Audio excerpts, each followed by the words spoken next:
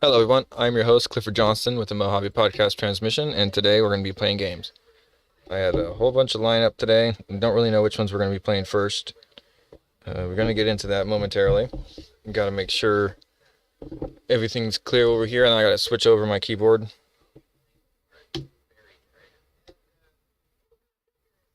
And when I turn the mic off, I'm going to be sharing some of the songs that I'm listening to my Discord.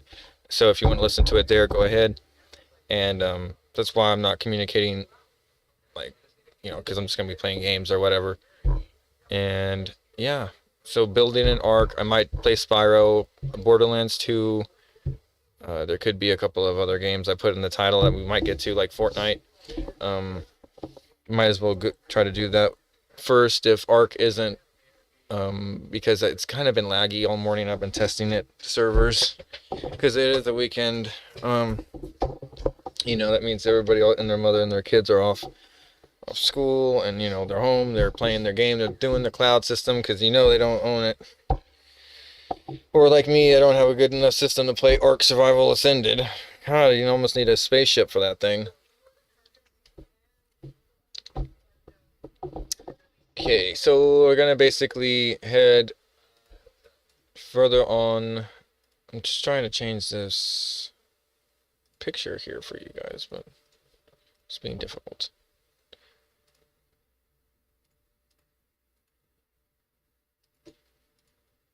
Oh, there we go. Floof. Okay, that's what you clicked on. Um,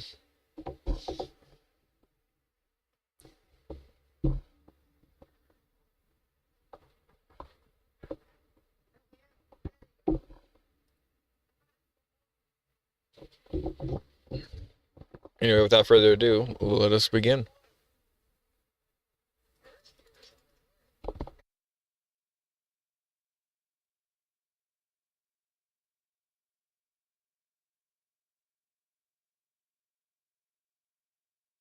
Tune into the madness. The Stupendium and Damn Bull song is really, really good. I'm gonna put it in the Discord. That's what I'm listening to right now.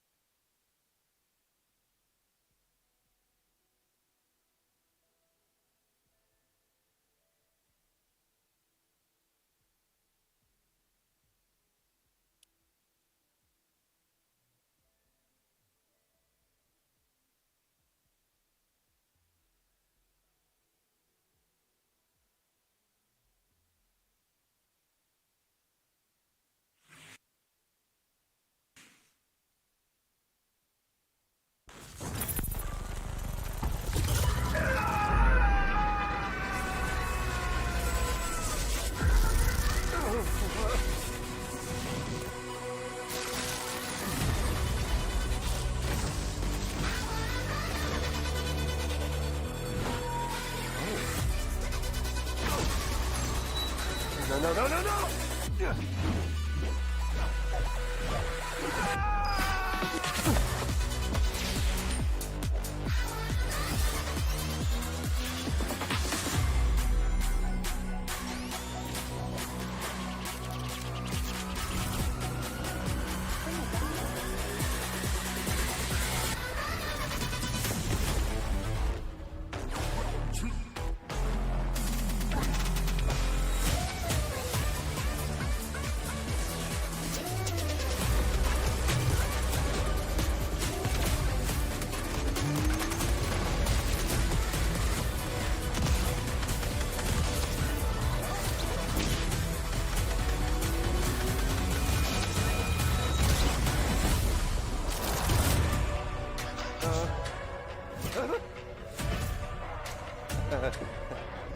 Hey, guys.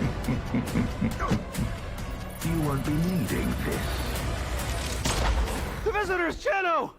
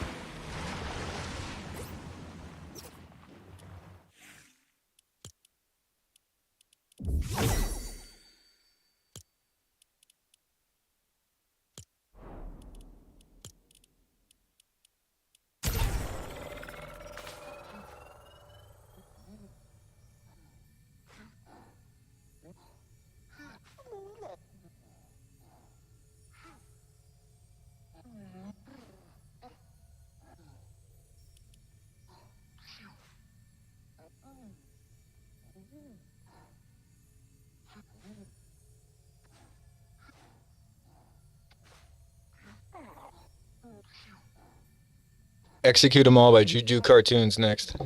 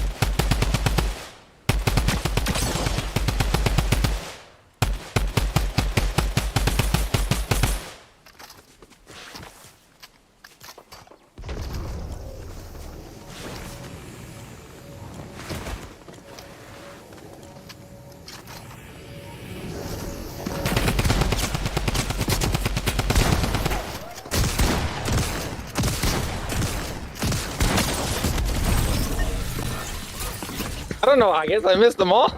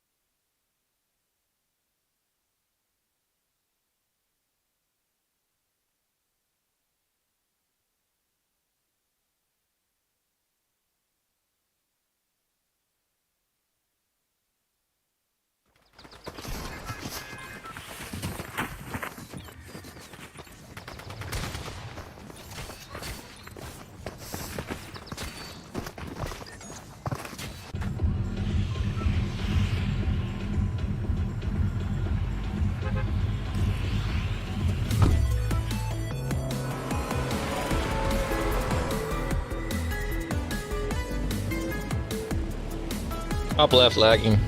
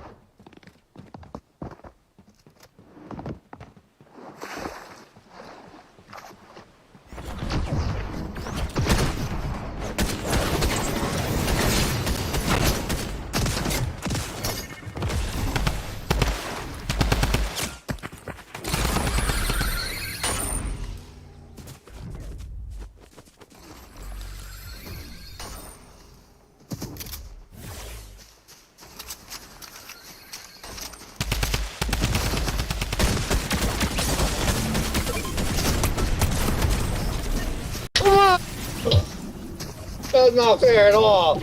That dude had 10, 15 health left. Come on, man. Yeah, the Lord bless me. This is too much.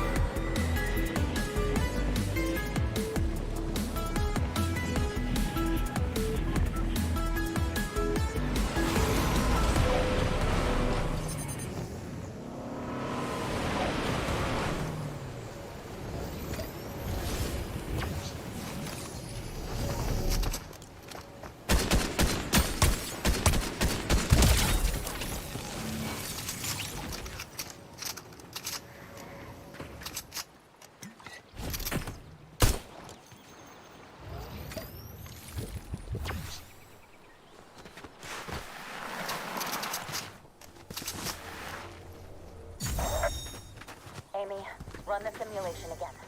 Is this about Jones? I know, it looks weird. I see it too. But honestly, I think he was just born like that. No, Amy. The combat simulation between Jones and Jeno. As long as Jeno has all of the 0 point, it ends the same way every time. There has to be something. There's always something. I'll keep running tests. And maybe pick a backup mentor slash best friend, just in case.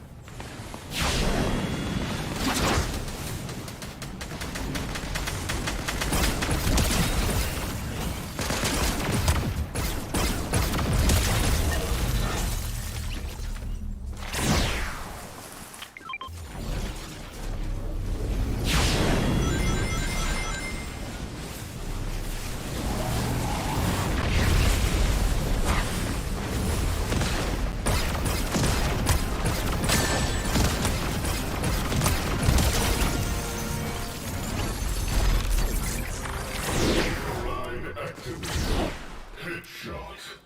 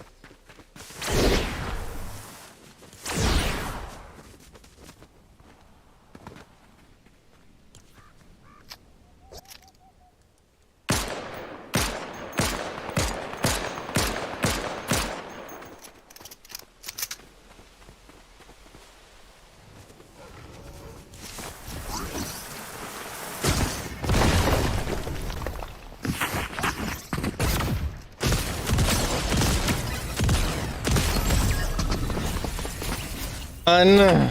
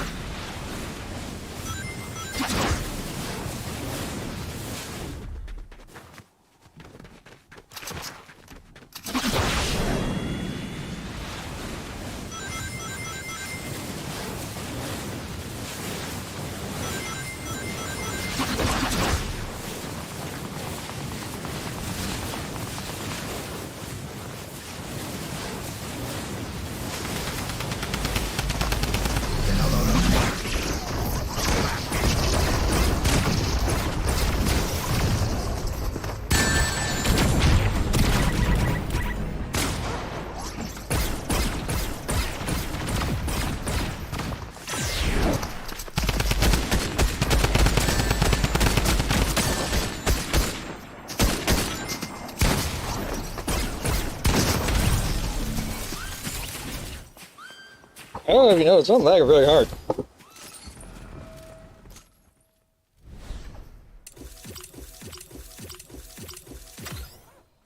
Kind of makes it want to hard, like, be really hard to commit, you know?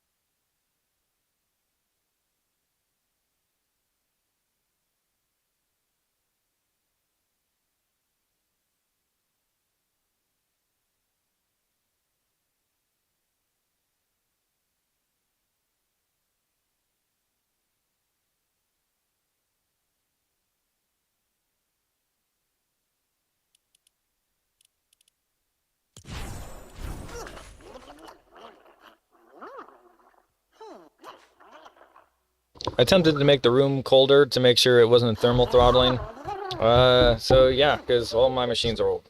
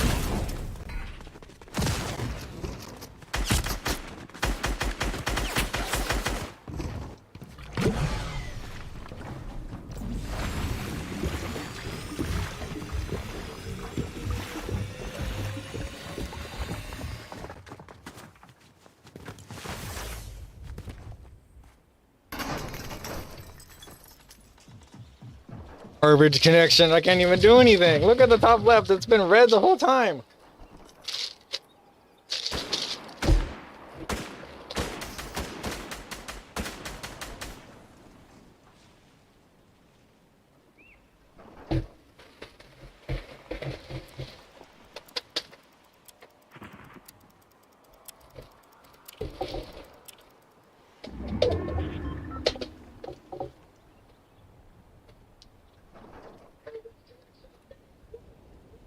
Oh, yeah. Oh, man. Here we go.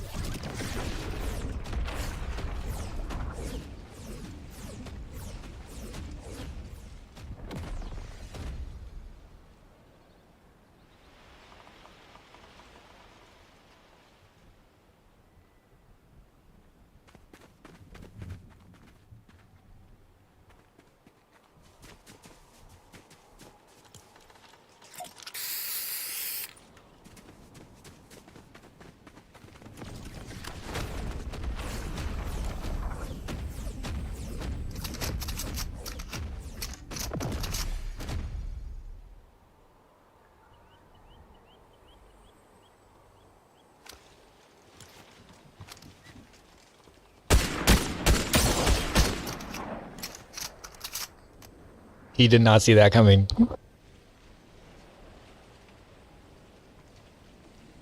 He's ouch. He said ouch for sure.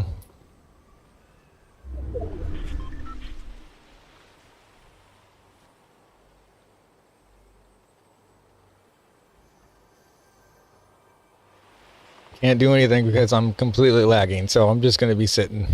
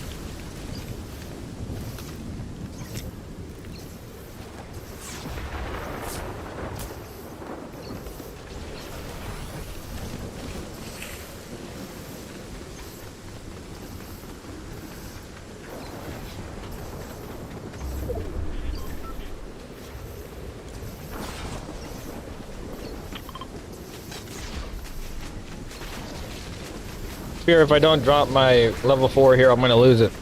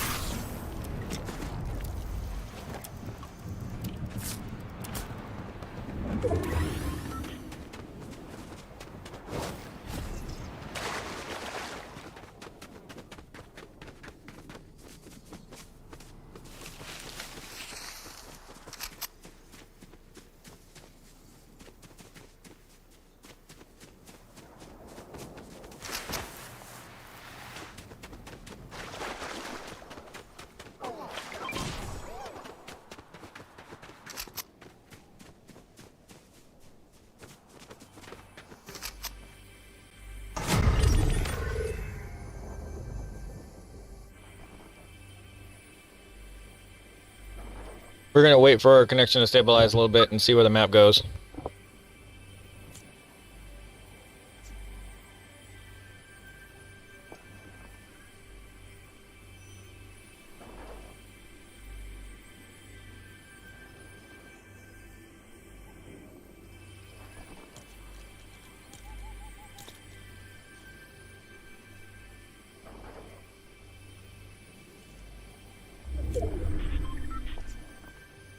It's so far, I gotta go way over there.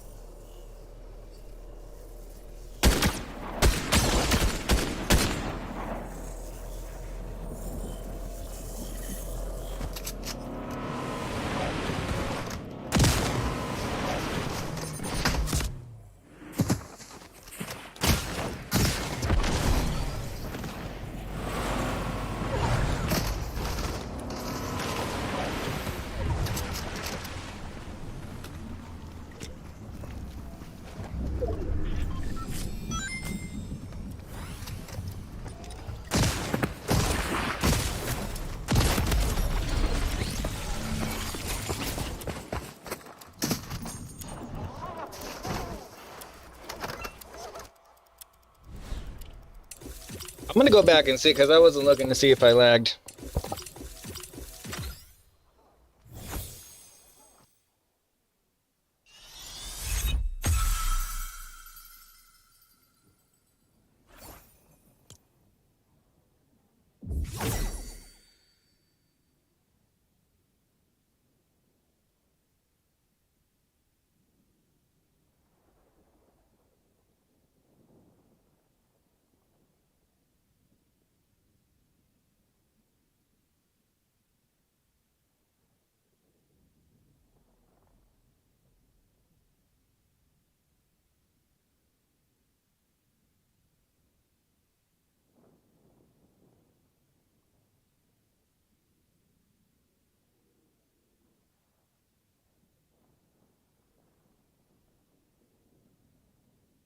Bro, when I face planted, bro, I was like so mad. I'm glad the mic wasn't on. I was cussing so bad.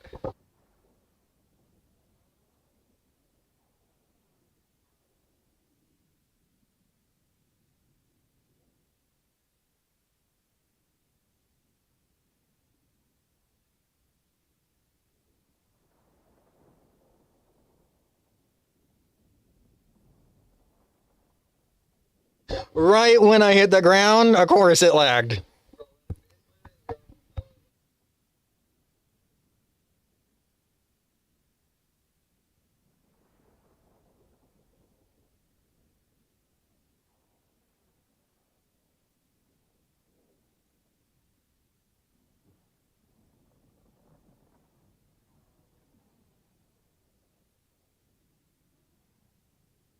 Full yellow bar the whole engagement. And like I was better off sitting in the tree.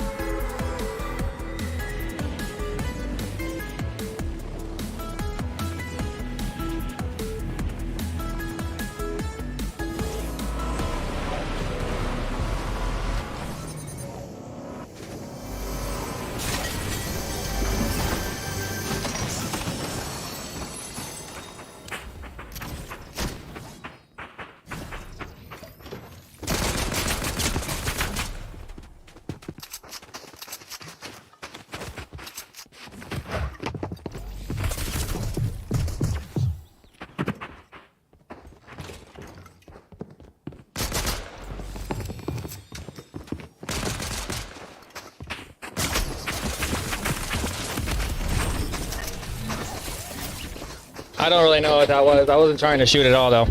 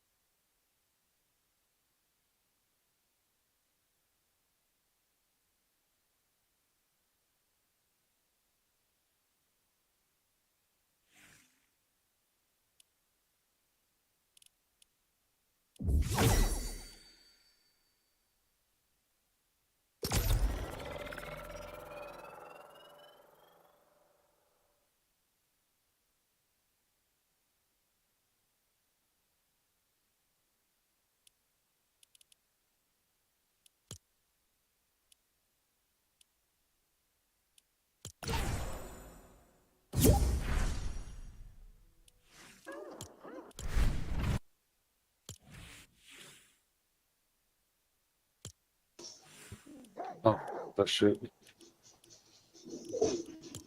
It don't. Who's the Valkyrie dude?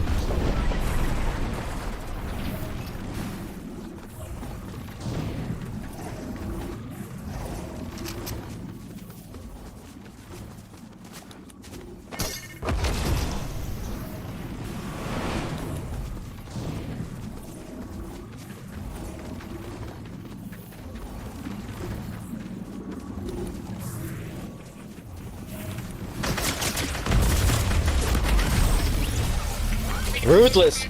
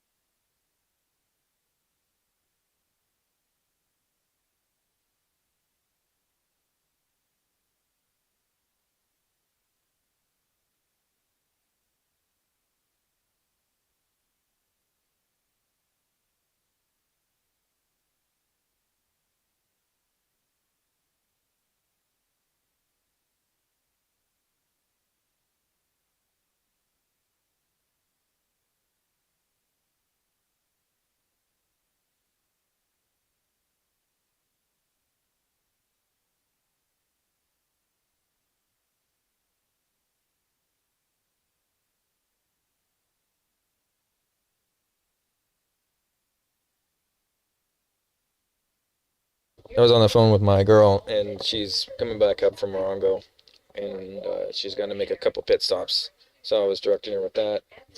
That DLC is done downloading. We're going to download a few more of these things and see if we can play Fortnite without lagging. If that can happen, we'll touch on Fallout 76. There's the invaders, alien invaders right now, which I like, but I can't move because I'm overweight. So that's a problem in that game. So I figured I'd just download these games that I don't really have that much of an issue with lag nor, carrying capacity, because you can just sell the stuff right there. I can't believe how many oranges I got in the new version of Borderlands 1. So I can't even imagine what the new drop rate is going to be like in Borderlands 2 with all this stuff.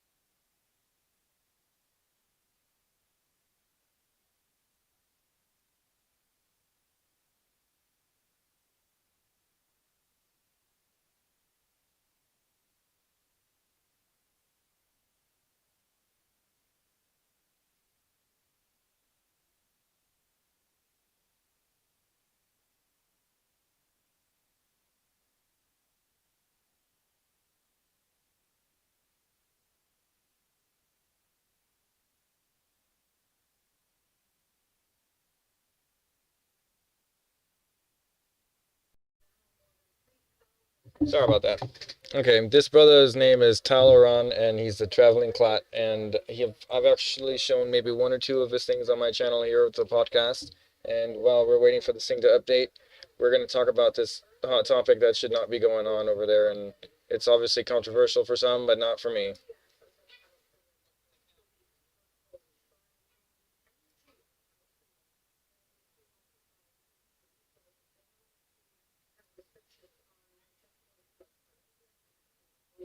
What the hell is going on in the Temple Mount in Jerusalem? If you don't know what the Temple Mount is, you may have heard of the words Al-Aqsa Mosque, the holiest site to the Palestinian people, the third holiest site in Islam, supposedly, but also the home of the Haram al-Sharif, the Al-Aqsa complex, which has the Golden Dome in Jerusalem, also known as the most important biblical site in the world to Jewish people and to Christians. It is a place that houses the foundation stone said to be the place where the binding of Isaac Sound took check, place we're and the good. creation of all of planet Earth took place from that one stone, as according to the Jewish Bible, and the Jewish worldview and so forth, the Christian worldview as well. Jerusalem's most important Muslim religious site is facing imminent threat of Israeli takeover, says Jordan. If you don't know Jordan, Jordan is actually the country who currently administrates this area, the Al-Aqsa compound. The entire Al-Aqsa compound, which is inside of sovereign Israeli territory in East Jerusalem in the Old City, is currently administrated by the Jordanian Waqf, which is akin to a terrorist organization. It is a religious organization that has housed many of terrorists in the past, and they currently administrate a territory in our country. Muslims from a different country, from Jordan, are currently administrating a region inside of our country. Not even a region, but a small square in the Old City where our temple once stood, where the Temple Mount currently stands, or the Al-Aqsa compound. Country convenes emergency meeting of ministers from Arab and Islamic world, fearing such a move could trigger a religious conflict. Jordan is convening an emergency meeting of foreign ministers from the Arab and Islamic world over what says an imminent threat of an Israeli takeover of the most important Muslim site in Jerusalem, with the potential to trigger a religious conflict. The meeting on Wednesday in the Jordanian warning following an escalating pattern of government backed by incursions by Jewish religious extremists on the compound around Al-Aqsa. When they say incursions, by the way, they just mean Jewish people going to pray. For these Islamists, it's a violent incursion, or that they're storming Al-Aqsa. It's literally just Jewish people going to pray, and they have to use army and police to go up there, or they'll be attacked by Muslims, which is fucking insane. This isn't Mecca. This isn't Medina. This is a place that had a Muslim mosque built over a church, which was built over a Jewish temple. Sorry for the spit. Still have braces on. A few more months till I get them out permanently. So this is insane. That's just insane alone from The Guardian. On 23rd of July, more than 2,000 Israelis from the religious right, mostly settlers. Look how they frame it. I know people who go up there. They're not on the religious right. They're just Jews who want to pray in the holiest site to Judaism. But it's like imagine if I went to church, right? Like if I was a Christian and I was going to church in Dearborn, Michigan, and Arab news were to be like, these extremist right Christians going to pray at a church in Dearborn, Michigan, which existed before the Muslim neighborhood. It's the same idea. Same idea. Mostly settlers, Itamar Ben-Gvir stormed the area, which just means they went up to pray. Known to Jews as the Temple Mount, they prayed and performed rituals all around the compound, and what Jordanians officials said was the worst violation in modern history. Get fucked, Jordan. Get fucked. What are you talking about? Let's break down real quick what Jordan actually is. Jordan is a region in the Levant, which was created by British colonialists, yeah? It's not a real country. And it currently has a king, King Abdullah, which by all means has been an okay king, a little lefty and with many retarded takes on the Middle East, but he's been okay. But King Abdullah is a Hashemite descendant from the Prophet Muhammad, which means his lineage literally comes from Saudi Arabia. He has nothing to do with the Levant. He is a king installed inside of Jordan when the entire population of Jordan, like 70-80% of Jordanians, are of Palestinian descent, which means Palestinians are from the Levant, different region than Arabia, and you have an Arabian king installed there, not in a democracy, in a monarchy which oppresses those Palestinians in Jordan. Yeah, with 70% of the region is made up of Palestinians, and that Jordanian king's blood comes from Arabia. Shouldn't be there. So it's a fake country. I don't recognize it or its rule. And if you want my honest take before we get into this, Israel should 100% conquer all of the West Bank, including Al-Aqsa compound, and open it up for prayer to everyone. Gone are the days where Muslims can be able to tell who and can't pray somewhere. What is this shit? I have never been denied entry into a mosque ever in my life. The only mosque I've ever been denied entry into is Al-Aqsa. Any mosque I've ever wanted to enter, and in so many countries around the world, Albania, Egypt, it doesn't even matter where, I can't even matter, Azerbaijan, anywhere in the world where I've wanted to enter a mosque, Muslims have been like, ahla wa sahla. It's only somehow the Jordanian Waqf and Palestinians who have this supernatural power to be able to tell Jews and Christians they're not allowed to enter this mosque. What is this shit? Israel, get your shit together. The Israeli government, get your shit together. Take Al-Aqsa compound, make it ours officially, and open it up to the world. It is a religious site for everyone. You know, if a third temple gets built at some point in the future, that's all great. It doesn't mean that it needs to destroy anything that's up there right now. We can coexist. But for fuck's sake, we can't have this reality where Islam is sitting at the top of our most religious site telling us who can and can't go up there. This is insanity. So here's friend of the show, Ishai Fleischer. We love him very much. He's got a great YouTube channel. If you haven't followed him yet, please do. He's an amazing, amazing content creator. And he's the deputy spokesperson for the city of Hebron, I think. This is Rabbi Shmuel Eliyahu. He is one of Israel's leading rabbis. He is the chief rabbi of Tzfat. Okay? Let's see what he's got to say. He says, I don't go up to the Temple Mount. I hope that one day I will, for rabbinic reasons. But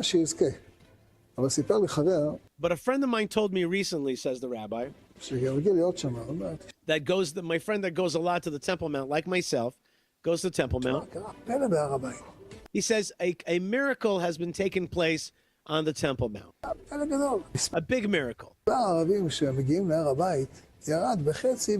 He says the amount of Arabs that go to the Temple Mount has been reduced by a half. They have self-reduced themselves by a half. There's a lot less Arabs going up to the Temple Mount, in short. And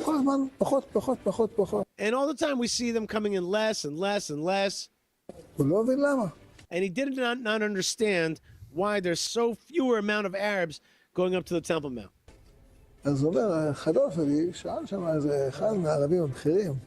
So my friend asked one of the important Arabs on the Temple Mount, he said, tell me.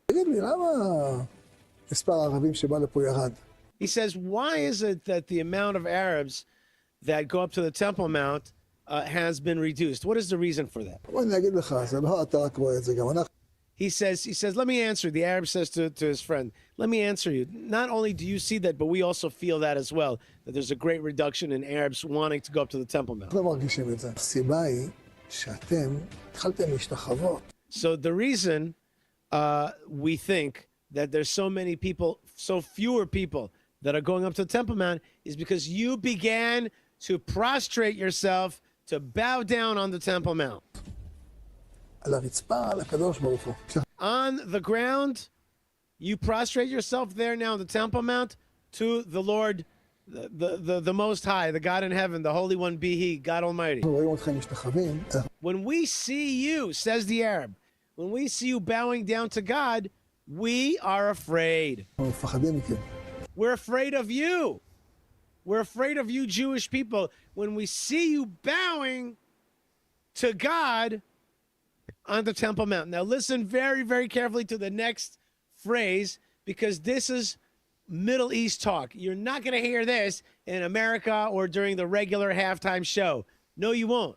Here's what he says. The reason that we fear you, say the Arabs, because you surrender yourself to God. You nullify. Wow. That just goes to show you they're either a false religion, a cult, or something. They don't understand the true walk that Christians have to be Christ-like. This is just amazing. Okay, so I was not very good at translating that. I like his help. Thank you. I want to just pause and say that. Yourself to God, and therefore we become afraid of you. You're not going to hear that in the American halftime show. That the reason the Arabs are afraid of us is because we nullify ourselves before the Lord. You're going to hear that in America? Is anybody going to explain that to you? That the Arabs going to be afraid of you when you nullify yourself No one before will. the Lord? Nope. Not when you show up with the tanks, not when you show up with the missiles and the jets, but when you prostrate yourself in front of the Lord, when you are nullifying yourself, submitting yourself before God, the Arabs are afraid of you. They You better be. understand I'm just kidding. If you nullify yourself before Oh God, Lord, God help me. who I'm sorry. can I'm defeat you? just a Nobody can stressed defeat human you. being. so the Arabs say, now that we see that you guys are prostrating yourself, we're no longer coming up to the Temple Mount. Yeah, and I don't buy that really as a story from a rabbi. Maybe it's true. I don't buy into it. But I will say this, from all the criticism that we get from both the Muslim world and the Christian world in the West as the children of Israel not following their duties, not doing what needs to be done. By the way, how can we really, when the spiritual center of our entire identity is being blockaded from us? Like we have this wall, We can't which even is go there, I'm yeah. sorry, I have no I connection, know. spiritual connection to the Western Wall at all. We wouldn't do I feel that. nothing towards He it. said As somebody to who did his bar everyone- mitzvah there, the older I got, I realized I have, other than the fact that it was a big military achievement, my grandpa was a part of the war in '67 that captured the Western Wall. It's a big, momentous occasion. Other than that, and it obviously being an exterior wall and a historical place, spiritually, it's dead. It's a It's wall. not. There's nothing spiritual at the Western Wall. You know, there's no historical spirituality at that wall. It was an exterior wall of the temple. It really doesn't mean much. How can you expect the children of Israel, the Israelites, the Jewish people, to really feel connected to the land, to really be living up their purpose when they can't even go pray in the place? They can't even visit the place properly with all these restrictions and stress of the most holiest place to them. I dream of a day where I can go up there with my tefillin, sit down on the ground in a crisscross applesauce position with my tzitzit, and put on my tefillin in the morning and meditate in the gardens of Al-Aqsa Mosque, in the gardens of the Temple Mount, under the shrine, under the dome. I pray for a day, but I don't feel like doing it now with the energy that's up there. I don't like it. Something calls me away from going there. But I have so many friends who have gone up. I really want to, but I won't go until the energy up there is fixed. It just doesn't feel right. You know, like it's something about it doesn't feel right. Here's Al Jazeera freaking out. Let's take a look. More than 3,200 far-right Israelis have stormed the Al-Aqsa Mosque compound in occupied East Jerusalem to commemorate a Jewish holiday. They made the incursion under the protection of Israeli police and performed prayers to mark what they refer to as the destruction of the temple. Police barred Palestinian worshippers from praying inside the mosque. Israel's far-right National Security Minister Itamar Ben-Gvir and other Israeli members of the Knesset also stormed the courtyards of the mosque. By the way, when you see them when they're saying stormed, they didn't storm shit. They just walked up to pray. You can see there's no storming here. No rocks are being thrown. No bullets are being fired. They're just walking Israel's far-right peacefully to pray. That's all they're doing. National Security Minister Itamar Ben-Gvir and other Israeli members of the Knesset also stormed the courtyards of the mosque. Palestinian officials have called Ben-Gvir's incursion a dangerous escalation, saying the holy site is an exclusively Islamic place of worship. Al-Aqsa Mosque compound in occupied East Jerusalem is Islam's third holiest site. The Jordanian-appointed religious organization, known as Waqf, manages the holy site as part of the status quo agreement, a centuries-old understanding. But Israeli police control the site's access points and are responsible for security. Non-Muslims are allowed to visit the compound as tourists, but are forbidden from praying as part of a 1967 agreement. That needs to go away forever. Well, let's get more on all this from Noor Aoudeh. She's joining us live from near Ramallah in the occupied West Bank. Noor, as we know, this has happened many times before at Al-Aqsa Mosque compound. What has unfolded in this latest incident? Well, Mohammed, there's an upward trend of the kind of incursions that we're seeing. In this particular incident, since the early hours of the morning, we've seen now more than 3,000 right-wing Israelis storm the Al-Aqsa Mosque compound, perform prayers in violation of the historical status quo, and they're accompanied by ministers and members of the Knesset, as you said earlier. This is, of course, accompanied by severe restrictions on the access of Palestinian Muslims to the Holy Shrine, on the entry of Palestinians to occupied East Jerusalem in general, including restrictions on checkpoints like Qalandia connecting Ramallah with Jerusalem, but also inside the Old City, the movement of Palestinians has been restricted. Residents have been telling local media that only the elderly are being allowed into the Al-Aqsa Mosque compound. This increases the tensions in a city where tension is described as thick, that so thick you can cut it in the air. I mean, this place, Jerusalem, is holy to all three monotheistic religions. Al-Aqsa Mosque compound is a point of contention. This is a place where the Israeli right wing is trying to impose sovereignty, impose control, not just in violation of agreements, Muhammad, but in violation of the sentiments, the religious sentiments of Palestinians in Jerusalem, and that could prove very dangerous. So, Noor, as you just mentioned, some prominent Israeli government members have also stormed the site. Just talk us through their involvement, the significance of that, and how that leads to more escalation. I want to make it clear before this Palestinian grifter keeps talking. There is nothing dangerous about allowing Jews to pray at the holiest site in the capital of their country. There's nothing dangerous about it. The only thing dangerous about that is that you lose control of being able to tell other religions who can and can't pray there. The Temple Mount should be exactly like the Western Wall. Anybody from any creed, from any background can go up with tight security and make sure no terrorists go up and blow that place up. That's it. That's exactly how it should be. No one should be able to tell somebody how they can and can't pray up there. Within reason.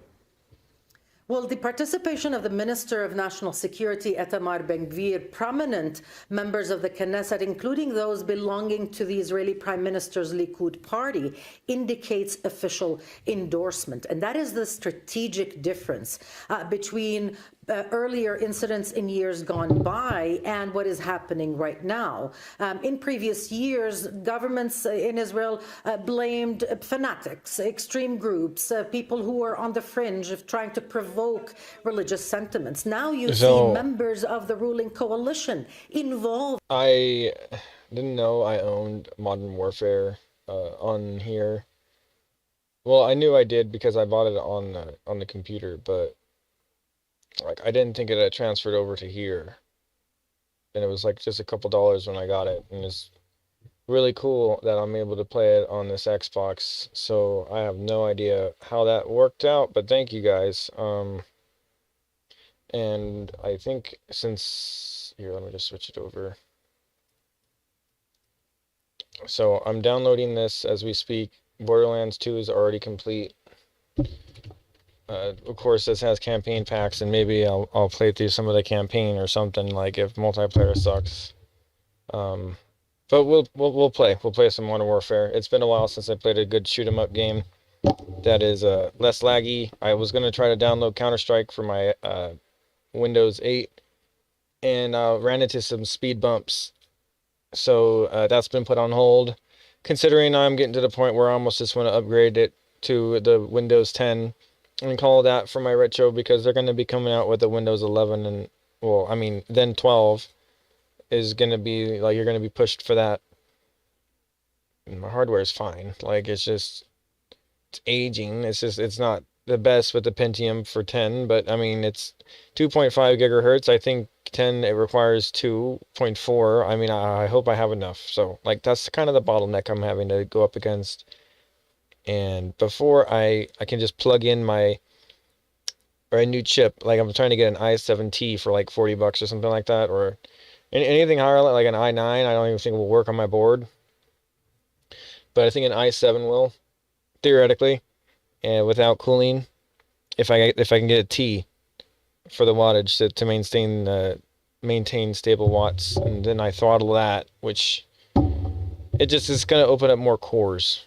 So like that's going to be a big deal. Like if I'm live streaming and I'm playing a shoot 'em up game, like I was playing Fallout New Vegas, and it wasn't that bad, but it's also because like it was built around this type of engine, Windows 8, or this type of code, this time frame. So it just serendipitously worked, and it stayed there, and it worked, and it's doing great. So I'm keeping that on my Windows 8, but I uninstalled it on my controller because I like to play with keyboard and mouse with shoot 'em up games as much as I can.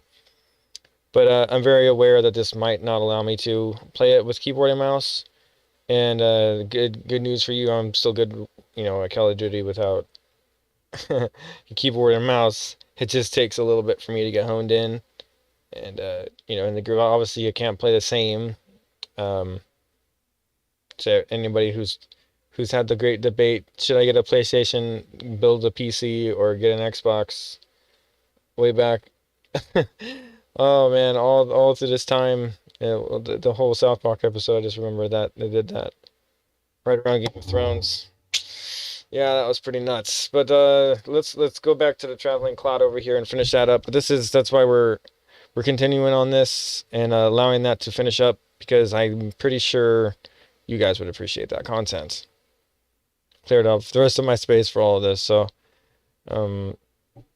if I know later on that the game can function without the campaign pack or the special ops packs, then I will uninstall those. But as of right now, I'm just trying to bulk download it so everything's there, and then go through and play maybe the campaign and then uninstall that, So we'll see. Kind of wanted to get some of that on my podcast or my gaming clips. It's a big thing that I grew up on, playing the Wii Reflex, Modern Warfare Reflex Edition. Bro, I'm telling you, like I used to get a Dragunov, and just it would be it. That would be it, bro. Well, I had almost all of them mastered, but that's when you spend too much time on a game, and you're like, okay, well, I beat the game, I have all the skins, now I can play another game, and I was happy. And then they came out with another Modern Warfare, and they called it Modern Warfare 2, and I never did the same. Then I have to get all the skins for every gun ever again. I never did that. But the only time I did that was in the good old-fashioned, like, Wii era. I love getting the equivalent of diamond snipers, I guess. So you get gold on all of them, and then you get the gold. I think it was Diamond Dragunov, and I would just run around with that or something, I think. But that was my deal, man.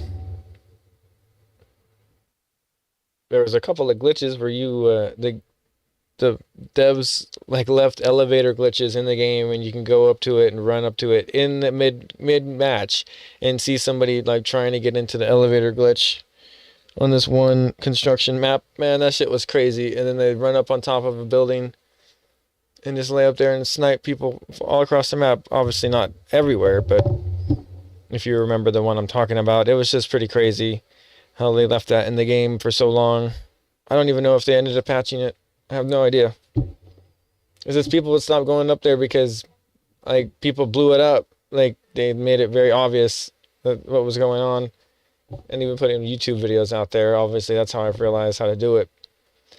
But it was relatively simple. You just press up, crouch, and then up again, and then you just like got into this elevator glitch. It just drug you up until you couldn't, you weren't being drug up anymore, and then you're up on a invisible platform. You can shoot through it, and then people can shoot you. It was a really cool thing. Like I just thought that was cool. So I don't know if they're gonna have anything like that in this game, but I'm gonna keep my eye out. If I see the same maps, I'm gonna be checking. So yeah, don't be surprised if you see me trying to do something in a corner or on top of a post, and you're like, what is he doing? Yep, I'm just preluding that. Anyway, here we go. Back to the traveling cloud. in these incursions, endorsing them. The Itamar Ben-Gvir posting a video calling on more people to participate in the incursion, saying that the Al-Aqsa Mosque compound belongs to Israel and the Jewish people. That is the kind of provocation, as Palestinian officials have referred to it, that could spark confrontations in Jerusalem, that is increasing concern in the Arab and Muslim worlds about the intentions of this Israeli government, especially now that we are in election season where the Israeli right is fighting and vying for every vote. And Al-Aqsa Mosque compound is at the heart of that right-wing agenda. All right, that's Noor Auday live for us from near Ramallah in the occupied West Bank. Again, I Thanks so much. say there's absolutely nothing dangerous about allowing Jews to pray at their holiest site. Nothing dangerous about that at all. So apparently for the first time, Jewish prayer books were allowed up onto the Temple Mount. Let's take a look. Worshippers say that police permitted them to ascend with sidurim. Right-wing journalist Alnon Segel posts photo of men praying at site while reading from the prayer books, which is an amazing thing. An Israeli Jewish woman prostrates herself on the Temple Mount on July 23rd, 2026. Jewish worshippers were allowed to use prayer books at the Temple Mount on Sunday, marking the latest in a series of blows to a status quo arrangement that bans non-Muslim prayer at the Flashpoint Jerusalem holy site. While in the past, police would detain Jewish visitors caught praying on the Temple Mount, the police has largely fallen to the wayside over the past 3 years under the National Security Minister, Itamar Ben-Gvir, which is a huge win and very correct, who has repeatedly demanded the police allow Jews to pray there. On Sunday, Alnon Segel, a right-wing journalist and activist who seeks to expand Jewish religious freedom at the site, posted a picture of men praying at the Temple Mount while reading from Sidurim, books of Jewish liturgy. And by the way, I see nothing more amazing than this, than Al-Aqsa flood, being the October 7th attack that they started against Israel, for them being this big thing where they wanted to stop or liberate the Al-Aqsa Mosque from Jewish control. Now, since October 7th, it's only gotten more and more under Jewish control and less under Palestinian Islamist control. So I think it's a beautiful turn of events there. Israeli Minister on National Security, Itamar Ben-Gvir. He says, every house in Gaza and in the north has a picture of our Temple Mount. I'm here to say Jerusalem is ours. Damascus Gate is ours. The Temple Mount is ours. Today, Jews prayed freely on the Temple Mount. We say this in the simplest way. It's ours. We want all the hostages back. We need to continue to destroy Hamas and PIJ, and we will only accomplish that in one way, war. Guys, by the way, for anybody who shits on Itamar Ben-Gvir, and I'm not his biggest fan, I've said this many times before, not a big fan of how he speaks about and to black people in Israel. Not a fan of it at all. But the guy is Iraqi, like me. That's an Iraqi Jew. That's a Mizrahi Jew. The reason the rhetoric comes out there is because the guy knows how to speak in Arabic. He knows how to be a fucking Arab. That's the reality. He knows how to speak to the Palestinians only in a way. There's only one way they understand it, is by speaking to them in Arabic. And they understand him when he speaks. They understand him real well when he speaks. Here's Nate Waller. He's a Christian from Tennessee living in Israel. And here's his idea. Where are you from? What's your name? Nate Waller. Where are you from? Originally from Tennessee. Now I live in Arbracha. Oh, I know Nate. He's from the Israel guys. I know him. I've met him before. Right now in here? With your whole family? Yes, with the whole family. We're here on Arabite. We're. Are you Christian? Are you evangelical? Yeah. Correct. All right. Yes, we bring Christian volunteers from all over the world that come and help the Yeshuvim. Okay. Okay, and how? Believe in the. That the Jews have a right to return to Arabite and to pray and to it's amazing things that are happening and here. to build the third temple. Bezat Hashem. Bezat Hashem. Bezat Hashem. To be a house of prayer for all nations. Yeah, that's not for like sure. it is today. Yeah, that's right. Today it's not a house of prayer for all nations. But Bezat Hashem, very soon, all nations will be able to come and experience God. Okay, thank you very much. Chanukah Sameach. Chanukah Sameach. Thank you. He's absolutely correct, and the Israel guys are absolutely correct about this. I gotta take my dog Regardless out. of them being Christians, the Temple Mount is supposed to be a house for everyone to pray, not just for Jews. Okay, it's supposed to be a house of worship for everyone. And right now it's not. Right now it's a house of worship for Muslims and Muslims only, and that's wrong. Jews are openly and loudly praying at the Temple Mount right next to the dome. Let's take a look.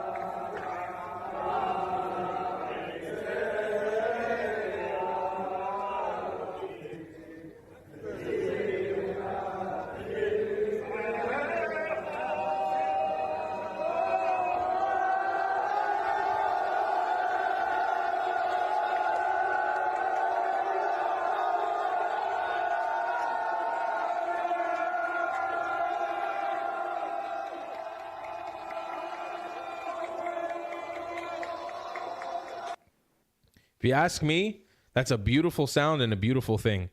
Jews need to be able to pray at their holiest site. No ifs, ands, or buts. No ifs, ands, or buts. Here is who I believe is Moshe Feiglin. Let's take a look. Work out, and now we need to fix it. So it's part of your manifest destiny, is it, to build a new temple on this very place? Of course. For you, not only for me, for you. What's your name? Wira. Wira? I'm from Wales. Okay, I'm sorry for my accent. I will never get that accent.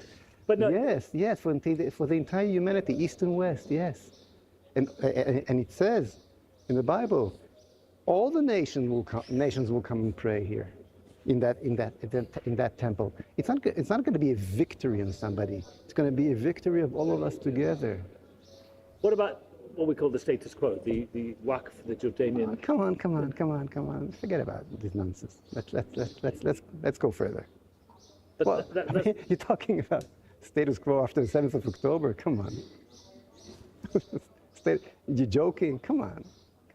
You're talking, right? I mean, status quo with who? With these Islamo-Nazis that goes and rape and put children in ovens and glorify death and film themselves doing that. Worse than the Nazis try to hide. Talking about a religion of death, religion of tyranny. They want to send their message from that place. But forget about it. How many Arabs did you see now at the mountain? Thank God, the Jews are coming back to their Father in heaven. And what's good about the Arabs, there's one good point about them. They're very spiritual. For the bad, not for the good. But they understand when they see the Jews praying, and you know, you saw how we you know, when the Arabs doing, you know, going down, bending down, next time look to which direction. When they go up to the mountain, unfortunately some of them still do, okay? To which direction they pray? To which direction they bow down, you know, to Mecca, to south. They're turning their back to the place of the temple.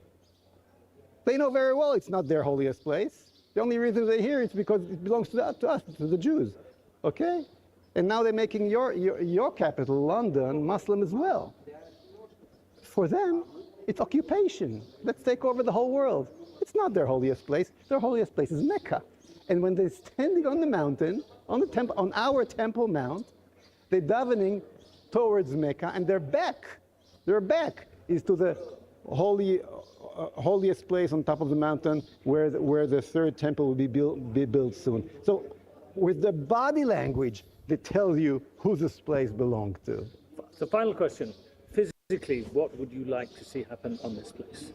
The temple, of course, the third temple that will be built forever, as the prophet Yechezkel says, "Uveiti beit tefillah yikareh lechol ha'amim." And my house will be a prayer house for the entire humanity. And it's going to happen. Nothing is going to stop it. Let me tell you just last thing. If you, whatever your Walish name is,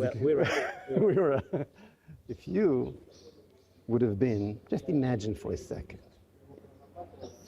that you are a Soviet soldier in the Red Army, and the year is 1948, and you just released Auschwitz, the concentration, the death camp of Auschwitz. And you're looking at what you see over there, and you cannot believe it. Even though you saw all the horrors of the war, something like that you never saw. You see shadows, living black shadows, Muslims as they call. And suddenly I come to you, and I tap your back, and I tell you, you see these shadows? In 3 years from now, there are going to be soldiers in the Jewish army in the land of Israel.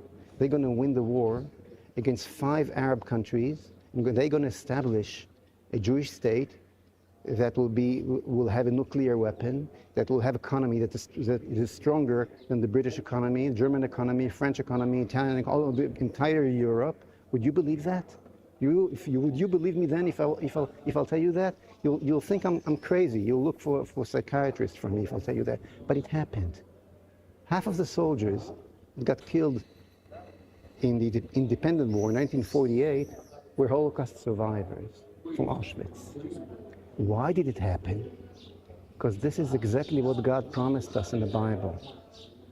So what God says happens. But he said another thing. This is my team, and we get everything done with Monday.com. Sarah is a senior project manager, and she has never missed a deadline. She uses Monday.com so every project she leads goes from A to Z in record time. Seriously, she makes us all look like clowns.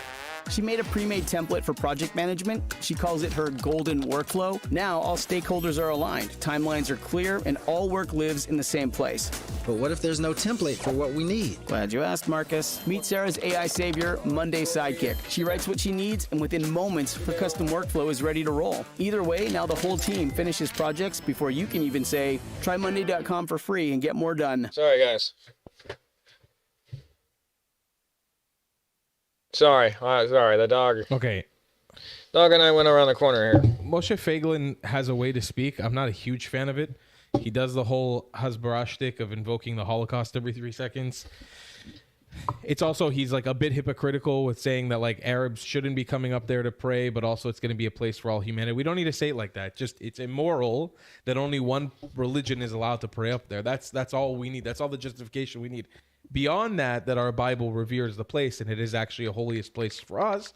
Besides that point, which is a very important point, don't get me wrong. It's just immoral that there's one religion that has a monopoly on this place and nobody else is allowed to pray up there. It's wrong. It's wrong. It's by the way, on paper I would say it's wrong in Mecca too, but that's their land. That's their land. That's where they originate from. Like I can't. It's like if French people were to say the Eiffel Tower is for French people only. They built it. It's in their land. It's their region. You know, I'm not like, if that is what it is, we'd all have to accept it. It would be a bummer, but it is what it is. Same way, Mecca and Medina. Yeah, it wasn't originally theirs, but that's where the group originated from. That's where they came from. They administrate that land. It's theirs. Now, if they were to start doing that in every mosque in the Middle East, that'd be a problem, but they only do it in one place. But then all of a sudden, there's this bonus place, the Temple Mount, that's not even theirs, where they decide to do it as well. Here's Ishai Fleischer again. Could you tell me your background, where you're from, and what are you doing here? I live in Judea, and I work for the town of Hebron, for the Jewish community of Hebron, and I'm here because it's the new month of Adar, which is the Jewish new month, and I'm here to go to the Temple Mount to pray to the God of Israel in this place where 2 temples stood, and we're hoping for a 3rd temple as well. So you live in Hebron, in the old city of Hebron, no? I work there. I live in Judea, a little bit to the north of that. Where exactly? In the Gush Etzion area. Okay, so you come every day here to pray? Or? No. Once a month we try to come here. My son pushes me to come here more and more. The children are pushing us to go more to the Temple Mount. So my son gets me out of bed early and he says, let's go. And we, of course, go to the ritual bath, prepare ourselves, and we go to the Temple Mount. Could you tell me what is for you the statu quo and what do you respect? Because the Israeli authorities normally it's time for Ramadan, you know, and Muslim worshippers So what are you doing? What do you think about that? You know, this kind of separation, this law in Alaska Moss Temple Mount. First thing is that Muslim worshippers are usually sleeping on Ramadan mornings because they're up late. They eat at night and they party kind of late. And then in the morning, there's almost no Muslims up here right now at all. They're all sleeping. So it's actually a great time to go to Temple Mount. So I don't know exactly what you're talking about. Second thing, look, there's a conflict. At the start of the game,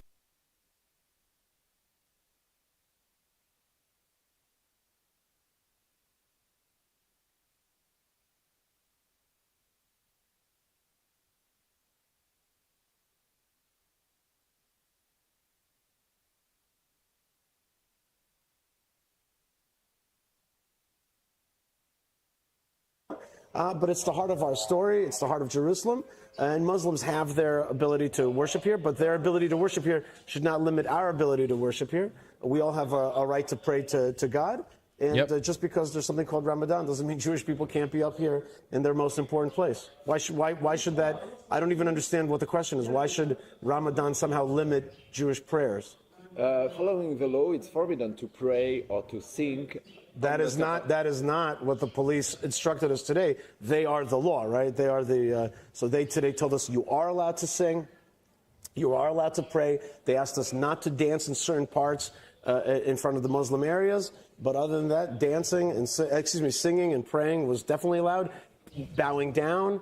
And even that is changing all the time. It was only 2 years ago that we were started to get permission to bow down, and there's no reason why we shouldn't be able to bow down. Why should we not be able to sing or pray? Is there a place in Paris that you're not allowed to sing and pray except for maybe Muslim areas? I think that we have every right to sing and pray, and we do so. And so you said that the law says it's forbidden, but I'm telling you that the law said that the police instructed us that you can pray and sing. You confirm that the police instructed you. I confirm it. Yeah.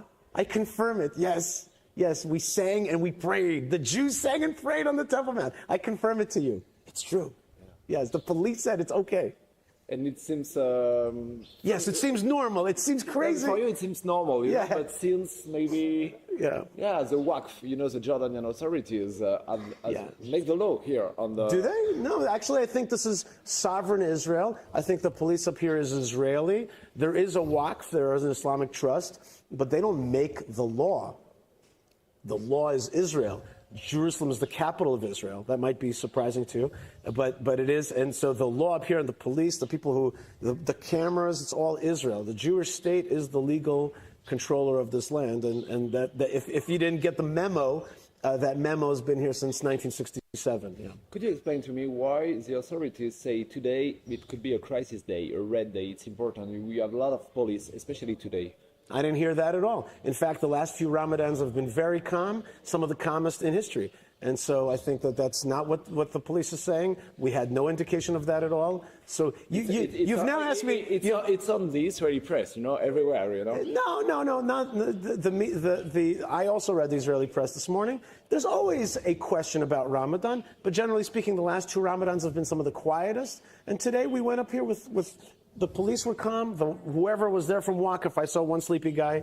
He seemed very calm. The old city is empty because the Arabs are still sleeping on Ramadan morning. And you've now asked me three questions about the law, about singing, dancing. You said it was illegal, yet it's legal. You told me that the Jordan controls here. That's not true. And you told me, I have a last one. And you told me that there's a big crisis brewing. Everybody should be afraid. Nothing to it. So the point is, all these things are big boogeymen. And I want to say to the people of Europe, am I speaking to the people of Europe through your channel? To France. To France, yeah. the good people of France. The good people of France, I want to say that don't worry. Everything's okay here in the Middle East. We're going to be all right. And the 400 million Arabs will be okay with the 7 million Jews. We'll work it out. Don't be afraid. And you guys deal with your issues, and we'll deal with ours, and everything's going to be all right. And Jerusalem is beautiful and shining and sending you blessings today. I have just a last question. Sure. Yesterday in Silwan, close to here. I fucking love Yishai Fleischer so much. He has such the right... Look at the difference between him and Moshe Feiglin. Not to dog on Moshe Feiglin too hard. I just didn't like the way that he spoke at all on this topic. I didn't think it was very cohesive. And again, Yishai's first language is English, Moshe's is not. But Yishai Fleischer, the way that he's able to speak to the press is the reason why he does what he does. Fucking genius. I love him. He's great. See you guys in the next one.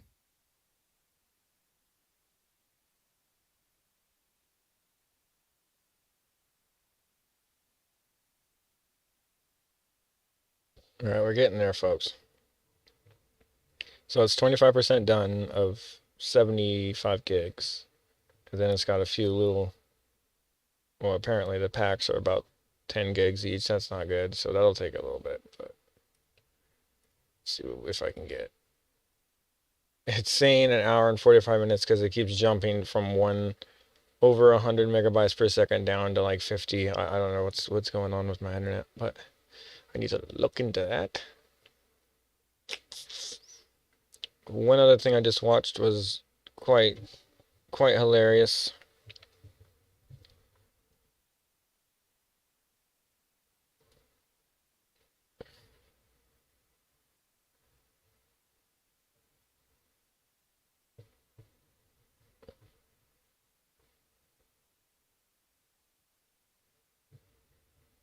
And so Trump saw the clip. I'm not surprised. I'm really not. So Hassan decided to go out and sing "We Are Charlie Kirk" at the Fear and Live tour. This obviously was so cringe, it's gone viral.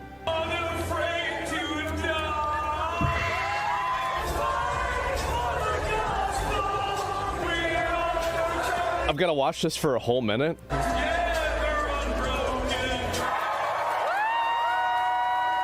Man, the saddest part, Charlie Kirk would have borne this piece of shit if he got shot. Yeah, definitely. Hassan Piker, as he mocks the assassination of Charlie Kirk, he's not mocking it, he's supporting it. And this is him doing it again, too, by the way.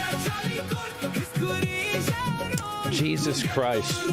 Oh, yeah. This is him crashing out over me watching a clip that went gigaviral of somebody showing a picture of a dog next to him in real life. Unspoken rule among content creators in general. We don't highlight this sort of stuff, and we instantly criticize this sort of stuff because we all know what goes around comes around. The difference between myself and Asmongold is that if someone were to approach Asmongold like that, I wouldn't be celebrating it. I wouldn't be celebrating it. No, you'd just be dancing with it. I wouldn't be celebrating it. But if he hears my words, I think he'll understand man to man. What goes around comes around, Asmongold. This is him obviously trying to like make some kind of veiled threat that's really very thinly veiled. By the way, keep this in mind. This is all over a person showing a picture of a dog. You literally need to be in jail. You need to be in prison for the rest of your fucking Raiden. life. He was Maybe even Raiden, fucking the shot dog. against the wall. I'm sick and tired of motherfuckers who go, yeah, developing nations deserve to be in the position that they're in. No, seriously. I'm the one that gets suspended. Can you Oh, I know. believe that? He loves the goal of impoverishing the white middle class. No, I can believe Meantime, that. his aide, his top aide, Sia Weaver, said if you don't believe in the government's sacred right to seize property, it's over. And impoverish the white middle class. Beast mode. I love her so much. Can you imagine? We want to make all the black people poor again. And I'm like, oh, beast mode, bro, true. Just aggro What the the eye of Sauron. fuck? Wait, what is this? She gave him a lot of money, and he recently campaigned with a communist fanatic who says that America deserved 9/11. We deserved it, right? We deserved all that death, destruction. Hassan Piker's making a big demand of the Democrats aggroed defend at the me. eye of Please Sauron. defend me. I hope the Democrats do defend Hassan. At some point, I know you don't want to do this, defend me. The funniest thing, you can see that he reframed his camera angle to not show the newspaper article of the day after 9/11. And instead, you have a teddy bear. Dan Saltman and Decoy confirmed the Google results when you search who shocks dogs. Oh no, There's no Decoy way. did it. There's no way. He's like, who did it? Decoy said it. Oh, it's true. It's Hassan. It's true. Oh no. You cannot make this up, folks. You heard it here first, folks. And so Hassan Trump saw shocks his dog.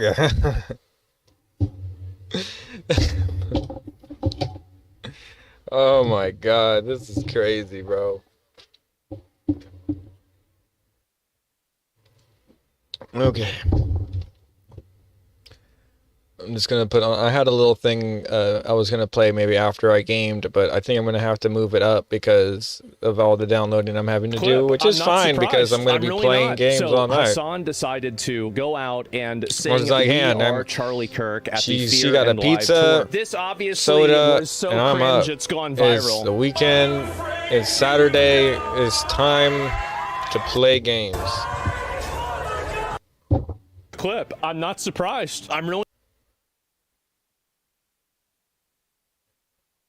I had to play it again because it was so cringe, but like to be honest with you, I'm trying to save it in my playlist so I can actually see it again later and not forget about it. Because I do tend to do that. I mean, I know for you guys who just have simple things that you do every day. Oh my god, I have so much I do every day. Okay, so here we go. And sometimes like I just want to sit down and not do it.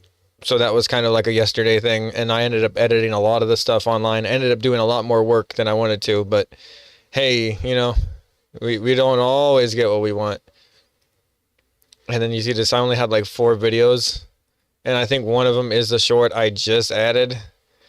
So like we don't really have much content when it comes to me watching things and commenting for commentary today because I was supposed to be playing games. But like I said, I still like to have some stuff on the back burner here. In case things change. I like to change these to the thumbnail of the day so I kind of understand when I'm quick saving things. I know because yeah, numbers just start to blend together after a while.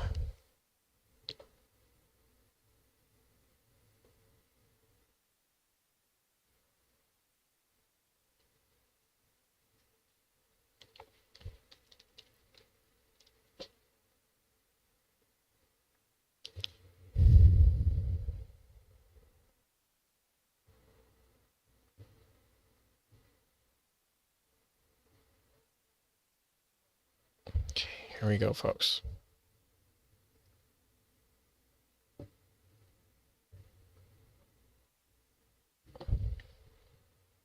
Can you tell us about your ride on the airport catering truck in Turkey? Why did you need to do that? Well, it's only up to Secret Service. I just follow what they'd like to do.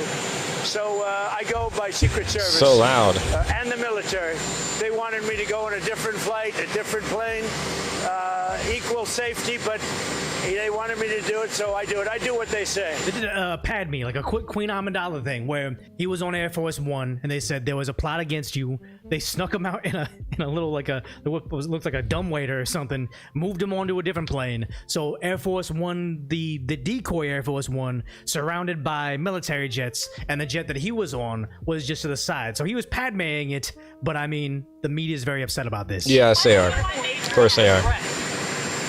I guess there was a threat out there. I didn't really ask too much about it.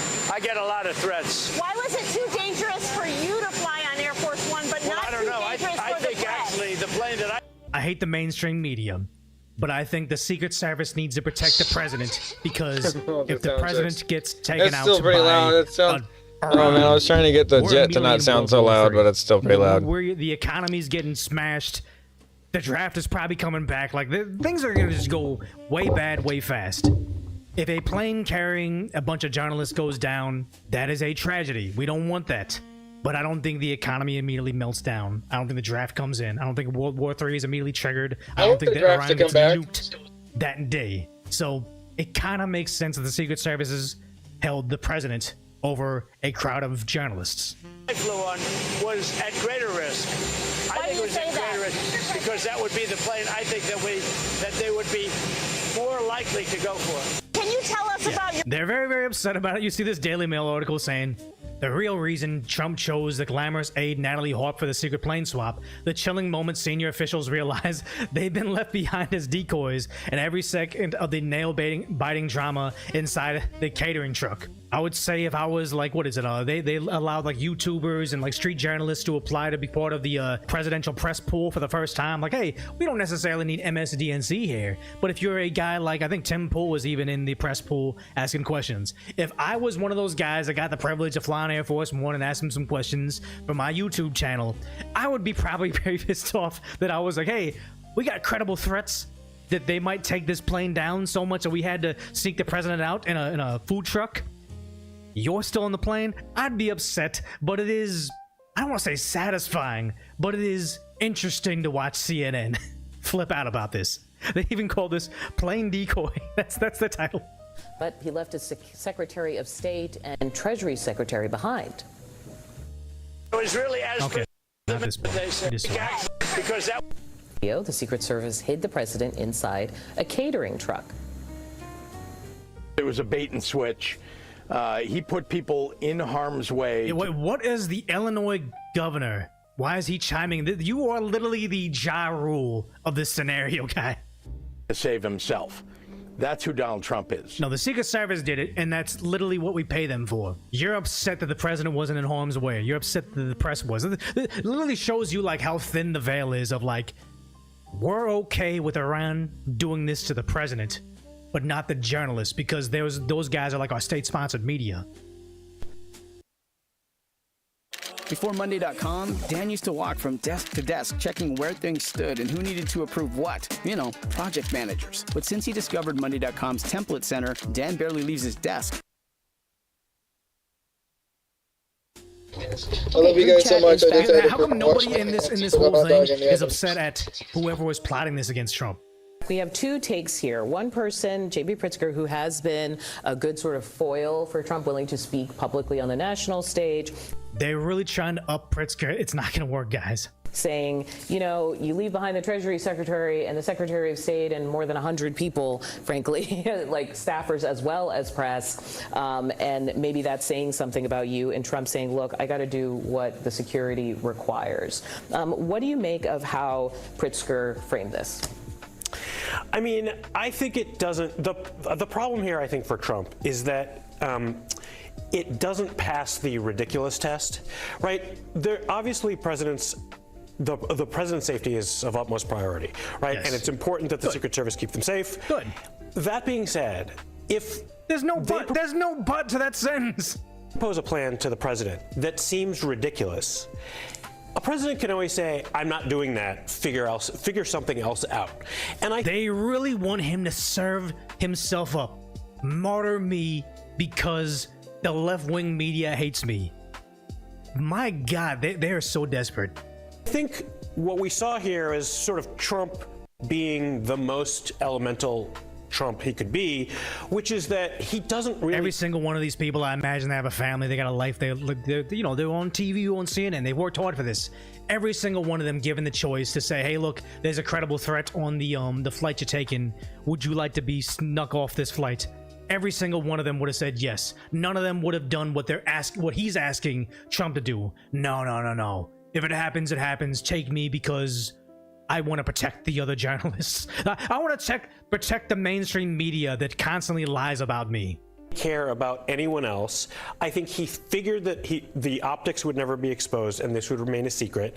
But I think the image of him. Yeah, and this whole thing, we have the option to sneak somebody off there. They want, like, we shouldn't be sharing this with our enemies. If there was a credible threat, and now they gotta say, okay, look, if we gotta go after the Air Force One, we gotta go after the second one too. Like, you're giving them the playbook of how we defend our president. This should have been held on the wraps.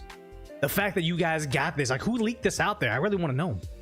Crouching on a catering truck, at the expense of the safety of everyone else is not a good one, and I think Pritzker has a point. People were trying to ask questions of Marco Rubio about this, the Secretary of State, and many other jobs. Here he is. Mr. Secretary, did you put Americans at risk by having them fly in Air Force? Oh, I wish they would have cut that. Maybe it's on this video here. I have another one. And Compton, how amazing what she is telling the world tonight with this very plain, simple language, which is truth is paramount. Don't lie about it. This is history. And I think this is where the administration has gone wrong. Yes, the president had to be protected at all costs in the face of the There should be no but they're going to give you a but. I can almost guarantee it. Iranian threat that we now know that they felt they had on hand.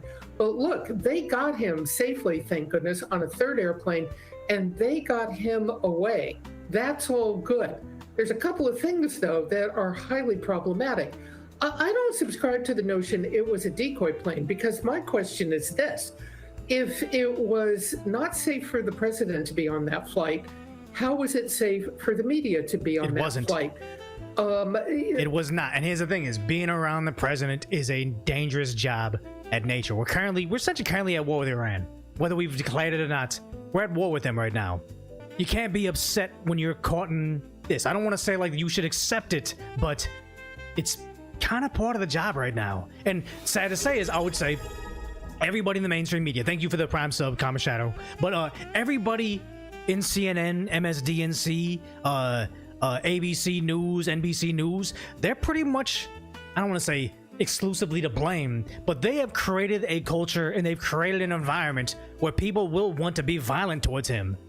You can't be angry that you constantly villainize a guy and say he's destroying democracy, or he's a Nazi fascist, or he's evil, or he's going to separate families because he has ICE out there. Like, you can't keep on saying he's the world's greatest threat to everything and then say, hey, we were trying to interview him for a story, and now people might take us out collaterally.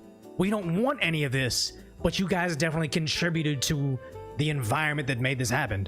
And to be lied to, not to be told the truth. Yeah, again, to be lied to. Because the thing is, it was the U.S. military flying the plane. The U.S. military does not put civilians unknowingly at risk. The president was gone. He wasn't being threatened anymore, presumably. But the civilians on board were still under threat. Yes. And the U.S. military, under orders, flew that plane.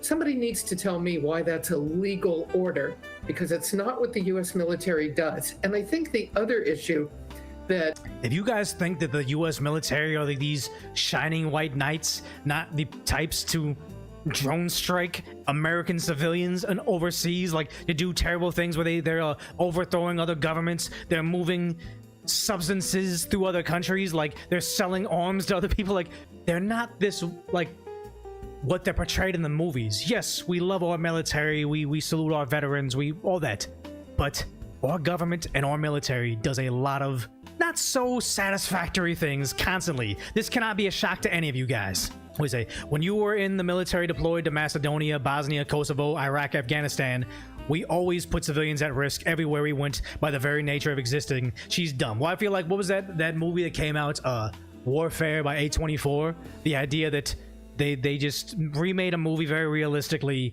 based on the recollections of the surviving, well, all of them survived, of the well, not all of them, the surviving Navy SEALs in, I believe it was Afghanistan. And the thing they were constantly doing was they had Afghan translators native to the country. They were constantly using them as decoys, and it got them both blown up. So why do you think that we're like Superman? We have a code, we don't do anything negative. Like, it happens, and it happens more often than you'd like to know.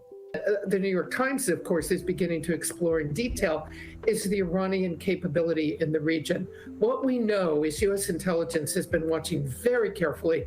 The Iranians are improving in their precision, in their accuracy of their weapons, in their mobility. In other words, their ability, even while under attack from the U.S. and the allies in the region. Why does it seem like you're doing like positive coverage for the Iranians? Their ability to move around and plan and stage attacks. And their precision is something, and their accuracy of their weapons is something that the U.S. is going to have to deal with now for years to come in the region. Yes. This is a new level of accuracy by the Iranians. Who funded them? Who gave them billions? You're never gonna call that out, but we don't gotta watch all of it. CNN's super mad about it, but also, they say, imagine trusting legacy media after they've done this. It's like CNN politics. Secret Service rushes Trump off stage after he falls at a rally.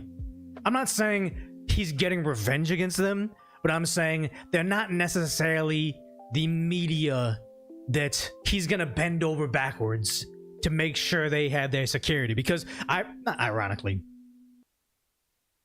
I run a podcast solo. No producer, no editor, no tech skills, just Riverside. I get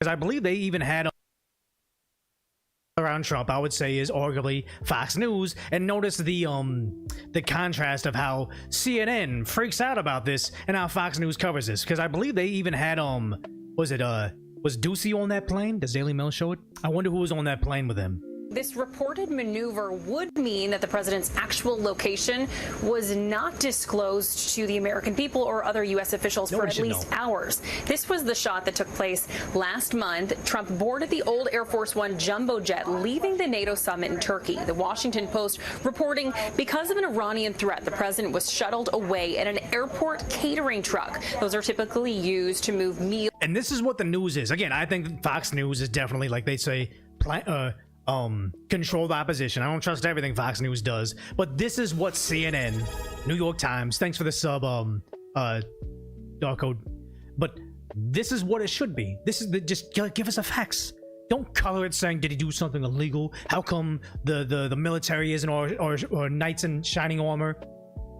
It should be this, very dry. And other supplies on board pre-flight. Fox has not been able to independently confirm that the president was actually on a catering truck. But according to the Post, the president was then taken to a different, smaller plane, an Air Force C-32. Why does it matter if we don't know where he was for 2 hours? You guys are stalking. Boarding material reviewed by the Post that made Air Force One a decoy with media and some White House staff aboard, the official said. The White House spokesperson, Stephen Chung, issued a statement saying this, as the president has said recently, there are many enemies of America who have the sights on him, and we use every tool at our disposal to address those threats. This weekend, Iran issued new demands, including calling on the U.S. to pay for war damages. Well, yesterday, President Trump fired back with demands for American compensation. They asked for money for the damage that we've done. I said, that's a good idea. Well, we're going to ask for money for the damage they've done over a 50-year period, many thousands of people, and maybe damages for the 52,000 protesters over the last 4 months that were killed in Iran. So now what is it? So if there's damages to be paid, I think Iran should pay those damages. And President Trump has ordered that those new demands be raised in future negotiations. This kind of seems like what we should hear from our news media, and sad to say, I don't think a single one of them was crying over the idea that in order to protect our president, they left behind some journalists in the other Air Force One. Again, we don't want any of this to happen. We don't want to be at war with Iran, but the simple fact that it almost feels like they're more on the side of the Iranians saying, how come he didn't sacrifice himself? He was supposed to be on that plane that was being targeted. How come it's not just, why are they targeting us? How about we stop them from wanting to end our president? How about we stop even the domestic threats that we see? Like, didn't he land a plane recently and there was a guy getting ready to ambush him? Like, it kind of got swept under the rug because, sorry to say, it happens so often, but they never seem to be mad at the people trying to harm him. No, they're not, and it's awful.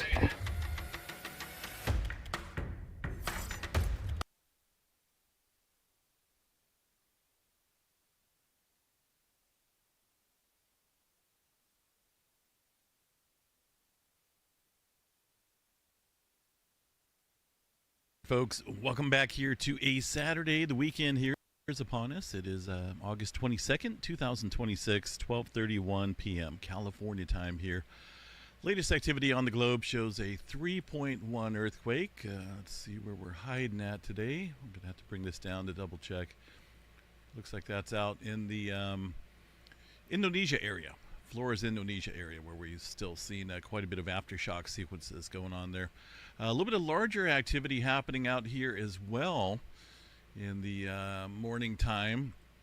Go ahead and show you guys these events here outside of Tokyo, Japan. A 5.8 earthquake struck here within about, let's see here, 15 miles, maybe 20 miles or so from Tokyo to the northeast. A decent little shaker. It was felt broadly in the area. Pager system up in the yellow. 37 miles deep for that earthquake that struck here. Oh, just a couple hours ago here on Saturday morning, our time. So we got some uptick going on there across the Japan area. Also some movement around the Kagoshima area. Just an overall cluster across the diamond-shaped Filipino plate here. You can see the Plate boundary lines fairly active today, including regions around the Philippines into the Indonesia area and also the Java Trench.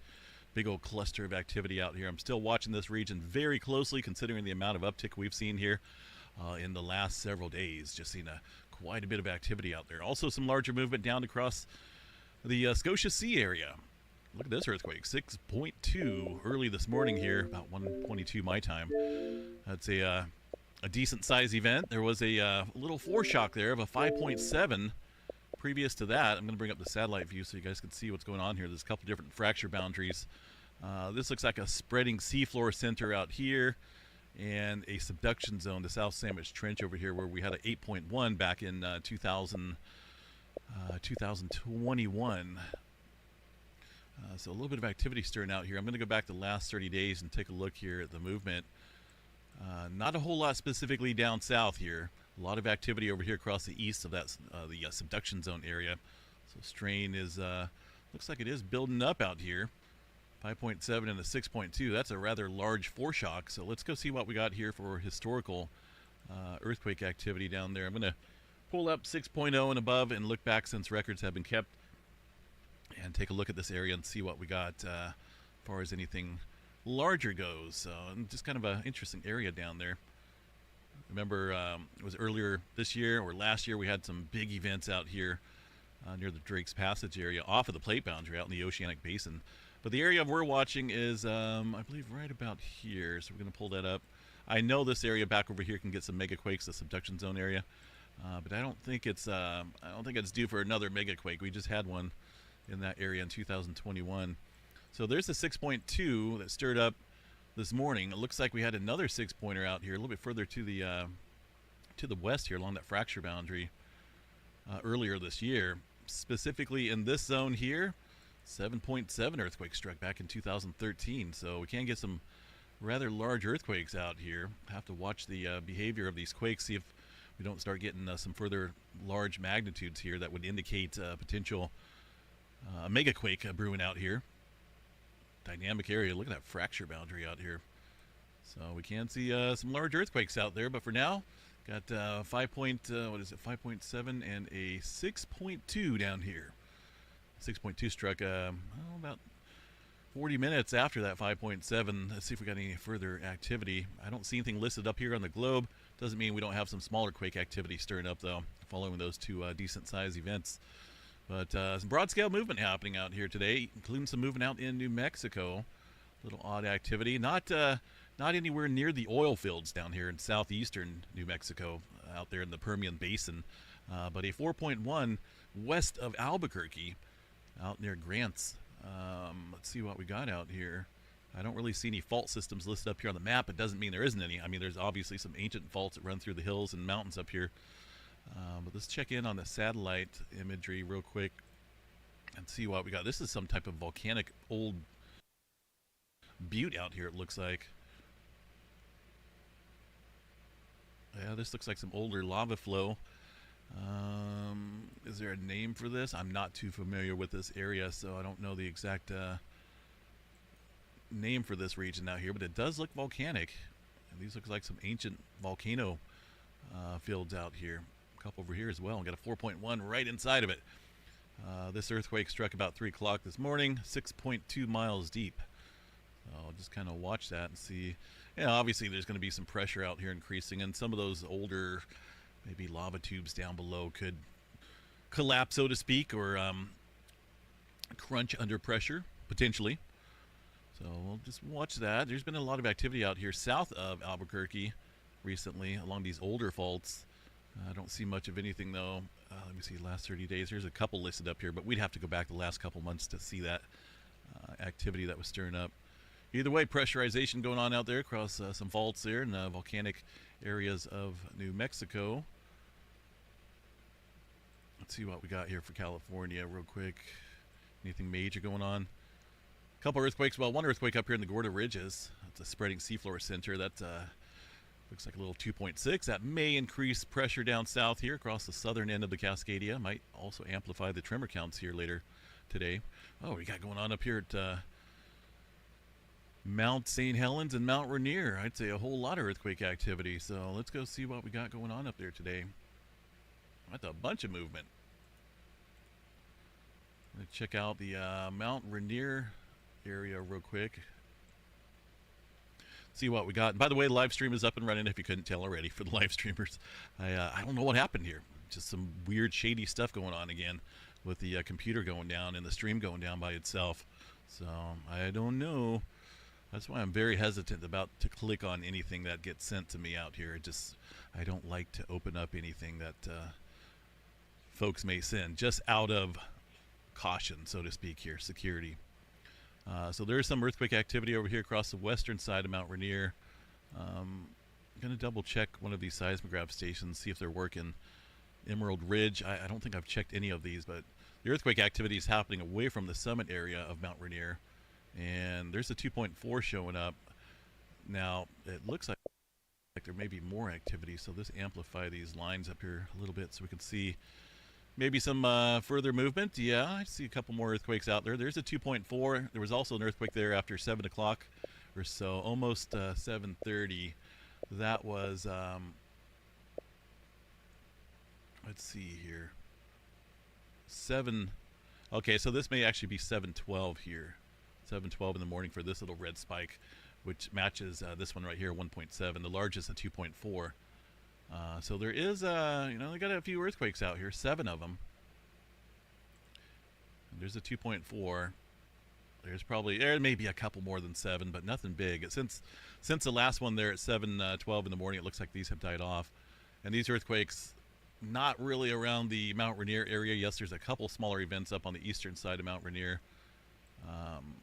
And I guess we can double check that because yesterday the graphs were showing quite a bit of earthquake activity up here on this seismogram. So let's see what it looks like today. And some of it may be outside noise or interference, but that, looks like some earthquake activity. There's a 2.4 that showed up nicely. I'm going to bring this down a little bit. 2.4, and the 1.7 is right here at 7:12 in the morning.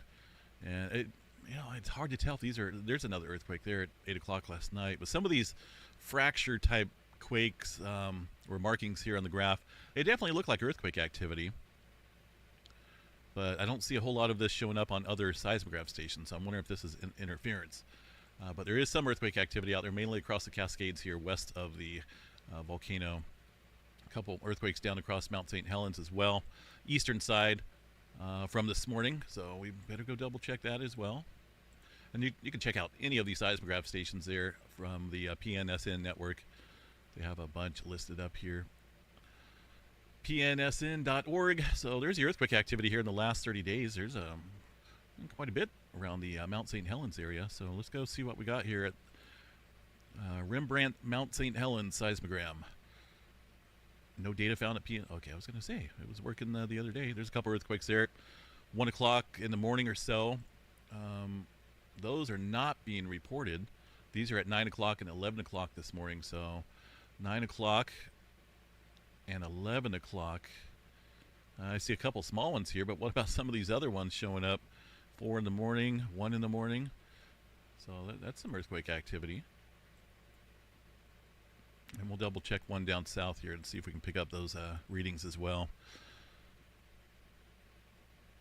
South Ridge, Mount St. Helens. There we go. That's a P wave out here. Notice the wavy line, or excuse me, the S wave from the.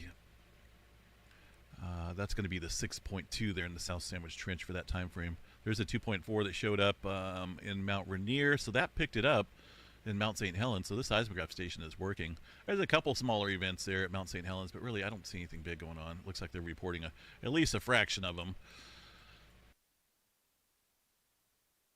In this legendary space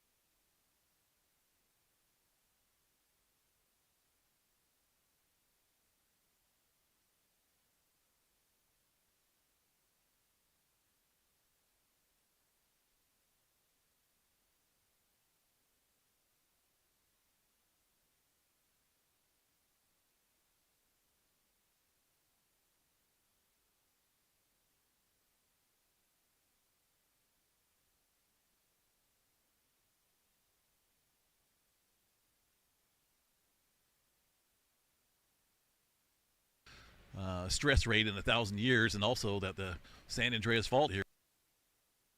That is just the last couple minutes here. Let me adjust. That's the last 30 seconds. So let's go back to the last 20 minutes. I don't like to keep it on 30 seconds. It does no good.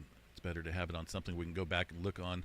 A couple earthquakes there in Petrolia, maybe one there on Parkfield as well. There's been some earthquake activity out here, and a lot of this is not being reported. They've reported some of those from yesterday, but I've seen a number of them show up here across Parkfield and go unreported. As far as today's activity goes, a couple more earthquakes here along the San Andreas Fault, including one down here into the Parkfield section, little 0.6. Just keeping an eye on it. There's been a lot of chit-chat about the San Andreas Fault here and how it's at its highest stress rate in 1,000 years, and also that the San Andreas Fault here is slipping faster than previously thought. What does that mean? Well, it means that the slip rate is higher than what they normally had in mind here, meaning that an earthquake can happen, a large earthquake can happen more frequently because of that higher slip rate. So we're just kind of watching this. Eventually, the San Andreas Fault will shine out here. Well, I can't really say shine, right? It's going to be a pretty damaging earthquake when it does go. Fairly damaging, or majorly damaging. I'm trying to think of the key wording here, because they're expecting an 8.1 when this thing does finally decide to go. Let's see what we got for 2.5 and above. Not a whole lot there for Southern California. Mainly small microquake activity. I'm trying to keep this white line at least off on this side. A lot of people, after many years of using this in the format that I do, a couple folks here said, man, it really sucks out there. There's two lines out here, two white lines. It'd be better if you could maybe just get rid of them. I can't get rid of this one. I mean, I can, but then, where is it? There we go. But then, you literally have to click on every single earthquake for it to pop to see the magnitude. But hey, what works, works. So nothing major going on across Southern California for now, just a couple smaller events. Same for Nevada, Yellowstone National Park. I don't see anything showing up there, but I am going to verify that. Because it is the weekend, and not that the weekend means no earthquakes. It just means that there's no one around or no one that cares to report them if they're well done, man. Well done. Yellowstone National Park up here. I didn't call this Mount St. Helens, did I? I think I did. Meant Yellowstone. Been a crazy day. Just a lot of stuff going on. I feel a lot of static in the air, things not working. My cell phone's been really slow for some reason. The internet didn't go down here on this end, but my stream did, which if you watch these videos, my channel long enough, you'll find out that I have been having some issues out here. Not with my equipment, not with my service that's provided, but something in terms of fishy activity, so to speak. Someone messing with me out there remotely. So not a whole lot of earthquake activity up there at Yellowstone for now.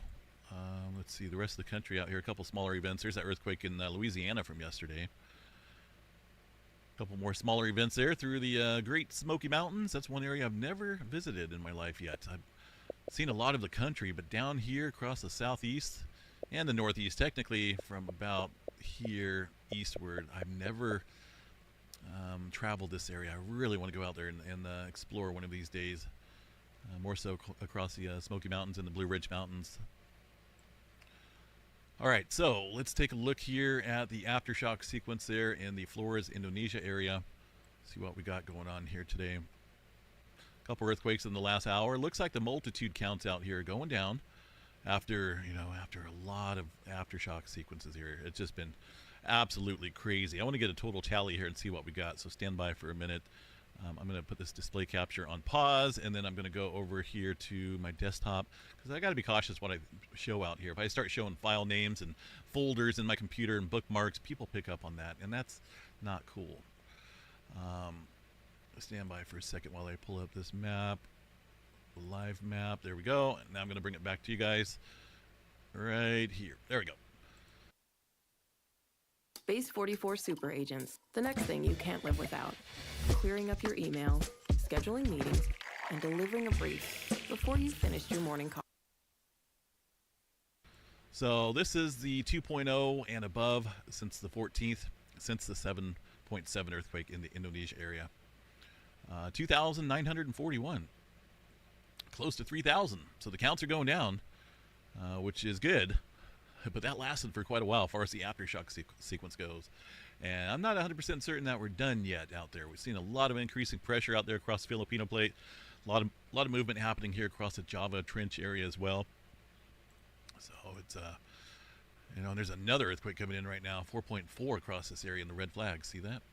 That looks like it's just off the Nankai Trough over here. Is this it? That was at 11:44. Okay, so it looks like they're just reporting that far as the EMSC goes.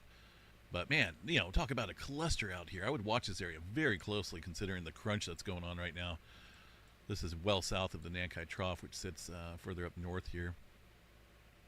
Not a whole lot going on across the Kuril-Kamchatka today. There's that 5.8 Japan Trench, but this area is pretty quiet. Alaska area, for the most part, some smaller quake activity there today.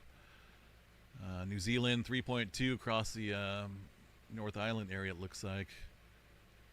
Middle America Trench, a bunch of 2s and 3s, maybe occasional 4, but nothing big going on there. That's just typical for any single day out there as far as the multitude of counts go. Same for this area down here. A couple earthquakes out in the Atlantic Ocean and the ridge boundary out there. The Mediterranean region and the rest of the world looks fairly quiet. We'll just keep an eye out here closely in this region. Just there's so much movement going on. You know, when you get these large events happening out here across the plate boundary and nearby plates or even adjacent plates, it can really set off a chain of a domino effect, so to speak. And that's what's been going on out here. Kilauea volcano. There's a couple earthquakes down here into the well, it's close to the hill in a slump. That thing's got some potential to. Well, there's some concern that this could, well, slide off here in a massive landslide and create a tsunami out here. But it's happened. I guess it's happened here in the past, a long time ago, but it does have some future potential as well. As the weight up here from everything kind of adds stress there to the southeastern side of the Big Island. Let's check in on the Kilauea volcano right now and see what we have happening out here. And then we'll check into space weather activity. Deformation data shows us that we are going down. Not because of an eruption, but, well, just because we're not inflating out there. You know, we've seen a similar event here in the last couple run-ups to the eruption. Here's the point of eruption, and then the depletion stage right there is going to show, obviously, down on the graph there. And then it goes back up to the eruption point again. So we've seen them happen before. More than likely, this will stay like that for a day or two and then sharply rise back up is what we've seen here in those last two run-ups to the eruption window. Or the eruption date. And these guys, well, they say the 22nd to the 28th. Let's see. Yeah, this was put out yesterday. So the 22nd to the 27th.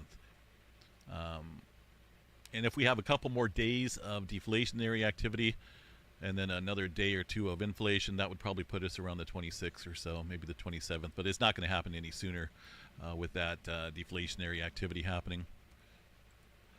All right, space weather activity. Let's see here what we got going on. We're way down in the B-flare category after quite a bit of activity here recently. We're back down in the boring class. Let's see what's going on here. 4513 is still a massive area and super complex. Super complex. But it just hasn't created that special spark out here yet, called a flare. But I think it's going to. It's getting more into an Earth-directed view as well. This area is super complex down here. It does harbor a beta, gamma, delta magnetic structure, meaning that it does have some potential, I think, to produce some X-flare activity. The X-flare threat at 10%, M-flare at 45, so it's been bumped up a little bit. C-flare at 99. You know, just right now it's behaving. But it is magnetically complex here, and we can see that flare up at any time. And over the next couple days, that will be directly facing the planet. So we'll watch that for some stronger flaring. As far as that CME that blasted off here yesterday from that long duration flare, that nowhere near the planet. In fact, let's go see if they have that up yet. CME tracker. Is it up there? I believe it's going to be this one here. It does miss the Earth. The Earth is down over here. This is a neat little website. Shows the path and the track of the CMEs out here, and the speed at which they're coming in as, and nothing headed to the planet right now. This is a live view, but you can put this into motion and click play, and see where those CMEs head off to. Pretty neat. There's a lot of cool stuff on here. In fact, you can look at what was the other thing? Aurora CME activity sky calendar. You can see what's going on, you know, as far as events coming up here in 5 days. You got the lunar eclipse and whatnot. So, but yeah, nothing headed to the planet unless we get some major activity Earth directed from this sunspot. That's it does have the potential there. 4513. So no major auroras. Let's check in on the asteroid department here real quick. See if there's anything stirring up in the asteroid news. Any doom and gloom on the menu? Do we need to run for the hills? Do we need to dig tunnels? Probably not. I don't see a tunnel. I don't even think a tunnel would be good. But I don't see anything near term, folks, as far as any close approaches from any of these asteroids. A lot of newly discovered ones, but all these are 35 lunar distances, 57, 33, way out there. Storm Prediction Center for severe weather. I wish we had a little fraction of what's going on out here across the country, but I live in California, so it's kind of what's going on here with this map. This looks like it's... what happened here? You guys see that? Looks like it's running on the mobile site. Like if you were to look on your mobile phone. This is haywire. But at least it's still up and running. Anyway... wind out there, a little bit of wind. Yeah, wind potential looks to be the big damaging factor out there with these thunderstorms today. Not a whole lot for some tornado, not a whole lot for tornado activity, I should say. A little bit of hail, but main threat's going to be some damaging wind gusts across a couple different areas out here. Day 2, you see now day 2 works fine, but on day 1 it was a little haywire. No tornado threat for Sunday.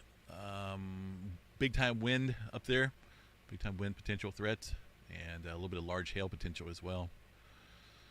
Let's check in on the numerical model, see if there's any tropical systems coming into the Gulf or the Atlantic. Most of the active areas have been out here in the eastern Pacific. California has gotten more close approaches with hurricanes than the Gulf down here and also the Atlantic. So that is rather interesting. I don't see anything coming in, but hurricane after hurricane out here south of California. I don't see anything making any approaches out here. I mean, that's close, but the waters just aren't warm enough up here. You know, to bring hurricanes up in this area. Sometimes we'll get remnants of them, but that's a rather strong one off the Southern California coast. Not a whole lot of rainfall, though. We're looking at, look at that. Everywhere on the map's getting rain except for where I live. Goodness. Not good. All right, folks. Oh, what do we got here? Philippines and Indonesia picking up an earthquake at the same time. That means that... it's probably in between them, in between this station here and in between the another station there. Let me see here. I'm going to wait around for a minute and see what this is.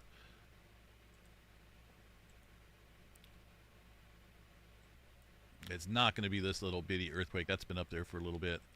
Whatever's going on is more than likely happening right out here, just because the way the waveforms are picking up that reading. I got one station up here and then another one down south here.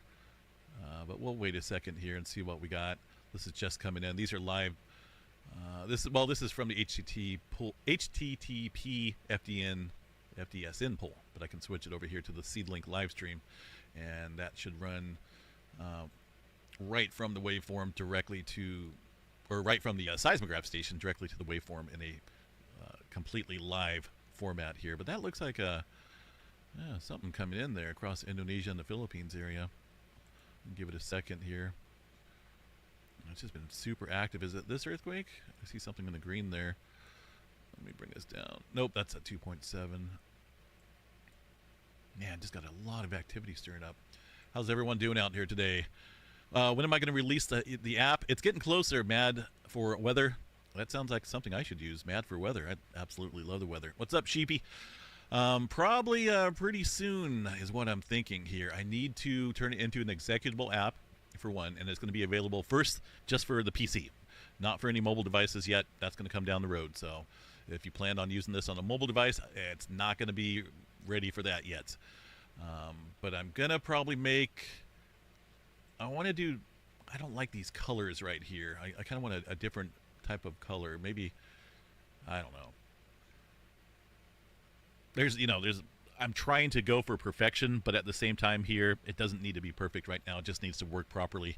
And if there's any visual enhancement updates that come about, then they will be included in future updates for those that actually download the Earthmaster Explorer app. And I'm going to create a logo up here I may have to work on that later tonight or later today. But yeah, I'm thinking here, if I give you a time frame, I got to do legal stuff, right? I have to put information in here. If you make an app, you obviously have to follow legal, proper legal statements and laws and whatnot. So, who just sent me $5 here? Let me see. Hello and good afternoon from Ridgecrest, California. I appreciate that. Thank you very much there for that $5. Dragon9751. So, like I say, probably, let me think here of the time frame. I'm hoping here in a month. I'm hoping by 30 days I can go through the legal stuff, get it up on the store. More than likely it's just going to be available for the Windows Store, but I have to add to the app a trusted, verified digital signature, right? Otherwise, if you go and try and download my Earthmaster Explorer app, you're going to get something from Windows stating, this is an unverified publisher download anyway. I don't want that. I want it to be, I don't want anyone having any second thoughts that this is a risky app to download, which it's not going to be. I'm going to make sure it's secured and digitally signed. That way Windows will pick up on it and say, this is a verified app and we trust it, so to speak. So I do have to do that. But I'm thinking about a month, folks. Either way, the people that have emailed me wanting to know when it's going to be out, they will be the first to get it. They will be the very first to get it. And then from there, we'll release it fully to the public. So let's see here. What just... Oh, I see what happened. This one stopped updating there on the Philippines station for some reason. I don't know why. It may have went offline. I was like, how did this get so far ahead when they were both equal a few minutes ago? Let's see which earthquake that is. I don't see it showing up there. Oh, there it is. See, I told you, right in the middle. I know my stuff. I know what I'm doing out here when it comes to the seismograph waveforms and whatnot. It was right in between these two areas as expected. 5.2.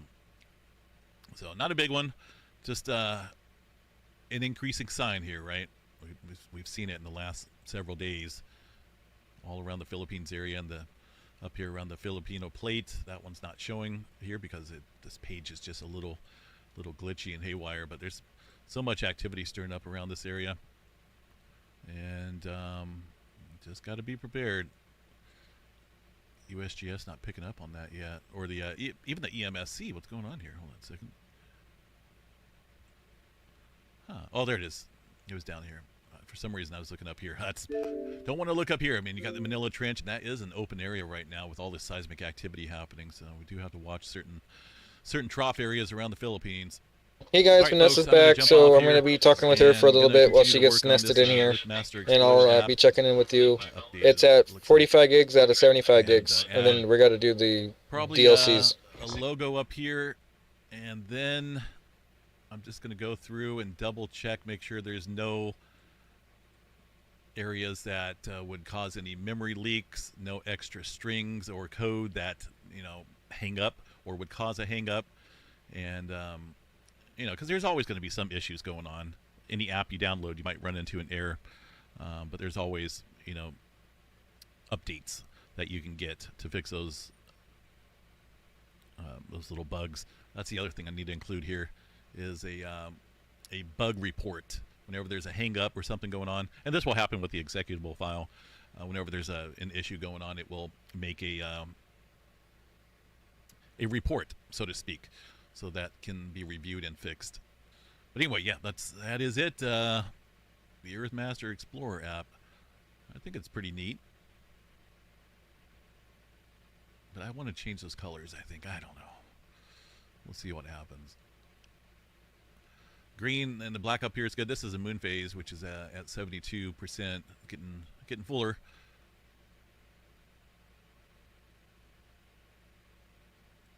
Resources, I don't know. Anyway, okay, I'm just thinking here what I want to do, but yeah, I'm hoping within the next month, folks, we'll get that out. Have a good Saturday. Enjoy your weekend. Going to be another hot one out here, so I'm going to be inside working on this, staying cool in the Earthmaster office. Have a good one. We'll see you guys out here tonight for the Saturday night update.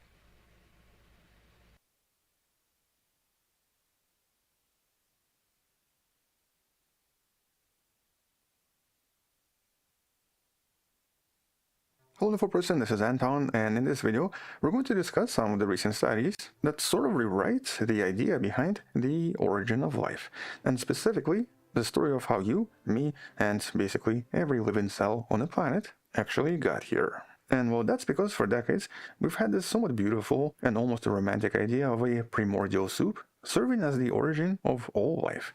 We imagined a warm little pond billions of years ago, possibly zapped by lightning, in order to create some kind of a single perfect cell that spontaneously snapped into existence and eventually split into the entire tree of life. But according to at least 2 recent papers from August and June of 2026, that story seems to be kind of incomplete and possibly incorrect. And specifically because we now have a lot of new evidence in regards to something referred to as LUCA, the last universal common ancestor. With this new evidence suggesting that LUCA was not fully alive, and he was more like some kind of a biological cyborg of chemistry and geology, physically stuck inside deep-sea rocks and running its metabolism using raw metals as its engines. In other words, it was not truly alive and did not represent a living cell, which actually leads us to the next mind-blowing proposition. The 2 main branches of life, the bacteria and the archaea, did not just split off from LUCA, but instead represented a completely separate evolution from this cyborg and evolved completely independently, possibly in 2 separate locations, which in a very real sense implies that cellular life potentially started not once, but twice on our planet, which if confirmed would be revolutionary.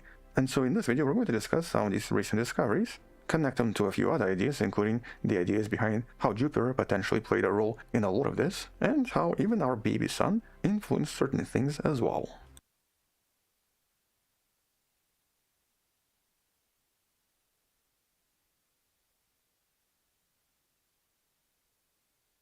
And though we're not going to be solving this biological paradox just yet, we are going to come just a little bit closer to answering the question of the origin of life. And so I guess let's start with this most recent bombshell, published in August of 2026. The study that, as always, you can find in the description below. And here the team of scientists led by Natalia Mjalak published a paper in Science Advances that essentially tried to solve a biological paradox.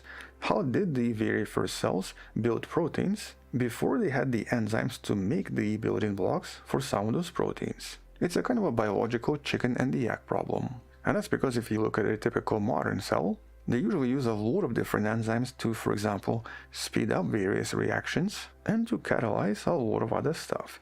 But you actually need those same chemical reactions to make the amino acids that build the enzymes in the first place. And so how exactly did all of this start? And what started what? And well, to try to answer this question, the researchers harnessed protein structure and peered back more than 4 billion years in order to try to understand this LUCA, this last common ancestor of everything on Earth. But what they found was that LUCA was missing a massive chunk of essential enzymes required to synthesize amino acids and cofactors. And in order to try to figure out all of this, researchers tried to map metabolism in a lot of different bacteria and archaea, creating a kind of a network of chemical reactions. Essentially, they tried to find out how different types of life use different types of metabolism to survive. And so in essence here, metabolism was actually treated as a kind of a single mathematical network, with each chemical compound connected by reactions that transform them. But importantly, they tried to compare metabolism in bacteria and archaea and then discover various differences. And so here researchers harnessed protein structures and discovered that LUCA seemed to be missing a huge chunk of essential enzymes required to synthesize amino acids and cofactors. Which of course raises the next question. If it didn't have these genes, and if it could not metabolize very well, how exactly did it survive? Well, here the assumption is that it lived inside microscopic pores of various rock formations inside alkaline hydrothermal vents. So basically something resembling this. And so instead of using complex organic enzymes, LUCA relied on something else.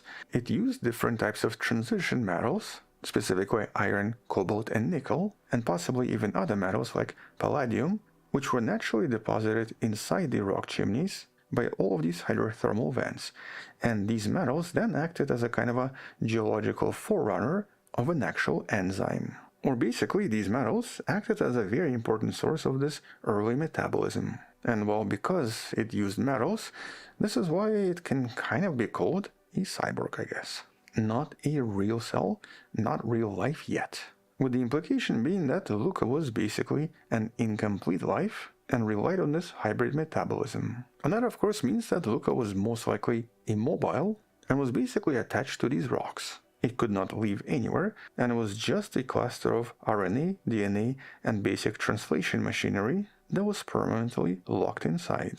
And it very likely depended on the Earth's crust to breathe, eat, and power all of its reactions. I guess in some sense you can even think of it as a living rock because it was formed inside the rock and could not live without it. But here's where things get even more exciting. By comparing the genome of bacteria and archaea, or the two oldest life domains on Earth, they confirmed that they only shared about half of the enzymes needed for some of this core metabolism. But turns out that the other half was completely different and unique to each branch, which essentially suggests that both bacteria and archaea seem to have evolved their own specialized organic enzymes in the last 4 billion years, and both of them very likely evolved from Luca independently.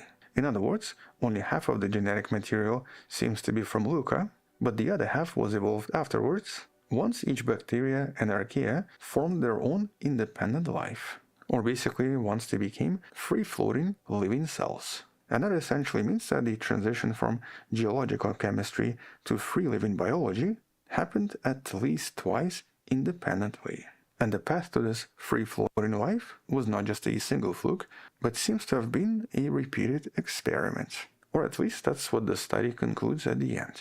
Now obviously this is quite a grand proposition and will definitely require confirmations, but right now the evidence does suggest that life evolved twice early on. Although to do this, it also required a lot of raw ingredients, specifically things like nitrogen and phosphorus.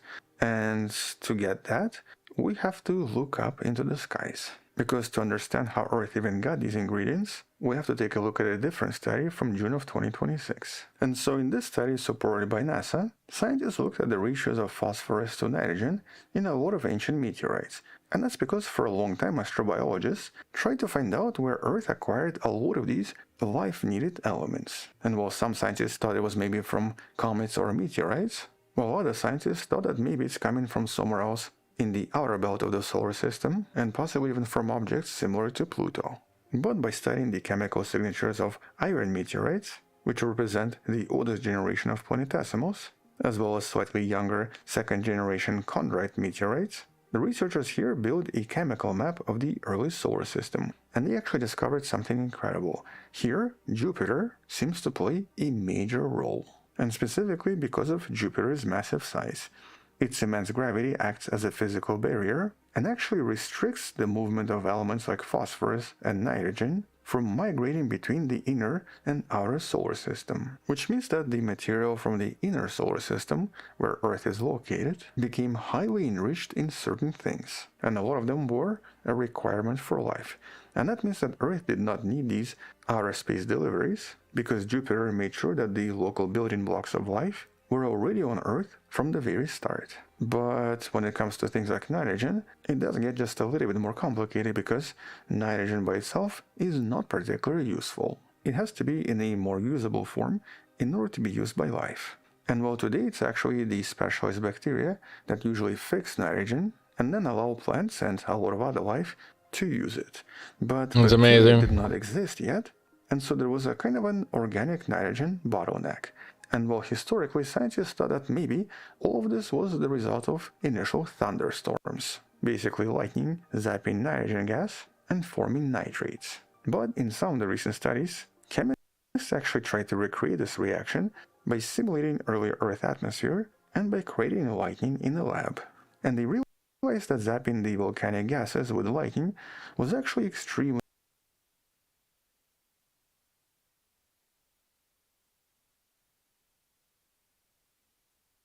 thing that's going on, I can't pause it. Sorry. But we're talking about plasma or plasma activated water, PA, and that's another way that the lightning is causing nitrates within water. It's ionization. I've showed different links on my channel. because we now have a lot of new evidence in regards to something referred to as Luca, the last universal common ancestor. With this new evidence suggesting that Luca was not fully alive, and he was more like some kind of a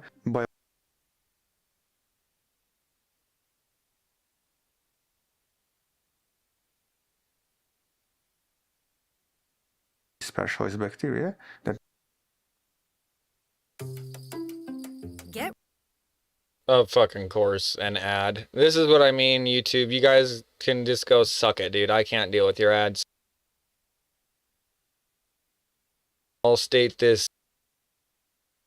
nitrogen and then allow plants and a lot of other life to use it. But bacteria did not exist yet, and so there was a kind of an organic nitrogen bottleneck. And while historically scientists thought that maybe all of this was the result of initial thunderstorms, basically lightning zapping nitrogen gas and forming nitrates. But in some of the recent studies, chemists actually tried to recreate this reaction by simulating early Earth atmosphere and by creating lightning in the lab. And they realized that zapping the volcanic gases with lightning was actually extremely inefficient because a lot of the early atmosphere contained carbon dioxide and molecular nitrogen. And so it was extremely difficult to produce organic nitrogen. But there was actually something that could produce it. Our sun. The sun, 4 billion years ago, was extremely active. And though it was about 30% dimmer than today, it actually released a lot of different super flares in the solar system, very likely every few days. Plasma. And here this NASA study proved that a lot of these Solar plasma. solar protons interacted with the volcanic atmosphere on Earth and managed to produce a lot of different amino acids and nitrates at least 1,000,000 times more efficiently than lightning. Or basically, the early sun very likely played a major role, with a lot of these nitrates then falling on the surface, and eventually, as the water developed on the surface, all of this mixed with the water and created just the right conditions for some of this first life to start. And so our active young sun... I mean, lightning is an immensely instantaneous thing. Plasma had to be... Plasma activated water had to be happening for only like a minute for it to show signs of nitrates. Although apart from nitrogen, there's also what's known as the phosphate problem. And in this case, phosphate is also important because it's the backbone of DNA, RNA, and proteins. Without it, you cannot build a genetic code. And while in nature, phosphate is incredibly rare, because it reacts instantly with things like calcium to form calcium phosphate. That's of course the insoluble material that makes up our bones and tooth enamel and does not dissolve in water, which means that early life could not use it. And so this was actually the other major roadblock to the story of the origin of life. How did early Earth accumulate so many different phosphates with concentrations hundreds of thousands of times higher than would be possible if it was just calcium phosphates inside the oceans? And here, once again, a team of geologists from University of Washington published a paper in Communications, Earth and Environment that possibly solved this mystery. And they did this by driving for 7 hours away from Seattle, a location referred to as the Lance Chance Lake. This is actually in British Columbia, Canada. And well, this is technically a soda lake, extremely salty, with chemistry that's basically like a giant natural bowl of baking soda. And because of a reaction between the underground water and the volcanic rock underneath, the lake is packed with dissolved sodium and carbonate. And that actually creates a kind of a magic chemistry trick. Because of this carbonate, the calcium inside the lake preferentially binds with the carbonate and magnesium and forms a mineral referred to as dolomite, which then settles at the bottom of the lake and locks away a lot of calcium inside. But the phosphate in this case remains completely unbonded and has nowhere else to go but up into the water column. In other words, it then ends up being dissolved in water. And so during the dry summer months, evaporation concentrates the water and creates incredibly high phosphate levels that are 1,000 times higher than in the oceans, making this the most phosphate-rich lake on the entire planet. And so what makes this lake really special is that it's so salty that a lot of modern nitrogen-fixing microbes cannot survive here. And since nothing is eating this phosphate, it just kind of accumulates, creating a perfect lifeless analog of what a lot of early Earth potentially looked like 4 billion years ago. And scientists also believe that very similar lakes possibly existed on Mars as well, because we know that Mars was also volcanic, also contained water, and very likely had very similar water rock chemistry that we observe in this case, which would have naturally solved this phosphate problem there too. And as we saw in some other papers, when you combine this concentrated phosphate with phosphite and palladium, all of which technically can be found near hydrothermal vents, you get spontaneous, highly efficient phosphorylation reaction, and a spontaneous creation of ADP and phosphoserine, something that modern life requires, but in this case can be produced without modern biological enzymes, just pure chemistry. Okay, let's try to kind of combine all of this into one overall picture. So first here, we have a very active young sun. The sun showering the atmosphere with protons that rain down amino acids on the planet. We then have these volcanic lakes concentrating phosphates, and we have deep sea vents packed with natural metals, facilitating the very first metabolic cycles. And eventually some of this chemistry basically becomes encapsulated in some of the early membranes, giving rise to what we now call LUCA.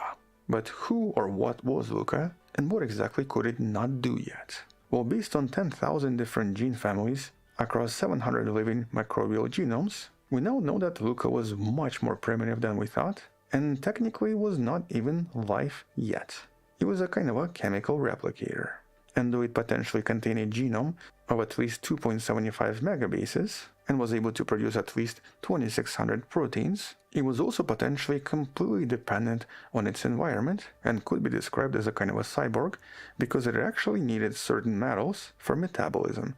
But at the same time, it seems to have also had an active immune system. This is based on a genetic analysis that tried to reconstruct LUCA's genome, that then discovered at least 19 genes virus. And so even back then, over 4.2 billion years ago, there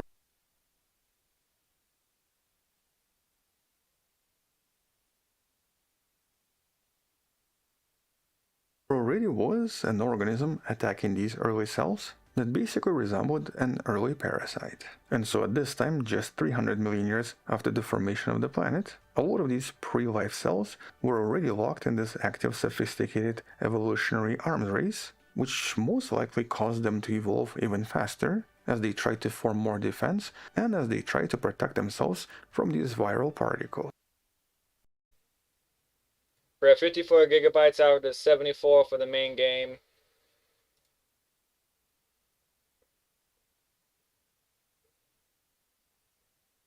Thank you, Anton. This video was amazing. Which means that LUCA didn't live in Like a always, lonely, man. sterile environment, but was already a part of a kind of a newly formed ecological system that we're only now starting to understand.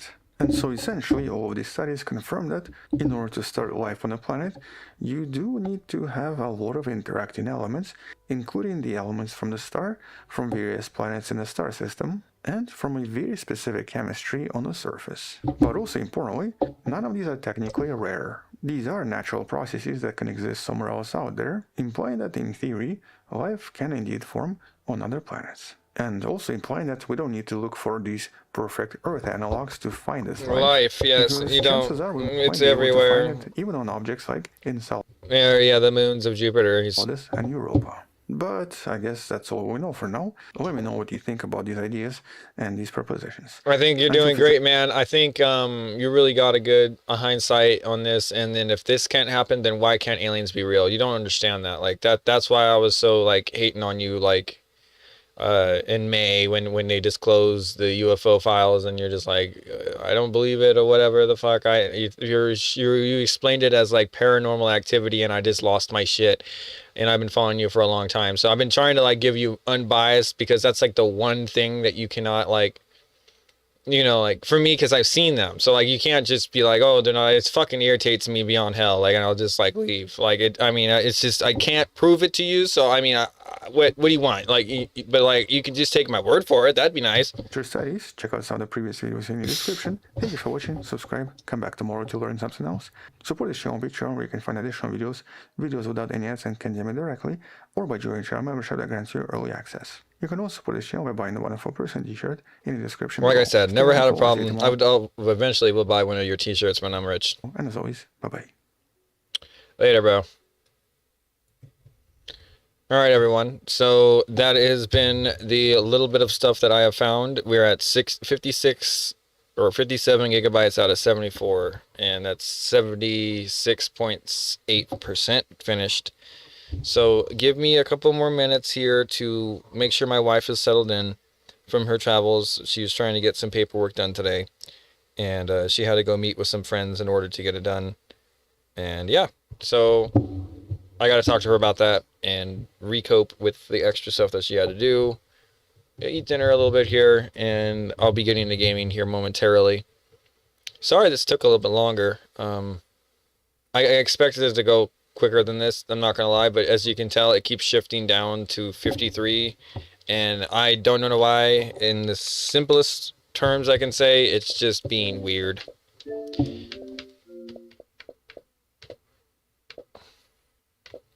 When it does that, I tend to like, oh, let me just pause that one and go to another one, and then it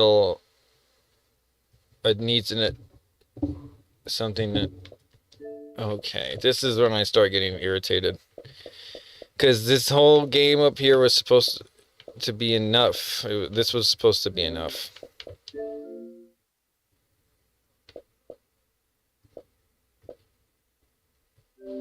Not all this extra. Jesus, I might have to uninstall something else. What am I gonna do? Should I just uninstall 76 because I can't play it? What do I do? I mean, I can play it, but I can't play it. I mean, as in, like, it's basically cloud gaming at this point, meaning that it's super lag. Like, I've been done with lag lately. Trying to play things that I can download to just get past the lag. And yeah, that's it. I mean, I've literally tried to be the best advocate for their cloud gaming services, but I'm just tired of not being able to start the fucking thing whenever I want it to, and it worked perfectly. I'm always at, like, the mercy of some fucking cloud scheme shit. Like, what the fuck? My entire life did I think I was going to wake up and think that, oh, there are the cloud gods going to make sure I can play my fucking game, or do I just go over to my console, plug in the fucking PlayStation's power cord, plug in all the shit to turn everything on, and it works, and I don't have to have internet connection? Like, that's the fucking era, bro. Like, that is the era we're trying to get back to. I want to get back to, at least, because this shit right here, this secular fucking fist fuck of you need to constantly fist feed these guys fucking money for their service that's crap is completely bullshit. This get rich quick scheme of, oh, let me pitch this a concept and see if it's a fucking fail, and then how many people paid into that fail, and then they don't even, like, proceed to give you a workable thing that's actually like, you know what, this is what we paid for. I'm not even okay with that right now. Like, I honestly am playing on something that's an Xbox One, and a cloud service system shouldn't be giving me that much of a problem upgrading my Xbox One to the graphics of the other. I mean, you get what I mean? There's too much of an issue there. Like, I can understand if I'm having problems, like, with the network of my phone and the backbone, because I have a backbone, which it basically just makes your phone like an Xbox. And that worked great. I'm not gonna lie, but like it came with the stick drift, and I hate the backbone because of it. And I'm just gonna, like, not rant on that right now. But with all this corporate monopoly propaganda, you know, all this left and right shit, it's just like the one thing that I liked about the games was they were just, you plug in the disc and you got what you got, and then if there was a multiplayer thing, that was the only time you had to really worry about your ping. Not like if I'm playing campaign in Halo, I don't expect to fucking have a ping problem. Does that make sense? Like that doesn't make sense to some people, but you would think that it would actually be fine. Like, okay, like, we just redid Halo. I'm pretty sure it could work on the original Xbox One. Can we try? Or do we just not give a fuck? Do we just not even attempt to let them see if they can have a couple of toggles they could toggle on and off for HDR or different settings? No, they don't. They don't care. They'd rather have full control of their game, not have a disc at all anymore, and then completely obsolete the discs in general, which I have in my arsenal here. I had bought Borderlands 3 times, I think, now at this point. Once digitally before, another time digitally, it's an add-on pack, so it's a Game of the Year edition or something. And then I have the actual disc, and I can't even use the actual disc with the Xbox One. It just won't work. It just, the game will not read. Okay, and they do it on purpose, and they make it obsolete on purpose to make people upset and mad that they have the old thing, that it just doesn't work when they want it to. So then they go and they spend more, and this is what I mean by fist fucking shoving in handfuls of money into these corporate global fat cats that would rather just sit there and eat that money up with no second chances of, hey, you know what? Maybe the Steam machine doesn't need to be the price of a PC, a good PC.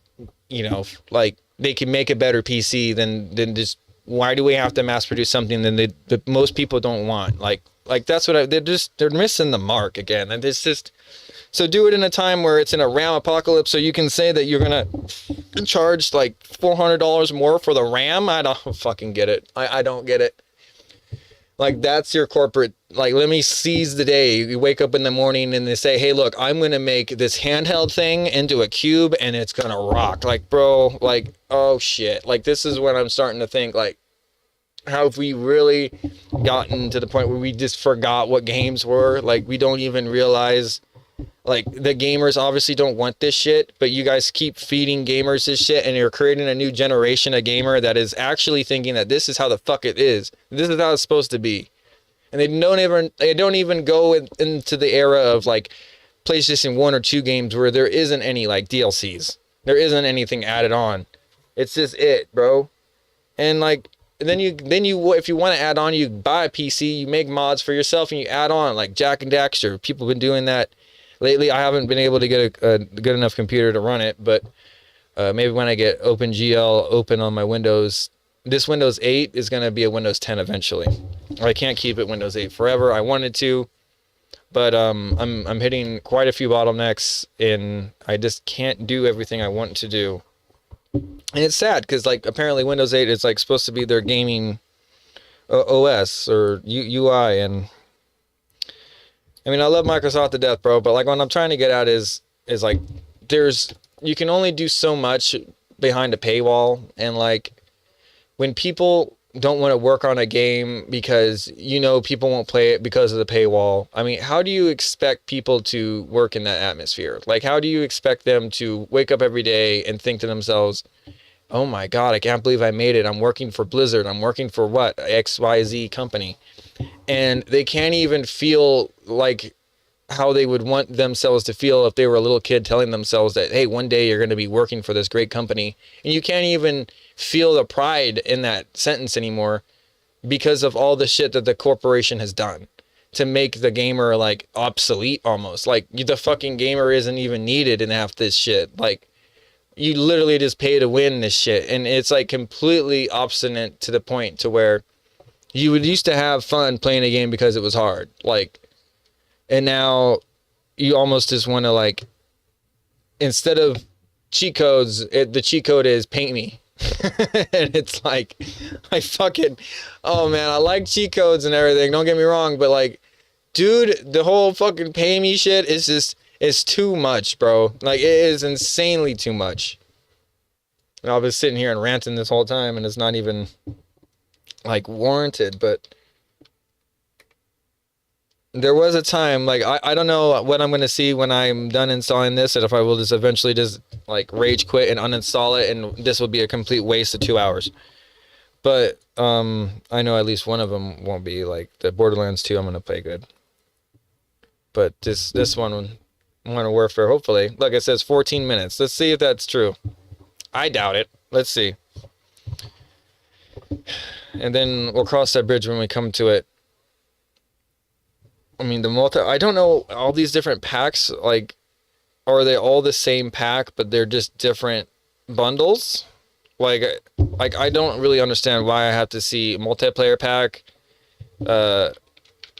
Like, for instance, like, is this really how they sold the DLCs? Because I'm not aware of this. Like, so you got the multiplayer pack. Was that sold separately from the game? Like, were you not able to play the fucking multiplayer? Like, this is what I mean, bro. Like, I have no idea what this is. And you got, like, three things here. Special Op Pack 1, Special Op Pack just blank. You got campaign plus Special Ops Pack. So is that Special Ops Pack in that? But then you got your campaign somewhere else. Like, there was just a campaign, and I downloaded it already. That's what it was. So now I have all these other ones. This campaign and Special Ops. So should I just have downloaded this one so I don't need to download this one and the campaign? Because, like, am I downloading extra shit? Like, this is completely chaotic. They did not label this good at all. I mean, multiplayer pack, and then you just go straight to 2, but there wasn't. Is that the 1? Is that 1 now? And then so, but well, if this is 1, then what is this? Does that make any sense to me? Because the thing on the left, the picture says Special Ops Pack 1 on the left, and then on the right it says on the name Special Ops Pack, and then below it it's opposite. It says Special Ops Pack on the here. And it doesn't have the number, but then it has the number on the right. Do you see what I'm getting at? Like, this is where you lost gamers. Like, where you can't even make sense when you're labeling the fucking title with the thumbnail. People see that shit, and they don't want to fucking have a game that takes up 50 extra gigabytes on something that literally isn't needed.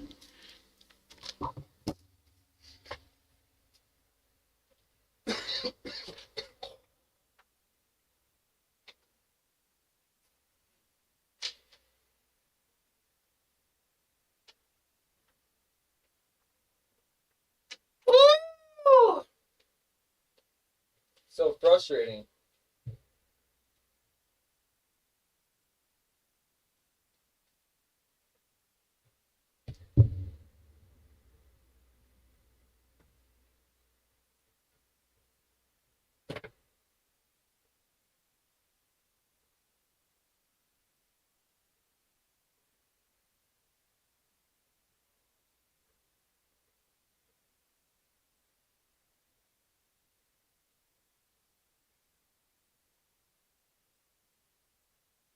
I mean, this is going to be one of those things, because I used to remember how the games used to play and how cool it was. If they fucking butchered this, if they made this unplayable because of, oh, I'm remastering it, I'm going to fucking lose my goddamn shit. And you guys heard it here first.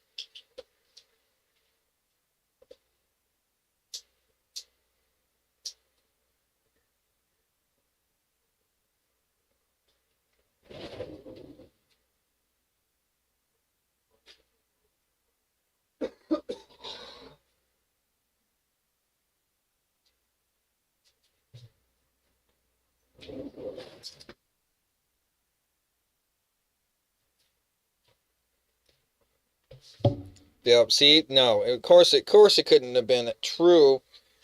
Actually, gonna take 15 minutes. I knew it.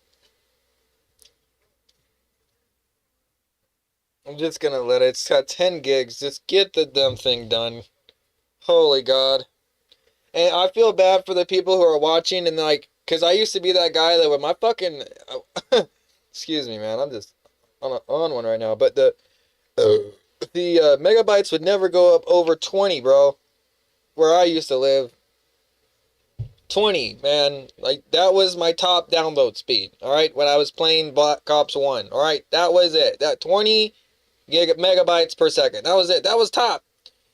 So, consequently, the slow bit would be down to like 5 megabytes per second. And 2 megabytes per second. On a fucking game that was like only 40 or gigs tops, maybe. That would take days. It almost felt like days, bro. I'm telling you. So,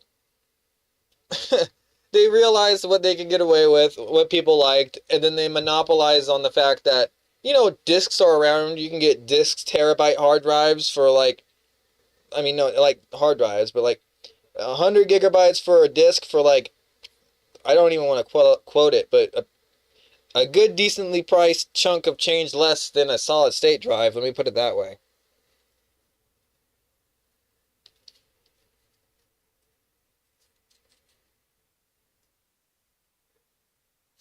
Hey, what is... Who is it? Who is it? Who is it? Oh. I didn't touch it. You did.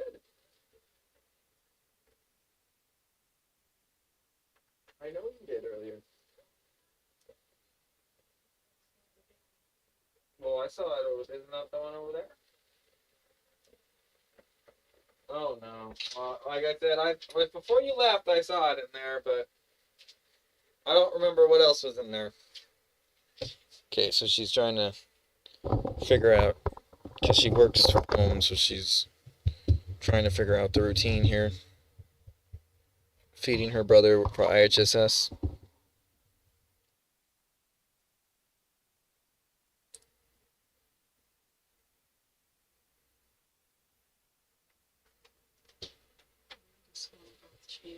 Yeah. Well, that way, I'm not sweet. She doesn't saw the meat. That's fine. Dad said no meat anymore. There's a problem with this. Stop it. Yeah, I don't know what the hell. This one's probably better, huh? They did pretty well either way, man. I mean, the old guy there, let's say? It's two ladies. Oh, really? The older lady? The white older lady? Yeah, it's good. She's still working there. It's been a while. That's not the same one? Oh. Oh, that's not good. Damn it. Here, just... Oh, yeah. Just trying to make sure she doesn't breathe. I mean, that's not nice. I get it. I know. Say that about me and my teeth. No, I know. It's just that typical look. People... It's a look. I know. But she wasn't skinny. She was kind of chubby. Yeah. All right, let's see. We got 67 gigabytes out of 74 gigabytes. 10% left.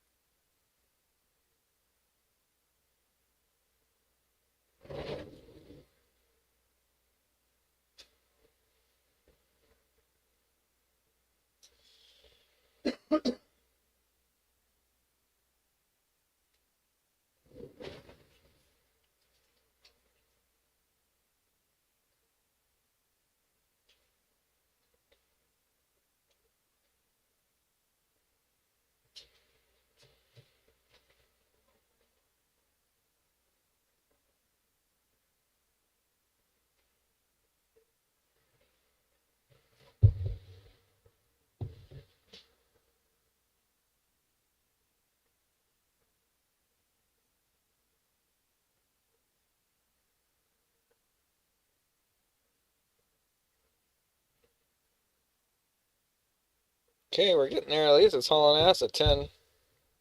This is the full game here. This isn't just... I thought I was going to pause it and do a DLC, but remember, we ran out of space. Again. And I thought I made plenty of room.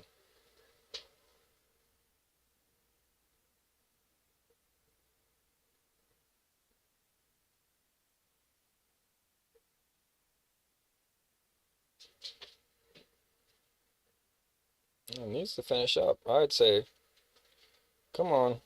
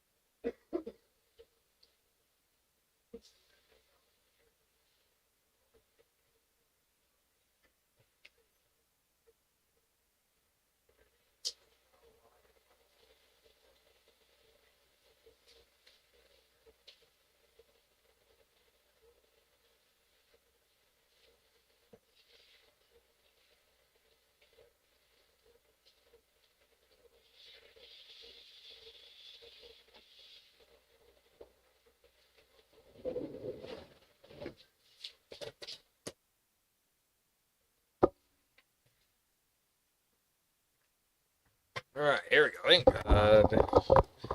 We're almost done. We're at got 70 out of 74. 70 out of 74. Let's go. 70 out of 74. 70 out of 74.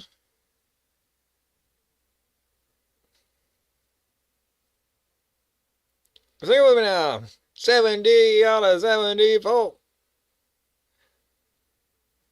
Gigabytes.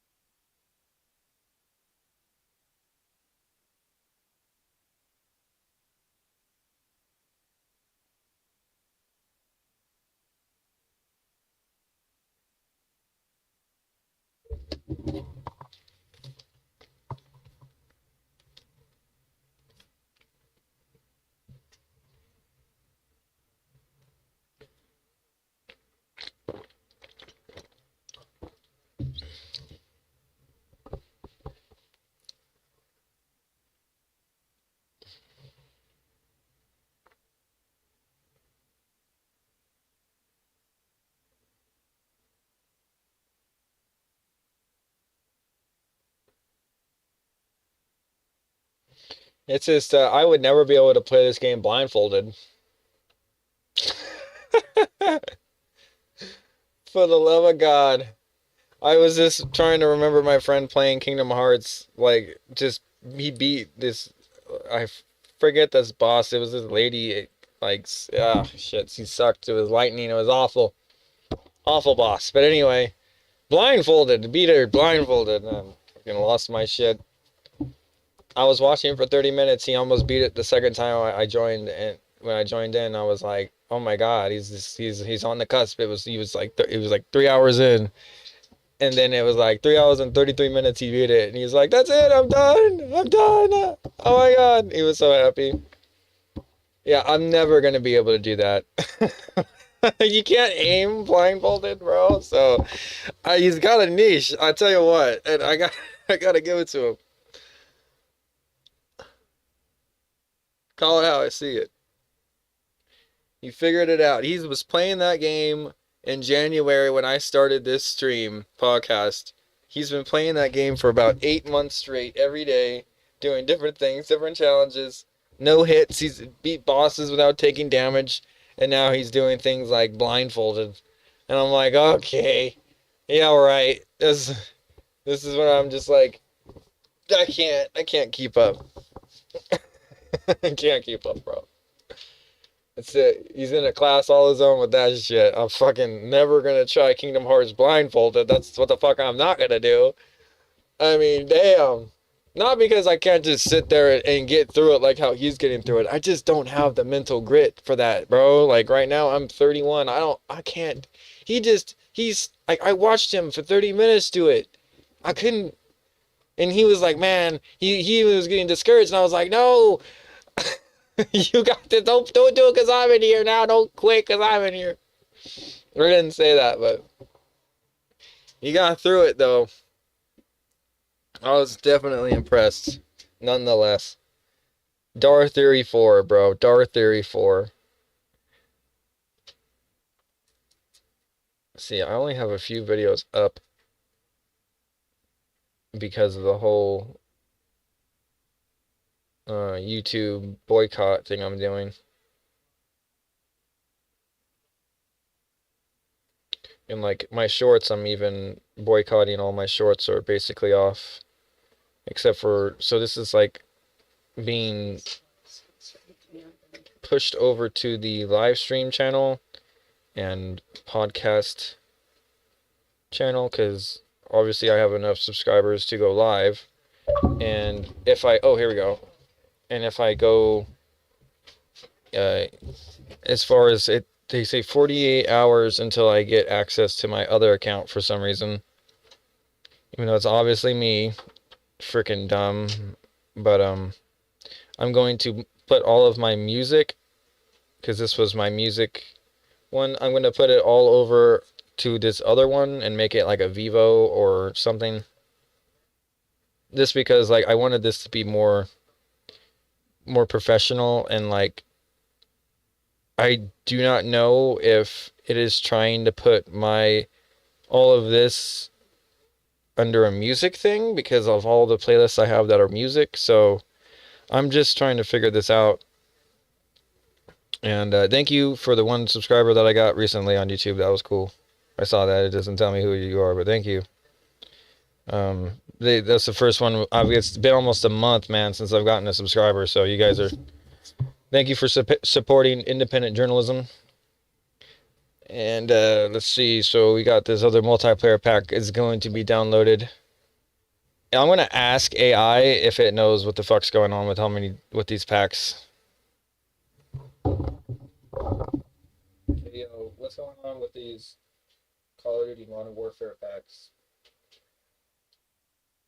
The title is Multiplayer Pack, Campaign Pack, Multiplayer, and Special Ops Pack, Campaign and Special Ops Pack, Special Ops Pack.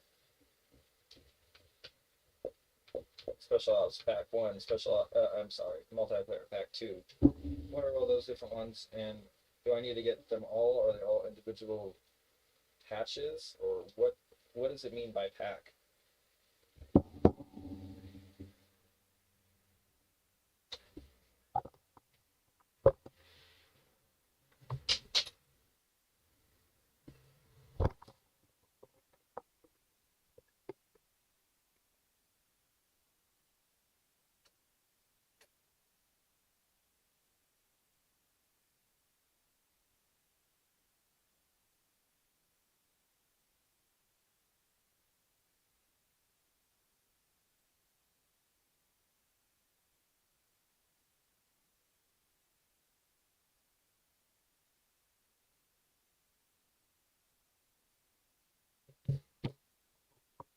Is a modular DLC file containing the specific assets, maps, and audio needed to run a particular game mode. Because the full game with every mode installed exceeds 200 gigabytes, Activision broke it into pieces so players can install only the modes they plan to play and delete the rest to save hard drive space. What each pack contains: Campaign Packs 1 and 2, the single-player story missions, cutscenes, and solo campaign maps. Multiplayer Packs 1, 2, and 3. Competitive online multiplayer maps, modes, and weapon assets. Special Ops Packs 1 and 2. The 4-player cooperative PvE mission files and survival mode. Multiplayer and Special Ops Packs / compatibility packs. Shared asset files, like weapons, character models, and textures, that both online multiplayer and co-op rely on to function together without duplicating data. Do you need all of them? No. You only need to download the packs for the specific modes you intend to play. To play multiplayer only, base game, multiplayer pack, multiplayer pack 2, multiplayer and Special Ops pack, compatibility pack. To play the campaign only, base game, campaign pack 1, campaign pack 2, campaign and Special Ops / data compatibility pack, if prompted. To play Special Ops, county op, only, base game, Special Ops pack 1 and 2, multiplayer and Special Ops pack. To play everything.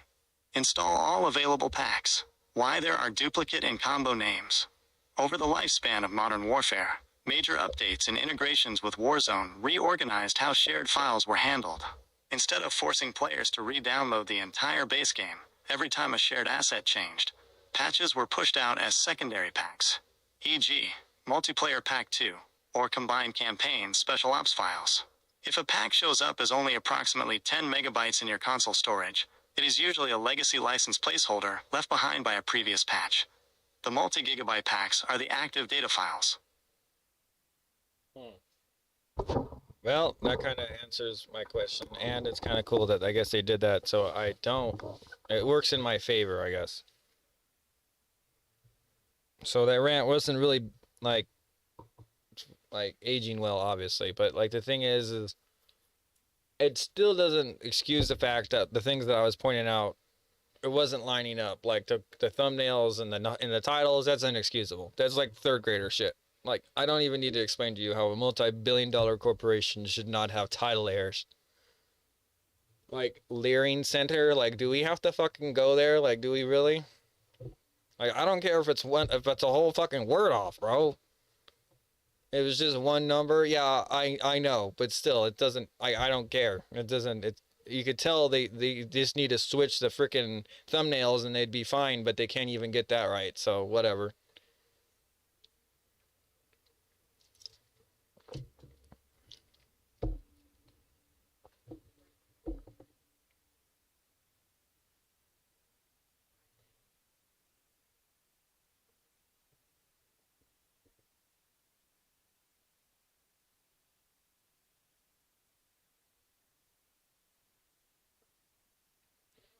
So I'm gonna download the multiplayer packs first, or attempt to download this other one here.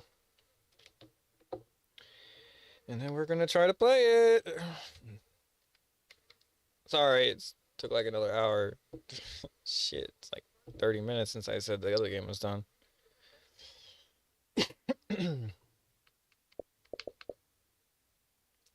Yeah, hurry up with 135 megabytes per second. Come on, you're plugged in via LAN, alright? I don't want to see anything under that speed. You hear? It should be 1 gigabytes per second. I am not fucking around. This is throttling on a whole nother level. Not happy with.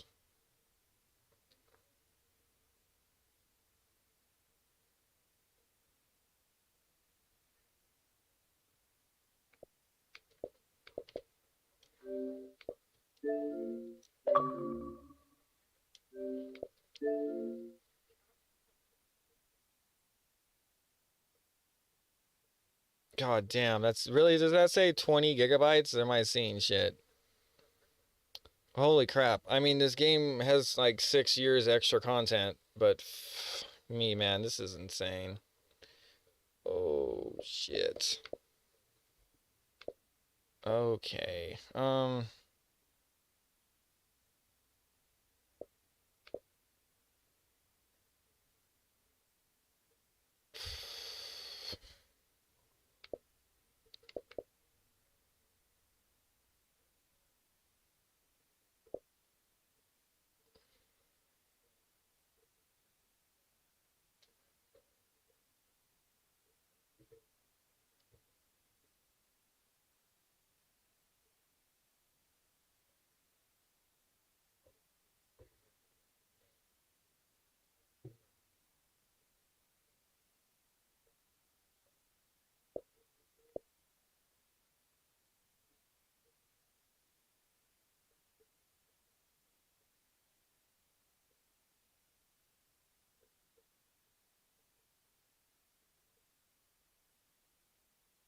Okay, well that's a gig out of 20. I mean, if it keeps up at 135 megabytes per second, this is going to be a blink. We have to keep up throttle here. There we go.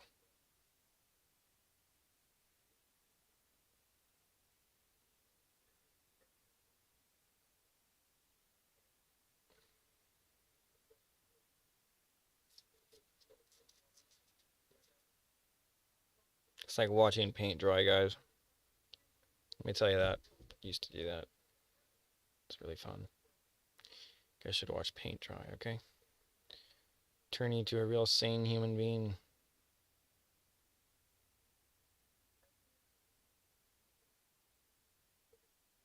What in God's name?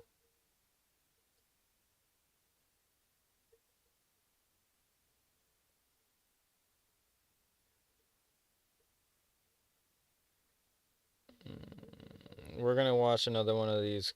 Costco's caught now? Costco, it's terrible! I don't even shop at Costco, bro. What is going on? What, can there be no sacred places anymore? Isn't their hot dog to stay the same price for like 50 years? Like, what's wrong with that? What kind of hot dog are they serving? I'm trying to make this interesting, guys. I'm sorry. Like I said, you have to kind of be interesting when you're watching paint dry, and that's like what we're doing. So let's just get going here. Let's go to.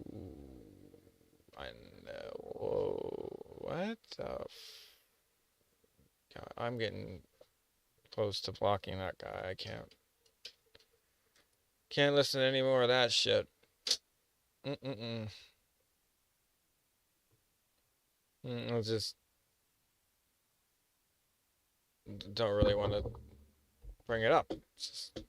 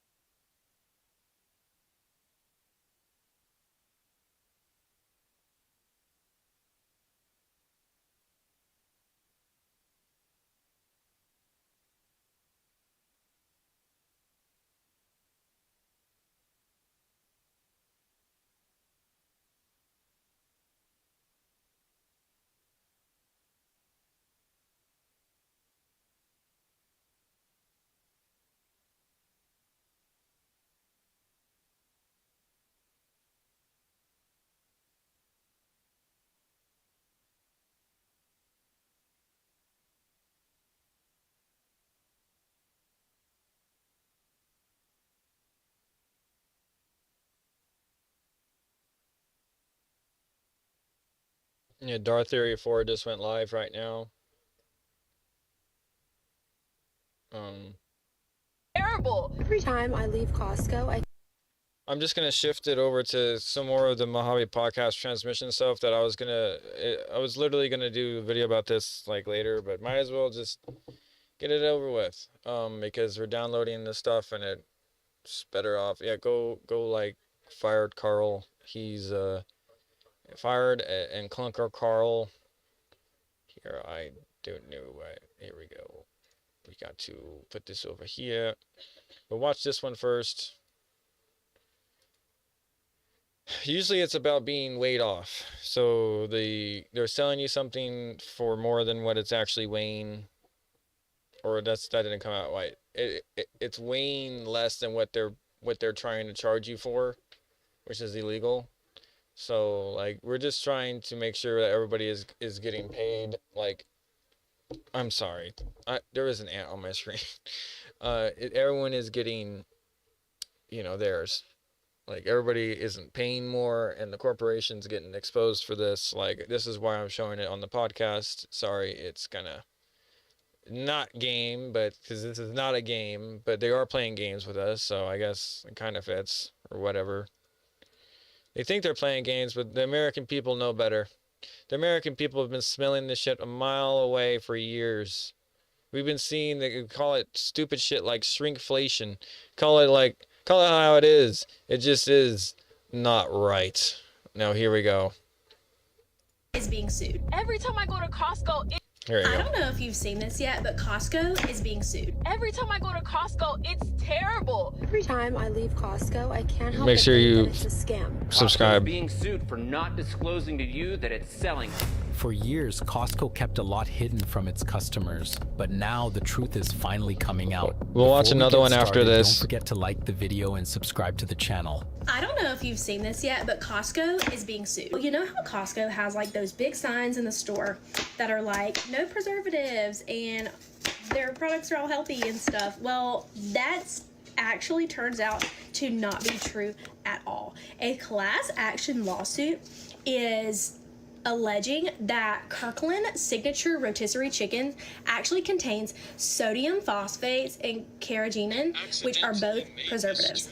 They've had it plastered all over the signs and on their websites that say no preservatives, but the actual ingredients on the back of the package tell a whole different story. Is that not wild? The crazy part about this is Costco already quietly removed the no preservatives claim from their signs. So after this lawsuit was filed, so they basically admitted to the fact that they messed up. Costco really has been getting worse lately, and a lot of Americans are saying the same thing. On social media, people are increasingly pointing out that Costco seems to be quietly changing recipes, cutting portion sizes, and lowering its standards, hoping no one will notice. But people are starting to post videos about it on social media. Take a look. Got set up by Costco. Let's talk about this. I bought these beef short ribs right from Costco today, $46. Look at that. They look delicious, right? Man, big fat pieces. Cool. So I start taking them off, put on my cutting board. Bro, what? What is this? Oh. The top pieces are lovely. Lovely looking. What is this? Like, look what's underneath compared to what's on top. That's a setup. Those are scraps. Those are pieces. I got set up. That's crazy. They deliberately put the bad Damn, son. They got him. They got him. Oh, God, they got him. And if you think this is just an isolated case, think again. Other people have been reporting similar things pretty often. Meanwhile, Costco's prices continue to rise rapidly, and a typical grocery haul is already costing a small fortune. I love Costco. Costco's elite, but all these items here should not be costing $200 for chicken, bottled pepper, some body soap, tomato puree, croissant. $200? What? Body wash $9.99, bottles of pepper $16.99, croissant $7.99, drumsticks $20 each, $207.65. What are we doing here? Looking at all the things I used to buy, and I can't believe the inflation on some of these items. I used to buy these exact chicken breasts right here for $6.99. Now they're $12.99. So this canola oil, even though it's poison, was like $7.99 last year, and I'm pretty sure a year before that it was even a lot cheaper. I bought this exact same pack of bacon for $8.99 less than 2 years ago. Now it's nearly double that. That's insane. These potatoes right here used to be such a good deal. They were like $4.79 and they were $5.99. We used to buy them all the time. Nowadays it's just not worth it at $8.99. We'll buy regular potatoes. Last time I bought this mayonnaise here, it was $4.99. Now it's $9.99. That's literally double the price. Wow, yeah, that's. I've been seeing the mayo go up because the eggs. Two-pack right here for like $10.99 or so. Now $15. Honestly, I'm just gonna use peanut butter on my sandwiches. This is the Nutella, like that's insane. Yeah, like right, 3.4% inflation. Yeah, that's like almost double the price. How the fuck is that 3.4%? People Yes, be like Costco's on a prices have new risen level of dumb significantly faster shit. than Like, inflation in recent years. holy crap, But they the just did problem not go isn't to just school, that and they're like, customers you know may be what? getting questionable We can quality do products this. at inflated prices. They In just some fucking cases, do the it. weight listed on the package may not Oh match the my actual amount of product god, inside. that's so shady. Oh no. Like I said, this is the first video that I've shown on this channel about stuff like this, and it grinds my gears that people are over in Canada sued because of bread. They were getting upcharged for bread, bro, and they didn't even know. Majority of the average Canadians, they didn't even know that this was happening, right? And then they got a check in the mail for $48, and they were supposed to just be like, okay, wait, this is a check for what? So then they looked more into it, and they're like, wait a minute. So this was sitting around in court for years. Years. We had no idea this was going on. Nobody knew. And then all of a sudden, bam, we just get hit with like, hey, you've been gouged money for just the bare necessities of life. That this one corporation was charging way more. So then everybody else was like, you know what, we'll just keep doing that. And then, so here's some money.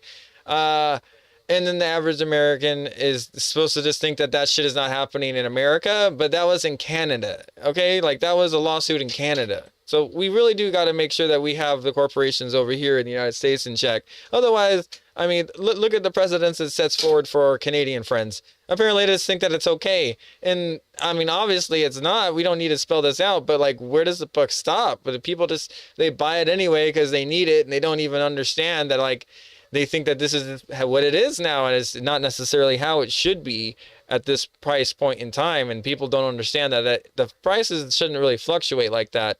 And if we're really living in this fuel island, that makes everything that we buy, like, they shouldn't be selling each one of those for $10. Do you understand how much mayonnaise that is for $10? Like, each, like, that's a lot of money just sitting right there. Like, nobody just thinks about that. Like, that's insane. Like, oh, they got this amount of mayonnaise that's sitting over here, and we just didn't have people running in there and stealing these jars of mayonnaise because it's almost like, it's more like gold. Like, it's just, it's akin to the price of gold. And we got the mayonnaise black market.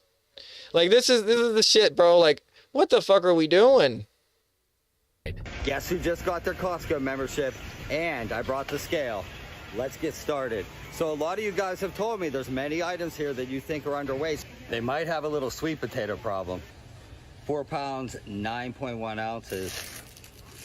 That's supposed to weigh 5 pounds. All right, this is just my first trip to Costco, and I'm telling you right now, a lot of this produce needs to be checked. Look at these little cucumbers they're saying are 1.5 pounds. 1 pound, 4.5 ounces is over a half ounce short. All right, I just tested a batch of 5 of these sugar in the raw, and 3 of them are underweight by almost an ounce. What is that, 60%? Let me show you. Supposed to weigh 6 pounds. 5 pounds, 15. They be doing that with sugar, do a lot. Bag, probably an ounce off. The sugar is a problem, okay? 5 pounds, 15.3, almost an ounce off. 5 pounds, 15.3. That's a market business. That's a business scale there. That is supposed to be their market. What is it called? Their market scheme, operating just scheme. Hit the guidelines with that, but that's shady sugar business. Shrinkflation. It is. They do it on purpose. These paper towels were bought like a month apart, and they're the same price, and I would even maybe bet to say they might be even more expensive. And how the fuck are we supposed to know this shit if we're shopping online? Do you get what we're trying to? Most of these places are trying to push us so our eyes aren't even on our own products before we see them, and when we get them, they're cans that have been broken open for God knows how long, and they're black mold, and they don't even check the fucking produce apparently when they're being sold to other people. It doesn't make sense. Like, the quality of these places like Walmart are going down. It's severely going down. But this isn't about Walmart. This one's about Costco. They took 20 sheets of paper towels away. What the hell, Costco? Wow. The most suspicious part is when packages Just 20 consistently sheets. come in That's under the a stated lot, weight I guess. rather than over it. Sure, half an ounce or a Shrinkflation, couple though. of grams may not seem like much, but across the entire Costco network, Right. that can add up to a huge amount of money, essentially taking it straight out of customers' pockets. Yeah. By the way, Costco's gas stations raise some questions too. Costco, gas, warning. I'd watch this one to the end. Look at it. Oh no. Still cloudy as ever. Oh, what the fuck? All right, first time getting Costco gas. Might as well check the ethanol level and to make sure we're getting what we're paying for. All right, 87. And it should read 0.250 or under. 248, so.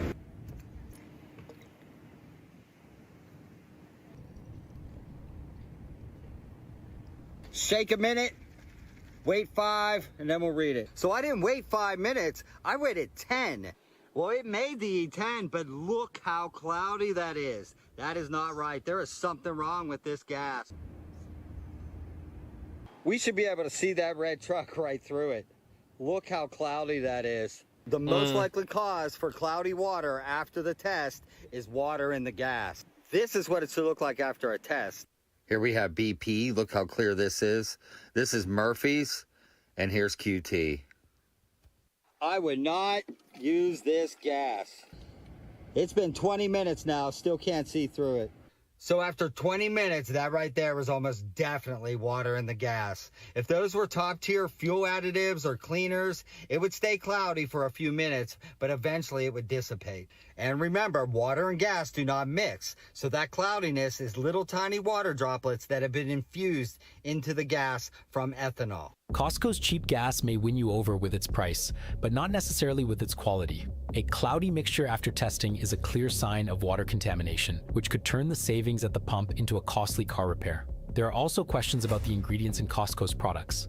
Costco's being sued for not disclosing to you that it's selling plant-based protein laced with toxic heavy metals. Costco carries and likely sells millions of bottles. This is getting heavy. This is so much for game night, right? This organic plant-based protein to its consumers, and the reason they're being accused in this class action lawsuit is because they're marketing and claiming that it's high quality, nutritious, and clean, and it's actually tainted with heavy metals. Anytime you take something that's nutritious and you concentrate it into a powder, you're going to concentrate all the heavy metals that these plants are extracting from the soil. So when you concentrate it, and nature doesn't naturally do that, you're also concentrating these heavy metals to some pretty significant levels. Here are the most toxic things at Costco that I would definitely avoid buying if I were you. The first one is any kind of farm-raised salmon. Now, farm-raised salmon has a lot of PCBs inside of them, and if you don't know what PCBs are, I can put a little photo here to explain it for you. But all the health effects are really scary. That's why I always stick to wild-caught. The second thing I can't have is the Costco rotisserie chickens that they sell there. This is because they literally wash the chickens in chlorine and then put them in a plastic bag that goes into an oven, and yes, it seeps a lot of microplastics in them. They're also being sued because they have a lot of chickens that were tested for salmonella and came back positive, and yet they still put these chickens on the shelf. And the third thing I can't have is the Kirkland drinks that they sell. And this is because their Kirkland drinks have like a whole lot of mess going on. First, they claimed that their Kirkland drinks were 100% tequila, and they were not. They actually put a bunch of different ingredients to dilute it and then kept it on the packaging, false advertising. And last but not least is their yummy big croissants. There should really only be like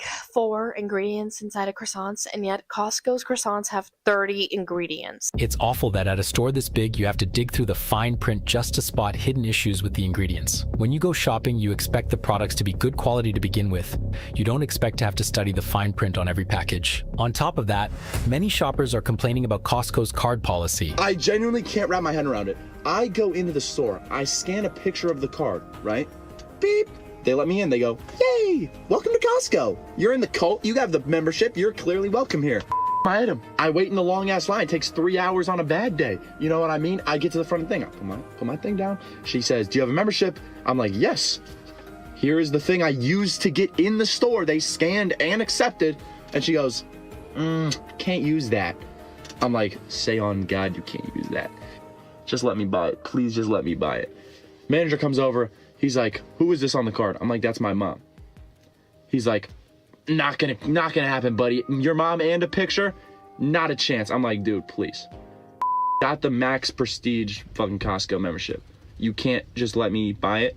He's like, nah, you're gonna have to get out. We can't sell this to you. I'm like, bro, this Costco cult shit has to stop. Yeah, that's pretty bad. Costco's card sharing policy has gotten ridiculous. I'm with my mom. We live in the same house. I go with her to Costco all the time. They wouldn't let me check out separately because I'm not on the card. So I go to hand my mom the card, and she goes, I just saw you hand her a card, so I can't let you do that. And I'm like, what difference does it make? And she's like, the name needs to match on the card. And she was saying specifically because there was alcohol. I was like, okay, take the alcohol off. And she was like, yeah, I could go to jail bestie, no. I'm getting added to the membership when she renews it right now. At this very moment, she's renewing it. She's like, it doesn't matter. So my mom, I slipped her the card again without her looking. And then I just had to go after I got my name on the card and buy the alcohol separate. Quick rant here. Costco has completely lost the plot, and the plot being that they're a grocery store. I just jumped through about 15 hoops going to Costco. Hoop number 1. Not every member can go in at certain times. There are specific times where certain members can go. So I got there at 9:30. Apparently the card my husband has doesn't let us in until 10. Next hoop, I am not under my husband's account, so I'm using my husband's card. He's a Gold Star member, whatever the hell that means. It means nothing because I couldn't get in as his wife, so I had to then go get my own card. Hoop number 2. So once I got my card and got a bunch of grief getting in before 10, we were going to get our stuff, and then we get all our stuff, and we're checking out, and they don't take every card. They also only take debit or Visa. Okay, that's hoop number 3. And then on our way out, they have a sweet old man, but they basically just like ransack your card and make sure that you actually paid for what you got.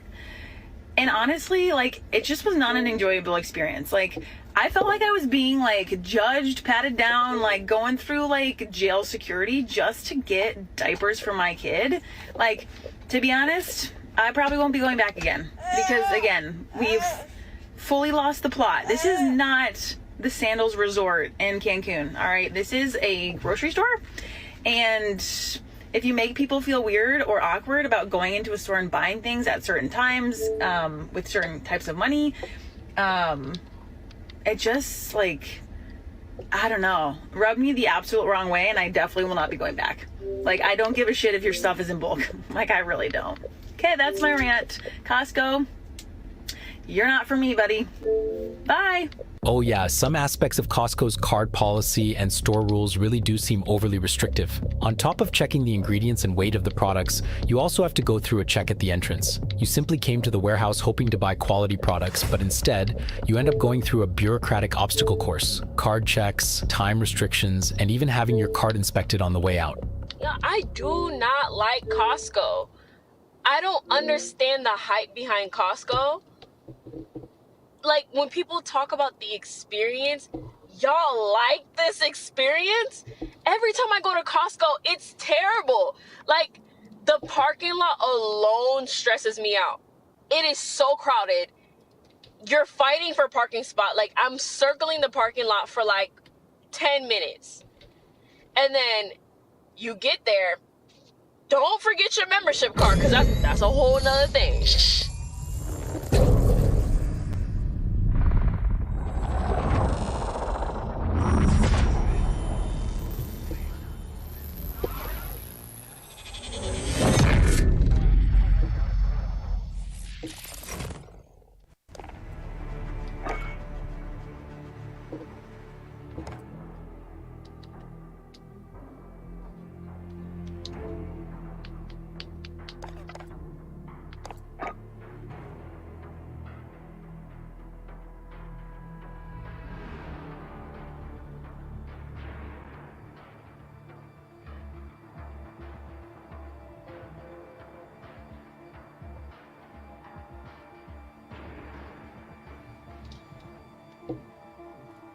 Maybe I don't go to I'm just Costco. in a big...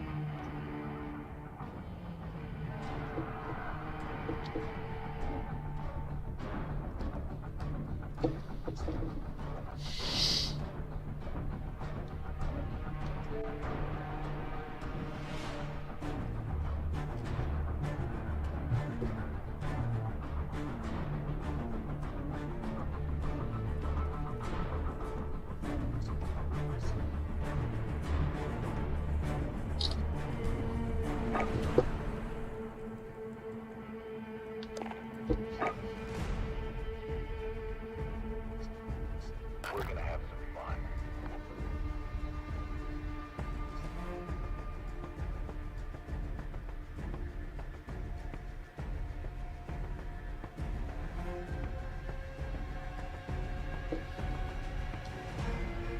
Thing that you're buying, because like I said, oh yeah, bro, we're paying back. We in California, bro. Oh my God! Don't even get me started. There's all the reason you're going to Costco is to get a break, and then the people are like, yeah, you gotta get 4 of carrot. You got who's got a room for the carrots? No, I get it. Unless it really only makes sense if you're buying in bulk with food for the Costco, is if you have a literal what is it called? What is it called? A soup kitchen. There you go. Where you could just give away the free food that you get. It doesn't make any sense. You're never gonna eat all that. Like, what the hell? And it doesn't necessarily say you can't sell that food. I mean, but you're technically not supposed to be doing that, right? So I mean, like, shit. What are we doing, people? What are we doing? This whole deal here, let me just tell you, there's like 3 air conditioners going on right now. One on my roof and two window ACs, and we're still hot, and about $815 electric bill. Yeah, we finally got a new panel, $5,000. So I mean, people want to understand that it's not even me paying for this one. This is the landlord having to pay for this one. That's why I couldn't touch it for 5 years. Otherwise, it would have already been done. I'm just glad the house didn't burn down in time. 1960s. This panel is in 1960s. So we got to be careful, guys. It's not just like they like to push the savings onto you, right? But then, like, who? If nobody buys it, then who's really like saving anything when they gotta up price it to make even? Like, you don't understand. Like, a place like this only really works if everybody is buying from it. Like, because then it's like you're dumping, you're price dumping. You're just dumping everything. And then what kind of market, what are you doing with that? Like, what is that really doing? But I mean, I guess really trying to help the person. But if it's just going to waste, then it's not helping anybody. Like, I don't know, it just seems like a stupid scheme. I always hated the concept of Costco. Like, you needed the card, you go in there and you're like, wow, this is a lot. Like, you gotta buy a lot. Never went back. That was my buy anything people who want to different. buy like that, I guess went it's and got heaven, what I always right? buy. Walked out in shock. All of these stories paint $800 one in my troubling electric picture. bill. You're talking about all this extra shit. Like, that was just your gas and your food bill, bro. But my electric bill for the month was that. It's more than my rent. Americans trusted Costco blindly for years, but now the bubble has finally burst. In the desert. People no longer want to turn a blind eye to questionable In food the quality, boonies. hidden chemicals in the ingredients, and absurd bureaucratic rules involving checks at the exit. When you're paying your own money only to get products full of chemicals instead of clean ingredients and be treated like a potential shoplifter at the door, it becomes obvious that this retail giant has completely lost touch with reality. Shoppers are tired of staying silent, and this wave of frustration is already impossible to stop. Thanks for watching. Don't forget to share your thoughts in the comments. See you in the next videos. Shit.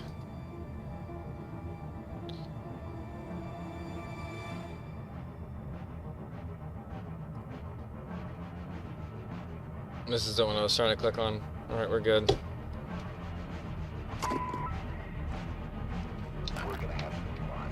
Terrible. Every time I leave Costco, I can't help but think that it's a scam. Costco's being sued for not disclosing to you that it's selling For years, Costco kept a lot hidden from its customers, but now the truth is finally coming out. Before we get started, don't forget to like the video and subscribe to the channel. I don't know if you've seen this yet, but Costco is being sued. You know how Costco has like those big signs in the store that are like, no preservatives, and their products are all healthy and stuff? Well, that's actually turns out to not be true at all. A class action lawsuit is alleging that Kirkland signature rotisserie chicken actually contains sodium phosphates and carrageenan, which are both preservatives. They've had it plastered all over the signs and on their websites that say no preservatives, but the actual ingredients on the back of the package tell a whole different story. Is that not wild? The crazy part about this is Costco already quietly removed the no preservatives claim from their signs. So after this lawsuit was filed, so they basically like... Okay, so I did not click on the right one. And I'm trying to look at these down over here.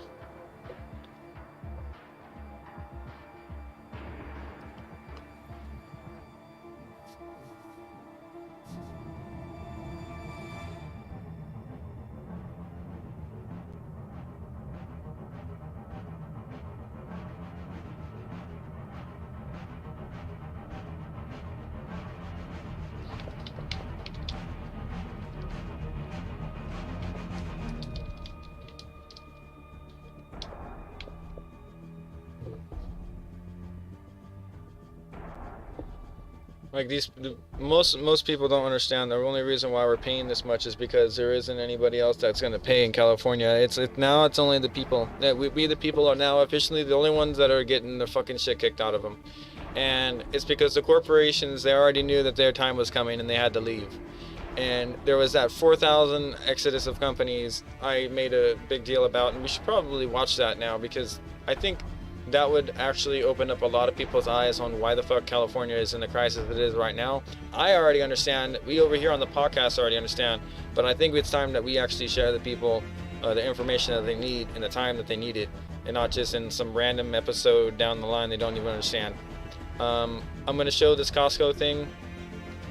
Not this Costco thing. It says Dollar General, because I shop at Dollar General more than I shop at Costco, and I already showed my girl this because it's the only type of food that we have in town is this, and then the next place is Walmart. And then so other than that, we got Stater Brothers in that direction or the other direction, but then, you know, I'm sure that they have scale issues. Let's watch this video because you are probably We just need to fix it. People have been obviously doing this for such a long time and nobody's gotten caught with it, that they've gotten comfortable doing this. So we need to make them like held accountable. They really do need to be sued back into submission, because they think that they can sit here and take millions off of the average Americans, either plate versus their food, because they're not getting the product. And I don't like that. I think that's shady. That's like communism in disguise as capitalism. And we're going to sit here and just see like, hey, look, this is the capitalist society, but we can't even give the people what the fuck they're buying. Like that's so stupid to me. Like exemplary when we're trying to like talk about when we're buying games and we can't even get the hard discs anymore. We're paying for data floating through the fucking air. I mean, that by all means should definitely not have gotten to the point of in which we're dealing with now. We should have known that when we're freaking dealing with the cell companies charging for data and shit. Well, yeah, you can't have the bandwidth. You got to pay for something, right? Because you can't have the infrastructure without nothing. So we already kind of knew the concept, but we didn't understand how much like we were really getting screwed per person. Like, how much does it take to get this infrastructure up, and how much once it's up does it need to cost to get running? Because it's like a get rich quick scheme. But somebody could just sit there and charge you shit, whatever. Instead of £6 for, let's do the sugar, because the sugar is going to be in this one too. And it's anything. It seems to be anything you can grab that says £2 for sugar, the white sugar here in Dollar General, and it's going to be like half a pound less. Maybe even like it's damn near highway robbery. And if you're just an old folk over here and you're just trying to like, oh, I just need a little bit of sugar, you're gonna be paying more because you're not even getting the £2. Does that make sense? Like you're getting scammed.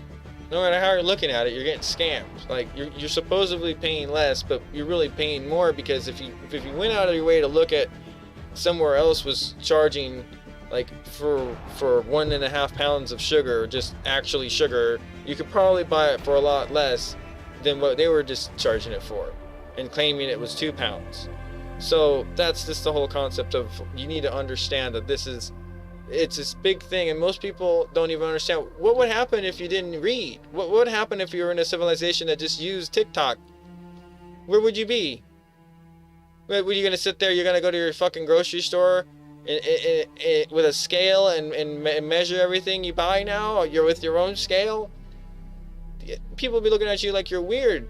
But this guy clearly does not care that he's being looked at like that, because he has a channel and he's trying to expose this to other people. And I completely love having him on my podcast here, showing stuff like this, because the people need to know that this shit is actually something that we call shrinkflation, but this is not shrinkflation. This is something way worse than shrinkflation. This is you're being charged full price, full top dollar for something it's not even that. You're not even getting that product. So that's crooked. I don't know how else you want to explain it, but it doesn't just need to be one corporation doing it. They're all doing it, obviously. You know why? Because they all gotten away with it for such a long time. The word got through the mouth of, like, you know what? All you need to do is open up a store and sell something by the weight and rig the scales. Or open up a casino and rig the slots. It's just, how do you guys sleep at night? How do the corporations sleep at night? When they think that they got to make a living, true, but what about everybody else that they're just gouging money for nothing, for existence, just for a living? Like, how do you sleep at night, bro? Like, that's what I want to know. If you shop at Dollar General, please watch this video, because you are probably experiencing these issues and you don't even realize it. Pretty fucking well, Dollar obviously. General have cell phone blockers? You're not gonna believe what I found. I had to go get my scale. Let's go weigh what I found. For years, Dollar General has been deceiving its customers, but now the truth is finally coming out. Before we get started, don't forget to like the video and subscribe to the channel. I literally cannot with these companies anymore. Y'all, you ever hear a story and you're like, no, that shit cannot be true. That like literally cannot be true. And then you look it up and you're like, holy shit, it's true. Okay, I want you to share this with everybody that you know so they can protect themselves against this, because this is a fucking doozy, okay? Family Dollar and Dollar General, you know, the ones that position themselves in like lower income areas or whatever, and people who are cash strapped or in like food deserts, whatever, that they go there and they shop. Okay, this shit, there's a report that came out from The Guardian, I think it was yesterday. Y'all, this is unbelievable to me. These people have been price gouging their customers for years, and this huge expose just came out. So here's how it works, right? Their prices change all the time, and their registers get the updated pricing, but of course they only have like 1 or 2 people. Y'all have been in these stores. It's super busy and there's tons of stuff. They're not obviously changing all the little price tags all the time on the shelf. What happens is, like, say I go and I'm like, oh, here's a $1 candy bar. Okay, well maybe the store now says it's $1.50. So I go to the register, I hand it to them. I think it's $1. They ring up $1.50, and I don't know if most people don't really look at their receipt, all right? And that's what they've been doing for years, and they just got super busted for it. But wait, it actually gets worse. Dollar General has like 19,000 stores, and Family Dollar has around like 8,000 stores.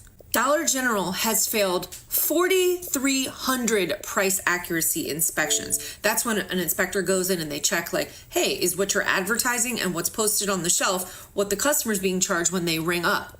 4,300 they failed.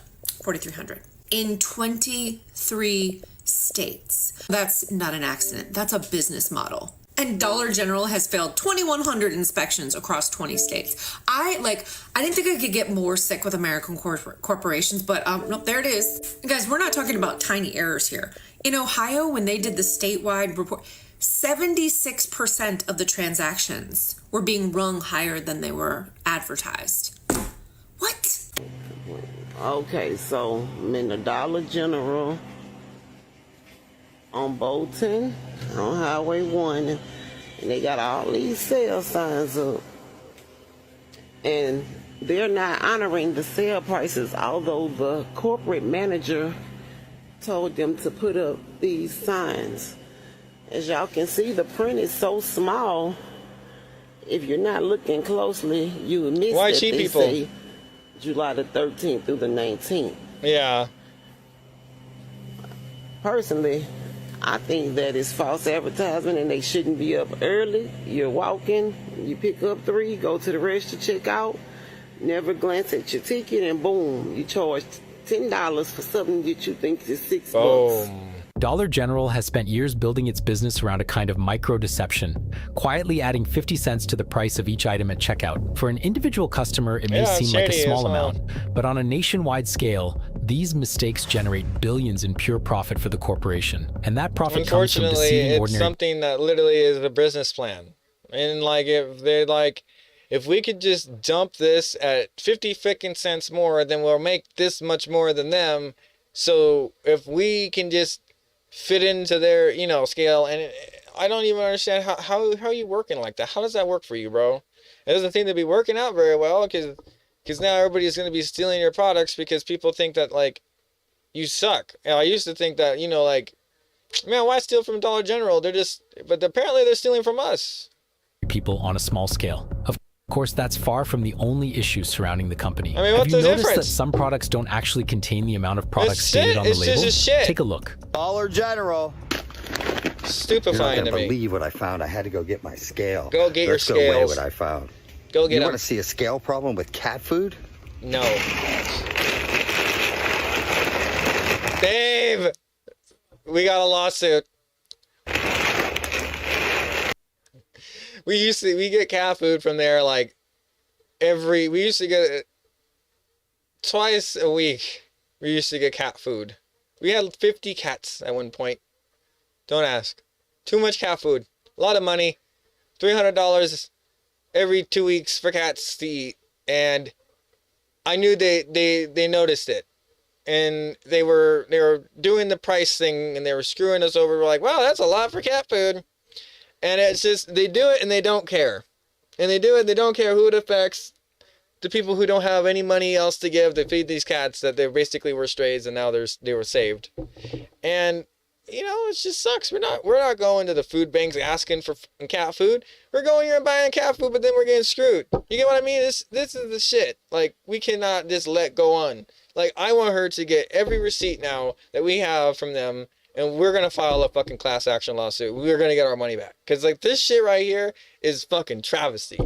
I mean, I just don't want what I bought. Like, I want a refund, and I want them to be sued for more for everybody else that has to deal with this shit. You get what I mean? Like, this is the problem. People do not understand how much this outreach, this affects other people. Me showing this will actually maybe help somebody else.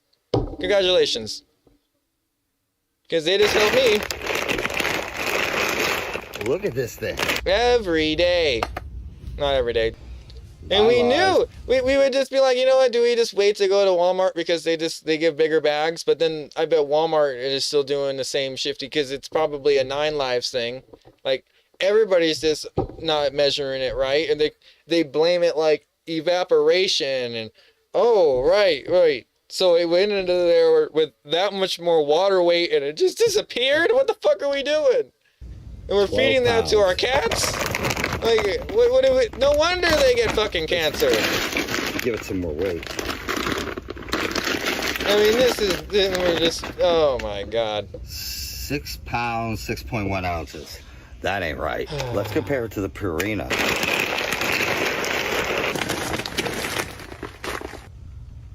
12 pounds, 12 ounces. It's short 6 pounds in the bag. How does this get past scales, onto a pallet, delivered here, off a pallet, and on the shelf? Like, that's just what I was trying to say. Like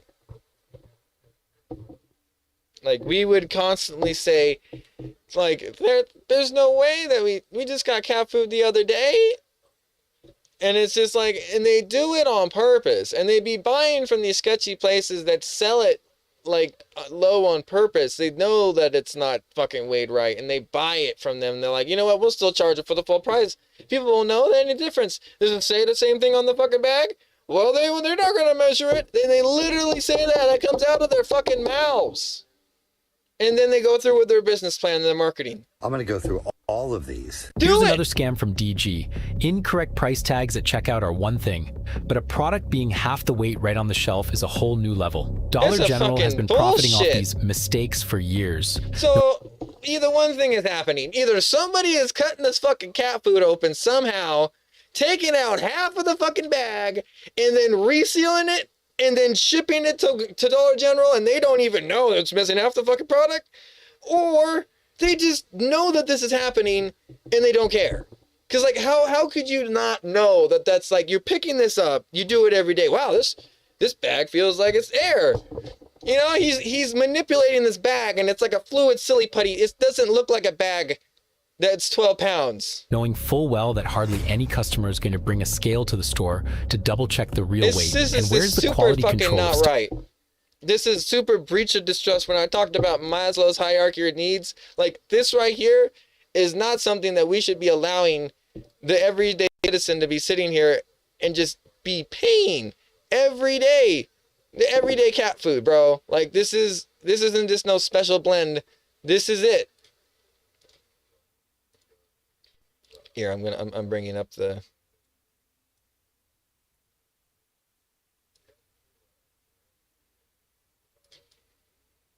Okay.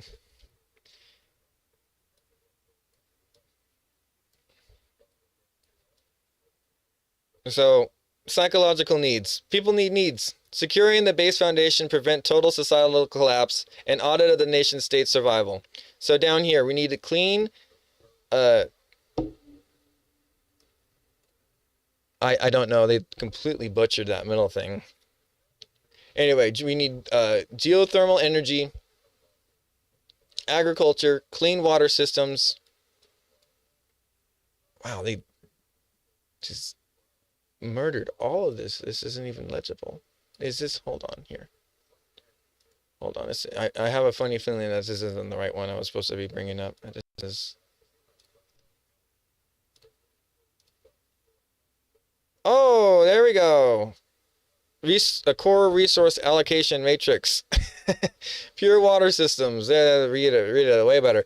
Sustainable infrastructure. Deep mines, massive farms, efficient dams. A stable base of raw materials.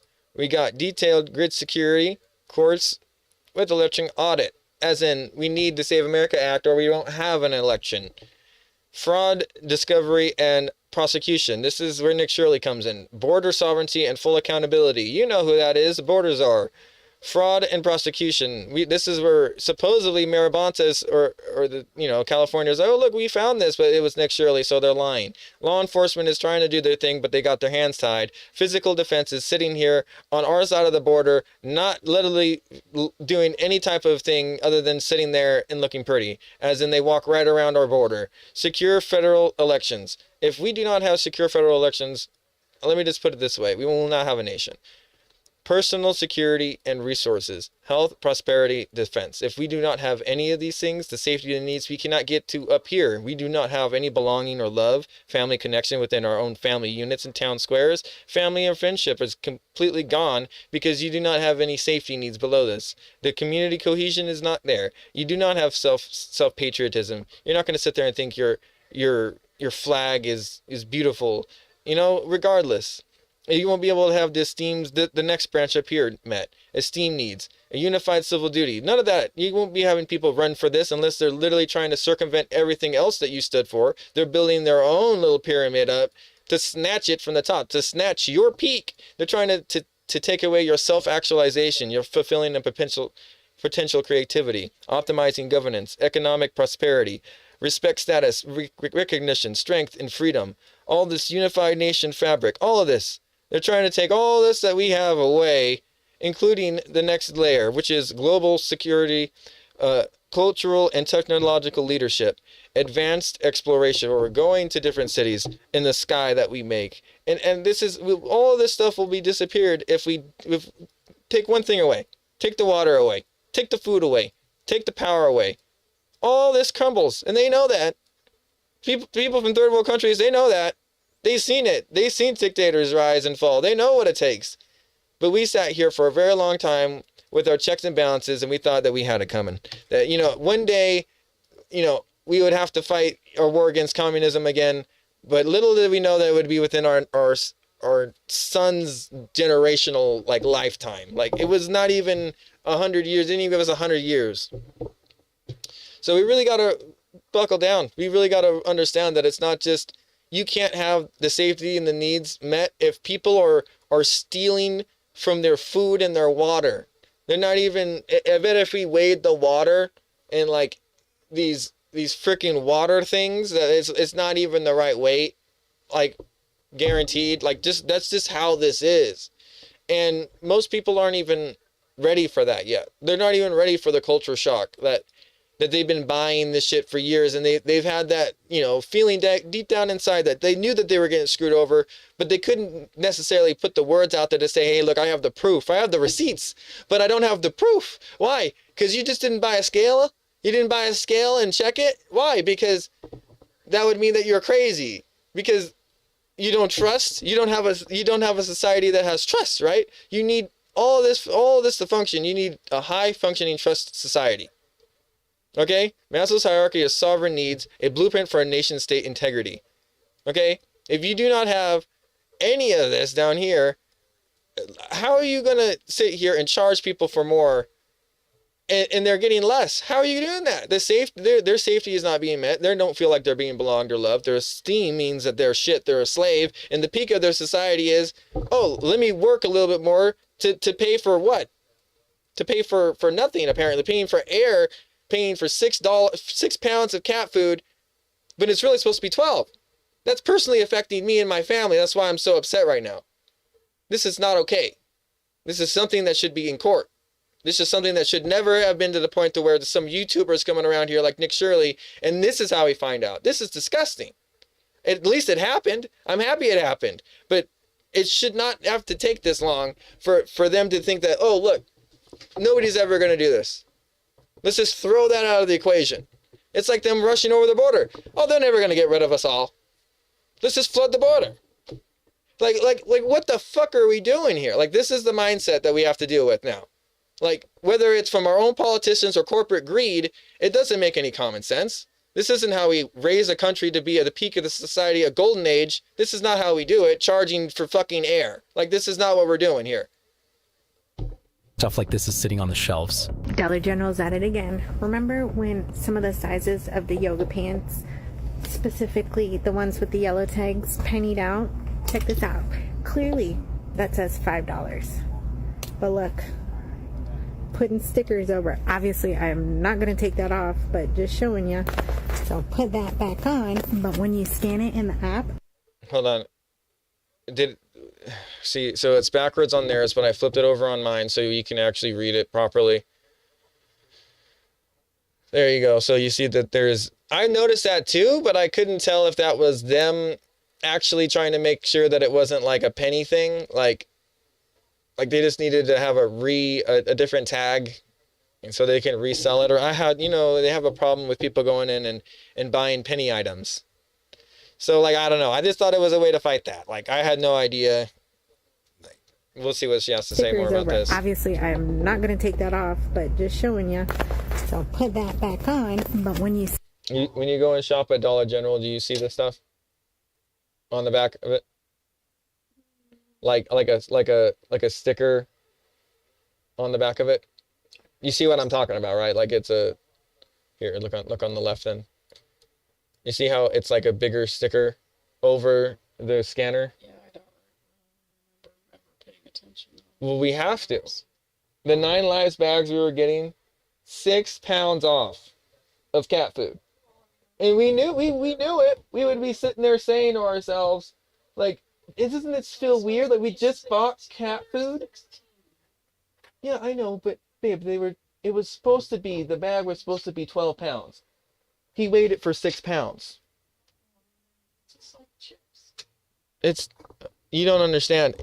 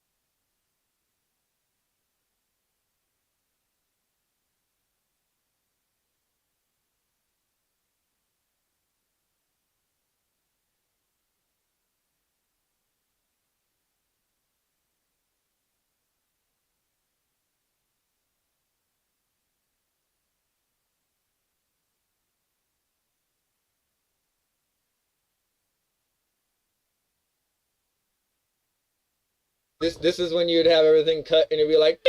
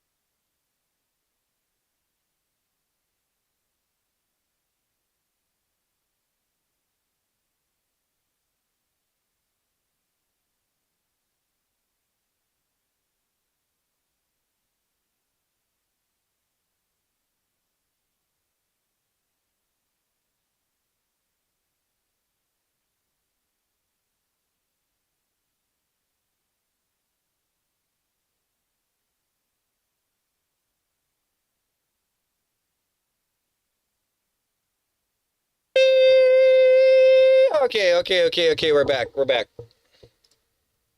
Stickers over. Obviously, I am not going to take that off, but just showing you. So put that back on. But when you scan it in the app, $5. It says $8.50. Trying to pull. So if you go up and got checked out right now, it would be fucking $8.50 instead of $5. Pulling Huh? over on us. What are your thoughts about this? So fucking 5, 6, 7, 8.50. So that's $3.50. So you multiply that by how many things on behind her on the wall, and then you have a little idea on how much that person in that store is making off of that one product. That's extra. That's paying for the product and then paying for extra, like, let's say maybe a whole worker's fucking employee wage for an entire month. Just for some people who went through and were like, you know what? I'm gonna buy these and resell these online for fucking $10, and then like on Etsy or some shit. Like this is the shit we be fucking doing to people, right? Insane. Remember when the blue dots pennied out? Watch, I'll show you another example of the effery that Dollar General is doing. This whole thing, remember these? That tag underneath there, penny. They put that tag on there, and obviously, again, you can't peel it off. That face. You can't peel it off, right? It'd be illegal to peel this off to look underneath to see what the... I kind of just want to, like, you know what? Like, I kind of want to know how much the actual price is. Can you scan the one underneath of this and see what I'm supposed to be paying? These two, remember these? Sticker. These are pennies. Why? So they're supposed to be pennies, right? And then, so they just, boom. That's what I was trying to say, right? So they're supposed to be pennies, and they're not. So they put, and they're not supposed to resell them, right? Isn't that like a store policy or something? And so they are. I think. This is, I'm starting to piece Dollar this together. General is back at it again. And I'm sorry, like, you guys missed that last little part there where it was flipped around. I'm going to flip it around again because the majority of the time it's actually right. But that one little part, it was flipped around.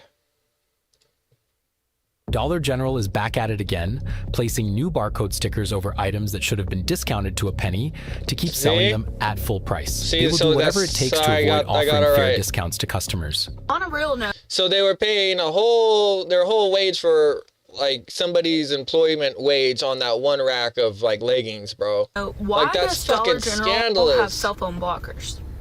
They have to, because every single Dollar General I've ever been in, you have zero cell phone service. Whether it's I need to load my digital coupons, call and ask my husband what I'm forgetting, no service. You gotta walk to the front of the store or outside. What's the deal with that? If you shop at Dollar General, please watch this video because you are probably experiencing these issues and you don't even realize it. So this is not an isolated incident. Here's a copy of my receipt. And here are the promotions I should have been given. The 5 off 25, I should have saved $4 in the Garnier Fructis plus a $3 store manufacturer coupon, $1 off Tide, and I should have gotten the sale price, the $4 for the Angel Soft toilet paper. So when I was at the store, I noticed that my total was higher. So I asked her, did my coupons come off? She's like, oh yeah, you saved $4. And I said, no. And I named off what I should have saved. And she's like, oh yeah, none of that came off. And I said, well, it should have. And so I opened my app and I show her that I have those coupons selected. And she's like, oh yeah, well, it just didn't apply. And I'm like, okay. So she gets the manager. The manager comes out and at first claims that it's because I have the wrong store selected. I said, well, I didn't know that made a difference. So I go into my app and I change the store, enter my phone number again. And instead of it actually doing anything to help the situation, it actually reversed the $3 additional store manufacturer's coupon for the shampoo I bought. So that was annoying. 5 didn't come off. She said she doesn't have the ability in store to change it.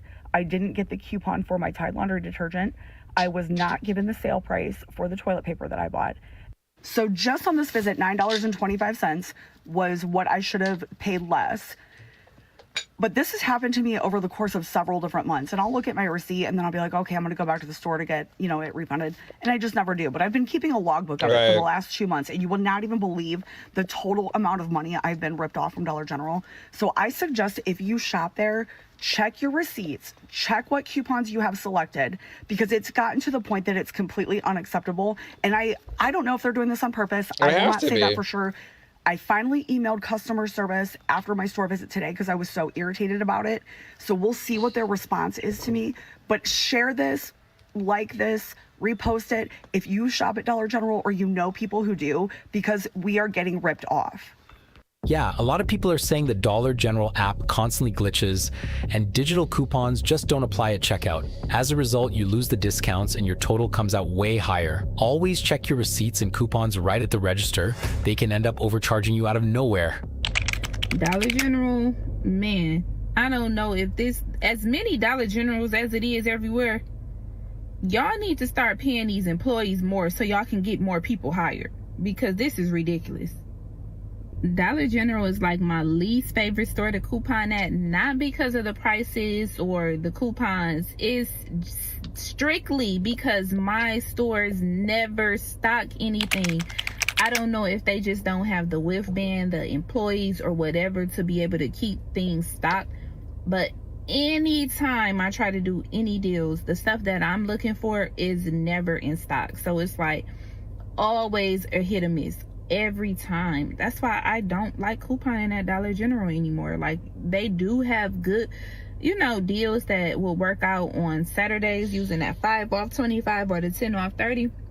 But the products don't be on the shelves. So it's like you always stuck trying to come up with another scenario on the spot, and it just don't work out because the products are just not there.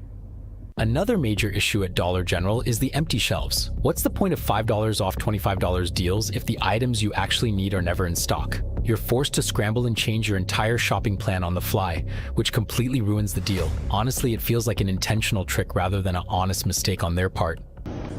Rip this off at Dollar General and look at this. Oh. That's crazy. Hey guys, at Dollar General today, why don't you come inside with me? I'm gonna check out a possible shrinkflation item. So Dollar General carries these Clover Valley products right here. These would be comparable to the Walmart Great Value. It's their generic brand. So I've noticed when I've been in here that some of these are a little questionable, especially on weight. Today I want to check out over here, I want to check out this powdered sugar. All right, first let's check out the scale. That weighs 2 pounds. We're at 2.01. All right, so we're set. So the packaging on this alone probably weighs about an ounce or so. So we got to think about that as well. Let's weigh them out.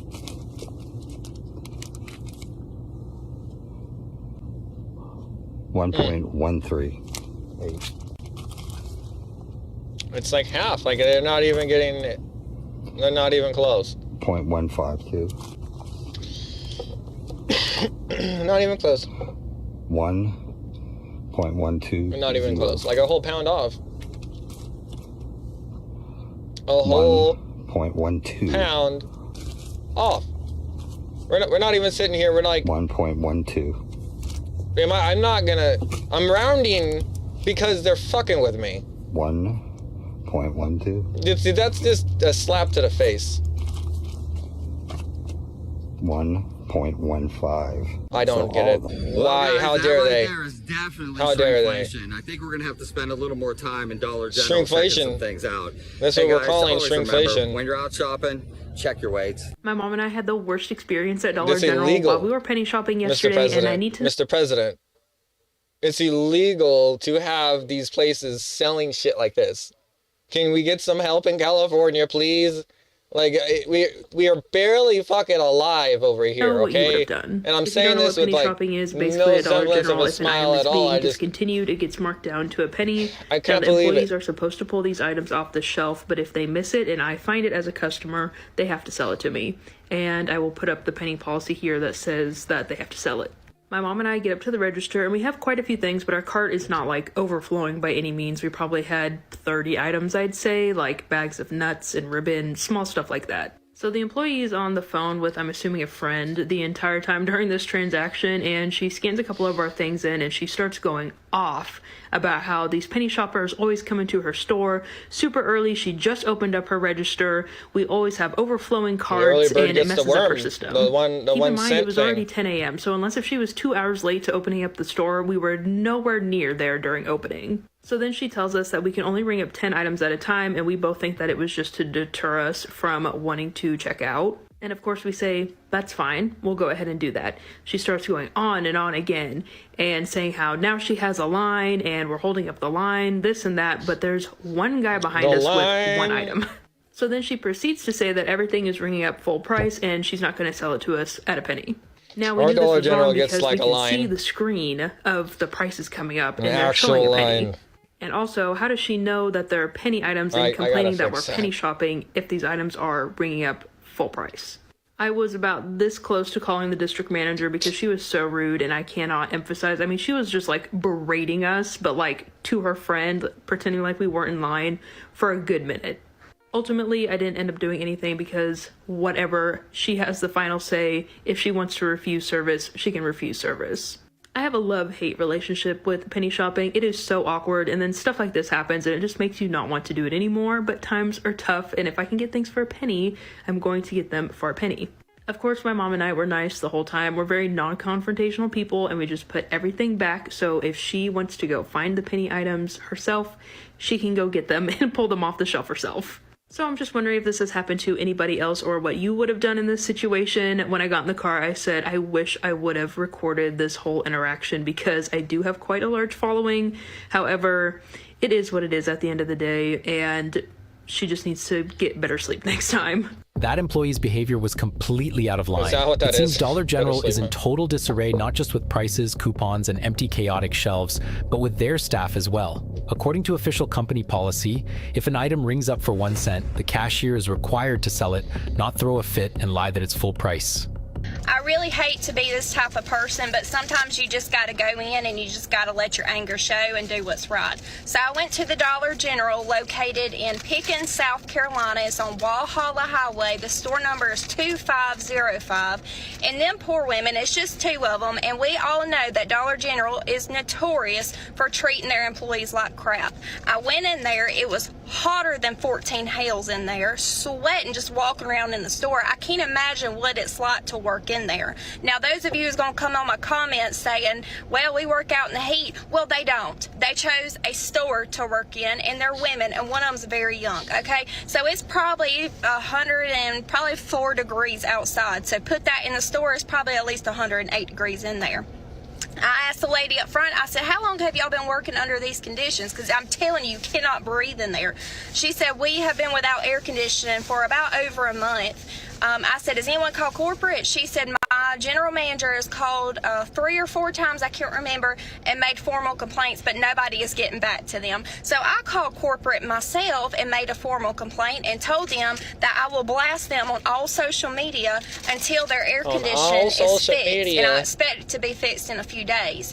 I'm waiting for a call back from them, but if any of my videos take off, any of them, I pray that it is this one, because every single Dollar General that I tend to go in is chaos. It is chaos, and the workers look so worn out and they look drained, and you can tell when a company is taking care of their employees and when they are not. And Dollar General is not taking care of their employees, and I will not shut my big mouth until they fix that AC and do something with their store. I will quit shopping there. I do not care. Y'all could put 14 million Dollar Generals up in our area all you want to, but I will not go there. Y'all gonna tick me off with this mess. You cannot treat people like that, because I know y'all up there at the corporate office, y'all sitting there in your corporate offices with the air conditioning running and all your money and your life's great, while the poor people are down here struggling to breathe in a daggone store. Seriously. And then you got your customers going in there who can't even breathe, Can't going even shopping. think when they're All I trying to needed pick was the some number. salt They and some think to other themselves, things, and by the I'm time I thinking, come I'm out there, it looked like I'm just trying to get the fuck out of the store because it's so hot. I can't even believe anything is still okay in here.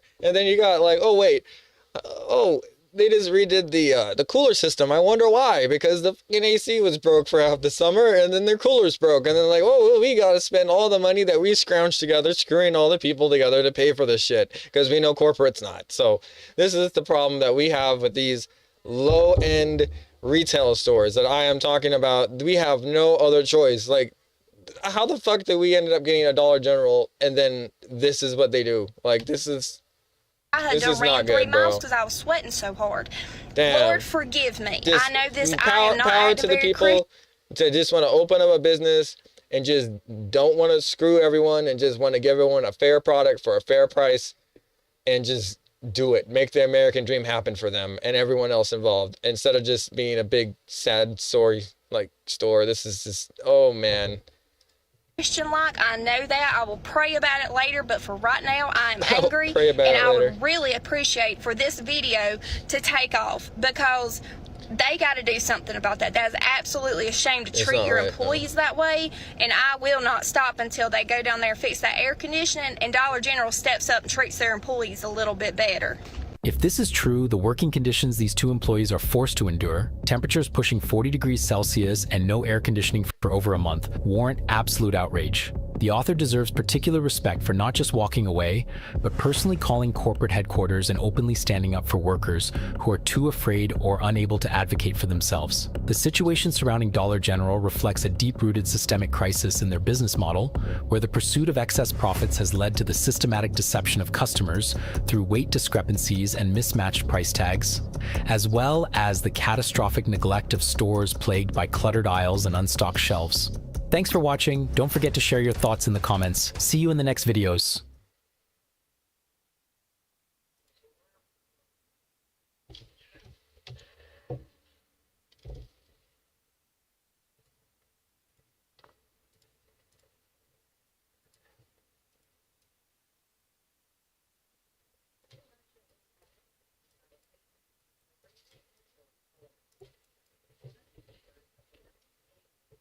Took that tonight. Whoa. Oh god. I took that tonight. Like leaning on. Oh god, I just was hurt up. It is insane. Look at this. Is this not? And then I got 20 gigs on that, and then the next I gave up. I had to uninstall 76. I give up. I wasn't playing it really right now anyway.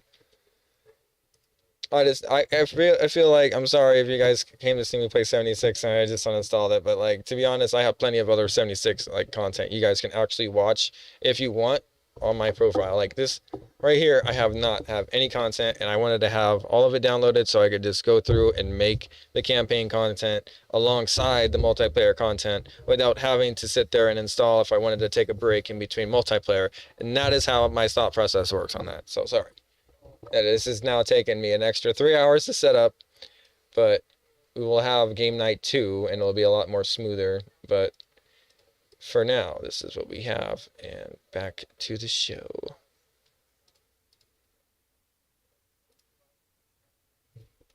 Okay.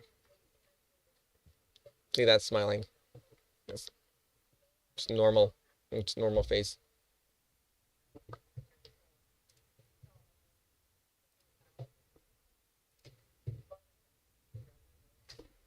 Dar just did it, like, he just ended his 30 minutes ago. So he snuck his stream in, and I'm still streaming. He's like, woo. That's the dude that plays blindfolded. Okay, so let's see here. I'm trying to get to my playlist.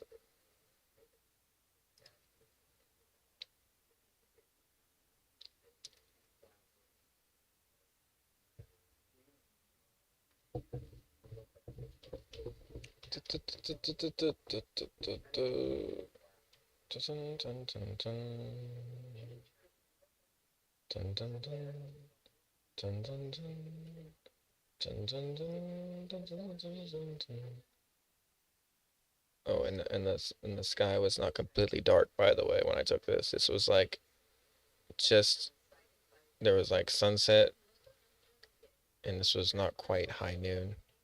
The moon, it was off kilt. It's pretty good. It's actually one of the better ones I got to see the man in the moon, and there's really no way like they can because I seen somebody like had a video where they can Photoshop with these new cameras. They can implant an image of the moon on your picture of the moon to make you think that you're taking a better picture of the moon, but this is an actual picture of the moon because this is before that technology existed.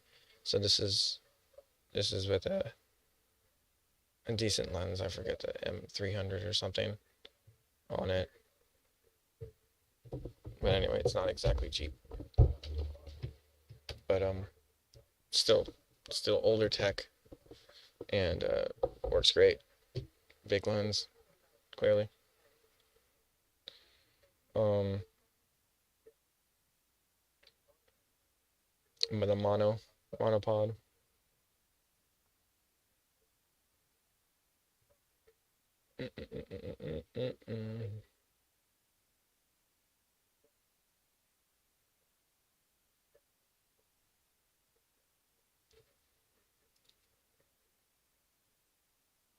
Okay. Oh, this is what we were supposed to watch. So there's a thing that got recalled, and it happened, I think, earlier today. It was blueberries. FDA upgrades blueberry recall to highest risk warning. So I didn't even know this was a thing, so we're going to be covering this together, folks. Stay tuned.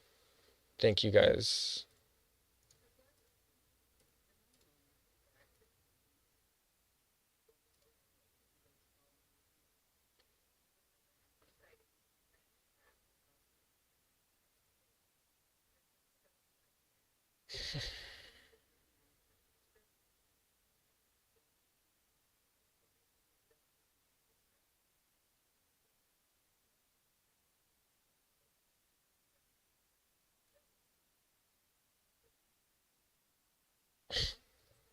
Want to talk about here on Live Now from Fox. We have this post coming from Fox 9. Food recalls are piling up, and the latest one hits close to the freezer aisle. Frozen blueberries are at the center of the newest recall over possible E. coli contamination, but they are far from alone.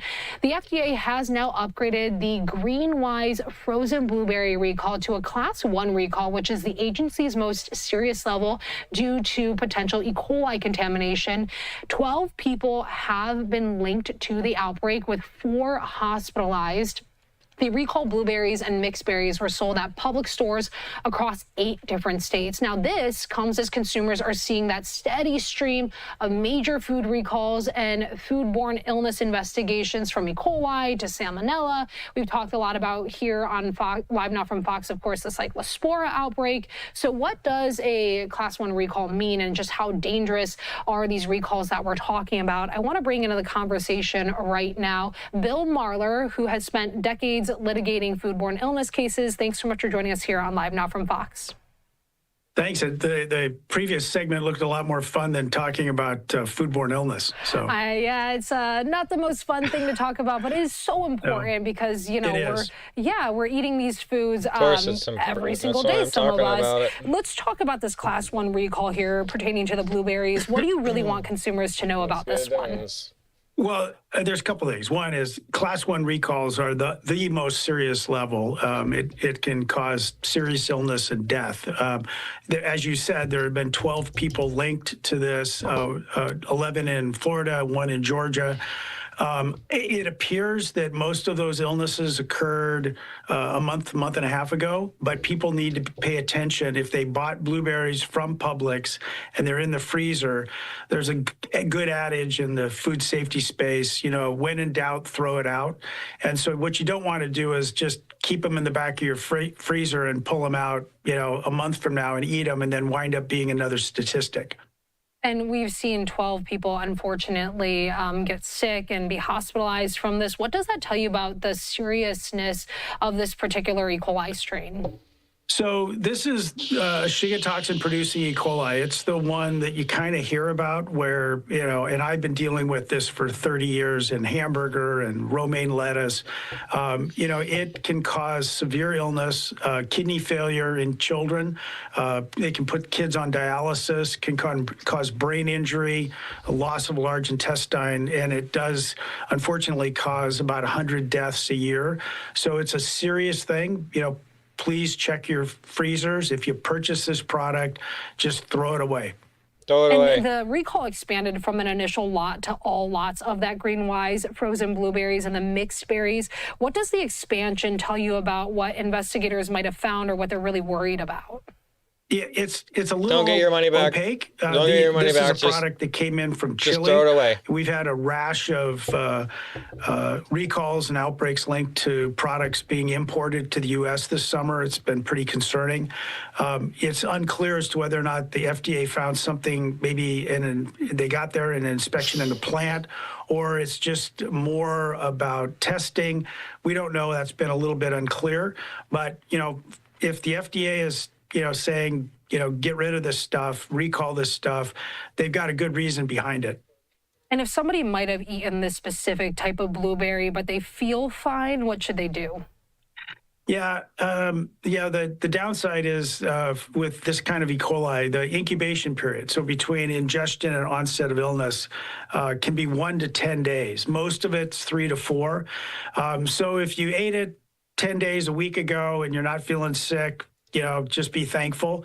If you ate it yesterday, you're just going to have to watch for, frankly, for diarrhea, especially if that diarrhea turns bloody. Get to the hospital as soon as possible. No And one other panicking, no thing, panicking. I'm a lawyer, Nobody not a panic. doctor, but I've seen these cases enough where Nobody make sure panicking. you get a stool culture so they know what kind of Definitely medicine to not give me. you, because most of the time with this kind No of E. need to coli, panic. antibiotic use is contraindicated. And I want to talk about the bigger picture here because we have seen a lot of major food recalls recently, outbreak investigations happening this year. Is this an unusual year for food safety, or are we maybe just getting better at detecting these problems and making them public?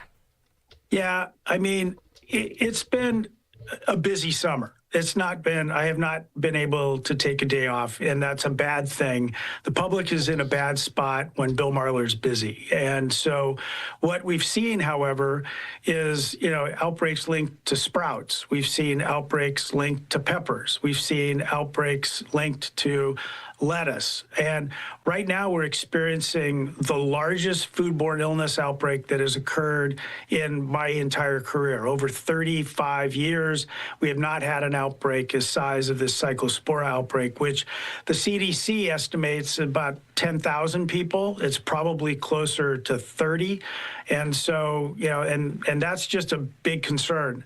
Why we're seeing it, a lot has to do with we're importing more food products from countries that simply just don't have the public health infrastructure that we have in the United States. I think that's one thing.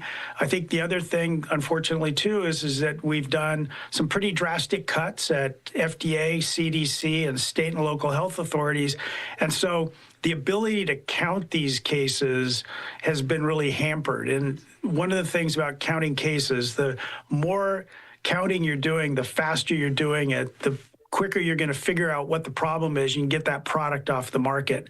In 2026, the United States shouldn't be having, 20,000, 30,000 people with cyclospora. We should have caught that when people were 500, 1,000 people sick. Still, a big outbreak, but not something catastrophic like this one. All right, Bill, thank you so much for bringing this up and talking about these important topics. We really appreciate it. You bet. My pleasure. Take care and thanks. Dun, dun, Certainly. dun. We are going to slide away right now for our last commercial break of the hour. Stay close. Our coverage continuing in moments.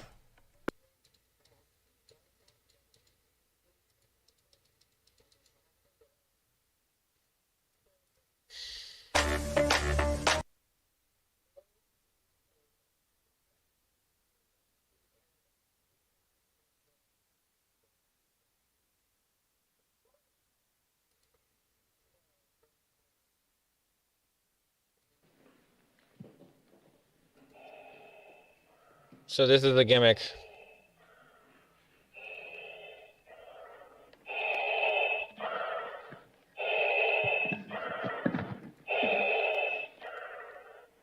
The Emperor is a fan of Flock, and we must continue utilizing Flock technologies so that we can follow and surveil the rebel scum as they move from playground to playground, from playground to pool, from pool to gymnasium, because we all know that the Flock cameras are not only following the license plate readers, they are following children. They are following children in parks and gymnasiums, and we need this. I need this so I can stalk my ex-girlfriend. Also, it should be known that the people of this town, the pools that want their storm drains cleared, they should not have their storm drains cleared. Because in order to do that, we will have to raise taxes. And how will the people trust this city council when this city council continues to vote for surveillance technology that imprisons them? Miss Campbell, you must work on your Jedi mind tricks. Do it like this. And when you do it, make sure that when you're double speaking them into telling them that police services have become more humanitarian, make sure that you don't emphasize the detail that you put a ban on camping. You put a ban. You made criminalizing homelessness illegal, and that is why there is no such thing as humanitarian policing for the homeless, because we have effectively criminalized homelessness, which is good. Now we can staff. Which is good. With free prison labor, especially like that of the Otay Mason Detention Center, where they are making $1 a day for working for 12 hours. And there have been more. And you know what? They're in jail, so they don't need to get paid. I'm sorry, bro. I was in that situation. We're not supposed to be giving them extra money. They shank people in there, Vader. They shank people in jail. Couple cases of tuberculosis. Yes, and this is good. This is what the Emperor needs. Oh, this no. technology will help us find the rebel scum and their hidden base on Hoth. This technology will help us find Luke Skywalker as he traverses the universe in his X-Wing. This technology is a necessary force. Necessary force.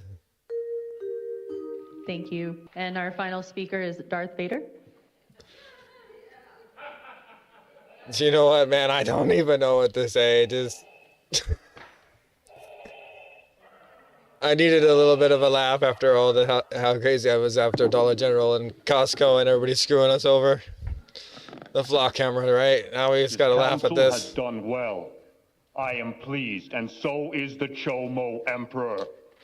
But we have given too much money to our libraries, too much money to our parks. We need SDPD to have more money. More money. For the Emperor to rule over the entire universe.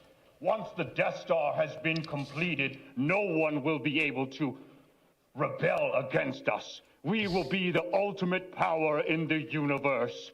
We do not need parks. We do not need libraries. We do not need daycare centers. We do not need homeless shelters. All we need is money for our stormtroopers. And anyone that disagrees is part of the Rebel Alliance and a scum. Yes. And they should be taken away And a scum. immediately. This council needs to understand that we are the ultimate power in the universe, and we will not succumb to the forces of democratic will. No, this council was elected to serve the police, not the public. And if our stormtroopers don't receive all the funding that they deserve, there will be hell to pay with the Emperor. And he is not as forgiving as I. Thank you.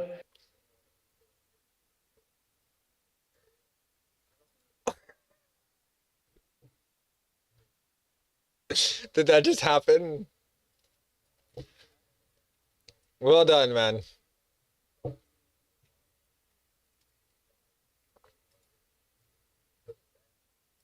What do you want? Haven't seen this. I don't condone any violence. This is for entertainment and educational purposes only. If you are looking for problem, you are in the wrong city. Don't do that. Yeah, what the fuck? Get away from me. I said, I will stop you, bro. Yeah? Yeah. Try me. Try me. Mate, this is Europe. I can film whatever the fuck I want to film here. Hey, man. One thing, mate. To tell Europa. Who the fuck do you think? Go. How you doing? This is Sahar Go. TV, and in today's video, we're watching some of the best moments of I'm sorry. Okay, so this is where you go. Dutch Travel Maniac. Yeah, I gotta kind of introduce it because it's like my kind of like filling the void here because like I just first time. Anyway, here you go. Go like, subscribe. goes around Europe and exposes scammers and sometimes even fights them off. Let's get to the video. In this video, Tom is filming the streets of France when he spots two migrants who try to Meet rob our him. friend Tom. What? Who didn't know that he was gonna have to fuck around and find out.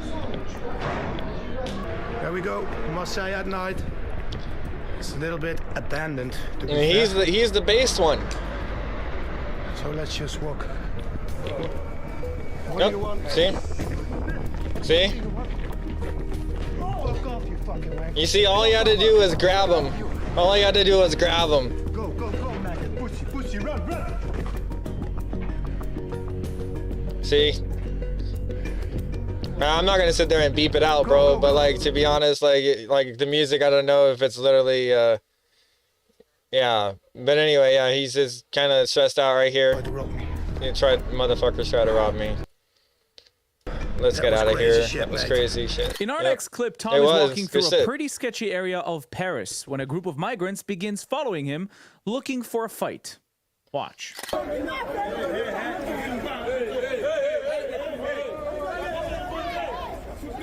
People are already getting mad for filming. And this is what I mean, I can't take. You're going to go here to film the architecture, to, you know, silhouette the skyline, the different types of lamp poles. You got so much culture here. And then you have, oh, wait, there's tagging on the side of the building. Do you really think that was there before they came? Do you really think that there was just like a random ass tag cult over here in Europe? No, this is all this fucking shit that's slum that comes with them, bro. This is all.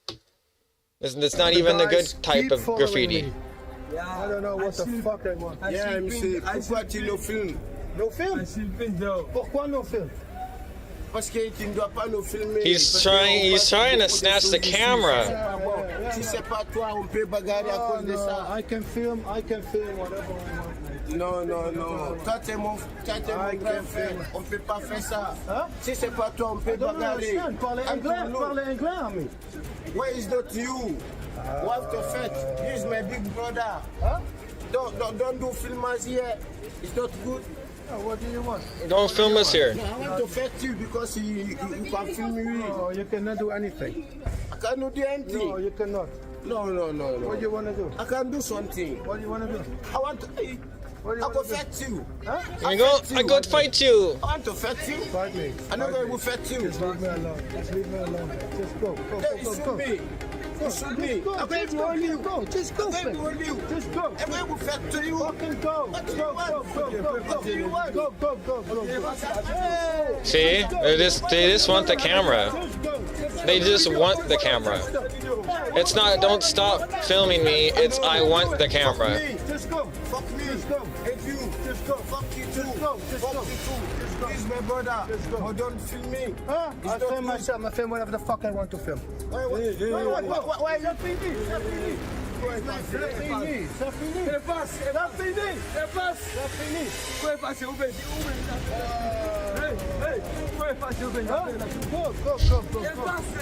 And this music, man, it's the music. I hope to God I don't get fucking copyrighted. While Tom is recording After this, on the the phone streets fell of to the Paris, a ground. migrant notices the camera and quickly becomes confrontational with him, trying to take the Thank phone you away for from his hands. taking the music Watch. off. I mean, come on. I mean, I get it. It's for dramatic effect, but there's already people that are having like panic attacks because of this shit. Oh oui, ça va. Ça va bien. C'est la YouTube. Parce que... Non, on fait pas ça ici. Hein? On fait pas. Hein? On fait pas les vidéos. Anglais. You can do people. You can film people. You can do video. You can't do video. Oh, you know, it's not good to film people. It's good. I film whatever the fuck. No, don't film people. It's not good to film What's the people. problem? Yeah, you have to stop. Quel est le problème? No, I don't stop. You have to stop, bro. No, mate, I don't stop. You have to Nope, stop. we have to know who you are. We gotta know why the fuck you decided to come make yourself military-aged men known on the streets of wherever the hell this is. Fuck off, mate. What the fuck do you want? Keep going, Dutch Travel Maniac. What are you doing? Give me the phone. What are you doing, mate? Fuck off, man. I really appreciate you going out there and pressing these people for us. Fuck off. Because, I mean, it really is getting... I'm getting sick of this shit. Fuck off. Give me the phone. I won't give you anything. I'll give you a smash in your fucking head if you want. Yeah. You want to fuck me up? Yeah. It would take 2 fucking seconds. So it's not the point. Happy, but I don't give a fuck. Tom is It's not recording the the streets point. of Oslo, Norway. You can tell it would asking take 2 locals seconds. if there are issues in the area. He's showing But one great man standing restraint, this nearby man. takes issues with what Tom is asking, and things Numerous quickly get chances. I wouldn't have let them get that close to me. People wouldn't. I would not allow them to get that close to me. You don't understand. Like, I have a different code of living. get out of hand. It would escalate really quick. No camera, please. I say no, respect me. I respect It would be really quick and they wouldn't care. But listen to me, I tell you They one wouldn't thing. know how to react. No, listen. The camera is at me. The camera is at me. But let me tell you. No. Let me tell you. Let me tell you one thing. I want to say something. I want to say something. Please. Don't be aggressive to me. That's it. Okay, then it's good. Okay. If you're not aggressive to me, it's okay. But don't shout at me. Yeah. Don't shout at me. Okay. Yes. Hello, mate. What's your name? I'm Pierre. Sorry? Pierre. My name is Tom. Nice to meet you. Tom? Yeah. You're a resident from Oslo? No. No? Well, I was going to ask you about Oslo, what you think about the city. I know Oslo by heart. By heart? Yes. Okay. So you lived here before? Or? I live here now. Yeah, thank you. I live here now. You live here now? Are you on cam? Is it good? Yeah, I live here now. You live here now? Okay. What is the problem of There's Oslo? no problem of Oslo. No problem? No problem. Okay, then it's good. No problem here. Okay, then it's So very if you are looking for problem, you are in the wrong city. Don't do that. I warn you, don't do that. You're on cam now. No. Don't threaten me. Don't come too close. Don't come too close. That's what I mean. It would escalate really quick. Oslo is a problem. You don't come too close to me. I was just standing. He's No, so you were drunk. getting into my face. I don't God want damn, that. people are so crazy. No personal space. So They'll don't come get too up close to me. right That's it. fucking up inside Okay, your bye. airspace and just like breathing their aids on you. Yeah. Like, this is Yeah. fucking And I didn't ridiculous. want that. Why don't you expect that when you go so close? Crazy. This time, Tom is in Brussels, Belgium, filming the streets when a group of migrants once again tells him to stop recording. Tom refuses to back down, and things quickly get heated. Watch. Look at him go to snatch it right away. He holds on to him and goes to Bro, snatch it. I'm filming myself. Yeah, myself. Huh? Vas-y, c'est bon, mon frère. Movie. Selfie, tu fais un selfie avec moi. Non, mec, pour moi. Normal. Pour moi. What's the problem? What is the problem? Tell me. Problem have you? Listen. Yeah, good. Yes, you're a good guy. Listen, mate. I am here in Europe, and I can film whatever the fuck I want to film here. Yeah, you do what the fuck with you. Yes. But you don't want. You don't want. Make you pay like 200. I don't pay anything. No, but for you, Listen to you for Listen. I'm in Europe. I can film whatever I want to film here. No, but for the ladies. No, not the ladies. Nobody knows. What the fuck? Let's go. What is your problem? No, there is no problem. What is your problem? What's the problem? Please, let's go. It's a What's the nice problem? weather, man. No, it's okay. Okay, I'll listen to you. It's okay. Listen to me, bro. So what is his problem? Why is he so angry? You buy the drug. Yeah, homeless. I don't. It's your problem. Stay away. Stay away. I'm filming myself. Let me stay away. No, it's so fun. I'm filming myself. Just myself. Hey. I'm filming myself.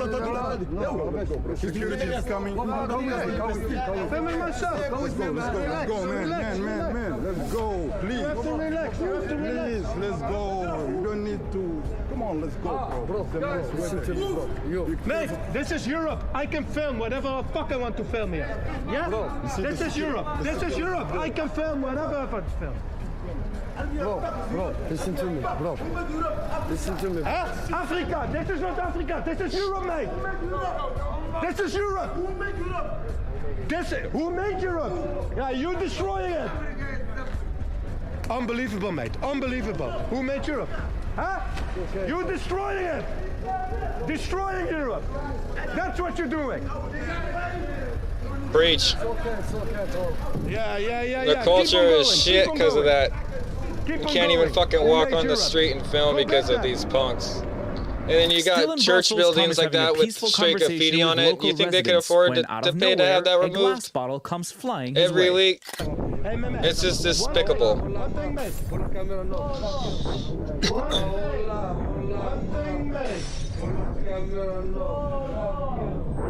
Who's walking? Who was that? Who was that? Who was that? Who was that? Were you? No, who was that? Throw a bottle at me. Guy throw a bottle at me. Well, who was that? Who was that? No, you are Gare du Nord ici. Yeah, I don't care. Gare du Nord. Europe. Huh? Mate, I can film whatever the fuck I want to. I'm in Europe. I'm in Europe. This is not South Africa, you know? Yes, of course. Okay. Bro, go, no problem. Sorry. Okay. Hey, bro, sorry. Okay. It's not normal. Try to act nice, but at the end, throwing a bottle at me. Tom went to Ceuta, Spain to investigate the recent surge of migrants crossing from Morocco. While there, he approaches two Moroccans who begin cursing Europe, and Tom decides to confront them. Have a look. He says, hello guys. Hello. Nice to meet you. What's your name? From Morocco. What's your name? Name. Okay. Mohammed and? Hussein. Hussein. Nice to meet you guys. You're from Morocco? Morocco. Why are you here in Spain? Spanish border. Why? No Spanish. No, fuck Spanish. Fuck Spanish. Europa. ¿Y qué haces aquí entonces? What are you doing here then? Hey. They're just so fucking like ignorant. This is Relax. Why fuck Europa? You are in Why? Europa right now. Why fuck Europa? Why? I took no fuck Europa. Europa no fuck. Wallo, fuck Europa. Fuck you, Wallo. Fuck you. Zero. Eat your food like locusts. Who do you think you are to tell Pillage. Europa? Who the fuck do you think? Fuck Europa. Fuck Europa. Go, fuck Europa. Huh? Hey, fuck Europa. Go back to the border if you want to fuck Europa.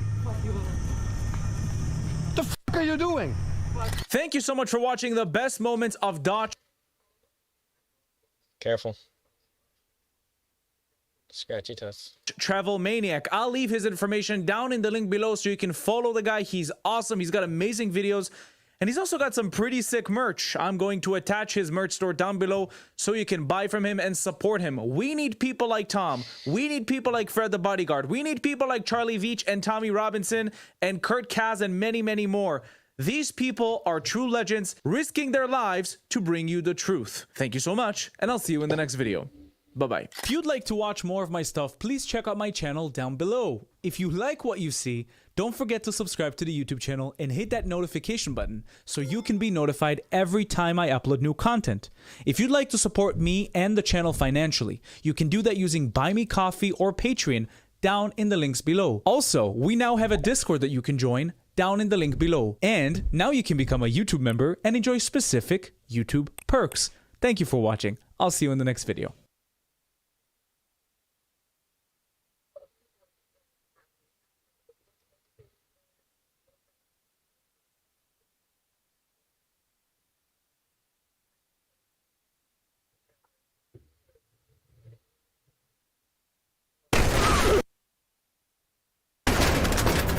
Okay, so I found this a while back, and I'm gonna react to it again because every once in a while I find something like this and I think it's fun.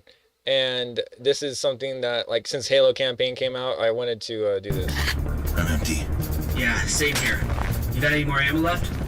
Yep. Got all I need. All I need. What? That's all I need.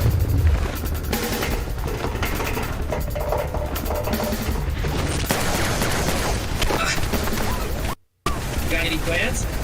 What do you think? Yep. Let's go.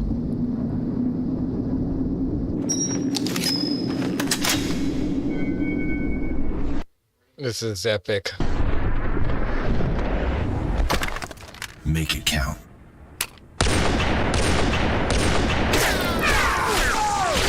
Yeah.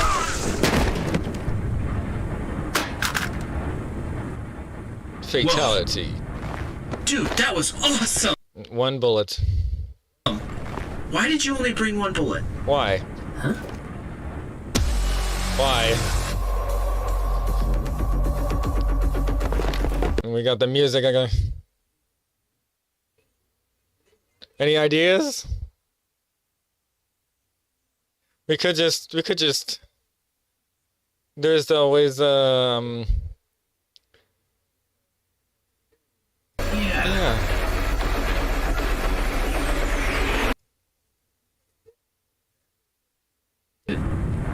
Count?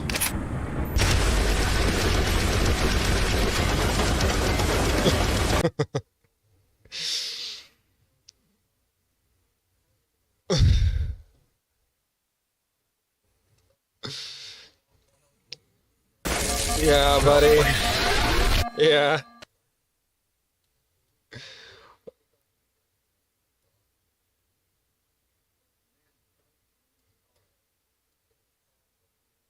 Oh. Yeah. Well done. What was that? Oh, this? It's just a little glitch by canceling a reload by mailing over and over really fast. But I didn't think it would actually do anything, though. What? Yeah, it's kind of funny. Me and my friends used to call it making candy, and, oh, wait a minute. Anyway, these are what you gotta look out for. It's weird, but sometimes when you're ejecting, they hit you right in the face.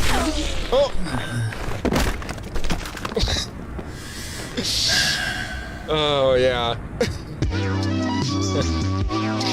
That was great. Like, every once in a while, I'll come across stuff like that. Hold on, I wasn't... You'll see it down here in the...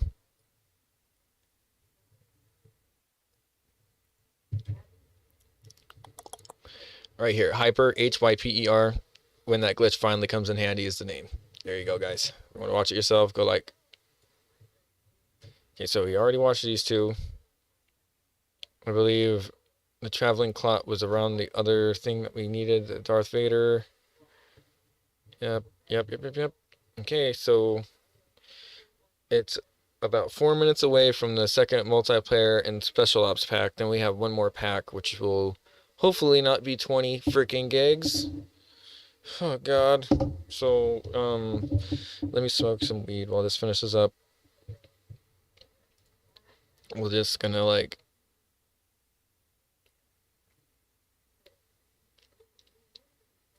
relax. Whoa.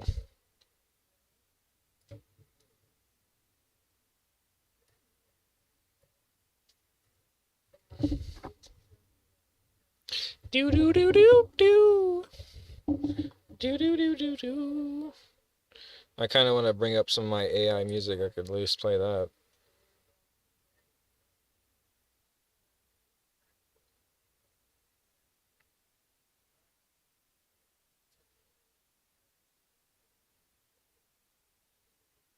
Oh no.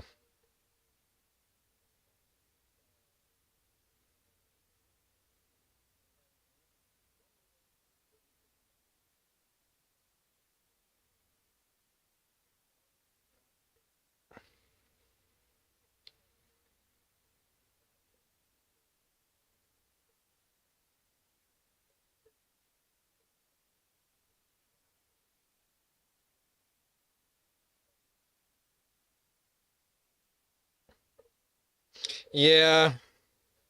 Yes.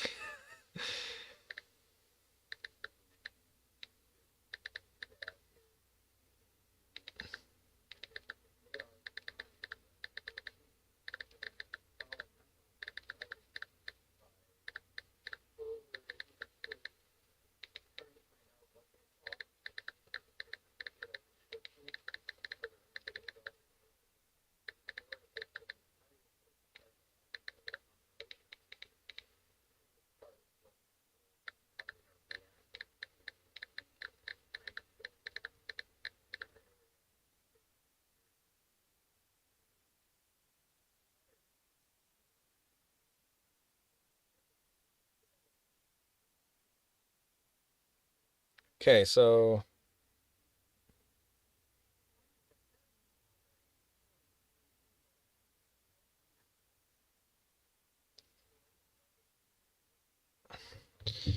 Yeah, it's not right. Yeah, I just commented on this guy's the homie Slime in the Discord. He was commenting when we were reporting on that elderly. I don't even know how old he was, but it looked like he was almost, this is probably why he caught an F, which is because he was probably over 50. Anything like that, if you get hit a 50-year-old or anybody over that age, like in the head, it's more you get an F instantly because of the age. And I guess it doesn't really, they don't, looks to me like obviously like they premeditated. He tied his shoe on the other side of the pool. That's awful. And then they snatched this. Fucked up, bro. And then like their parents turned him in. The police tracked it to their complex and they couldn't even figure out which one because it was so dense. And they're like, whatever. And then their parents turned them in. And I was like, damn, bro, they must have pissed their parents off too much. So their parents could not even sit there and be like, yo, oh man, that last one was already, that was it. Okay, we're good. Cool. Thank God, finally. Let's see if I can actually play with the mouse and keypad. It's 11:31, finally getting to play, Jesus. And look, there was some Mojave right there, guys. Nice. Some Joshua trees, I mean, that's literally out here.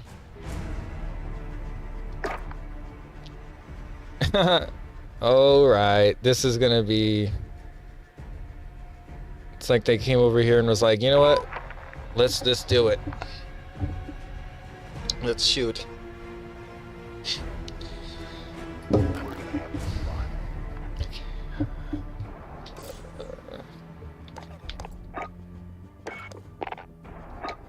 I'm just gonna try to play this for the quick experience to see. And is there a way I could potentially do mouse and keyboard, or is this a solely stick? Looks like it's solely keyboard and mouse. I'm sorry, it's solely controller. It doesn't have keyboard and mouse. Dang. Okay, so that's messed up. Oh well. Let's if I got batteries, this would be a little better because the cord keeps falling out. I've been trying to remind myself to charge my batteries. Which usually I always just like put them when they're dead on the charger. I just normally haven't been so busy I just forget that.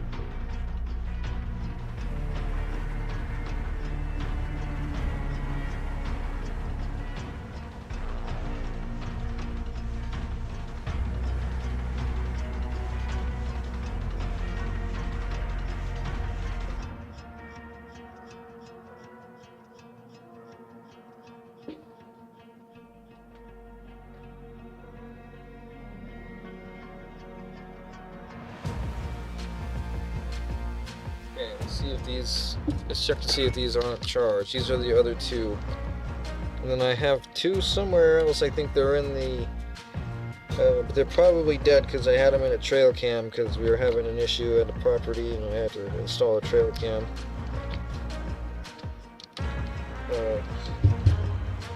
Forgot to recharge the batteries. Ooh, these look like they're decent. Doesn't look like they're dying. I gotta make sure I don't have vibration on because that'll just kill it quicker.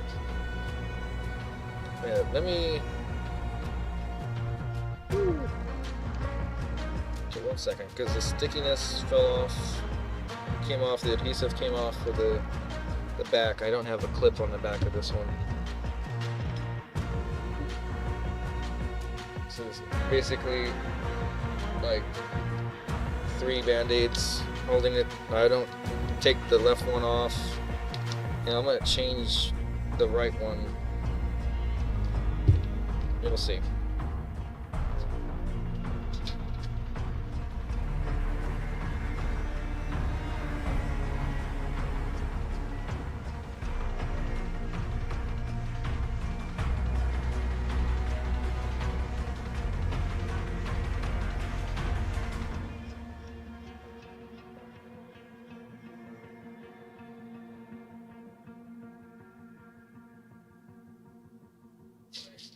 EVP on them.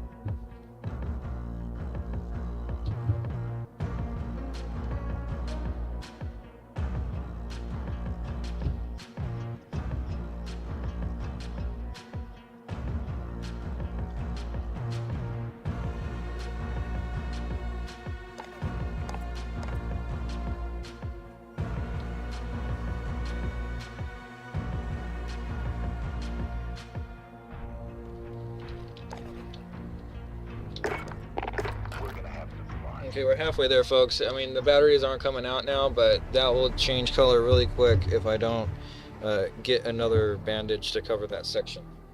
It's just how hands, you know, they secrete oil and sweat. So it's going to change the cotton's color quickly if I don't fix that.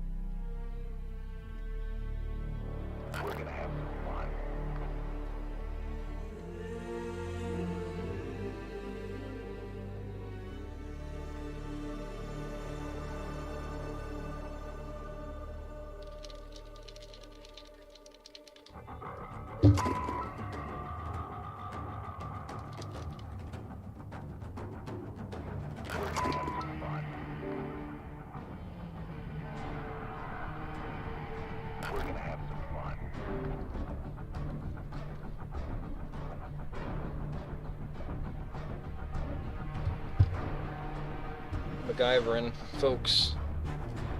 You ever watched the show MacGyver? Maybe you guys aren't old enough. I don't really watch very many episodes. That was my dad's era.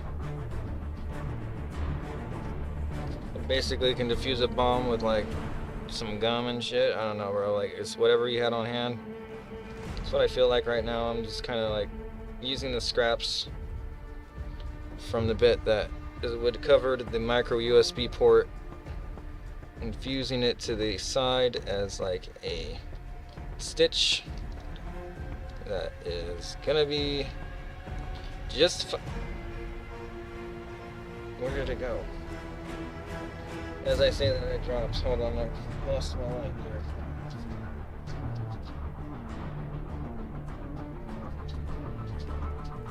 Holy God, it was stuck to my fingertips. Alright, you gotta put this here.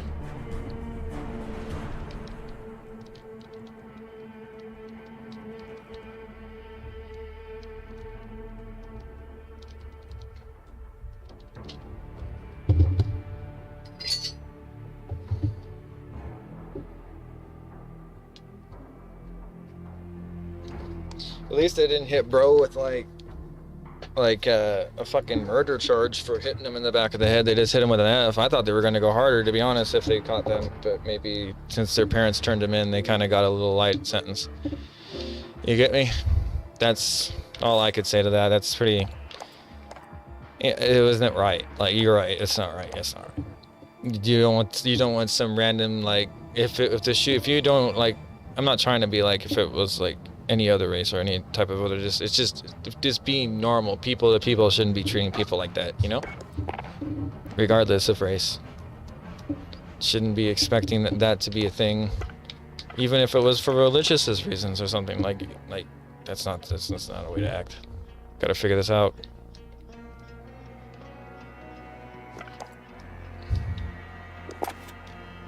Okay, so first things first, let's test the game with a quick play and see how the ping is. Looks 52 is not that bad.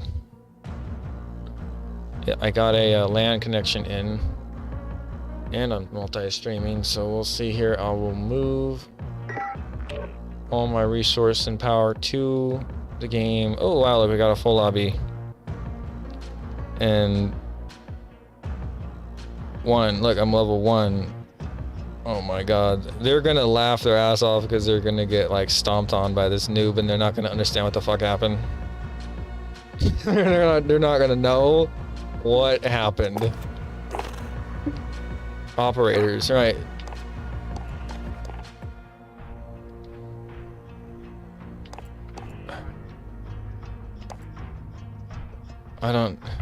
You can't change your operator just in general? Like, I'm not saying I don't like it, I'm just saying in general, like, wasn't there like choices?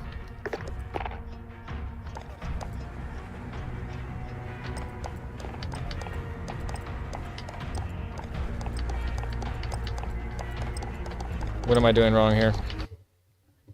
I'm not really understanding. We were just waiting? Okay, good. I thought I had to ready up or something. Hey, Spyro.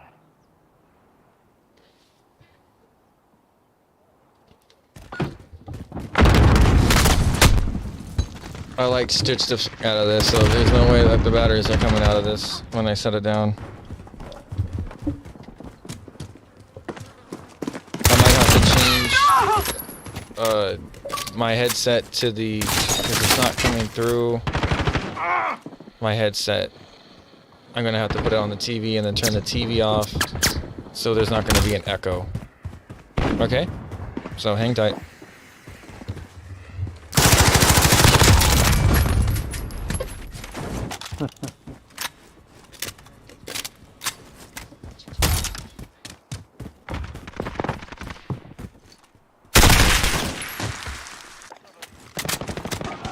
Free for all. You're on your own, soldier.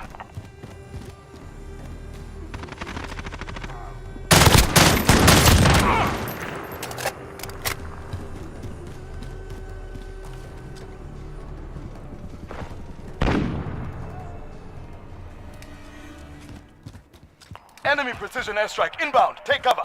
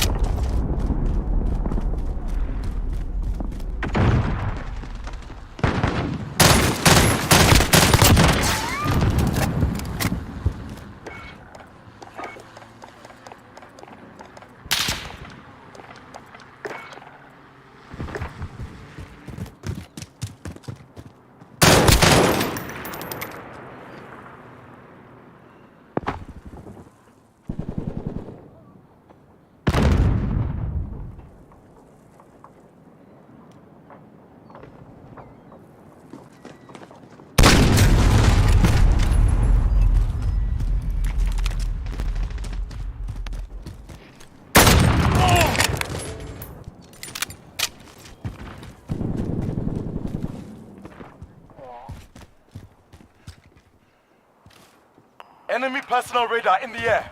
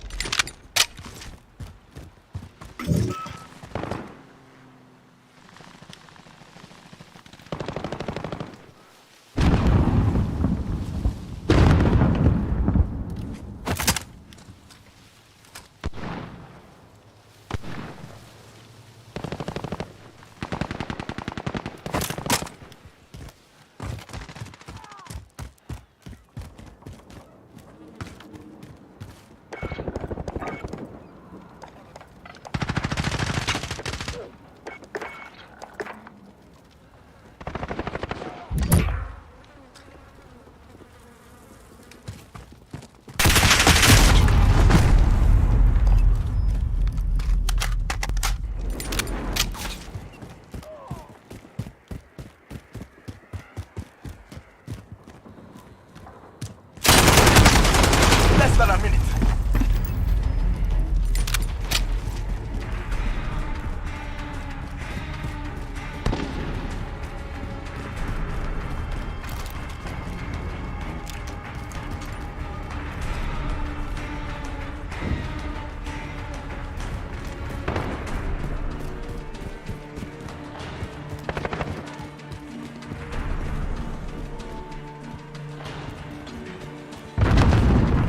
Seconds. Time's up. Get moving.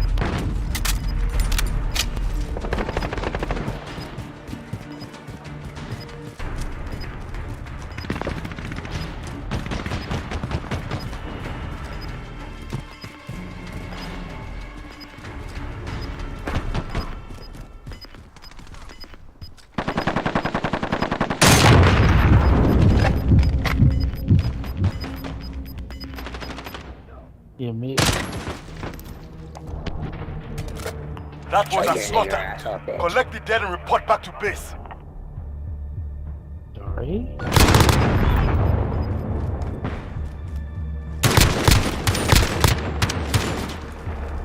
Damn, you killed that towel bitch ass.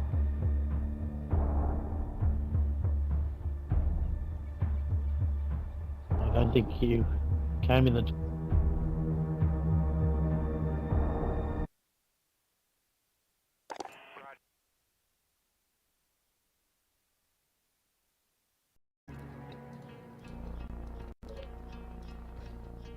Okay. Okay, what a warm-up. Let me ask. Yo, Modern Warfare, we're just talking about Call of Duty Modern Warfare. Is it native keyboard and mouse, or what's up with that?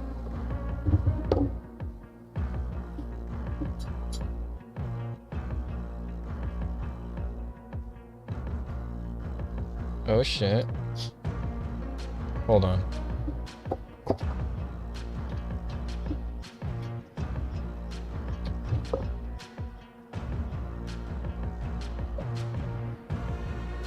Because whenever I unplugged it, it like cut it.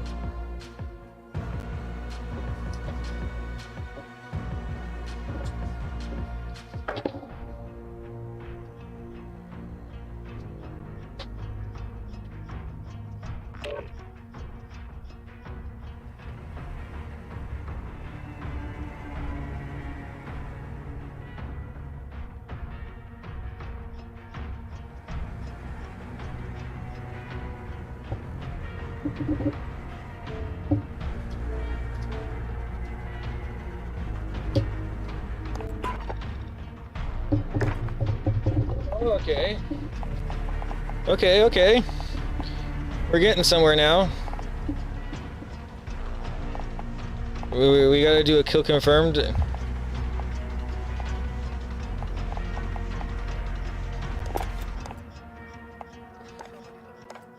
Okay, so we're gonna have to redo that warm-up match.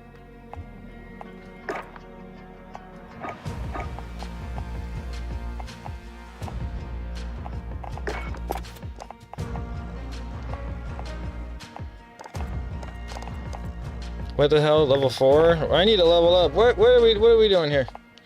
We're looking for 4 more players? They're not just gonna drop 4 more players on our ass, dude. Come on. We all know how Call of Duty lobbies work. Right? Right.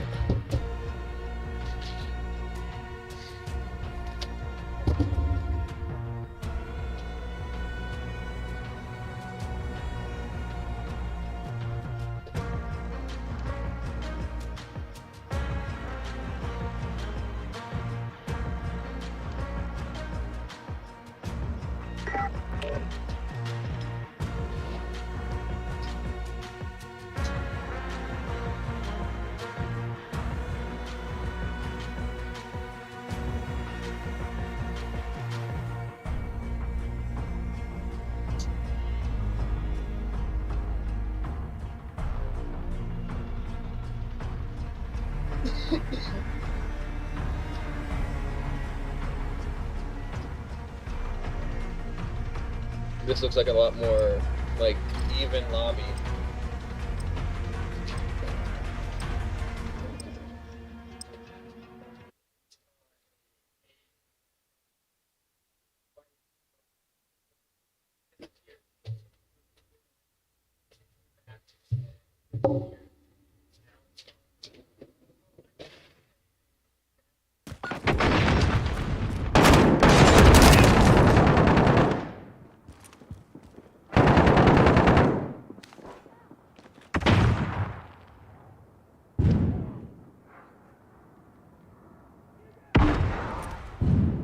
Trophy system deployed!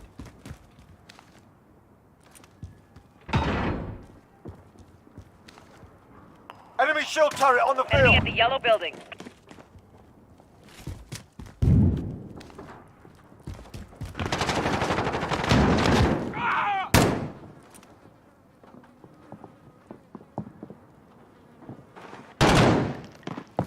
Changing mag. I'm taking fire! Reloading. Allied cluster strike inbound. Enemy at the yellow building. Friendly UAV overhead. Taking control.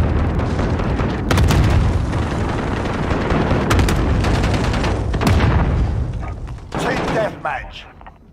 Enemy threats in the AO. Weapons hot. Enemy personal radar in the air.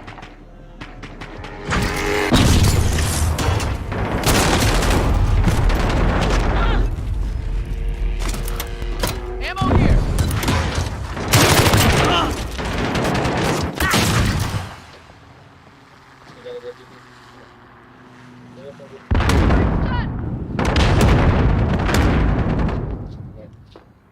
Enemy at the compound.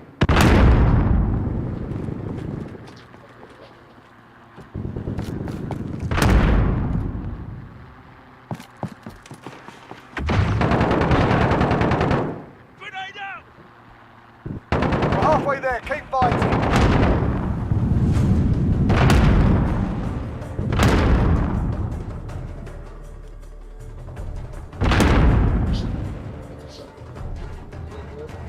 Allied Enemy at the cluster strike compound. inbound. Shit, here we go. Sorry. What the fuck? Friendly UAV overhead.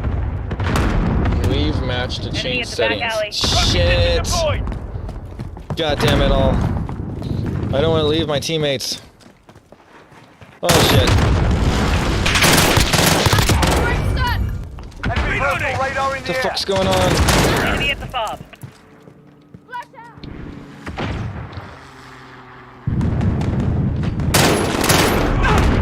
that wasn't me, by the way. Thank you. Maybe that last one on the 4th round. Sorry for our quad. Okay. See what I mean? That was definitely somebody with keyboard and mouse. You could tell by the way he kept it center. But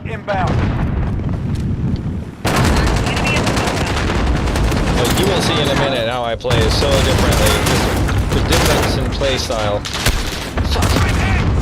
I forgot you had these things. Tacticals. Did I do anything? Probably not, huh?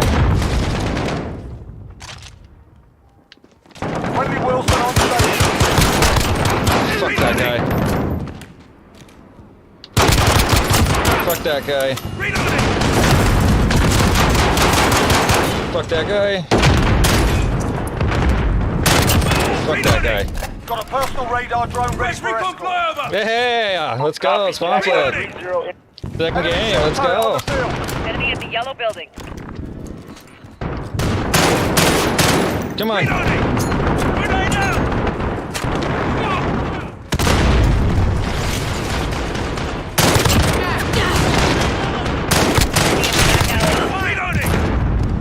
Shit. What the fuck? Fuck all that. I didn't even know those things existed. Thank God it's on my team.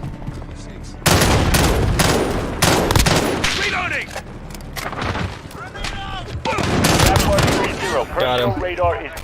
Was that the final one? The day's on. Report for debrief. Do we get to do that still? Is that a thing? Enemy at the fob. No. Alright, yeah, but it wasn't me, I guess.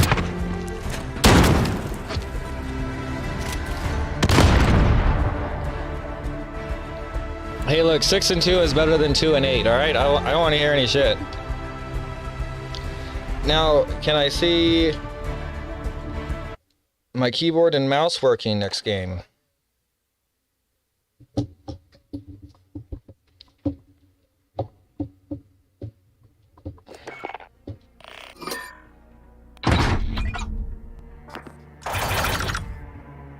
Yeah. Now, what do I gotta do? Settings? Keyboard and mouse? Input device? Keyboard and mouse?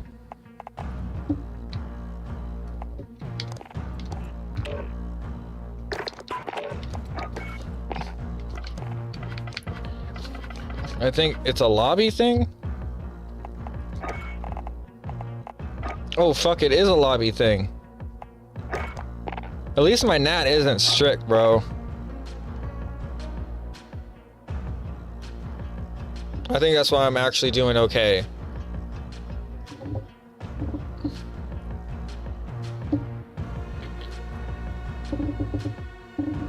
Well, we'll see. We will see, yes? It's midnight and we've just got a new game.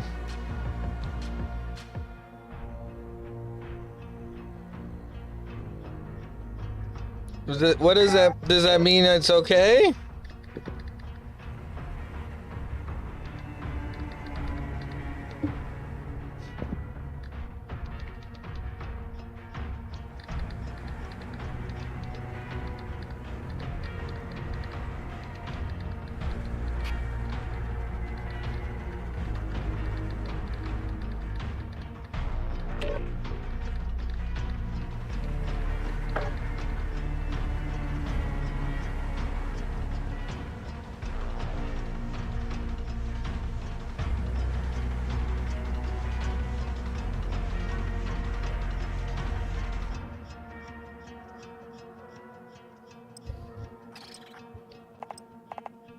And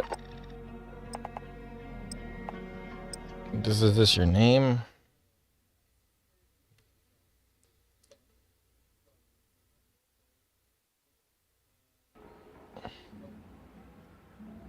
I apologize in advance. What the fuck does that? He's apologizing in advance for. Bomb is in play. Attack the weapon caches. Oh Search my and god, destroy. we're in business. Enemy assets ID. Grab the bomb and destroy those targets.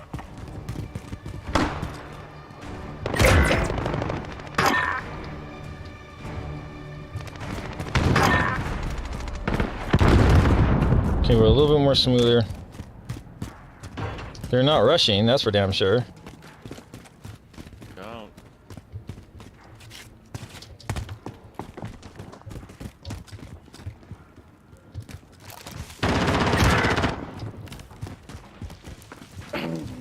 Of course, nobody got fucking bombed, bro.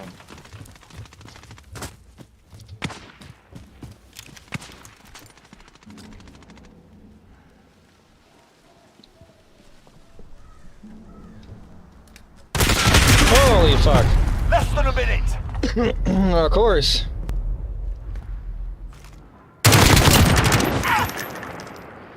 Damn it.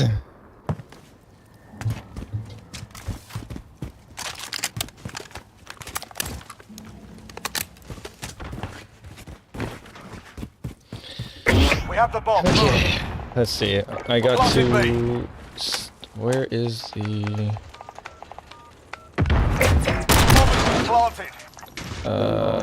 slide, tactical sprint, double tap.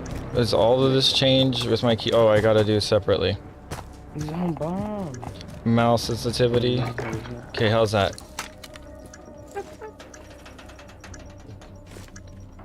Because I never like running on the high sensitivity.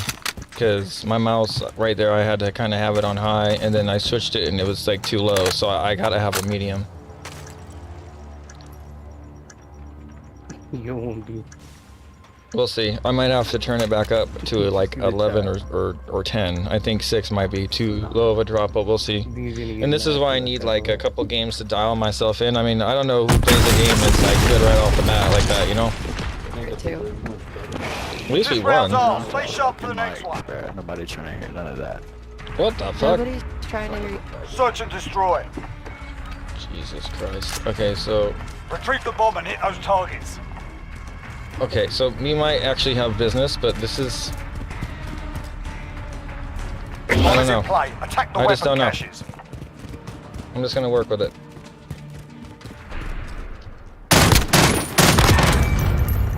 Definitely working with it.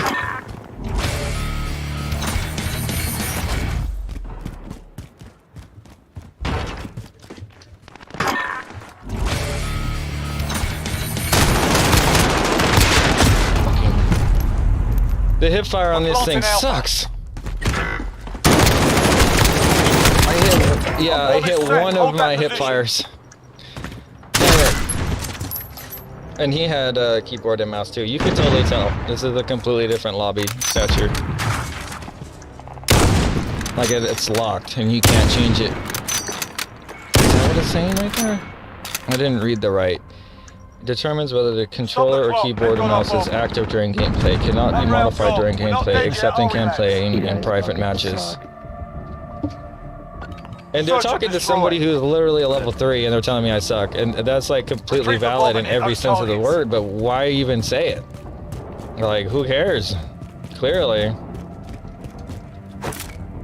I don't even know...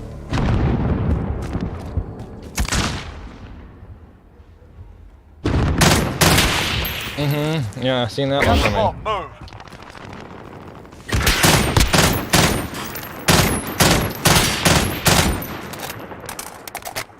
He's up there in the bird perch. Damn it. Okay, so I'm trying to hit Alt for my slide. It's not configured correctly. Where is the... Okay, we gotta do... Slide. Dude. Where is it? Oh, movement. Slide, behavior, tap. But where is key bindings? Key binds, crouch, slide, C. This one.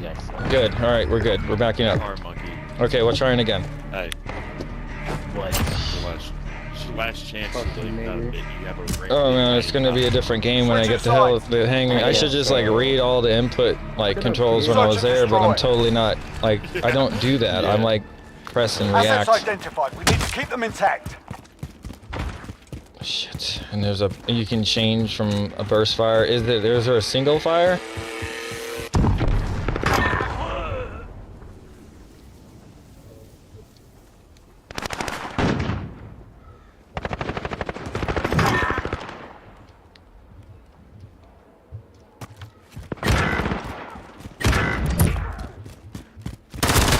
Shit, motherfucker. How the hell did he sneak in between our two people right there? Oh, he killed one of our people. That's what happened.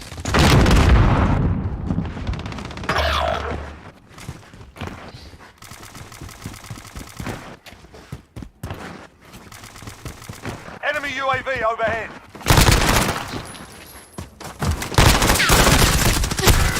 I'm glad he got his ass killed, but that doesn't make any sense. Yet, are we, lads? Why troll like that? What's the point? You're not doing anything but pinging yourself.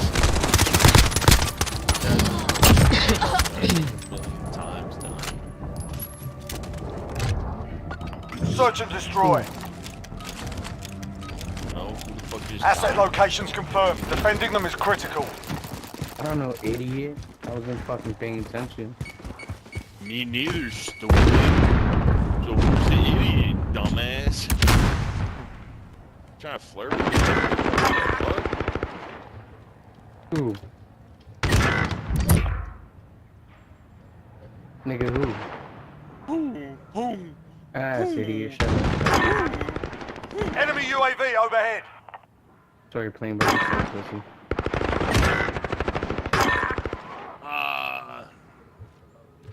You got 3 kills, I got 3 kills, you died 4 times. 3? 3? 3! Because that's how stupid you sound. 3? Never heard of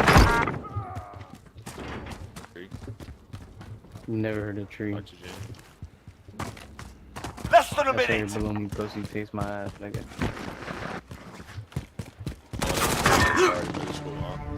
Okay, well, we didn't see a single Keep it up in person. the next round.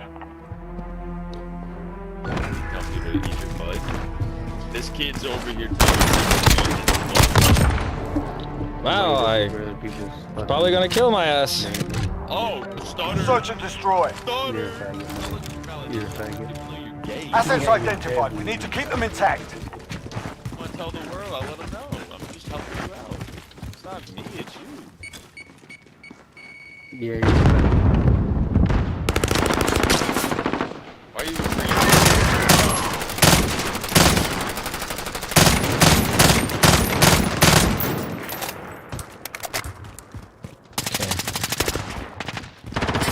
Oh shit.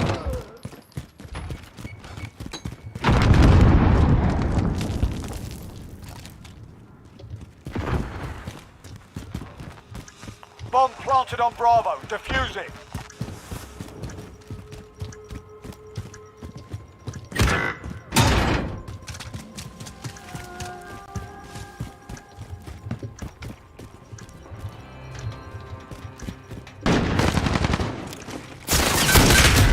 Oh shit. I thought somebody had my back on that one.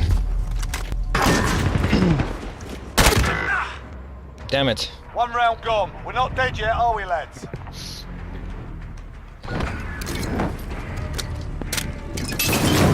Okay. Wow, that was pretty good. I gotta give it to him. That was pretty good. Switching sides. Although I've never used a sniper, so I don't know how good that was. Search As in and on this destroy. one. Normally, that's Target pretty good. ID. Get to the bomb and move in. Bomb is in play. Attack the weapon caches. Friendly UAV overhead.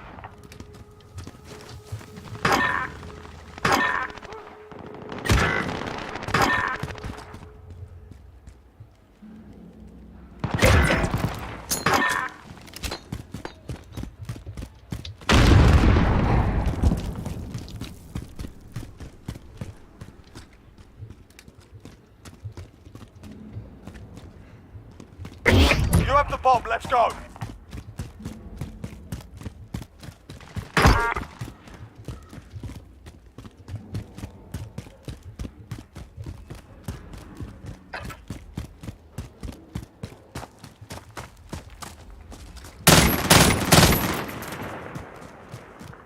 Less than a minute. We're planting B.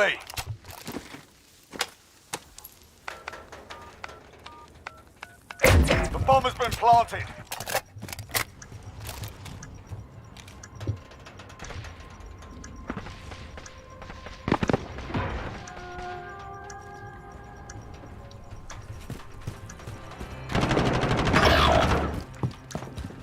Oh my god.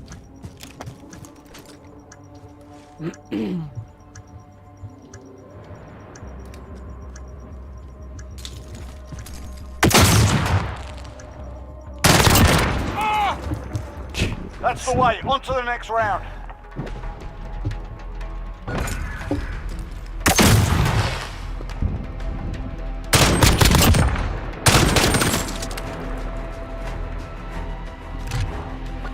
Search and destroy. Retrieve the bomb and hit those targets.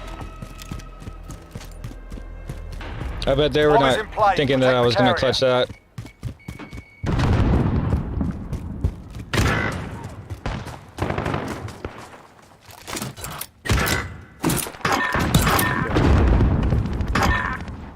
Hold on. My mouse has modes and I like fucked all the mode up here. Shit.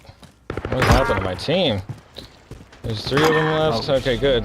No, I had it Stay opposite. hungry. There's more where that came from. Good, we came back. No, with the mercy. Snowman.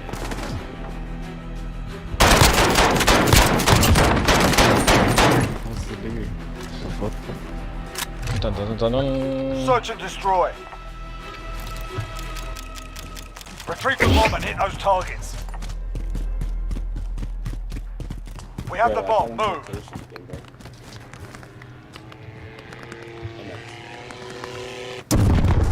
That was not good at all. I just had to call. I just had to fucking Good.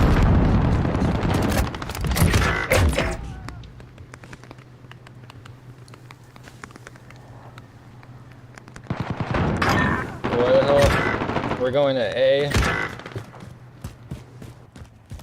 Bomb is in play. Protect the carrier. Fuck. Nigga, how am I going 15-7? Oh shit. Less than a minute. We're planting Bravo. Our bomb is set. Hold that position. Enemy precision airstrike. Take cover.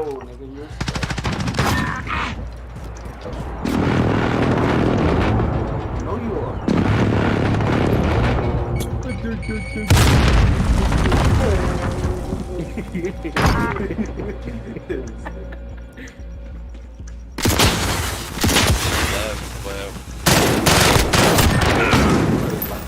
Stay hungry. There's more where that came from. Nah, fuck that nigga. Hey, remember me?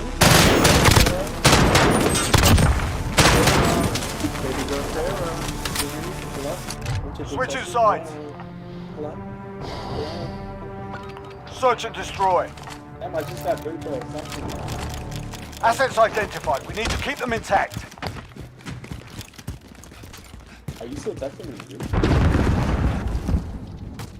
No, I sent it to you.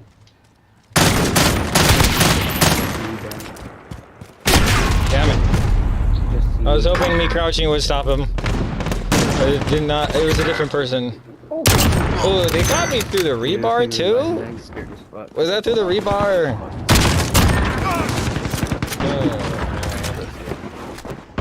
Allied cruise missile away.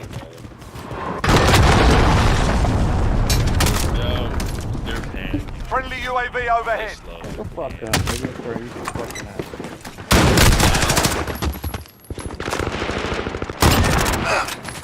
what the fuck is that? You saw that shit? Bomb planted on Bravo. I don't know, but there's too many people alive to be bitching like that. Alright, now where's the last guy? He already was shooting at you. You should see where he is. Alright, now he seems to be camping right there. I like it. Okay, well done. Now all you have to do is defuse. Yes. He's doing it on purpose now. Take a hit. Evil laugh, enter. Bomb defused. Well done. Mission coverage. Top marks.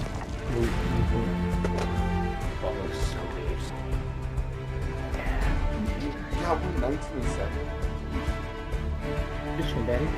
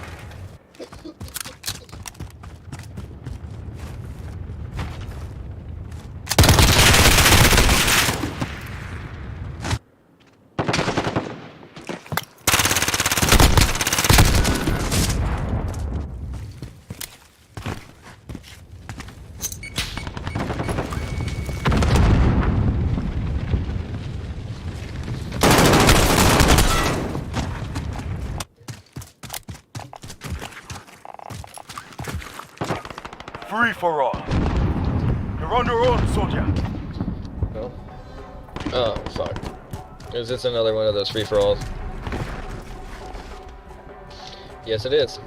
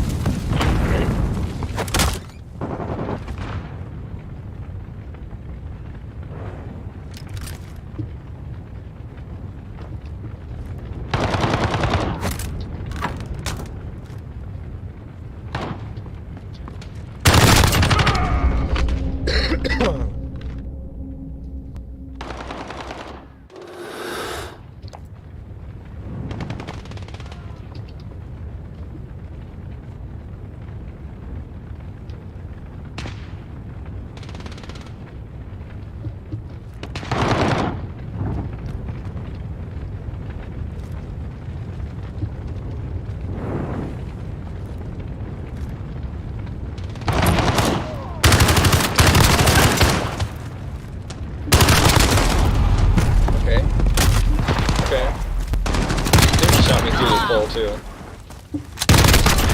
Like, at least one of them.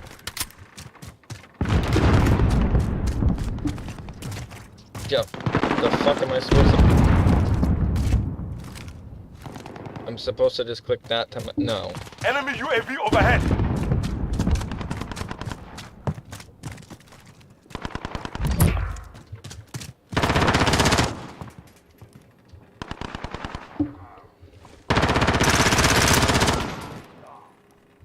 Dude, I don't even know where that came from.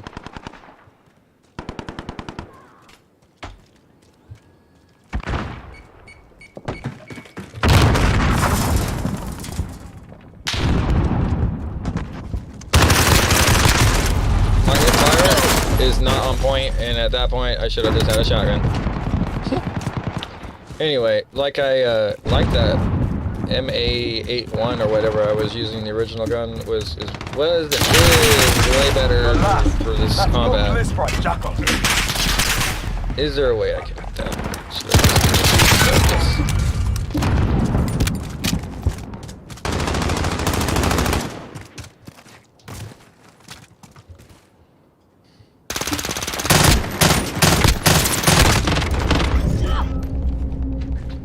just use them? Damn it!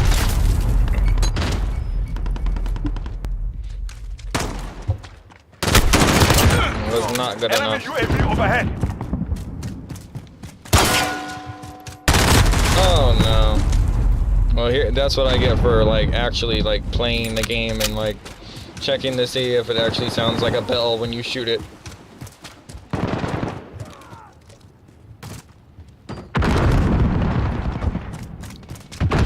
Yeah, I think I might have to like put it up a notch here again. It's, I don't know if that's not. It's so weird.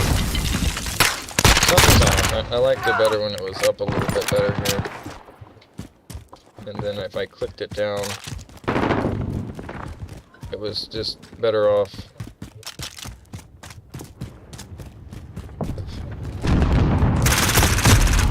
Damn it. Are they on the roof or something? They are on the roof. You see, these are things that you'll learn eventually. Okay. Like that. That was just what we call Call of Duty timing, okay? Okay. Oh shit. Oh fuck.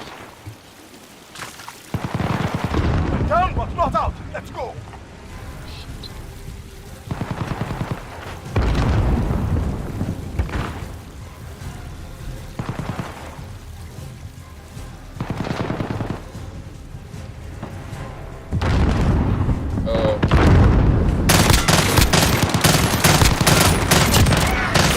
Personal radar drone ready. Personal radar drone Hey, yeah, I'm seeing that guy's level is almost 1,000 on the highest prestige, I think. So the dude's probably been here since day one. And I know, see what I mean? Like he already knows all the spawns, and I kind of already get the spawns too. Like, but that's literally.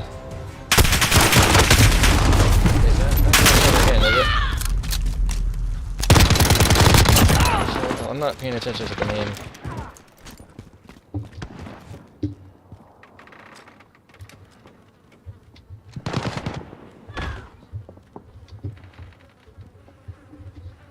Enemy precision airstrike inbound. Enemy UAV overhead.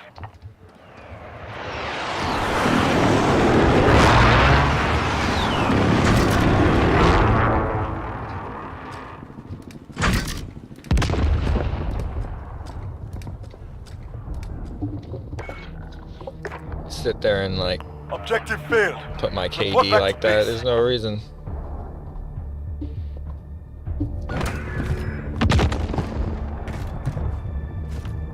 Look at this.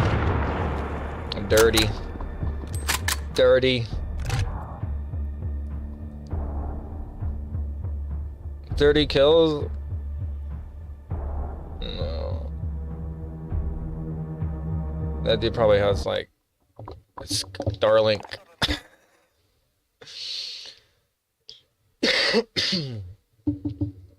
I don't even know, bro.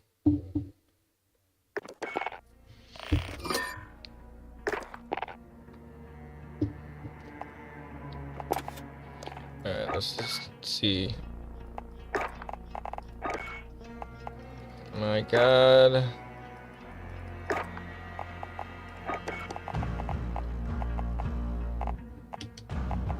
So you're telling me I can't use the gun that I get till I'm level...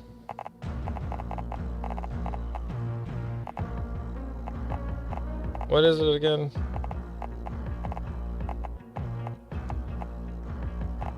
It's not an SMG.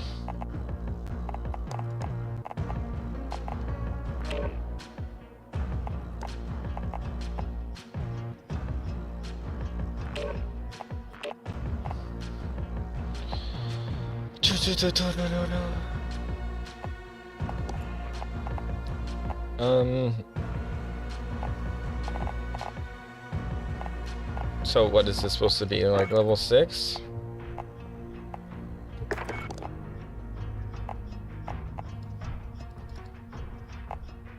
$16.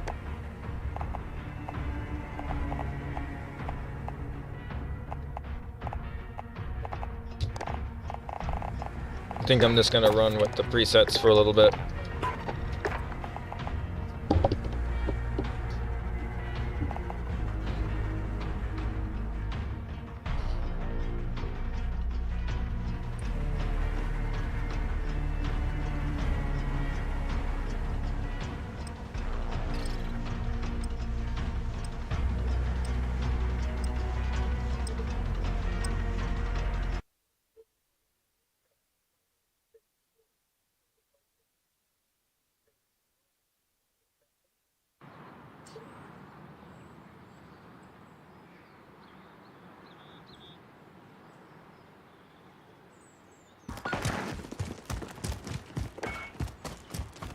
Team deathmatch there, bub. Setting a claymore. Team deathmatch. We've got enemy inbound. Lock and load.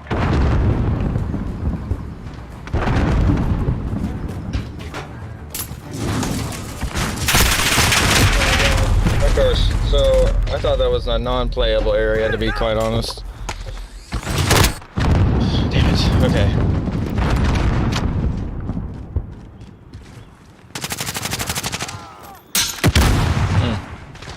I would have had a concussion, but let's keep going.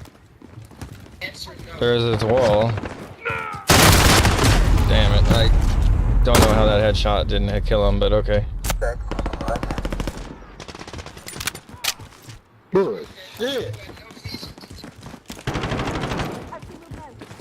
Setting a mine. Frag out. Oh shit, from behind?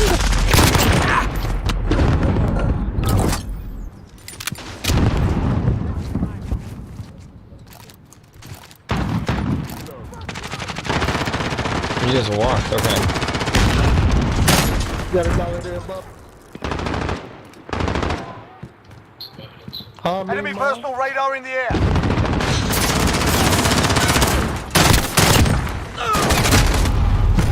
Fuck.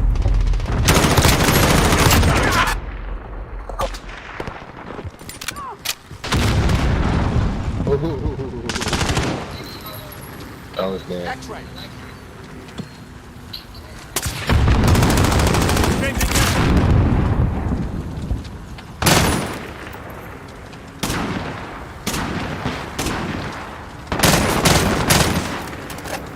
In the house. Enemy UAV overhead. Reloading.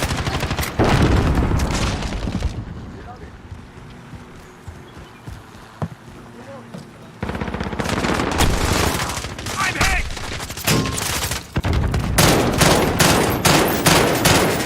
Reloading. Setting a mine.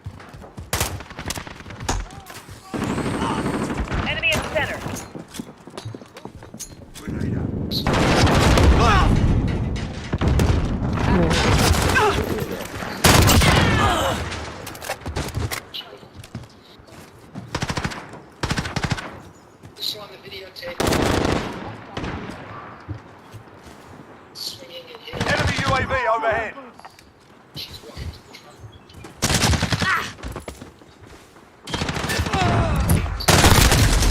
Yeah. Strike incoming. He wasn't Take waiting. He saw that. He saw that thing and he's like, no, he's not going around. Oh shit. Okay. Yo.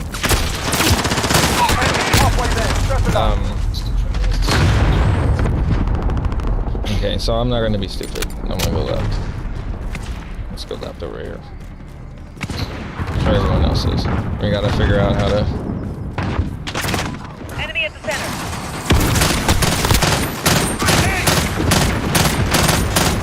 Enemy personal Fucking radar hell. in here.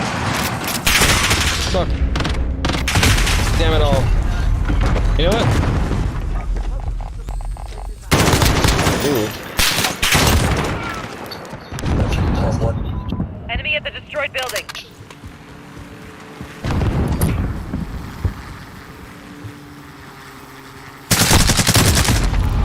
Oh, what the fuck? I would have noticed that guy, like, immediately. Had I not been, like, buzzed by that drone.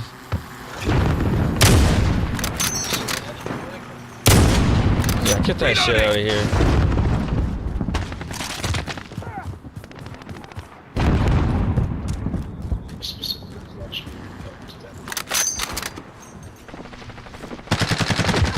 Is this a redone map, or am I, like, on shit, or, like...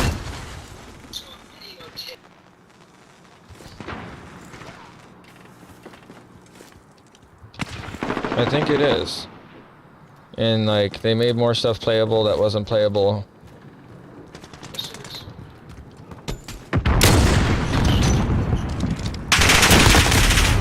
Fuck that guy. I didn't know they give you a shotgun. Bro, I was expecting a pistol. I mean, I was not on that. Let me just say that.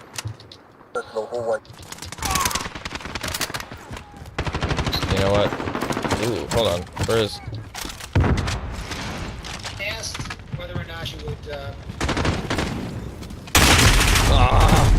that little dick.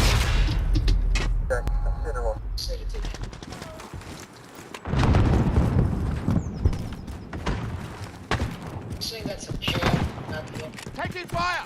Oh, this is that house. That so on that rail right there is where you were supposed to do the glitch. But I don't believe they kept it. Enemy in the garage. Yeah, bro, thanks. I didn't really realize that because I was looking at the blue name.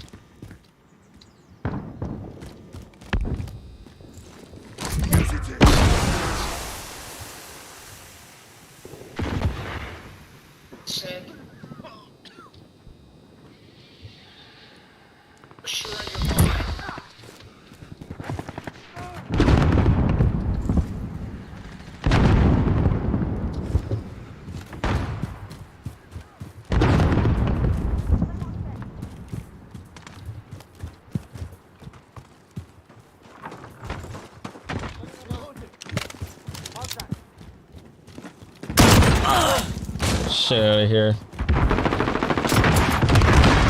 What the fuck? Changing max. Oh, I knew they were up there, but I didn't think they were looking at me. See, I thought there was another guy. See? He even saw me too. Damn. Looks like we won't win this, boys, but we will try our best. Reloading.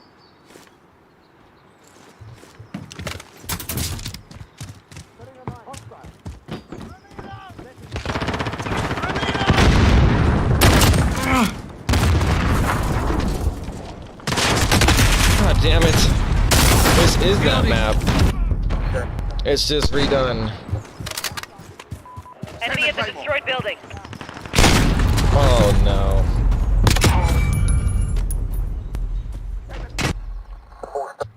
Damn it.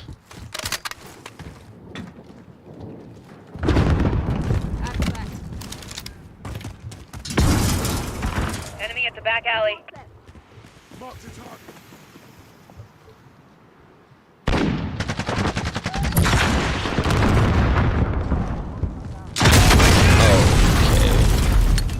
That's can't be a shit.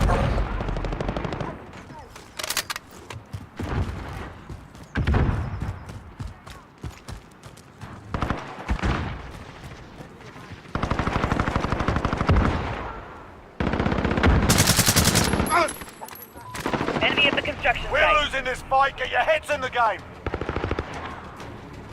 Flash out! Send the claymore.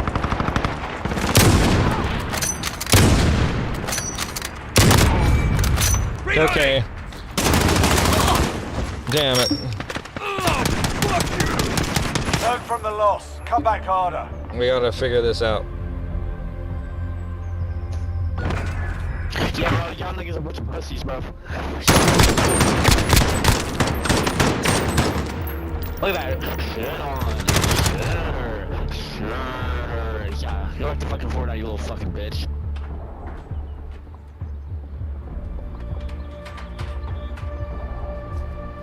Dun dun dun. I do not condone anything that my dumbass game colleagues say.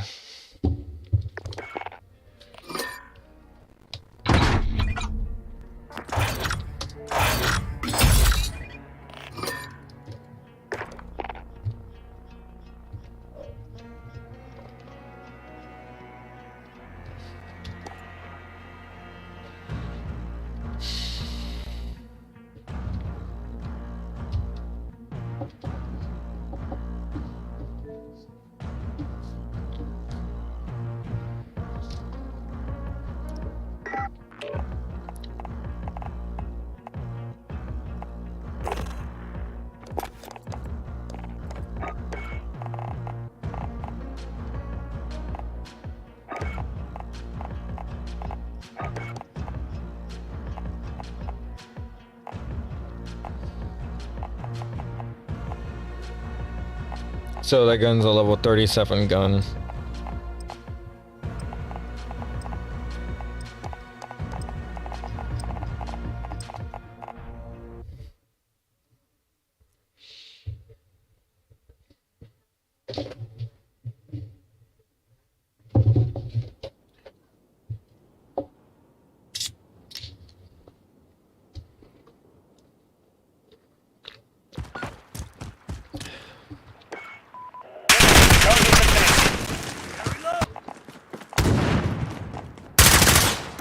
Reloading. Oh no. We've taken the lead. Team deathmatch. You are clear to engage all threats.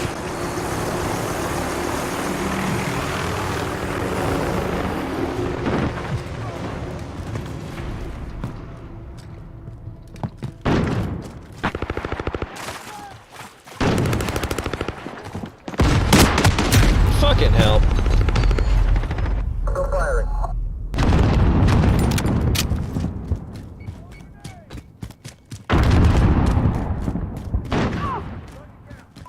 Enemy at the showers. Well, let's see if I can pull a hat.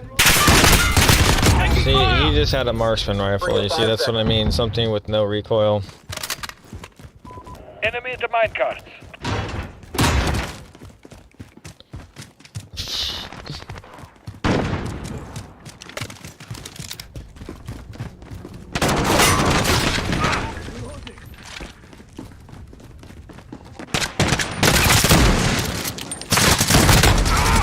There's two. There's one on the roof too. They're not hearing any of this because it's only because the mic's plugged into the PC. Enemy at the showers. Reloading. They're losing control. Ah, any slower? I know, right? This is like, ooh. Dropped him. Damn. Enemy at the shipping area. Stop! Tear gas out. Out here.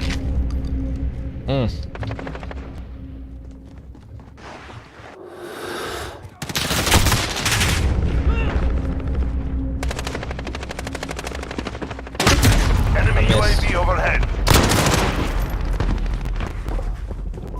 Enemy at the cargo containers.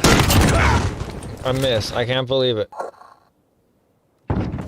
I literally thought I pulled the trigger though, but I guess it doesn't count. What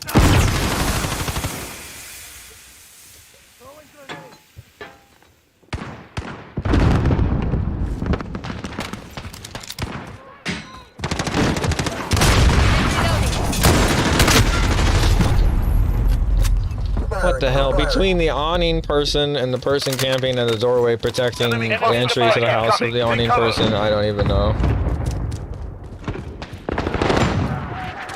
Okay.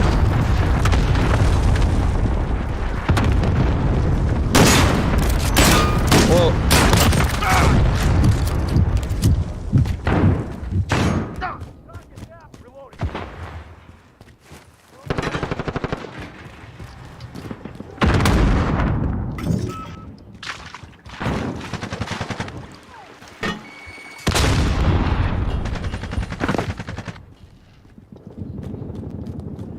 Enemies halfway there. Step it up.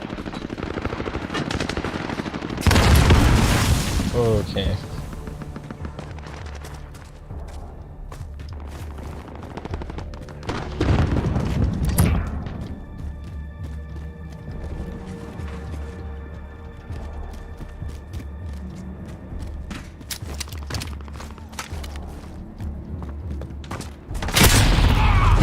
Oh.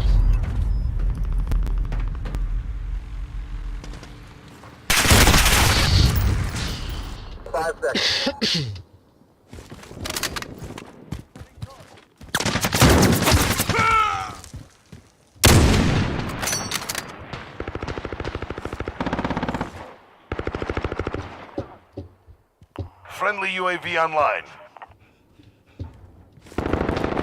Enemy at the minecart. I'm trying to get too close with the shotgun.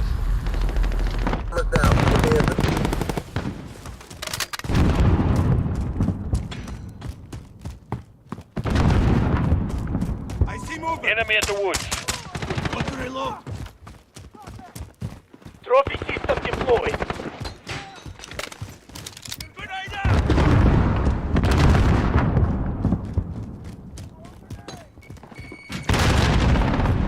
Reloading.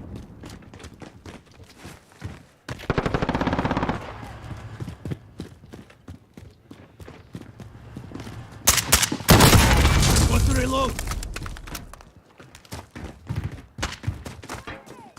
Grenade. I'm hit.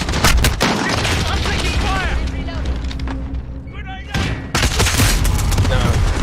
I should have just tried to throw a grenade over and you can get a stim pack? Friendly UAV online. That's not fair at all. You be taking drugs? No wonder they're running around on top of fucking awnings. Whoa. We're in the lead.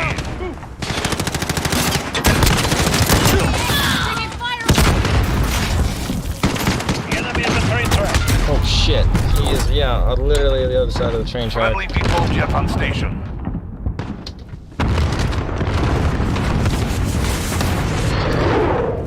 We've lost the lead.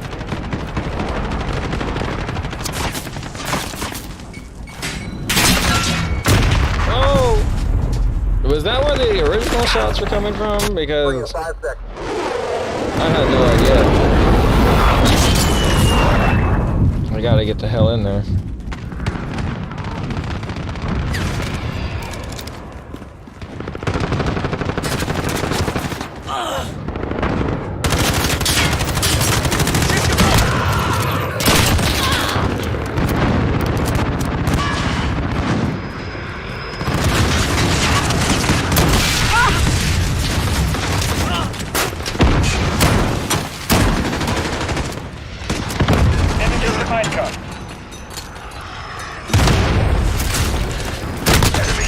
That did not work. That did not work. I repeat. That did not work. Did it hurt him though?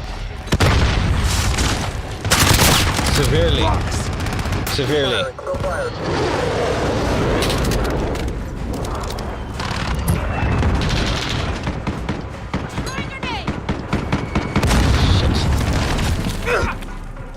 Good shit. God damn it. Of course they were right behind me and tried to shoot. Shit. Come on, man. Of course I fucked it over for the team. That's it, we've lost the objective. I expect better. I can't even blow it up. No. Yeah. It doesn't say. Dude, I got more kills than 2 of their teammates. But it does not say how long they were in the match, so those people we could have just picked up.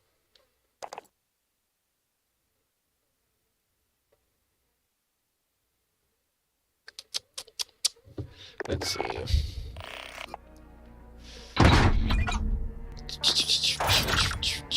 There we go, Stimpack. Weapons, loadouts, custom.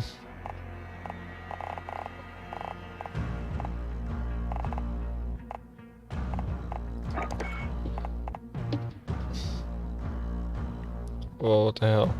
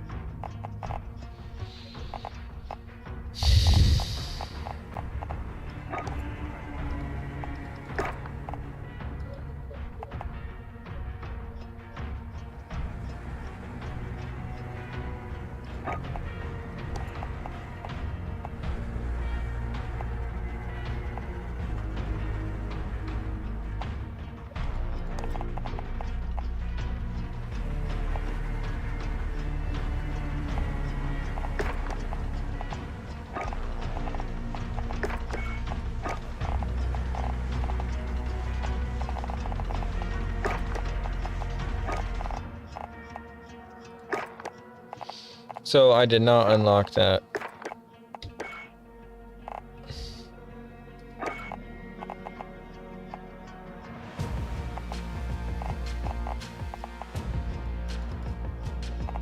I don't understand. Is there like not a way to rename the loadout? Oh. Okay.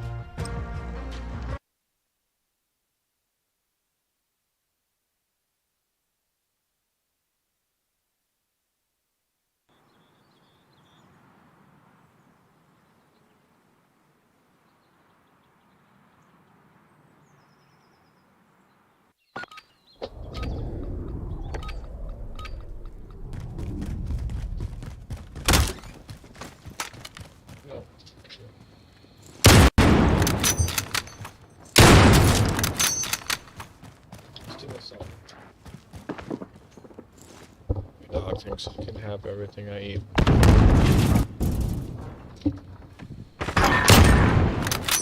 Uh-oh.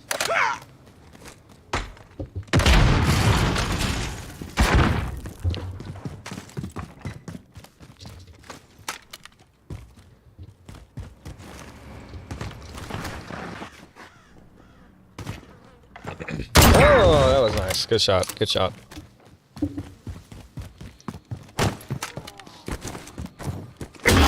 Device secured. Sarah, stay And hungry. it's dumb There's because more where that I came from. have a mic. Like, I could, in theory, do both. I just don't want to have feedback loops. Like if I talk in them in... Cyber attack. Know if this being close to this mic is going to cause feedback. Retrieve the device.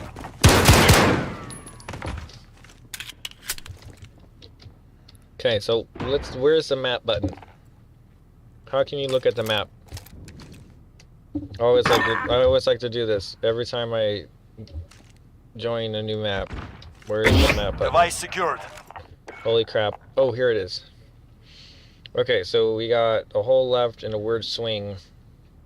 Most of it's inside. Why wouldn't it let me shut the fuck? Shit.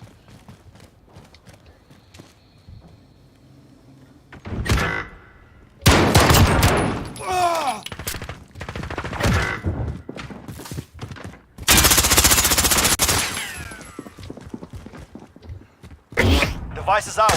Get into the data center. Fuck. Shit. Thank God they got that guy.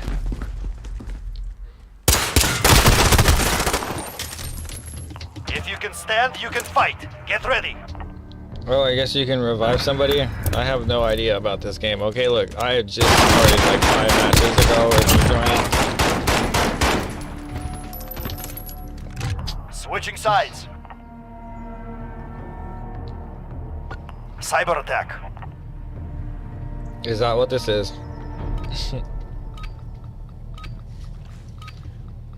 Retrieve the device.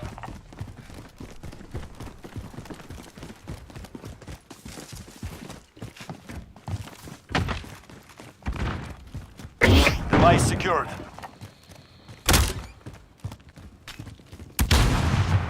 Allied UAV overhead.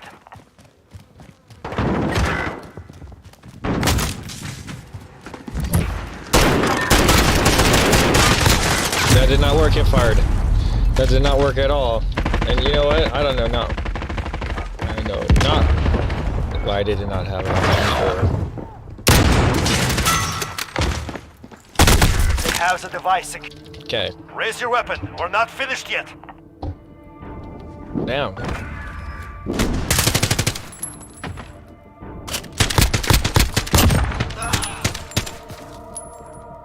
For real? Like, I don't know. Like, I guess people still play like that Cyber too. attack.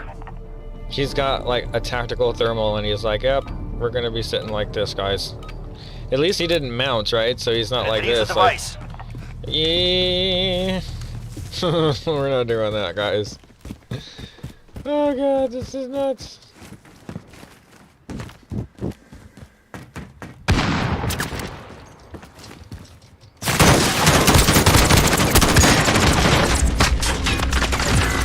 God fucking damn it, I'm sorry.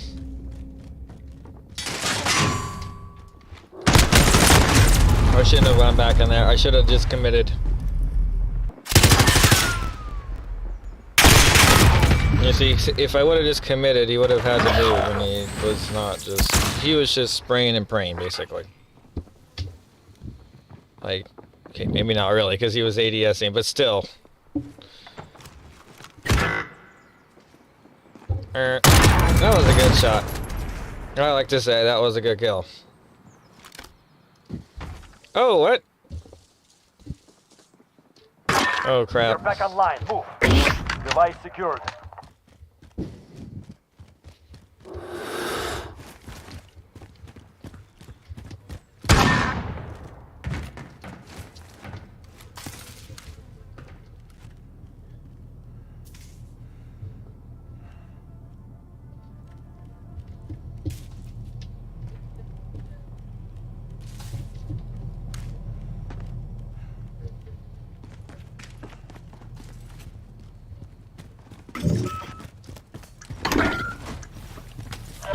armed the EMP. Defend it.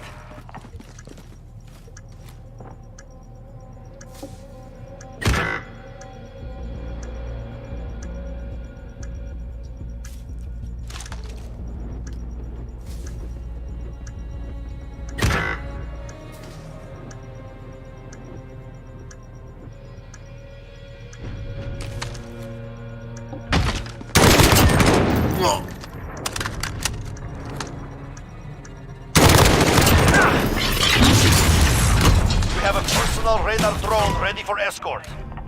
We have the advantage. Keep pushing. Thanks for reviving me, bro. I'd gladly clutch that shit for you. Revive me.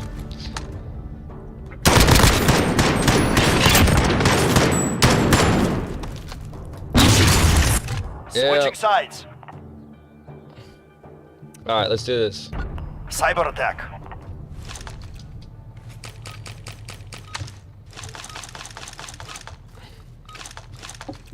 Move out. Get the device. Enemy UAV overhead.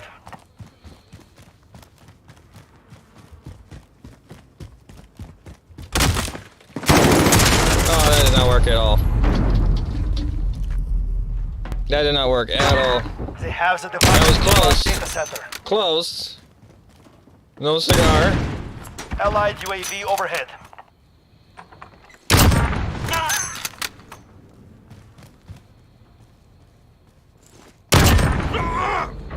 We have the advantage. Keep Hey, pushing. well, you won that one. Good job, guys. Did he just throw a knife and kill somebody? I just watched that on my stream. I totally missed it. Fucking good job. Cyber attack.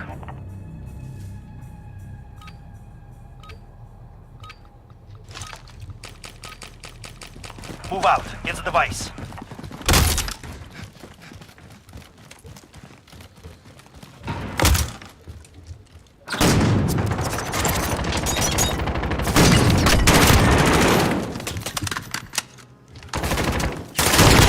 Fucking the right side.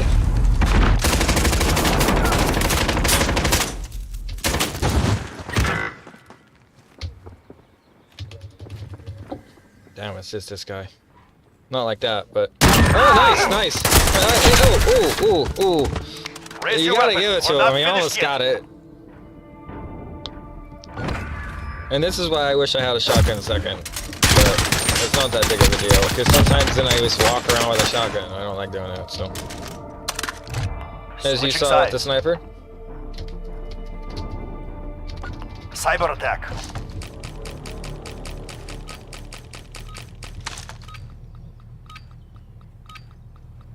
Retrieve the device.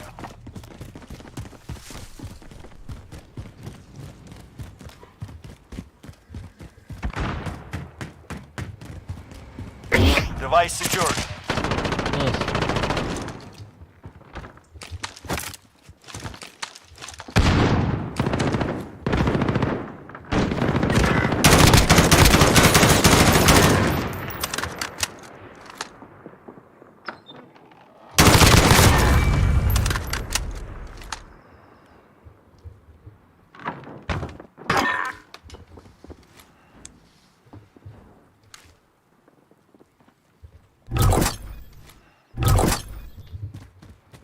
Oh, you still did. I thought that was the fucking guy up top. The first guy I killed, of course, he was there forming up on him. This is the guy I died to originally. That's not fair at all.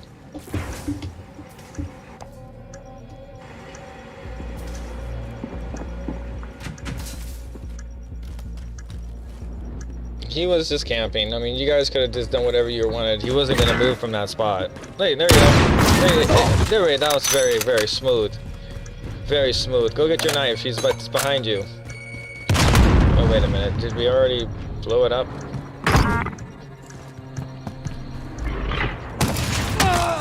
Good job. Oh, nice. Nice. One round finished. Do not let them breathe. Nice.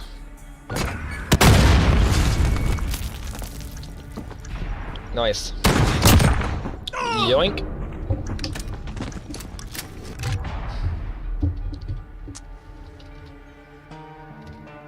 Cyber attack.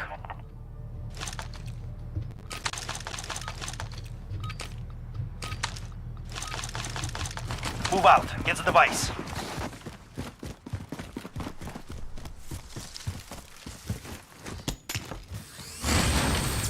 Device secured.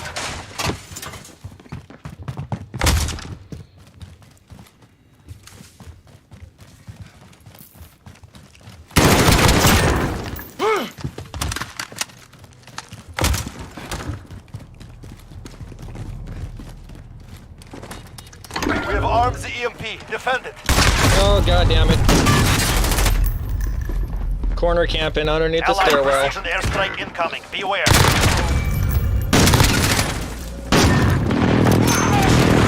Alright, okay. Oh, we tried though. Hey, well, hey, that was commendable. They're coming. Nice. Clean. Just, I wouldn't even try to revive us, to be honest. Yeah, see? Like, I have a UAV too. I don't know why I'm not using it.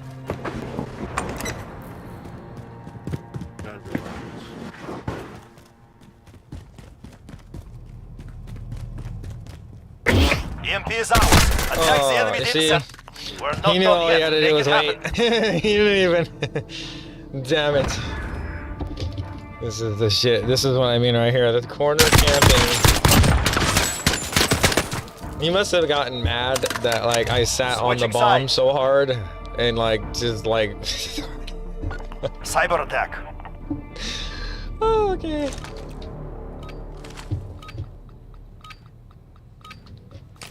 Retrieve the device. Double doors.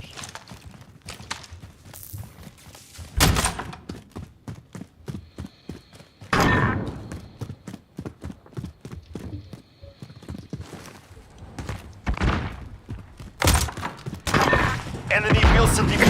Oh, Device yeah, that's secured. not... Yeah, that's very gay.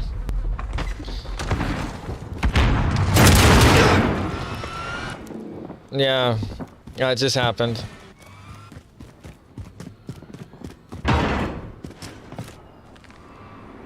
Dude, you revive me and we'll kill the guy. Because he's right here. You're back online. Move.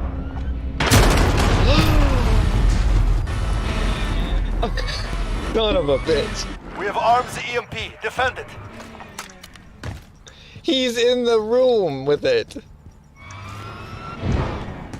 He's in a fucking stall.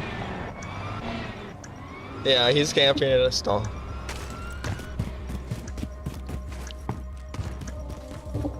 He's in the stall. You gotta look into the stall. To your left, to your left. Oh, he already ran out.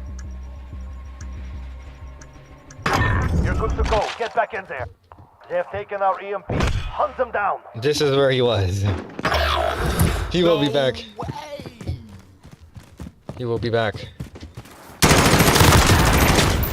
Fuck all that. Put his ass down like the dog. I was trying to put him fucking down.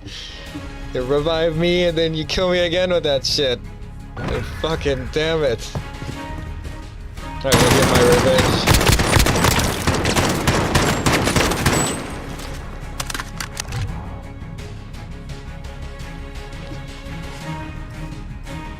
Alright. Clutch that shit for the team. Clutch that shit. Clutch that shit. Clutch it. Clutch it. Clutch that shit. I don't know. We were 3-4. And we still won it. Bro, that's what I'm talking about.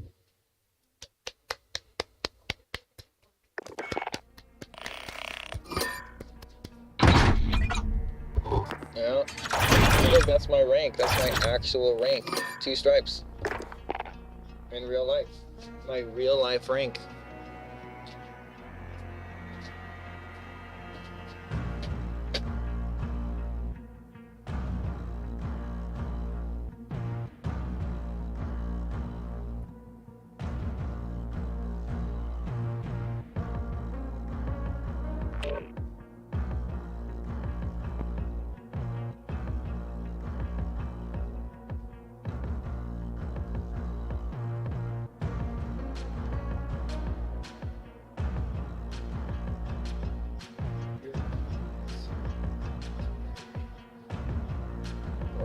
Oh my god, there's a lot of max levels.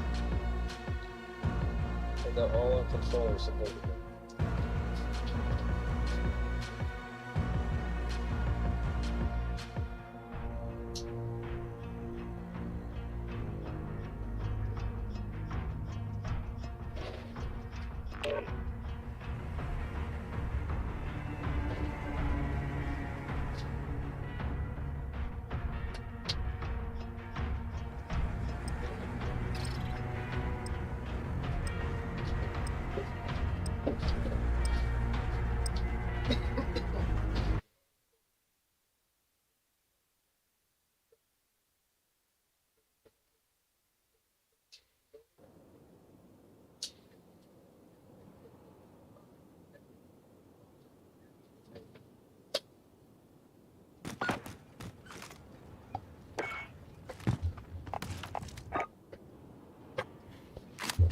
Right. Team deathmatch. We've got enemy inbound.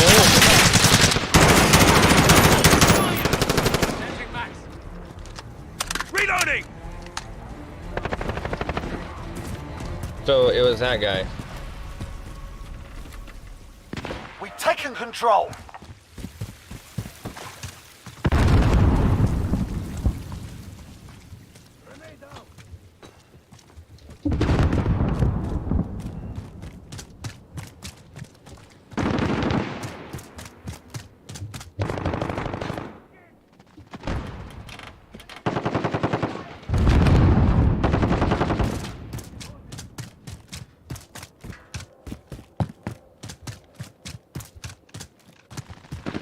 You've lost the lead, soldier. Yeah, well, I don't know where they are.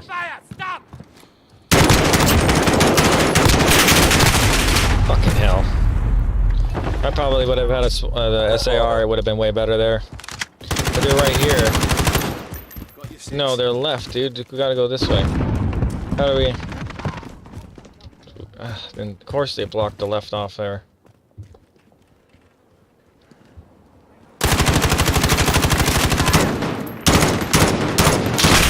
Shit. Fucking course. Of course. He has the stem.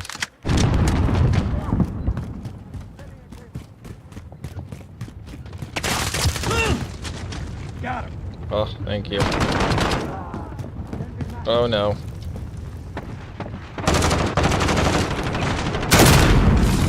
Enemy UAV overhead. Oh shit, fucking hell. Oh, okay. We're doing the roof again. They love the roof thing. I've never seen the roof spot yet. Taking control. And I call it too. I'm like, he was on the roof. And I'm like, without a doubt, he was on the roof.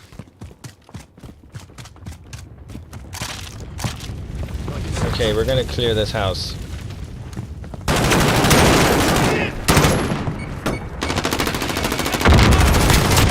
Reloading! Shit! That's not it. That's all good, guys. Where'd they go? Oh shit! That didn't work at all. And my body glitched just like a motherfucker. Yep. Just send me out there, coach. Just sit back and let me get a hang of the map, okay? You guys better do yourselves a favor.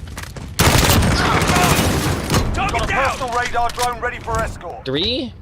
Request recon flyover! Copy. Jaguar 3-0 en route for personal radar coverage. Oh shit, I like, that's not even my gun and everything, and I'm like thinking to myself, man, I really wish I didn't pick up these guys' gun, because I love fucking iron sights, dude. Oh.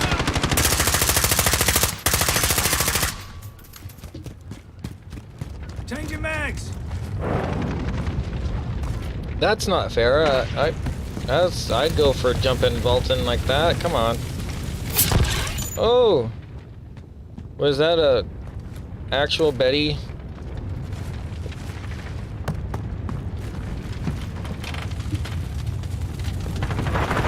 We're in control. All right, good. Oh no, we're not. No, we're not. We're lying. We were lied to.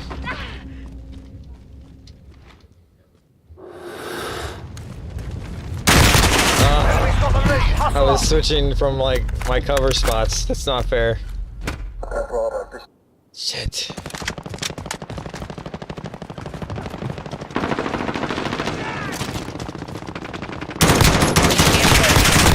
Yeah, bro. Get some. Oh. What the fuck was that all about? I already got the guy up there.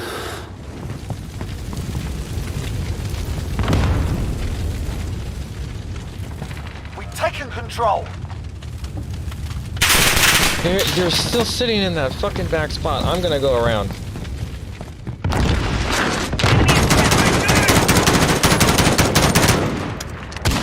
Reloading!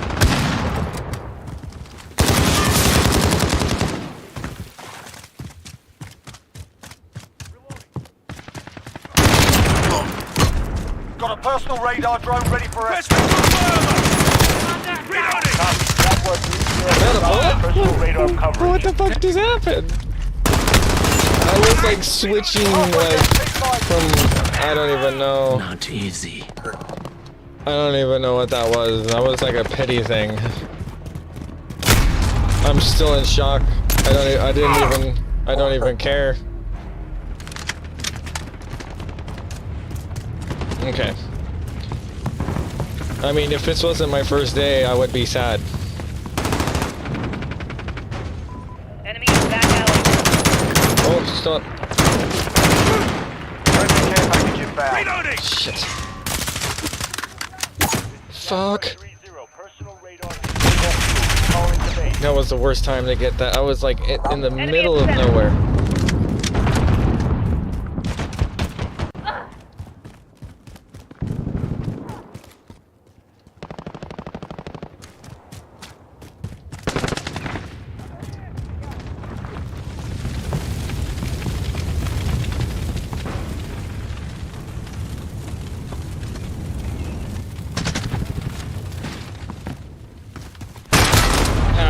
That was some dragon breath, and he was not happy with the choice of my life. He hated me. Be advised, friendly precision airstrike inbound.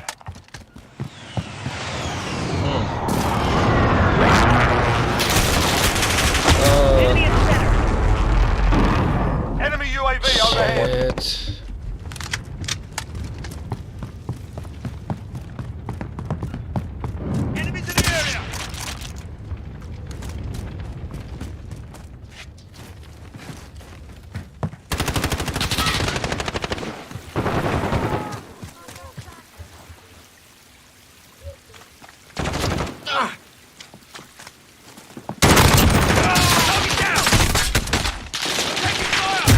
Literally on fire, I think. I don't care about that one. That was like whatever.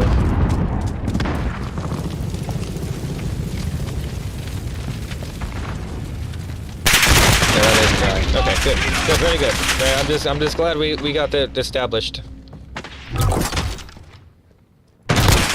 Reloading! Yep. I'm good at this shit, but and it seems to me that he is good at this shit. Look at him. He's just firing, and then he just switches. What the fuck is that?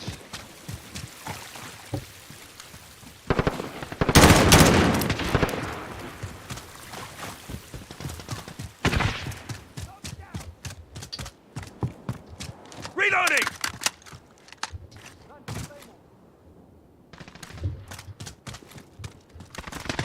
I don't really know where these guys are supposed to be right now.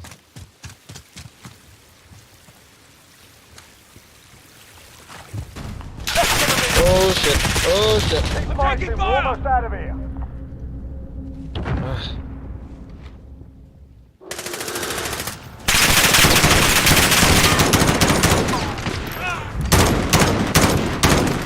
Reloading! Allied traffic inbound. No. Reloading! 30 seconds. Right up, keep your arm.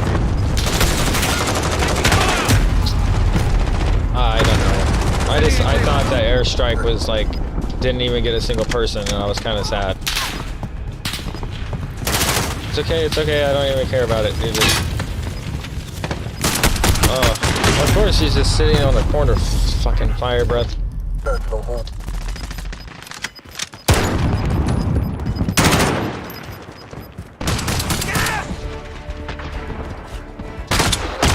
Textbook, well done.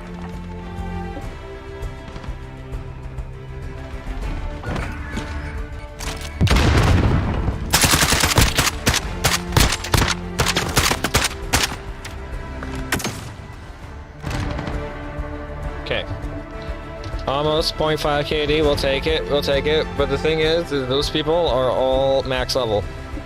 So we were gonna get our asses stomped regardless, but I'm glad that we got at least 7 kills on there. Put them in their place a couple times.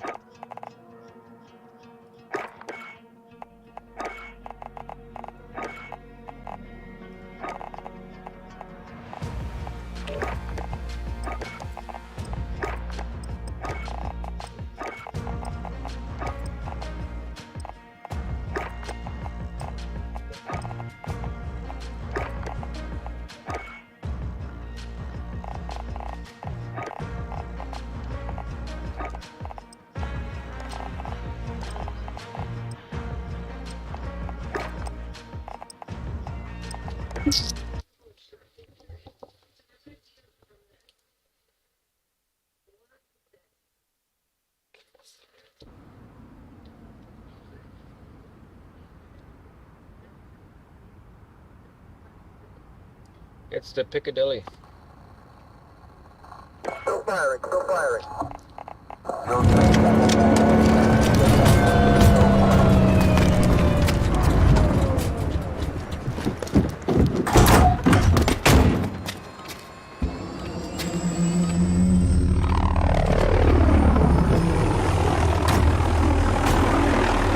Kill confirmed.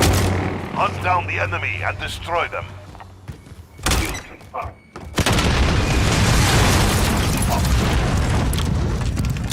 Okay.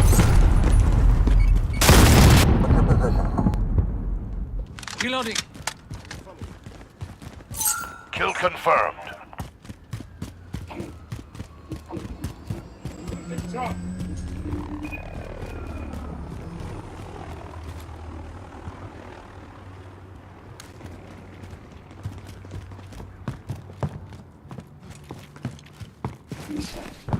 We've taken control.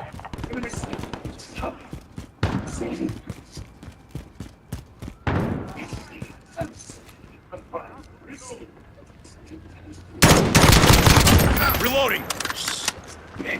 Switch punch like that.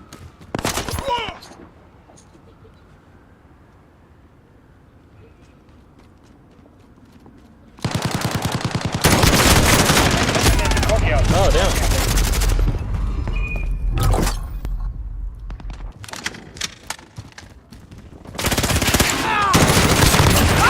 Ground. Fight up. Kill confirmed.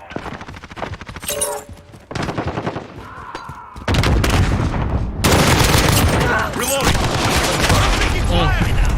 We're in the lead. Changing mag. Personal radar drone standing by.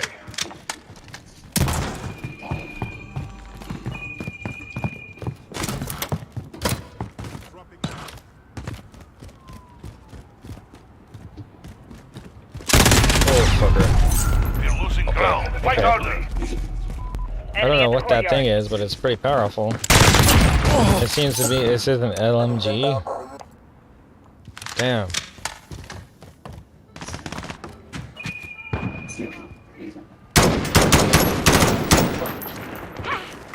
Reloading.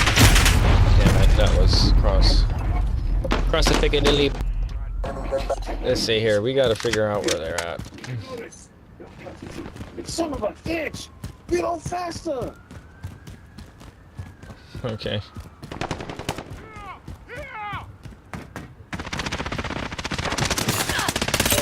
Enemy at the courtyard. No.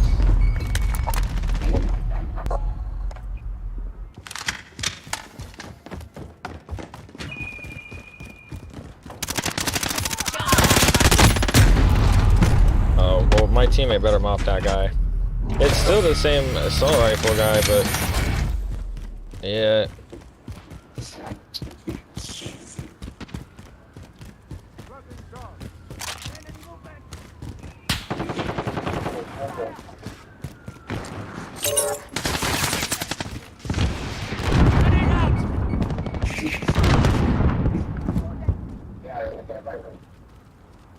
Contact. Where?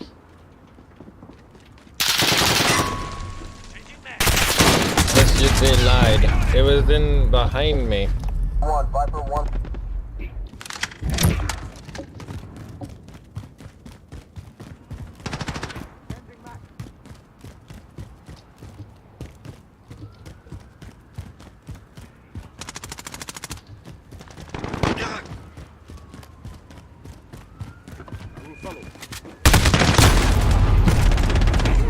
Okay. We will see. We will see.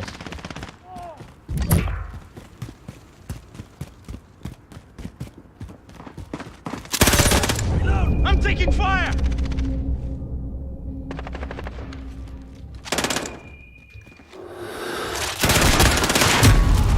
So he turned around and he went another way in.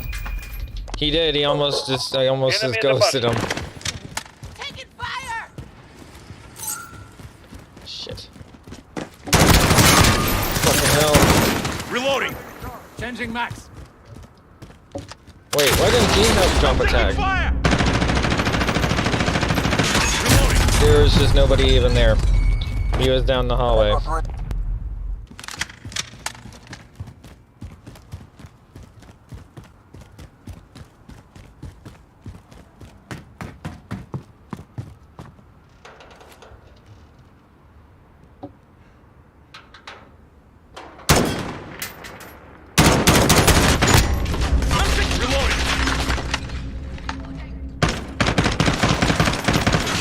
Reloading.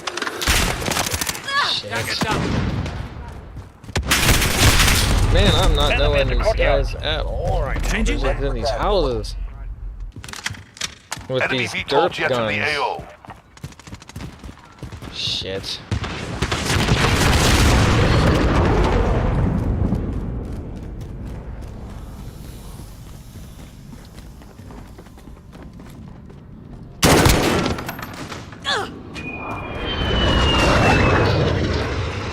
Reloading.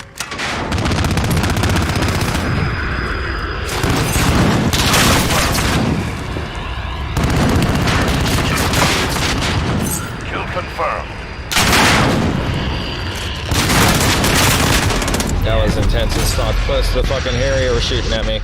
I can't even hear anything. Let's go. Enemies here. Taking fire. Changing max. Okay.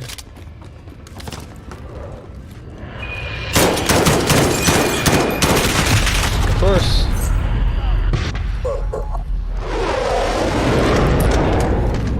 Enemy at the bus.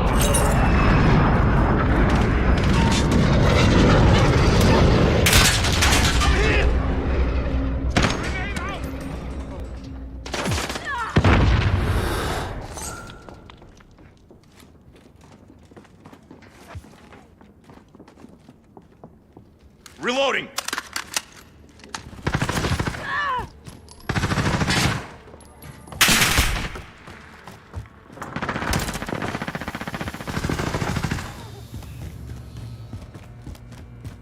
Reloading.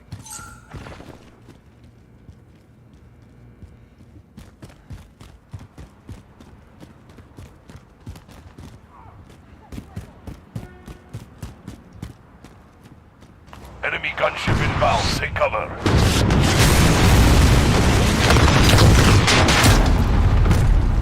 Holy fuck. So they can just see you? That's not fair at Enemy's all. halfway there. Step it up.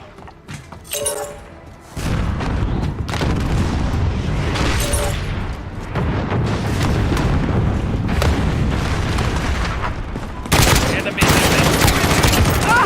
Reloading. Taking fire. Hey, I got one. Did you see that second one I got with the fucking pistol?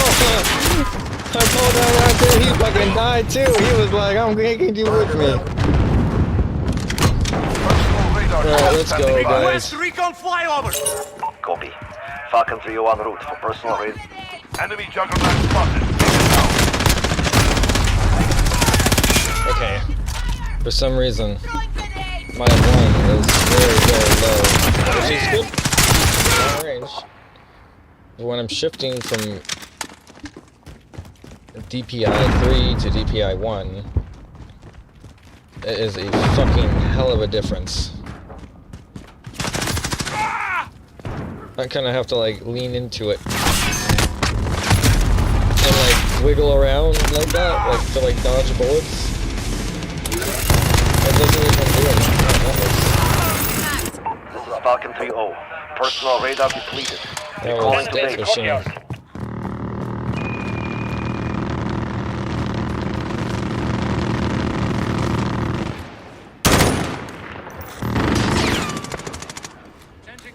Less than a minute. They're losing our window. Time to move. Oh, so that thing's like a legit tank? Near Main Street.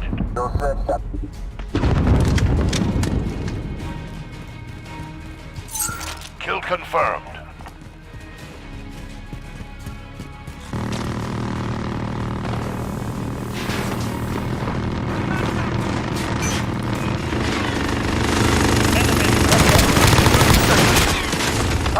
Move, move.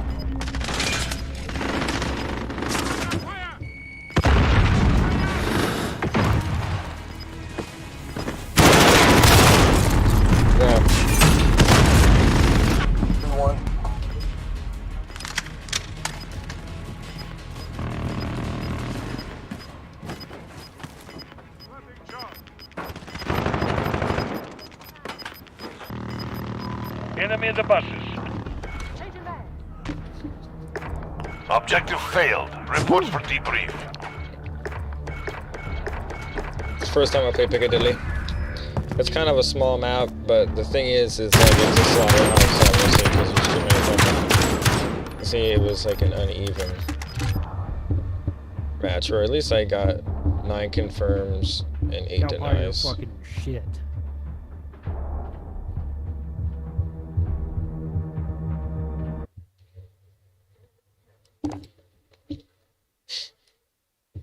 All I'm gonna say is the first day, so you have to evolve at some point. Some people never get this rank their entire life. Okay, let's go.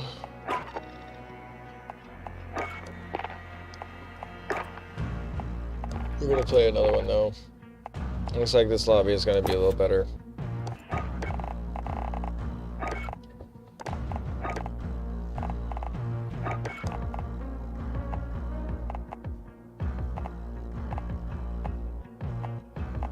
Oh shit.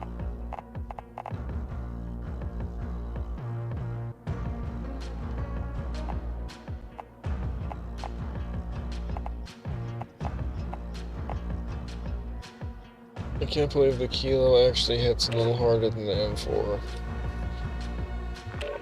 That's not fair at all.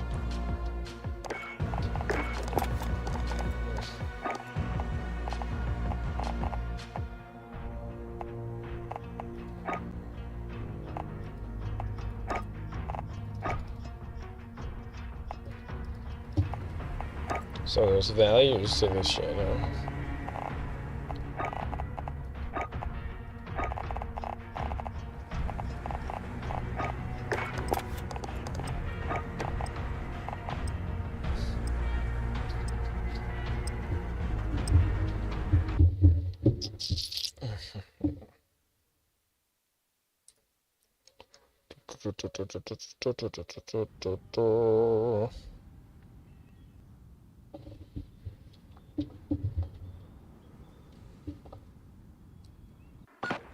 We have the bomb. Move. So this is a veteran map, but they redid it, and Grab the bomb I and do destroy not those know targets. anything about what they did.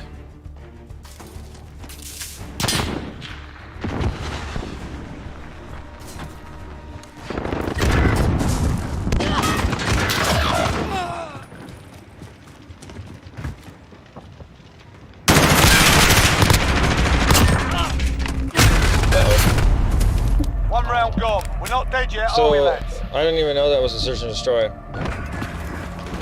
at all. Hey, I got a fucking kill though. Where the hell is everyone else at? Search and destroy. Retrieve the bomb and hit those targets. Bomb is in play. Protect the carrier.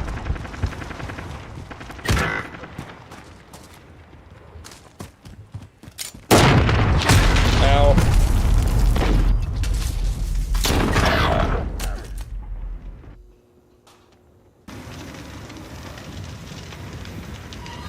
Wait, how could that person kill me and the other person at the same time?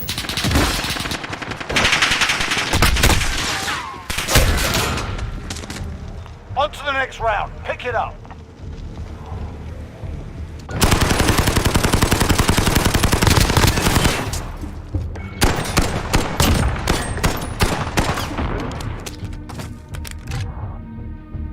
Search and destroy. Retrieve the bomb and hit those targets. Do we have a full lobby yet? We have the bomb. We got more people.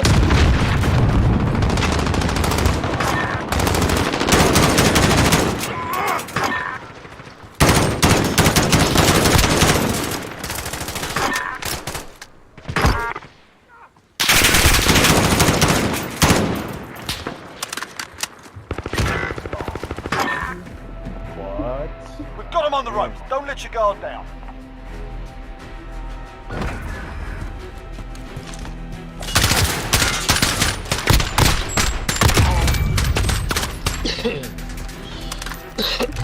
Switching sides. What are those rounds that like? Search and destroy.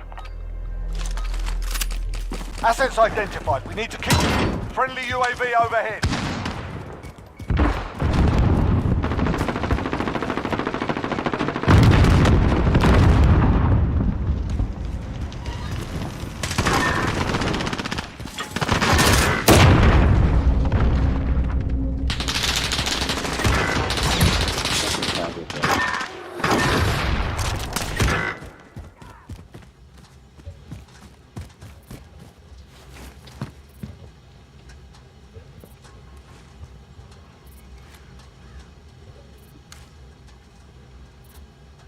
You see the bomb?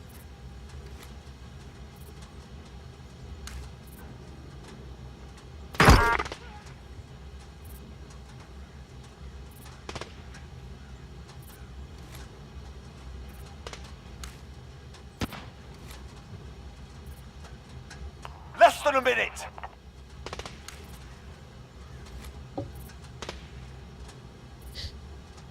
Master Chiefer, he went around the... Oh.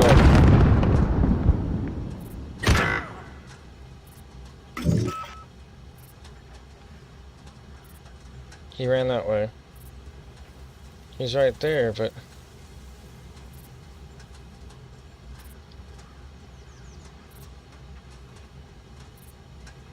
30 seconds. He's not going for the bomb over Time's here. up. Move your asses.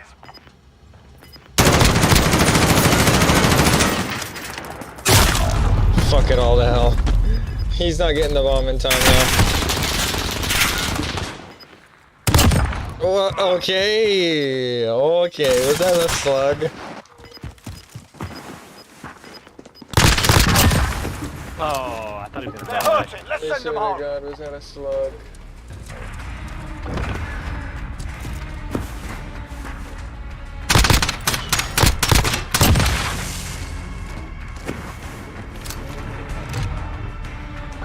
Search and destroy. Asset locations confirmed. Defending them is critical.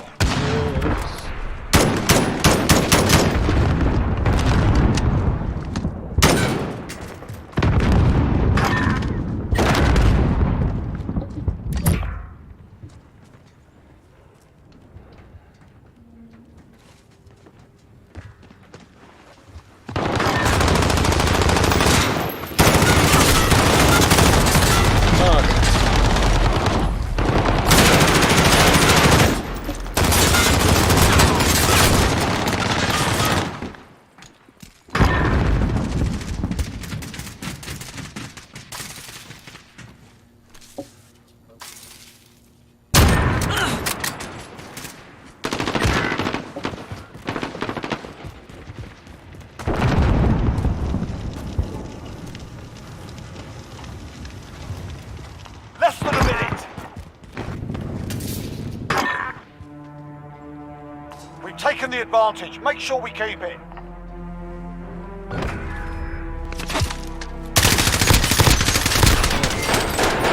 You got a lucky shot on you. You got a lucky shot on you, nigga. Use his ass. Search and destroy. Ah. Assets identified. We need to keep them intact.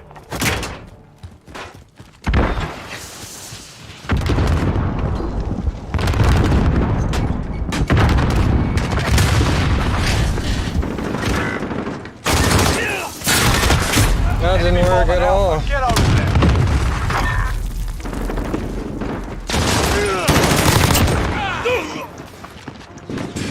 Any concept.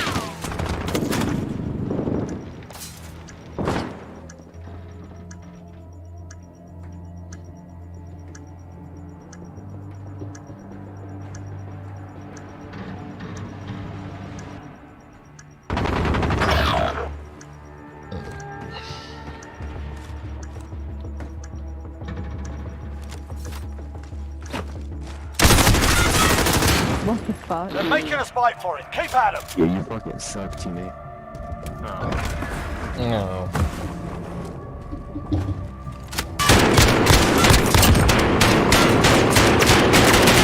Was that supposed to be my fault? Switching sides. For playing, this is my first match. Imagine. Search and destroy. Target's ID. Get friendly UAV overhead. Bomb is in play. Attack the weapon caches.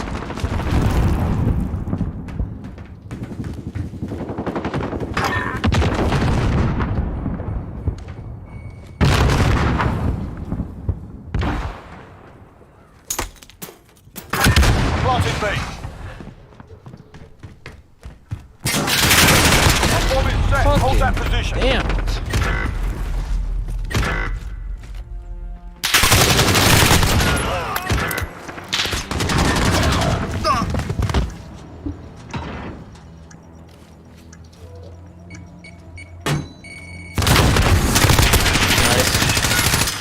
It didn't work out. It didn't work out. Good job, but it didn't work. We were close. No cigar. Stop the clock. They've got our A little bomb. rushy, but I mean, I Take guess a that's what we breath. kind of Go have to back do, in. huh?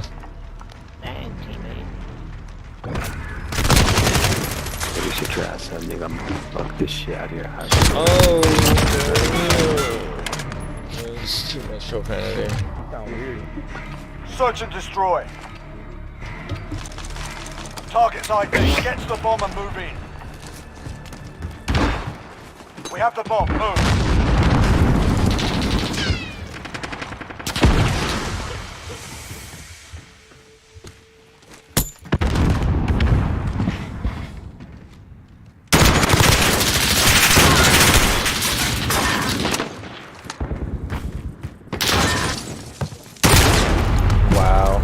Literally hopping on the other side of that. There's 2 fucking claymores on the other side of that door.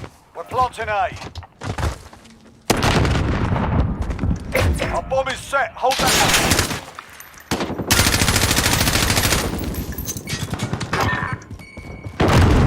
one. Nice.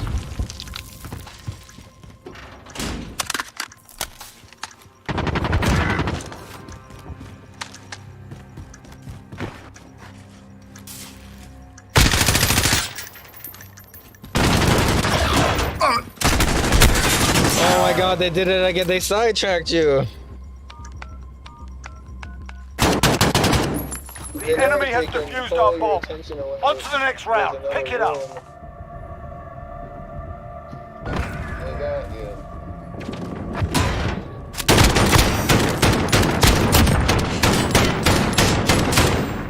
Damn. Rip. Search and destroy. Retrieve the bomb and hit those targets. We've got the bomb.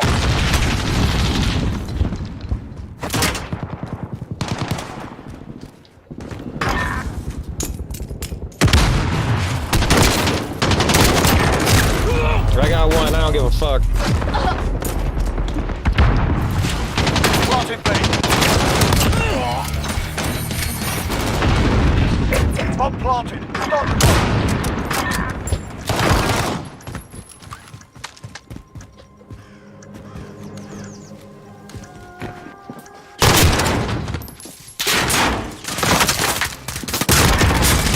Oh, there's 2 there. That's the way. On to the next round. It's all good. They needed that now.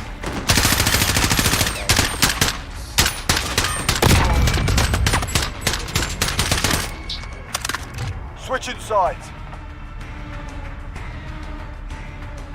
Search and destroy.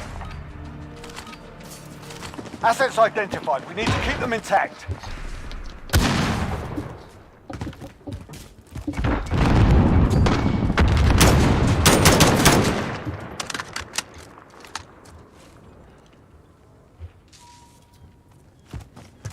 Enemy bomb at Alpha. Get over there. Oh, fucking hell.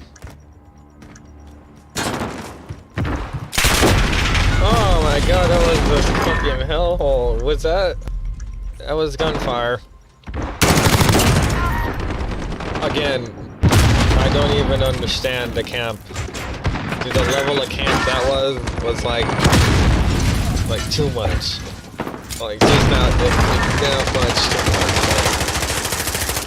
Like look at that, we won that one. Look at that, we did, look at that. Alright, Dad, I don't give a fuck, it's okay. Oh, good job, team. We've taken the advantage. Make sure we keep it. Congratulations.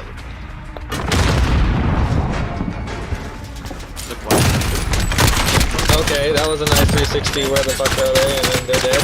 Oh, nice. That was a little overkill. This is it. This is for keeps. Search and destroy.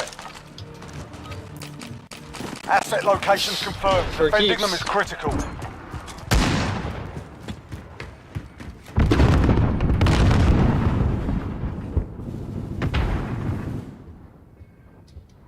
Right.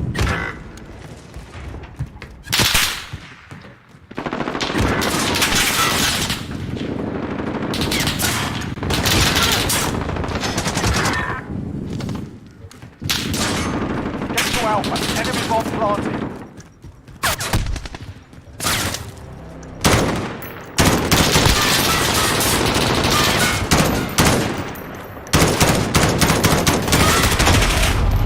Did That dude hopped down from the no, that was just somebody else completely.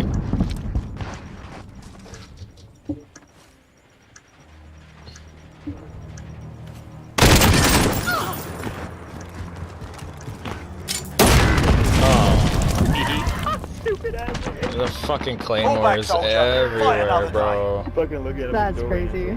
He can't do shit without the walls. That's why he bought them. Can't win with them either. Fucking trash can. Look at these things. Look at them. And he landed on his head. I don't even want to fucking explain Alright, this. GG guys, I'm getting off. Entirely too much.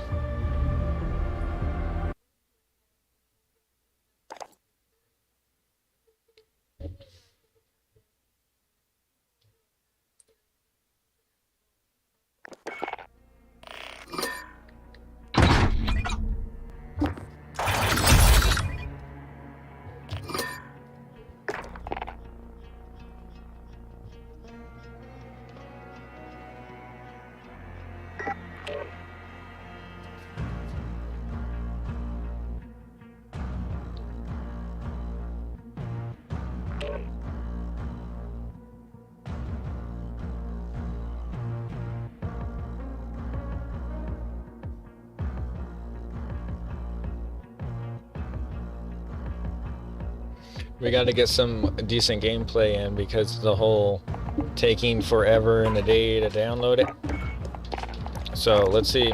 I mean, it was cool that I got a clutch the first couple games. That was pretty sick off the bat.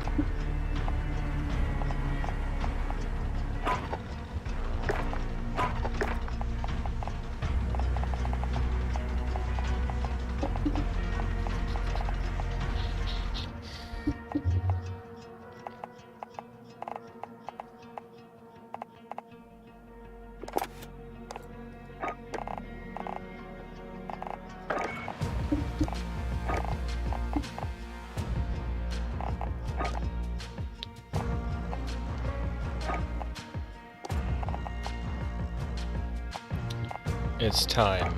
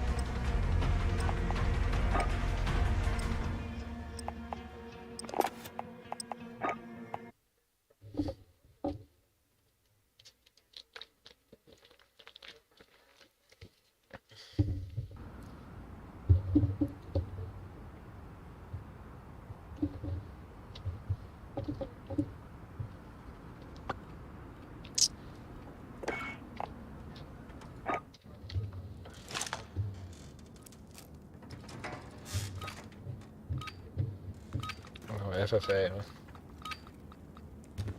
Free for all. You're on your own, soldier.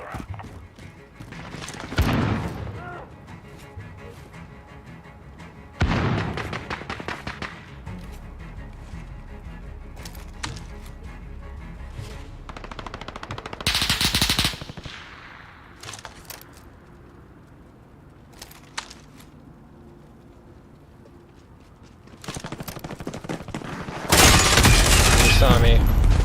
Did you see the gun? Where did he see? He did see the gun. He did see the gun. He did. Yeah. Okay, I'm very curious on how much that sticks out. That was actually on purpose. Believe it or not. Believe it or not. I don't know what you guys do when you play a new game. Like, do you check all the things? Like, do you do that?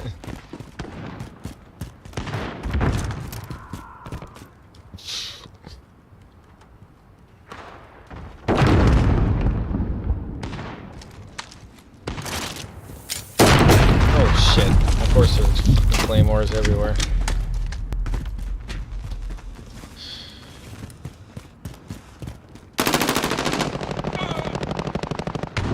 That's a shitty ass spot for one of those.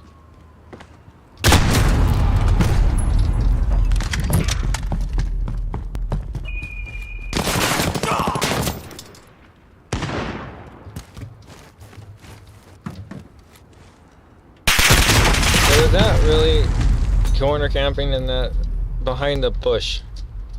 There's a bush, of course there's a bush.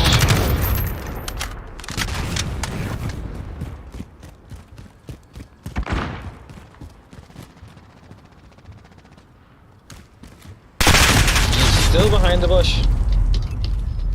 And he's max level behind the bush, by the way. Of course, you can't just be a regular person.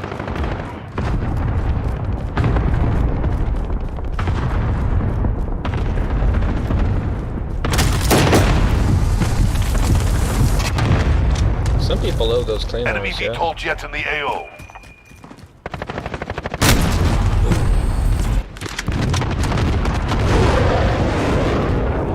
Enemy cluster strike incoming. Take cover. At least we're in a good spot for that. Enemy And UAV they're just gonna overhead. keep fucking doing that.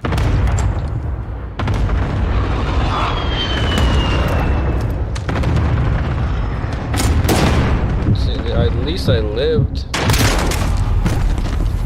You and your goddamn... Wait, look at this corner camper.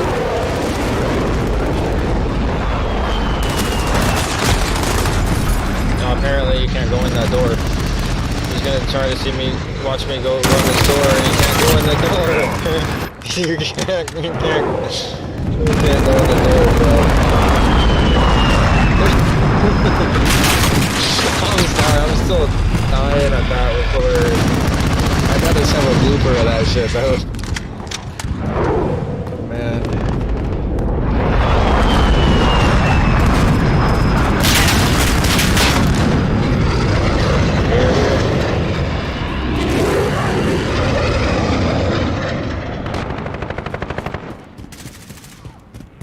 Is he still back here? Okay. That one got me good. I heard the missed shot and I was like, oh shit, where is he? He's just coming up in the area. Wow. And that was a missed shot. It wasn't even trying to aim at me.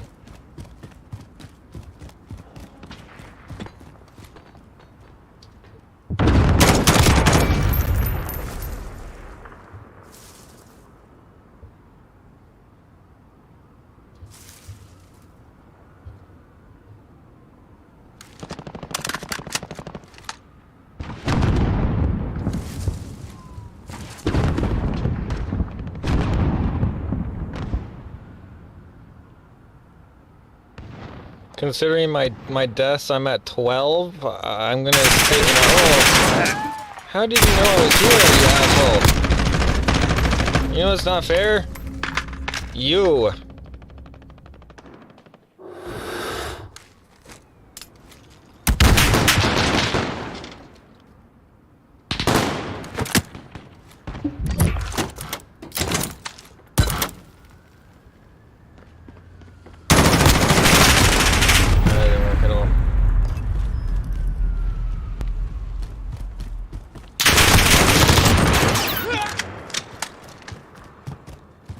He didn't even, wasn't looking there. You're losing this fight. Get your heads in the game. He gets my heads in the games, yes. Enemy cluster strike incoming. Take cover. Oh, shit.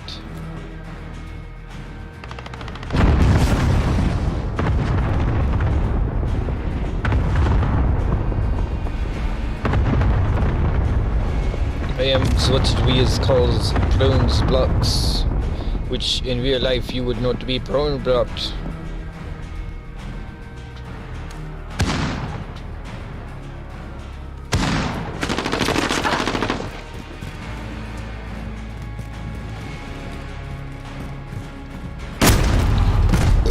I mean, I shouldn't be. Okay, at least I'm not the only one past 10.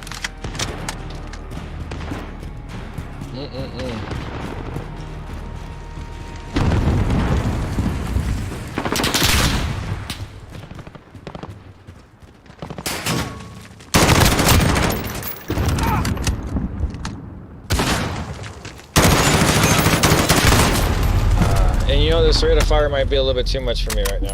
If I can get that burst one back.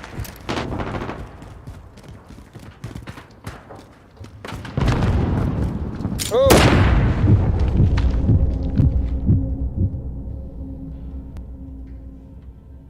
I live.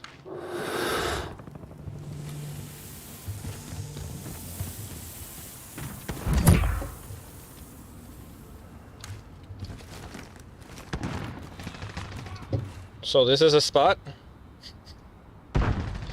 This is the thing? Since when did they let you sit in spots like this in Call of Duty? Enemy cluster strike incoming. Enemy UAV overhead. Really?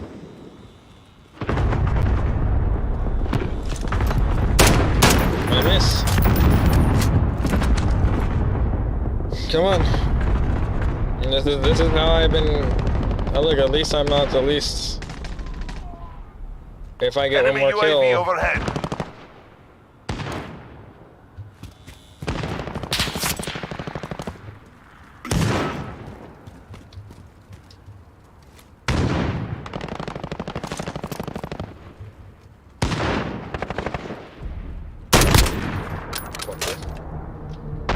It's over for RTB. Move out.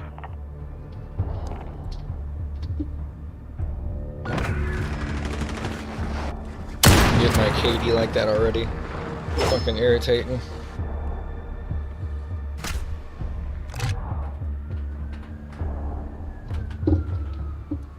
The beast. Nah. You the camp. Use the camp, bro.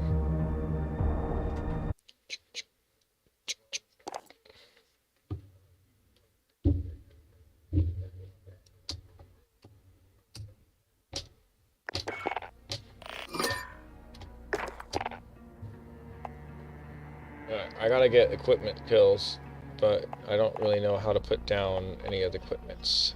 So we gotta go here. Movement, weapon movement, key bindings, lethal,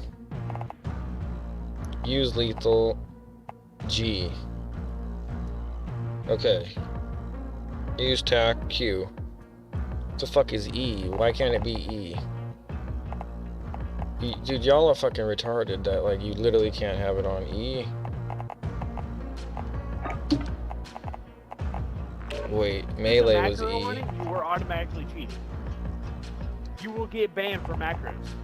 Yeah, that's low-key true, though. Like, macros on Warzone, like... What did he say? The only macro I use is copy and paste in the fucking underbarrel. Copy and paste? You're just mad because you don't know how to do it. I'm on controller, you fucking idiot. You can do it on controller. You can do it on controller. Oh, you no. fucking idiot. Oh god, I've shown people on console. Yeah, because you're fucking suck at the game. Suck at the game. You don't have the eye. No, you don't have the eye. Night vision. You don't have the coordination to do the fucking glitch. I don't. The glitch. No. Why you can't do it? You were fucking stupid. This is why when I silent shot, you automatically say, "Oh my gosh, Okay, yeah, he's right. Of course he did. He's literally, before he said that I've been using a macro to silent shot. It is literally you shoot, throwing knife, Y. That is it. Dude, it's funny as fuck. But you have a good night, sister. I'm gonna go join my buddy right now. Playing. Yeah, I'll be down.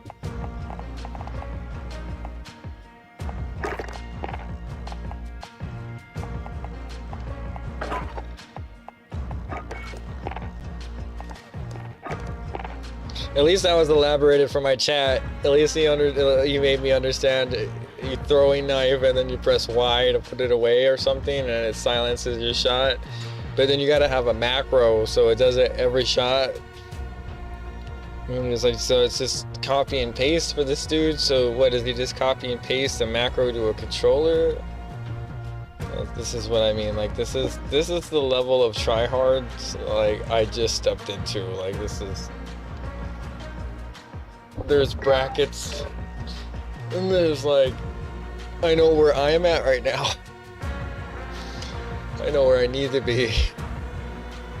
And there's somewhere in the middle. Like,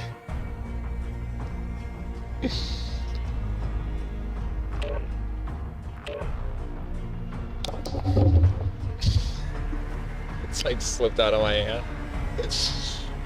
It broke the laws of physics.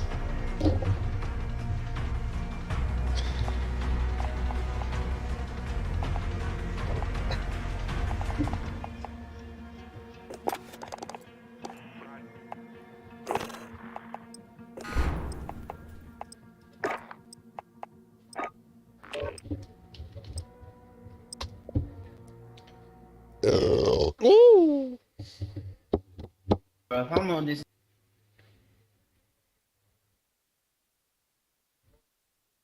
What? Okay, so Condor hideout. I do not even know. Do not even show. Do not even wanna know where they go. Where does it go now? Where does it go? Search and destroy. Target's ID. Get to the bomb and move in. Yo, can my teammates hear me? Yeah. Holy fuck.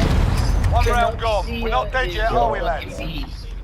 We finna lose. I'm just tell y'all straight up. EJ. Yo. What?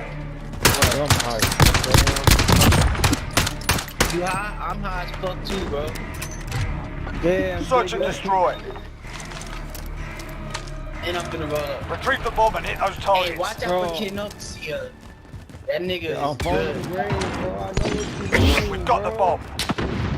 Yeah.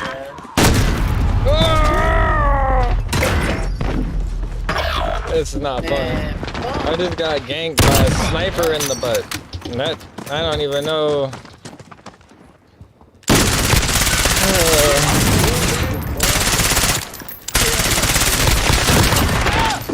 I killed him. Oh, you killed him. Okay. He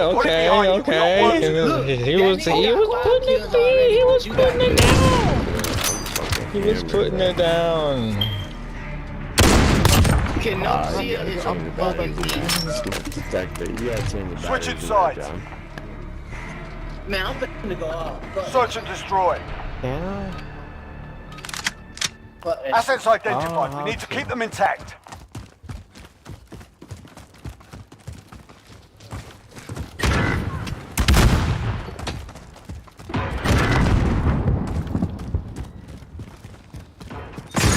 Yeah, there's only 3 of us.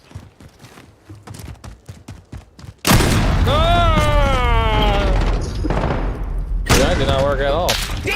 On to the next round. Yeah, tell me about it, bro. Tell me about it. Tell me how it happened. And tell me, did he hit you right between the eyes like he fucking hit my ass? He tends to not give a fuck with that sniper, does he?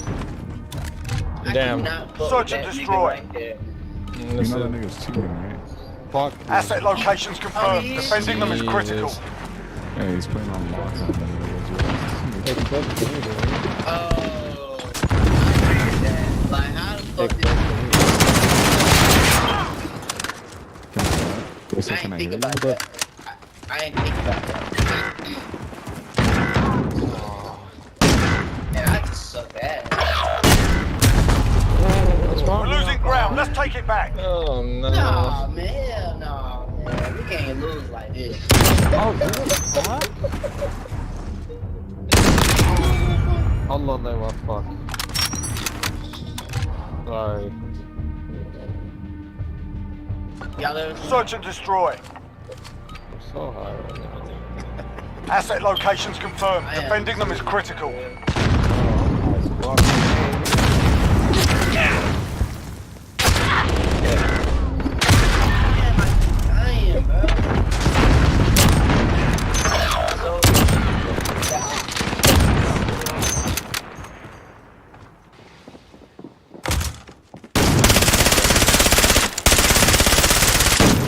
You have.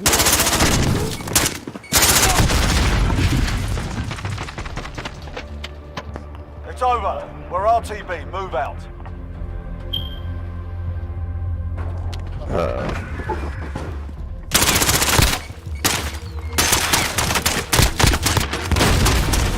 Damn. Fuck them niggas, man. That Canopsia, man. Why the fuck so good? Okay.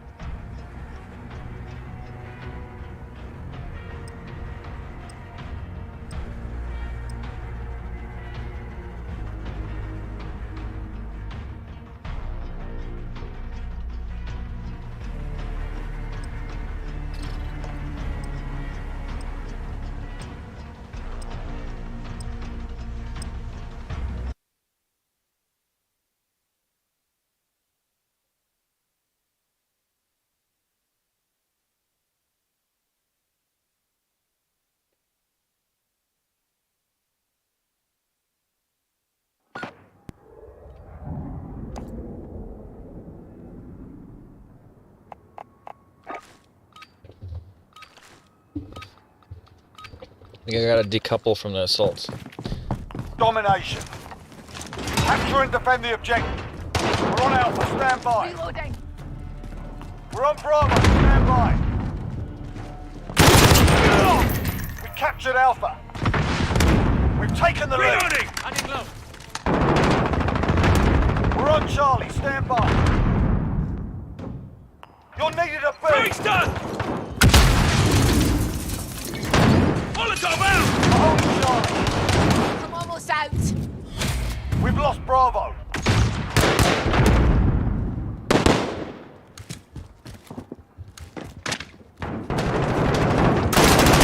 Oh shit. Of course. Oh. Throwing stun!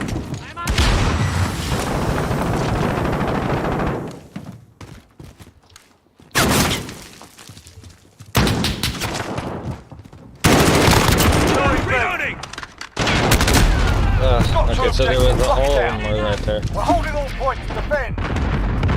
Enemy at the back alley.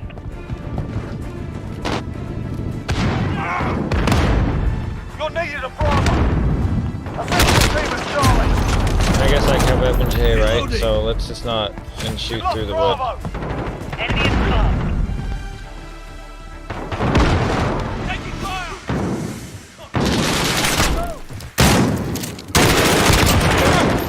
Official team at C. We've lost Charlie. We captured Bravo. Grenade out! Damn it! Why is the slide so short in this game? Enemy at the yellow building. I swear to God, the dolphin dive was like twice.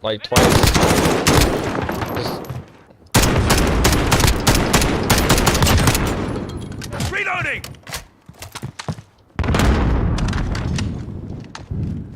You're needed a B. Reloading! Got two objectives. Lock it down. Throwing stun! Reloading!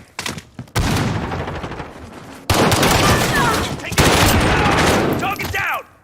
Reloading! Bullets are out!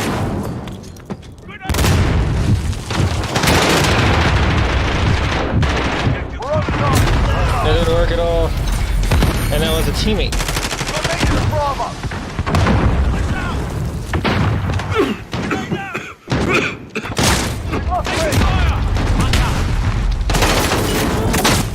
He's laying right down. Hostiles are taking Alpha. Securing Charlie.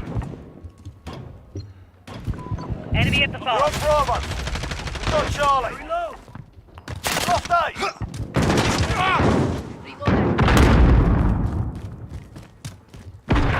Grenade out! Securing B. Reloading!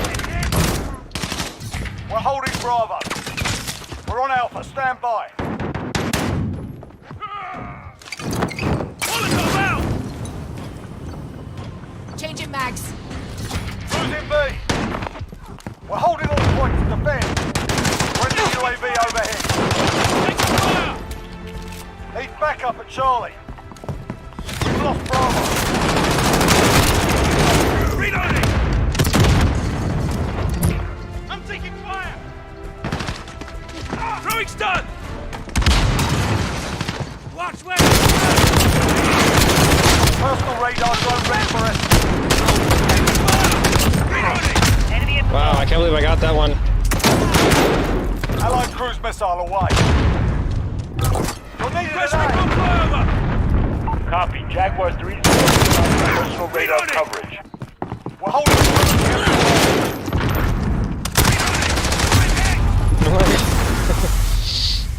Securing Bravo. You're needed an What A. the? No, you get out of the fucking way. We've lost A. We're holding the yellow Bravo. building. Personal radar's been shot down. We've lost A. Reloading!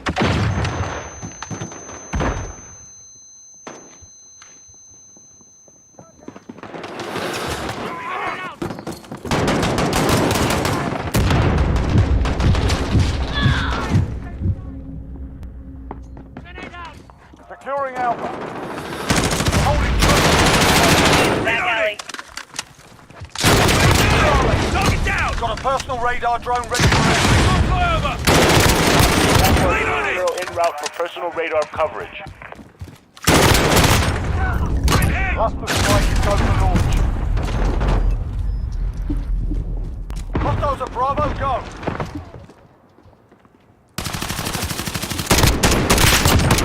Reloading! Enemy at the junkyard.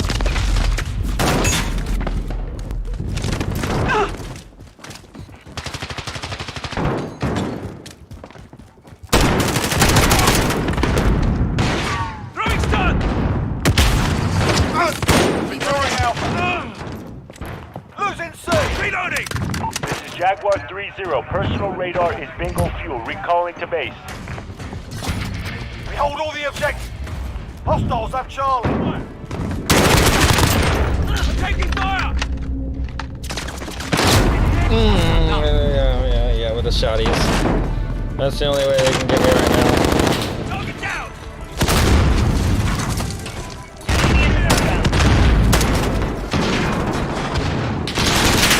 Fire! Molotov out! Throwing stun! Losing A!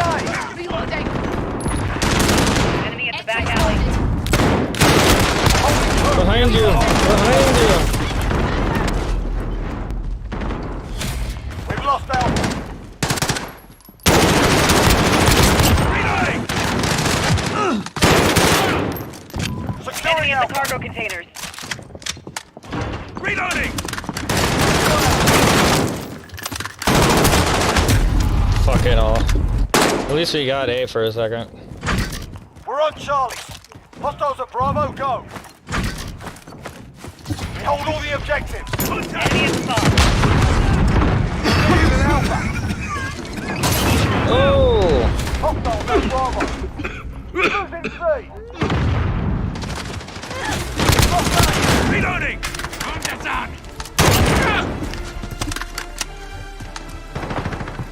We're taking Bravo.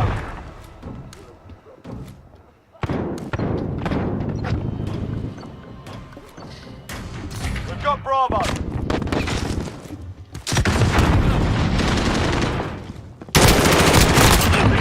I'm taking fire! Securing A. Oh, of course there's somebody right on that corner. Always. We're on Alpha. Stand Well, at least by. he is.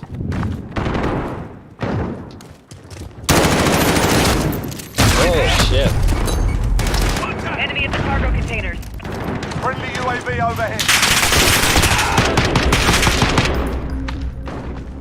Allied cluster strike. Got two objectives. Lost. Reloading! Losing Charlie. Throwing stun! We're winning this. Keep it Enemy at the tight. yellow building. Molotov out!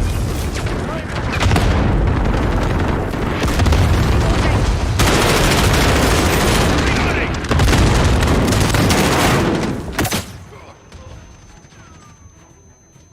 Enemy at the junkyard. Hostiles are taking Bravo. Well, that was definitely not the final kill cam, thank God, but That's how it's I done. was stunned the hell out of that one.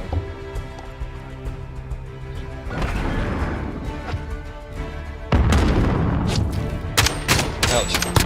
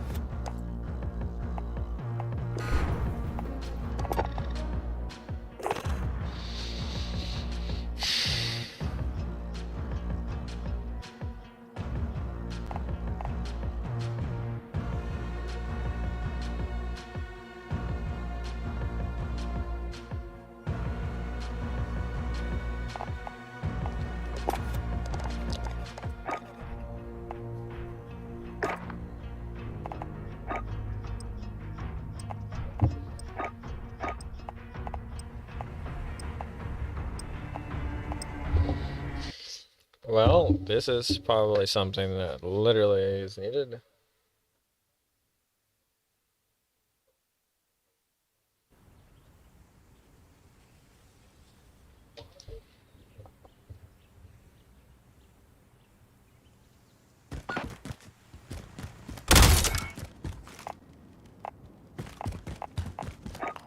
first target. Move out.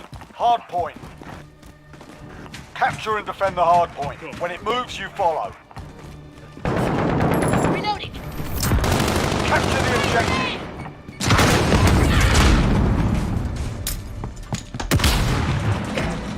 We've taken the hard point. Wow, that did not work at all. Enemy at the center. The enemy took the hard point. We're losing ground. Step it up.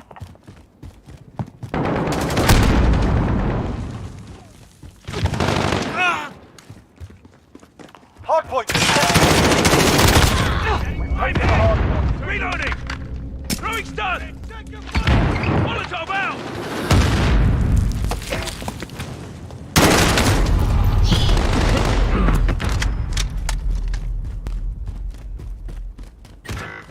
Hard point lost. Hard point contested. That hurt. Stand by to move. I'm out. Reloading. Changing mag. Okay.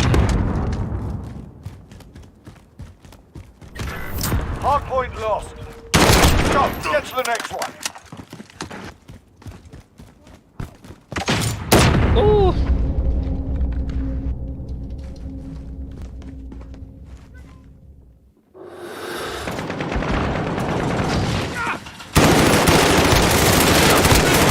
Reloading! Reloading!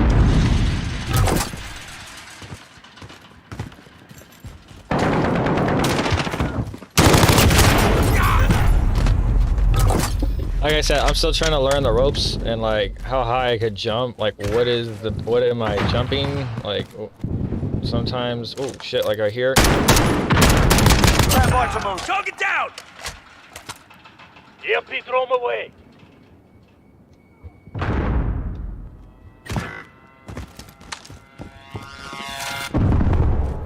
Go, get to the next one. Damn. I hip fired. Majority of it hit him. Hard point lost. Claymore. Reloading. Reloading. Yeah, see, this is what happens when you don't know the spawns. What the fuck is this gonna do?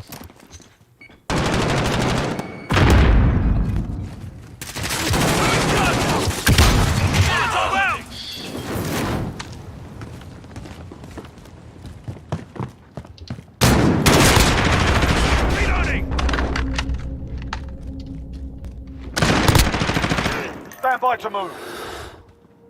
Setting Claymore. Reloading!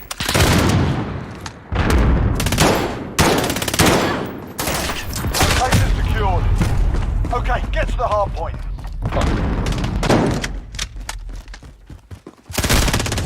I'm taking fire! Hard point lost. Setting Claymore! EMP, throw him away!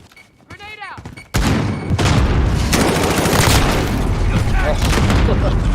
EMP, Okay, throw him away! okay. Enemies halfway there. Step it up.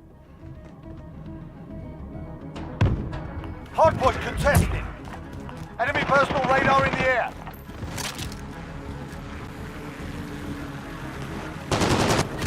Hard point contested. Stand by to move.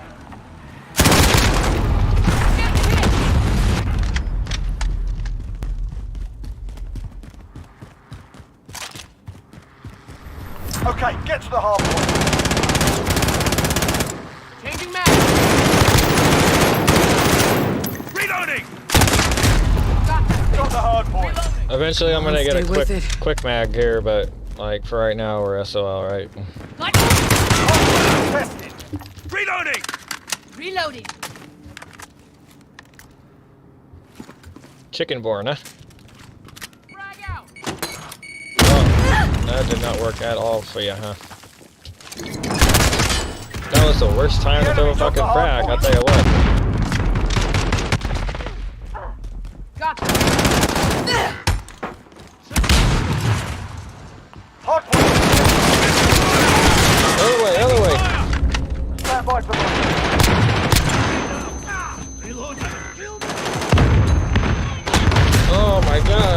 couldn't even get. I was trying to get to the side of the fridge. I got Hardpoint close. contested.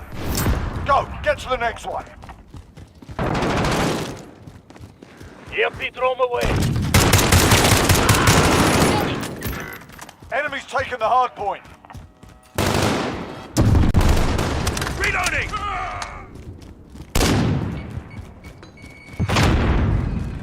Reloading!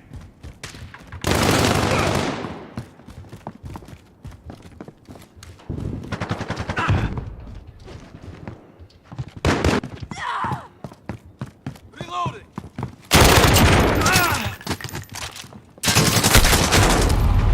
Okay. We're getting hammered.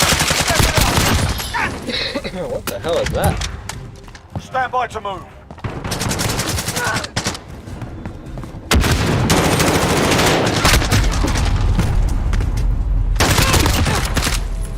You got this. Go, get to the next one.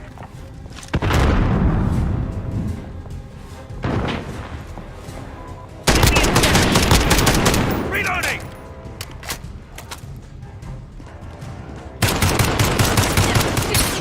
Of course there was. No sweat. So like the gun is like inches in front. No sweat.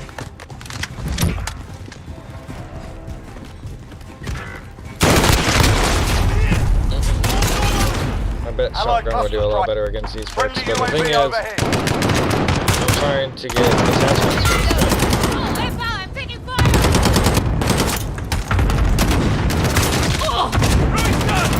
Get ready, we're about to move. No, it's the wrong gun. This is what I mean. I get a little bit of tunnel vision when I have two assaults because I can't really tell on the quickness Okay, get to the hard point. without looking at the actual mag clip size. Reloading.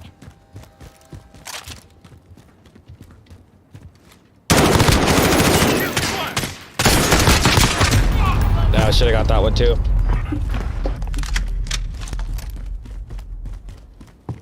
Throwing stun! Enemy personal radar in the air. The enemy took the hard point. Enemy at the center.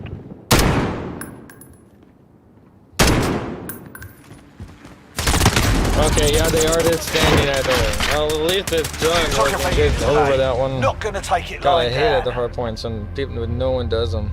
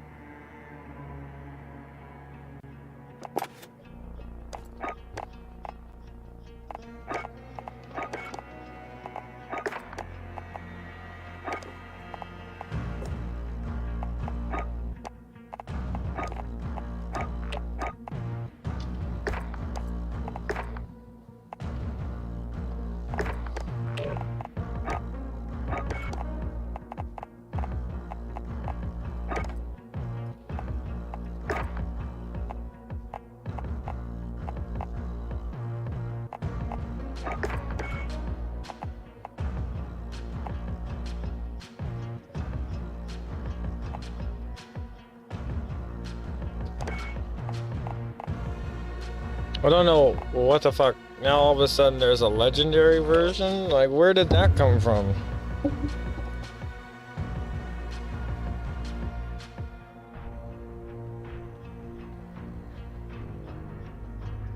I was just editing my loadouts.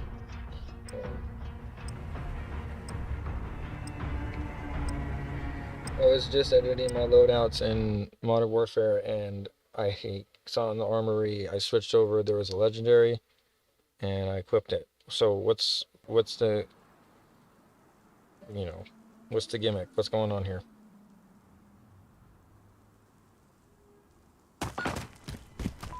Enemy at the center. got control.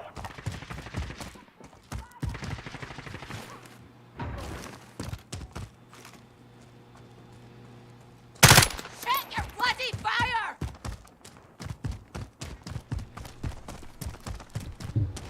Target sighted. 011. Team deathmatch. We've got enemy inbound. Lock and load.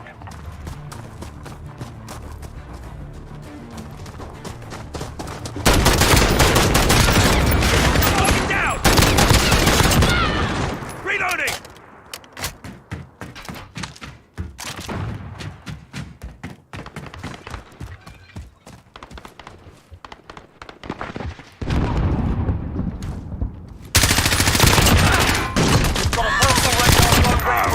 Target down!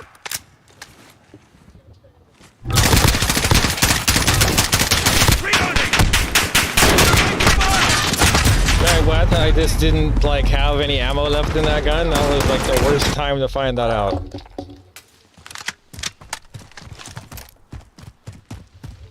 Throwing stun!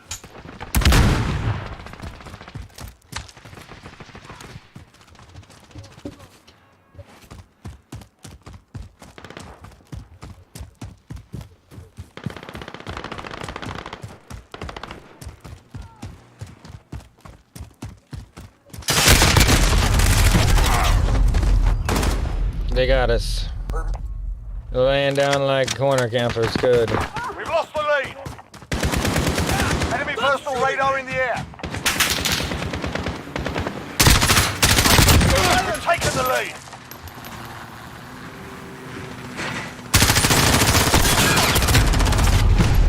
Enemy's got the lead. Hustle up.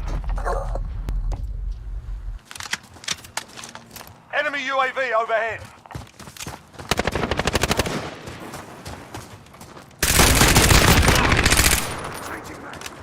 Reloading!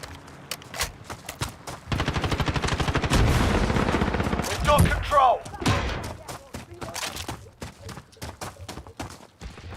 We're losing control.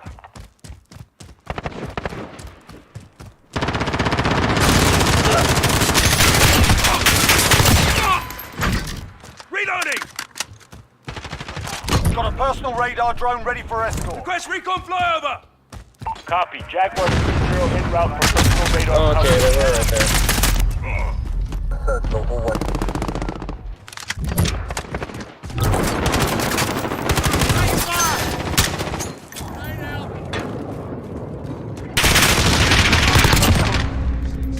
Enemy cruise missile incoming. Oh, thank God. Took me out of my misery. I was almost done. Enemy at the cargo containers. If he would have took one step to the left, it would have been a hard hit. Enemy at the back alley. This is Jaguar 3-0. Personal radar is bingo fuel. Recalling to base. Throwing stun!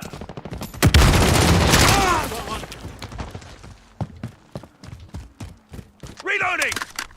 Enemy personal radar. Enemy UAV overhead.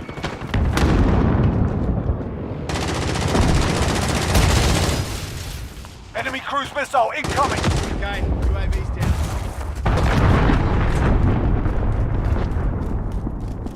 Fuck yeah.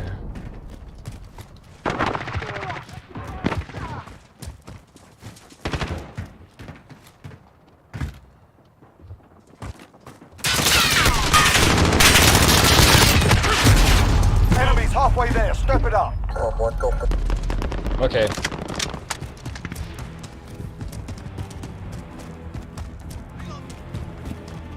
Grenade out!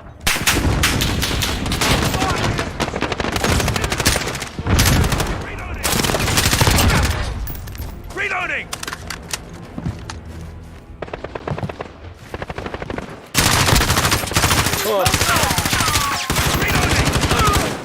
Okay.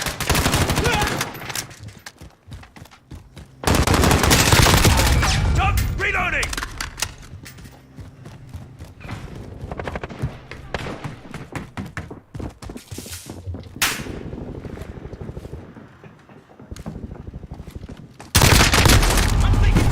Friendly He counter followed me the UAV whole way, active. but then he found me. You see, we caught up.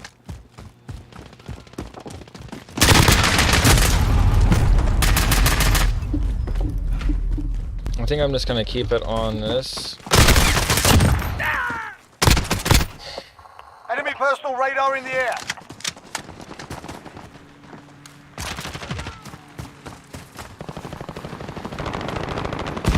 Grappler down! Move.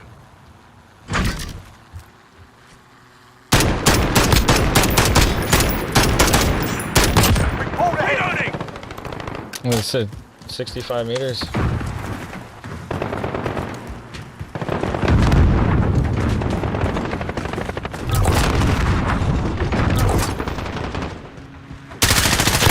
Empty shooter. God damn it, sometimes the M4 really pisses me off.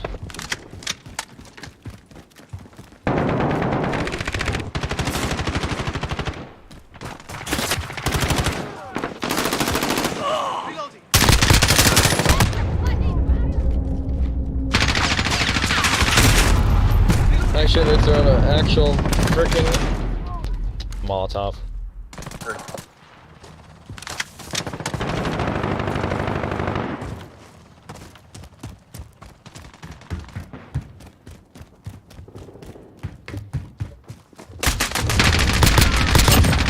Fuck that guy. Again with the corner camping. I heard that, but why? Enemy UAV overhead.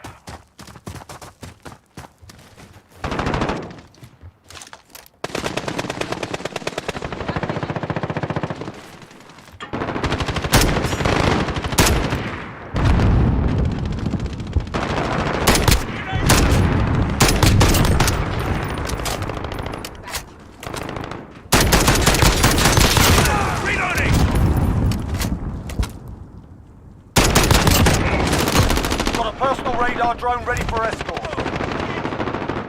I'm with you.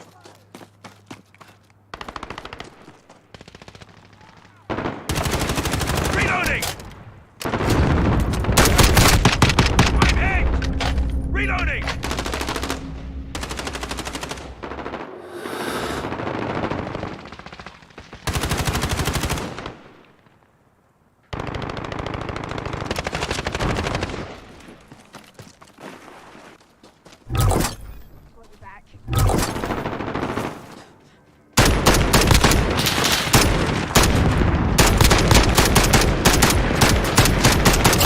No ammo!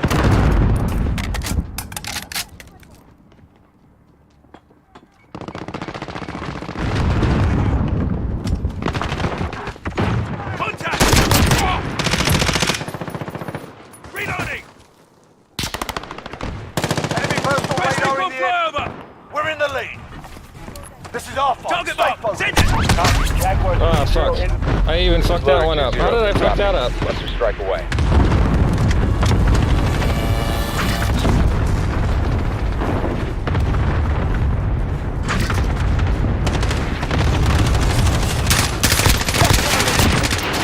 No! I didn't kill him a second quick enough, you All son right, of a soldier. bitch. Fight another day.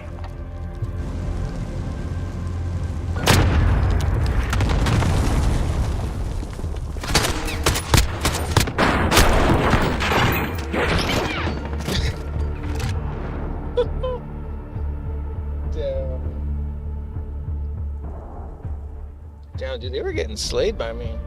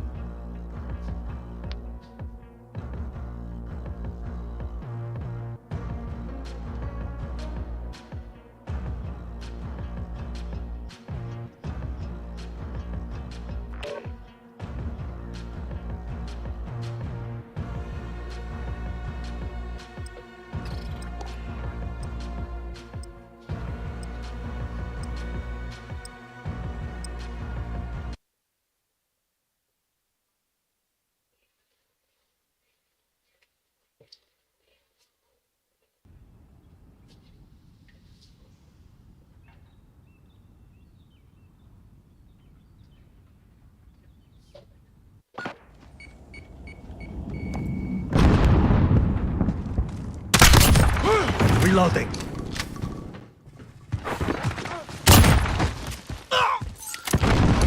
Reloading. Cover me.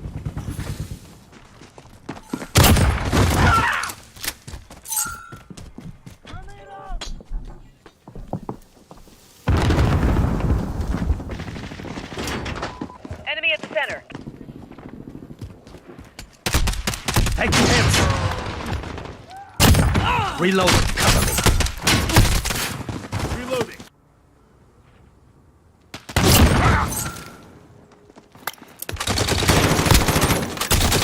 Friendly UAV overhead. Check your fire. Reloading. Cover me. Taking hits.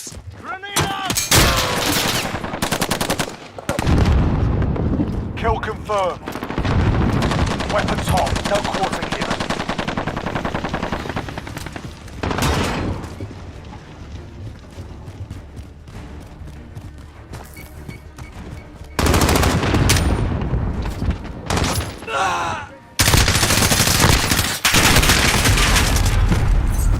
Well, shit. Fuckers had me sighted. Changing mag. For the love of every god in existence. Reload. Fucking help.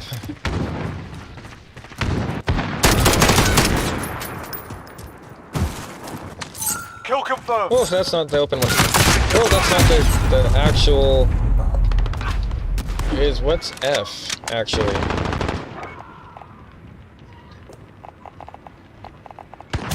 We can't change any of those right now? Am I supposed to be...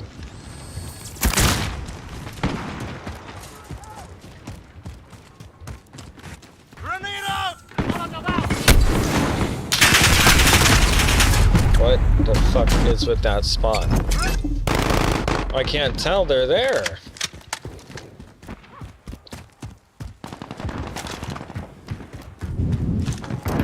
And I don't like that site because it's kind of giving away my location. Target down.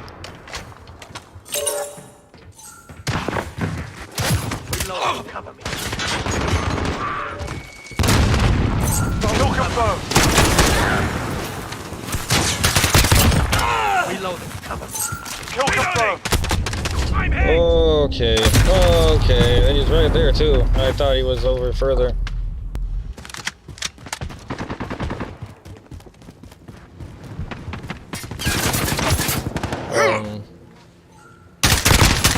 They're dead.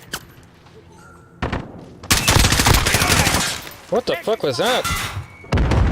I just gave him a thumbs up?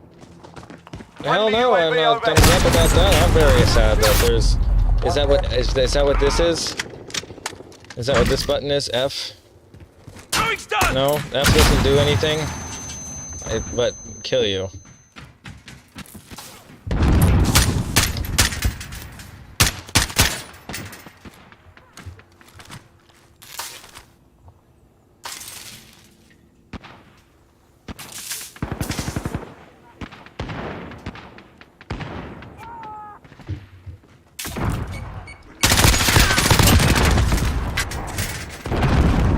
Reloading.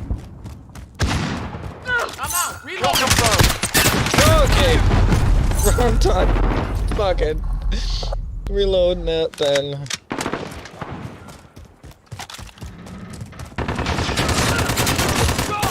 Hello. Well, you see, just because my eyeballs and my character show I'm forward more doesn't mean my butt is out of the way. See, this is literally... And that sucks.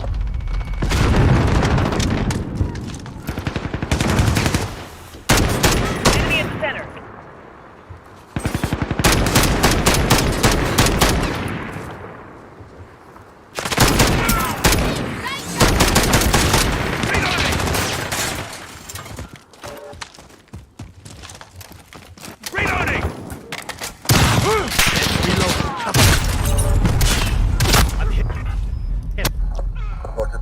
We gotta get these.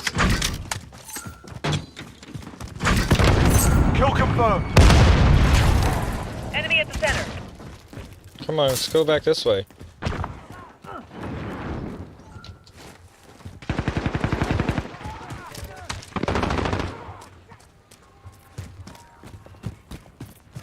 Enemy at the forklift. Sector Claymore. Oh, that guy just spawned. That was our... No, he just actually ran up that way, saw me kill his friend, waited, and didn't do anything. He literally was sitting there. Enemy at the center. Just grab that, dude. No, that's your friend. That's your friend, dumbass.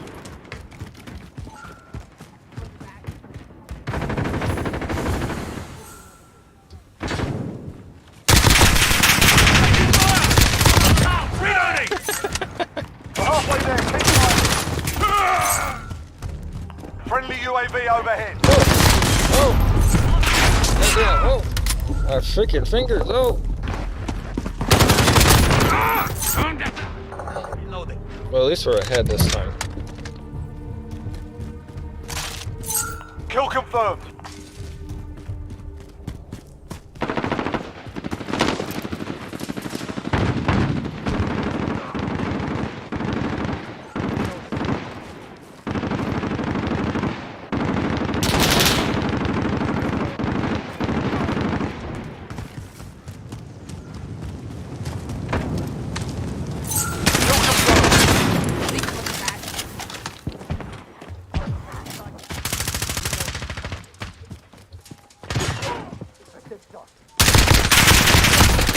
Taking fire!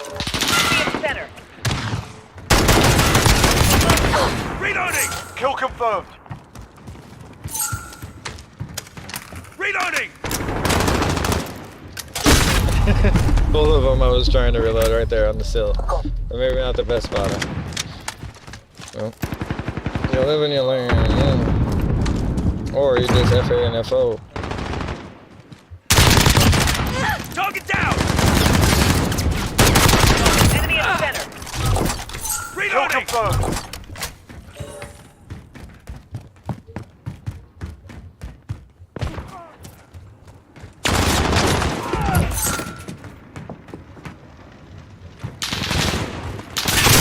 Damn it, he saw me coming. You see, I think I got my fingers popped better. I'll be able to move it better now.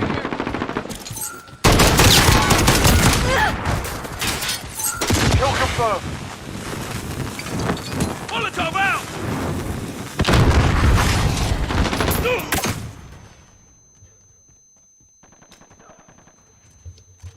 Kill confirmed. That wasn't a shooting. There was no bullets coming out, it looked like. Enemy at the forklift.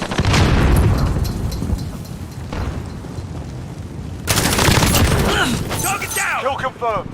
That was perfect. I gotta admit, they were pretty salty on that one.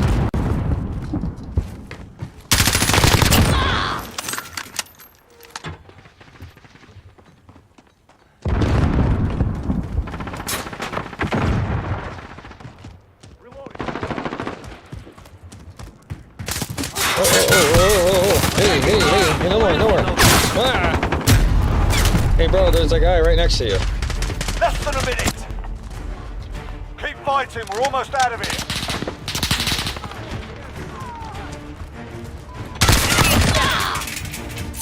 Kill confirmed.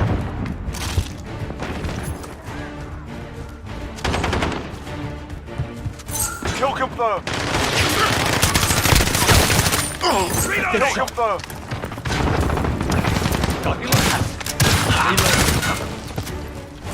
Kill confirmed. 30 seconds. Time's up. Move your asses.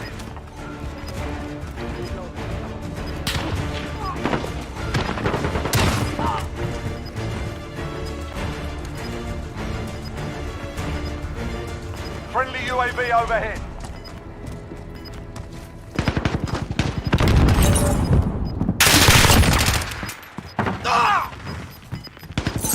Kill confirmed.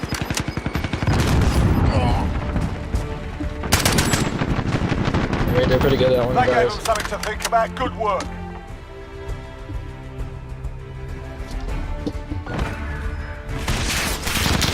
literal rage hacker.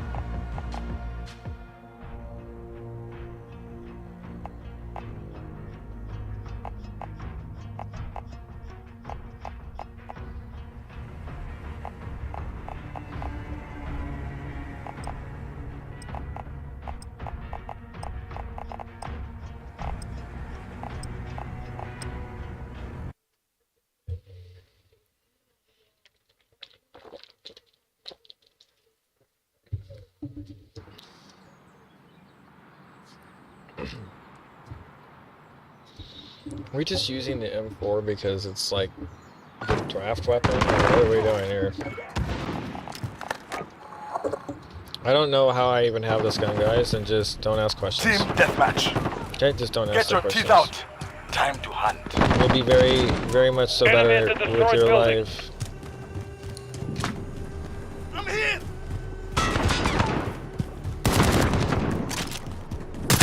Oh, what the fuck? So there's 2 levels to the sprint.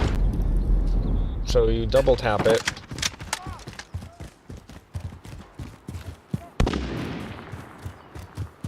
Yep, and this is where you would do the glitch down the hall right there, up, and then, but they changed the whole thing, and you get on top of that roof right there. So yeah, this is the map. It's a way different than how I remembered, although I do kind of remember now you could play over here a little bit. I thought you weren't able to, but I guess you could play over here a little bit.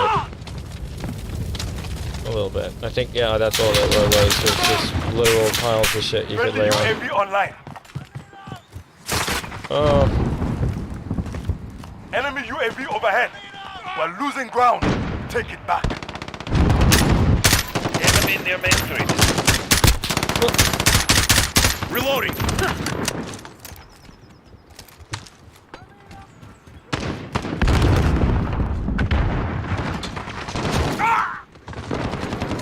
Enemy at the construction site.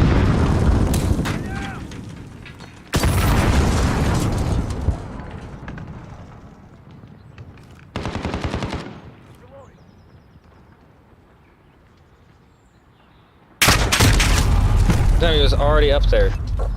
Isn't that a bitch?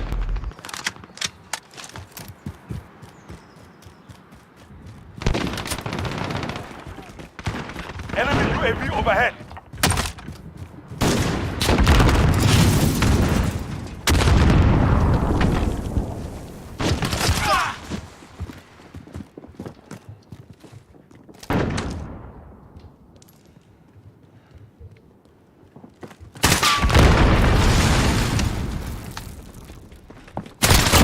Reloading.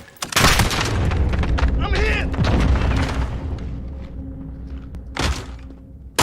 Ah, fuck. There's a door there too.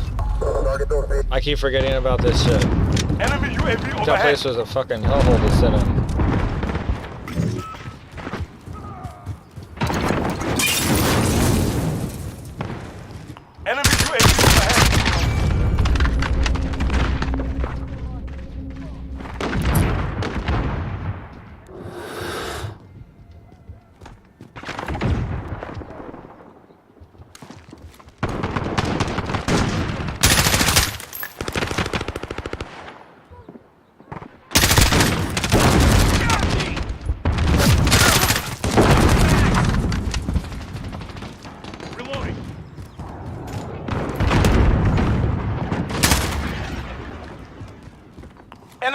missile incoming.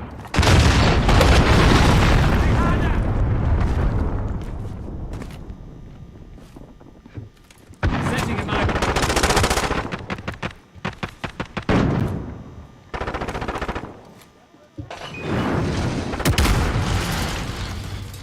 Okay, let's see, we're behind quite a bit here.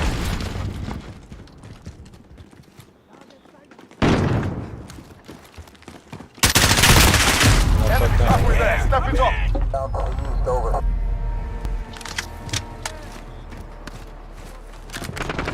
Enemy cluster strike incoming. Take cover.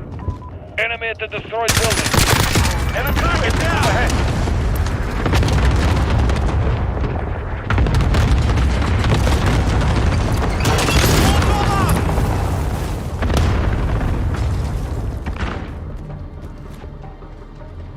Reloading.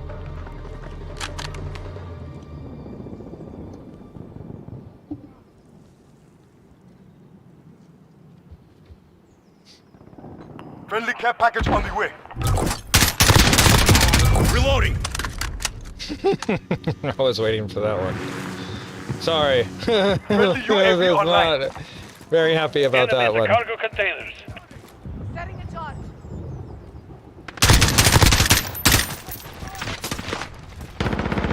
Reloading. Friendly counter UAV active.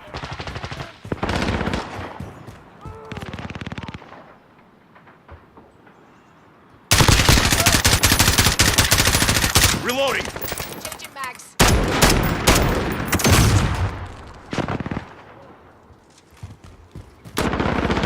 We're in the lead. Reloading.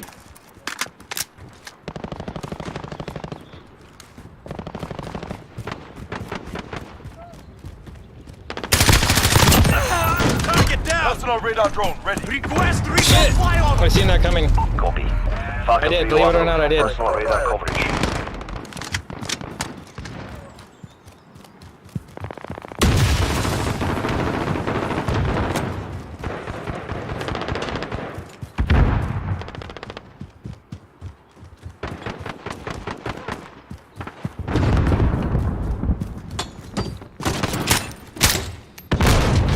Taking fire!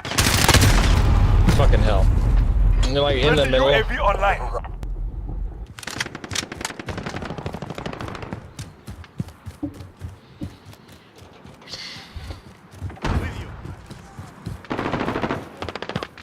This is Falcon 3. Enemy at the destroyed building. Radar completed. Recalling to base.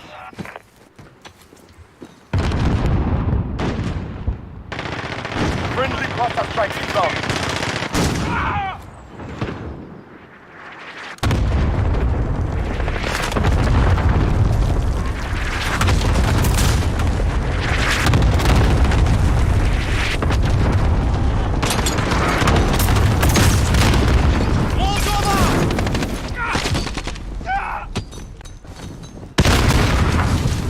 Throwing stun!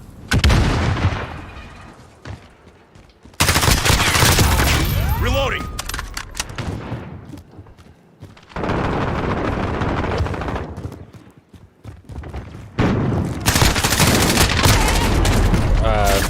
Damn it, you know, it didn't even blow up. I don't know, I crazy how I hit a person but not the claymore.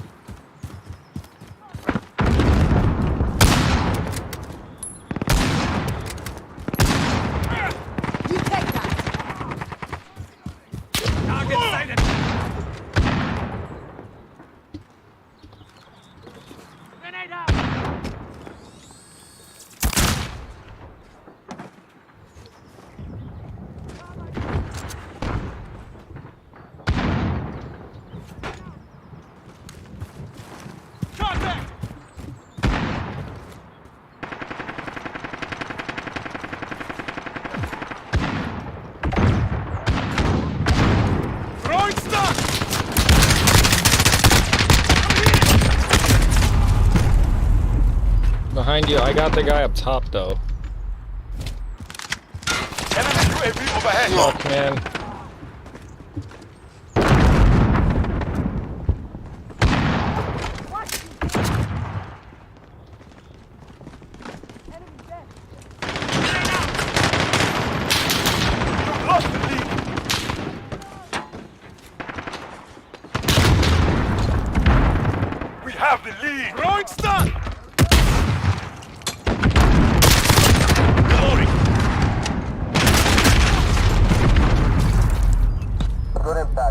You gotta go up and underneath. Less than a minute. We're losing ground. Take it back.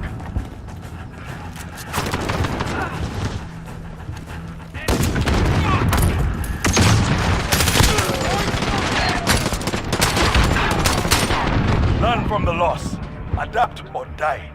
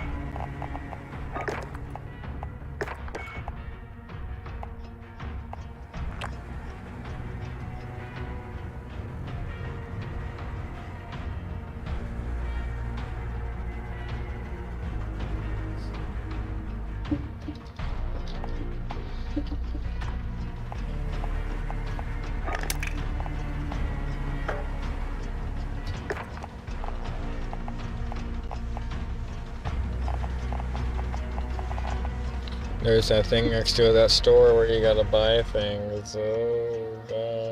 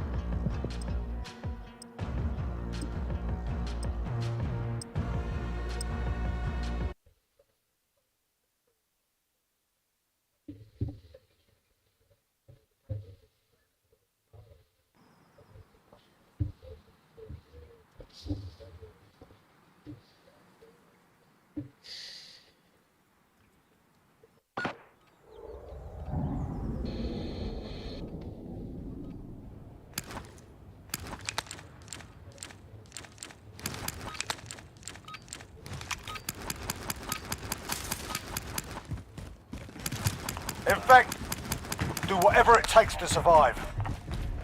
Have your back.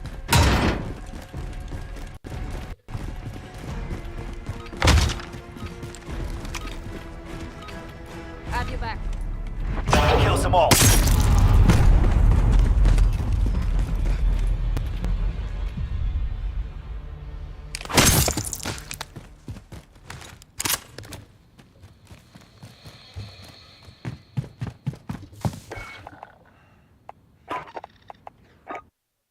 I don't know what the fuck that was, but I don't like this game. I didn't rage quit and just delete it. I honestly don't fucking get it.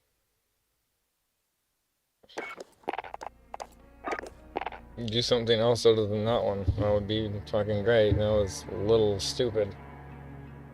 It wasn't in the original. What the fuck are they doing? Waste of my time.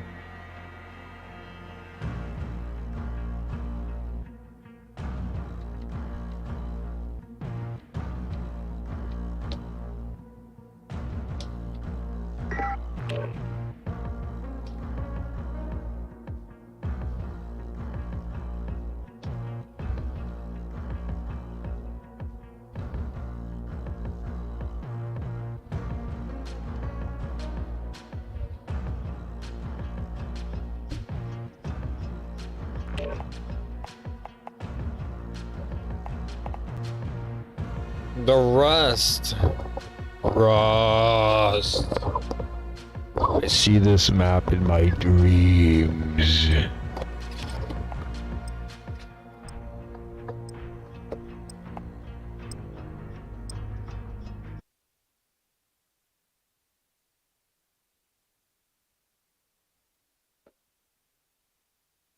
This shit don't be me.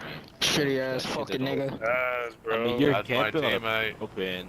You're camping on the open. I'm camping. Hello? That's my teammate you're talking to about that. Shut the fuck up, pussy ass. Pussy Where am I ass one? nigga. Saboteur. Bro, I should kill that nigga. I'm tripping out right now. Hold up.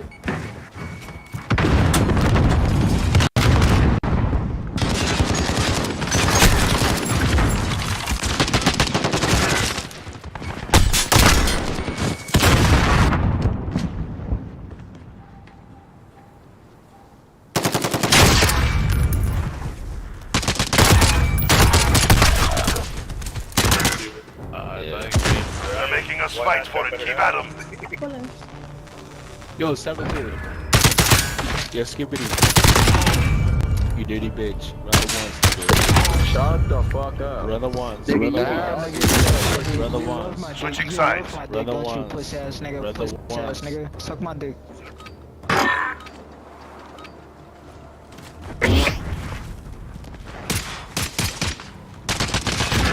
We've got the bomb. See, I need to get a macro for that.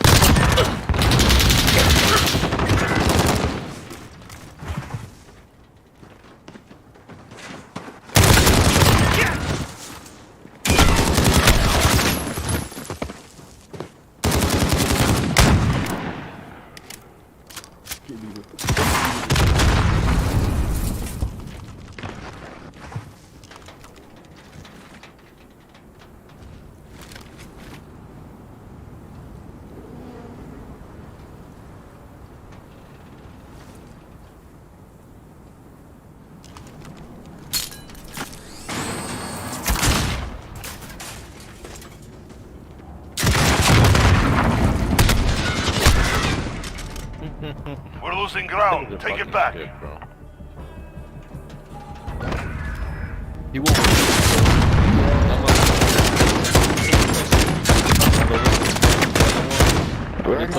Get off top, turn your ass, fuck up, pussy.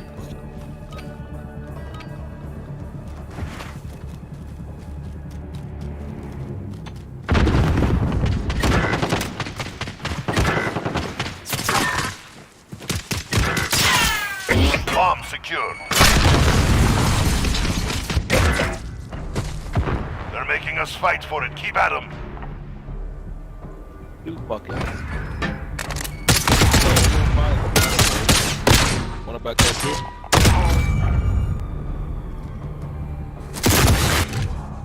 nigga's not talking anymore. Crazy. Search and destroy. Destroy the targets.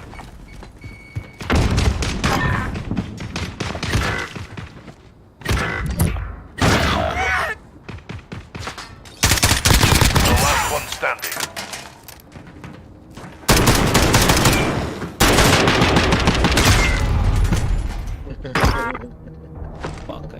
That's it, we've lost the objective. I expect better. Do you think that shield would be disintegrated? Like how many bullets I put right there? And there's. I should start doing that shit. Boom, boom, boom, boom, boom, boom, boom, boom, boom, boom, boom, boom.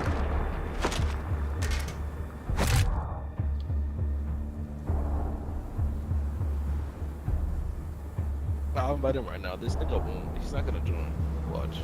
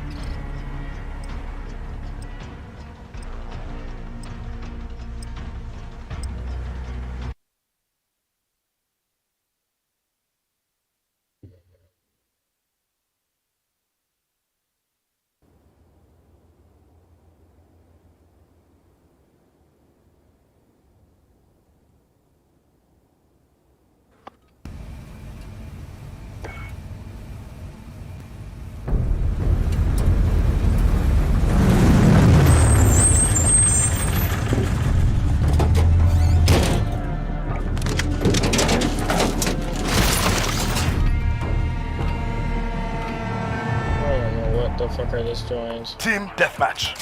Is that what Get this your is? teeth out. Time to hunt.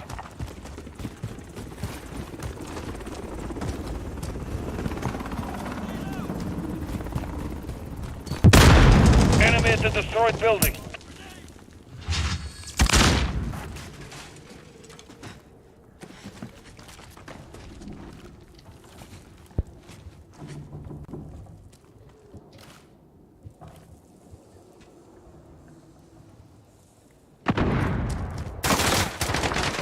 Got control.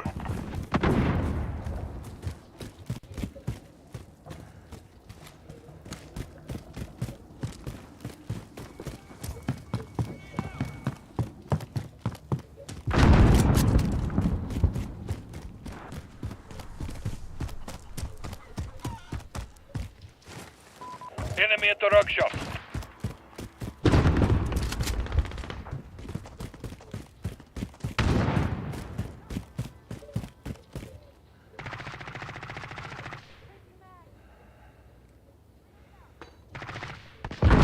Taking the lead.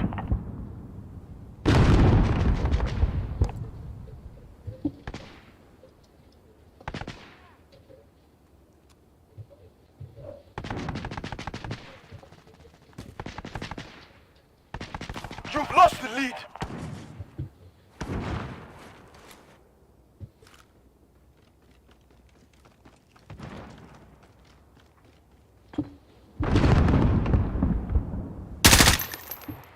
Reloading. The enemy at the tower.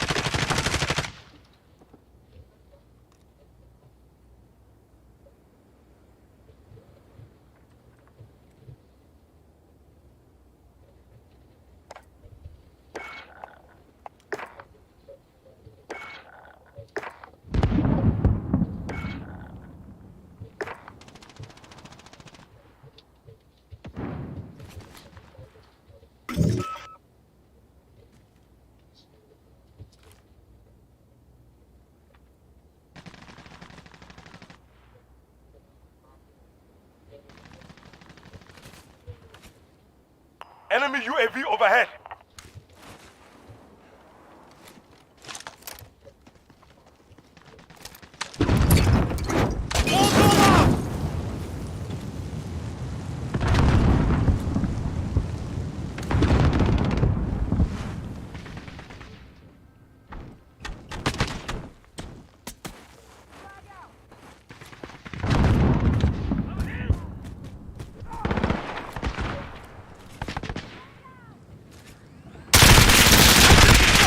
Reloading.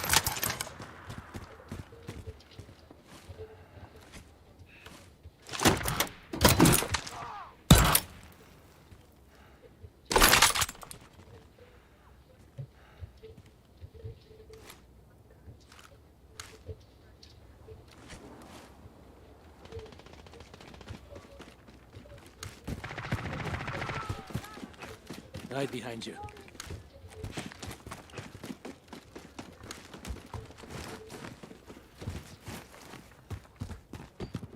Enemy care package inbound.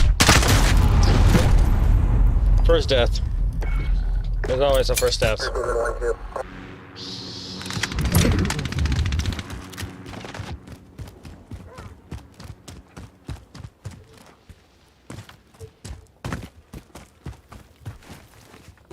Enemy at the stone bridge. I'm reloading.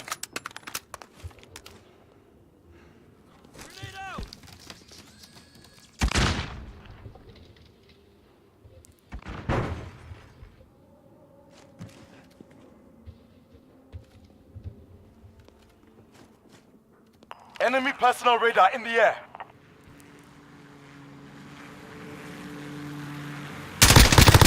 Reloading. Right behind you. Reloading.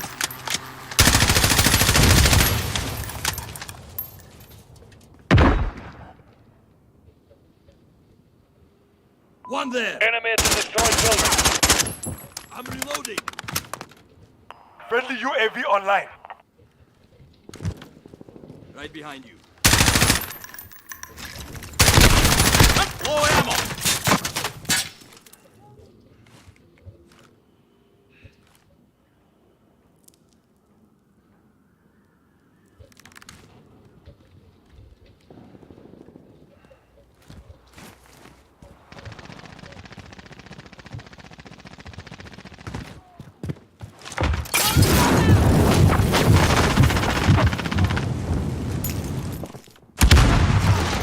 Enemies halfway there. Stop it off.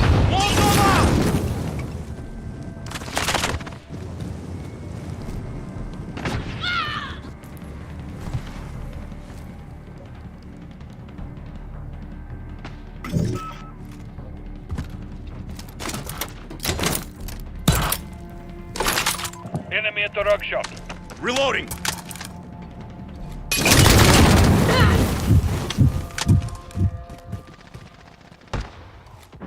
Friendly UAV online.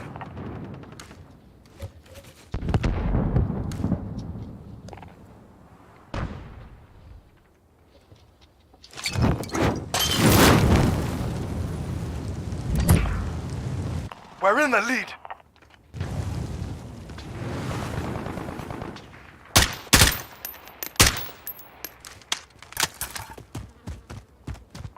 Enemy at the cave entrance.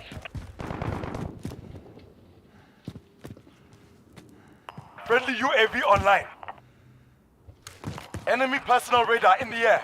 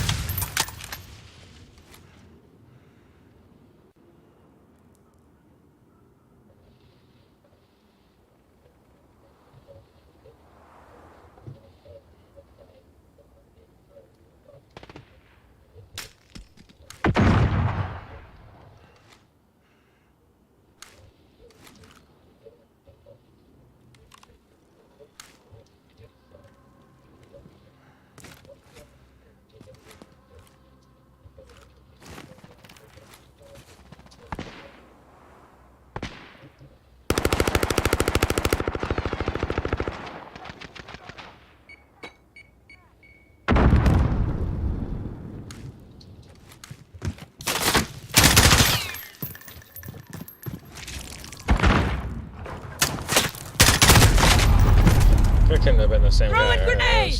Changing mags! Don't know, actually. What that thermal thing was. Enemy at the rock shop. Friendly UAV online. Isn't there? Yeah.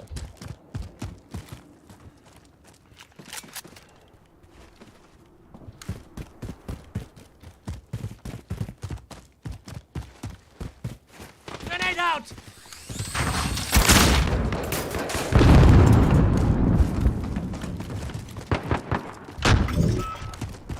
Setting a mine.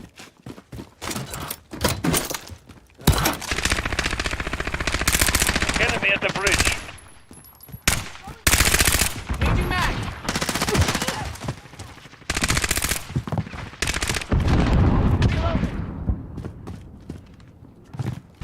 Less than a minute. Keep fighting. We're almost Holy out. shit, was that a ray gun? Nah, that's no.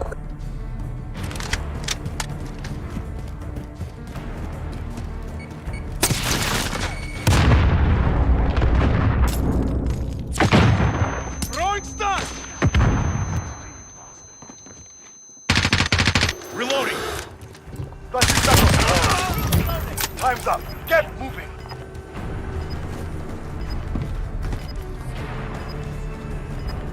Friendly white phosphorus inbound.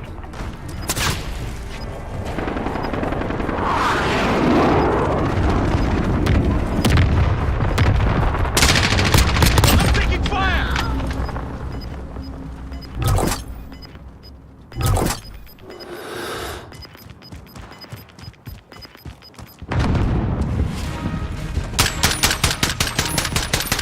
A brutal victory. I expect no less.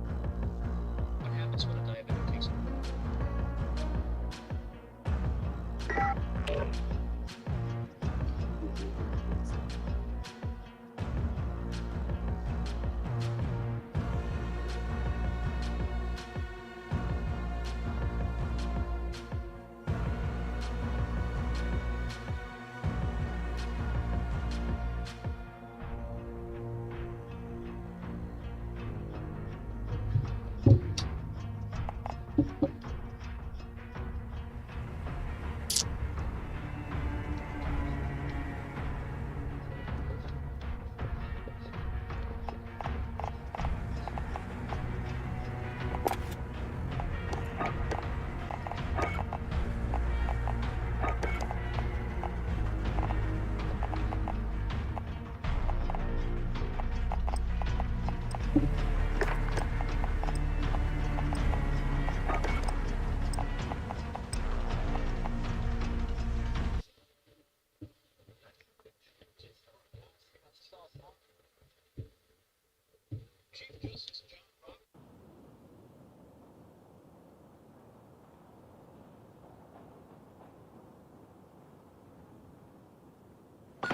lost the lead.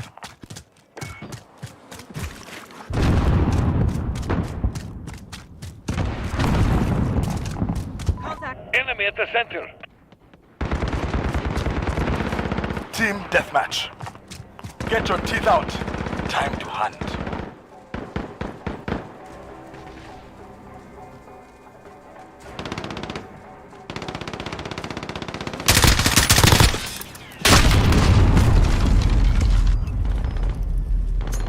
Throwing grenade! Under fire!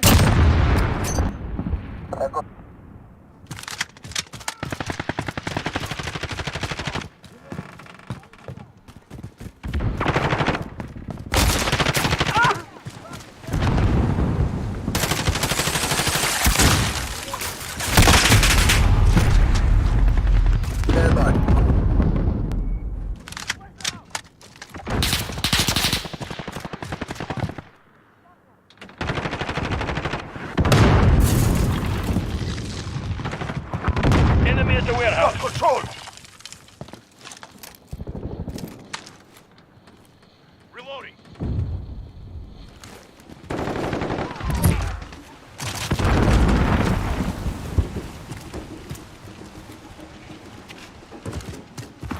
Friendly UAV online.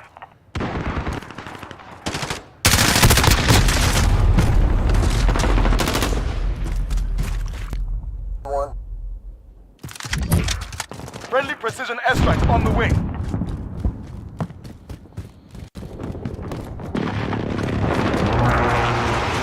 Friendly cluster strike inbound.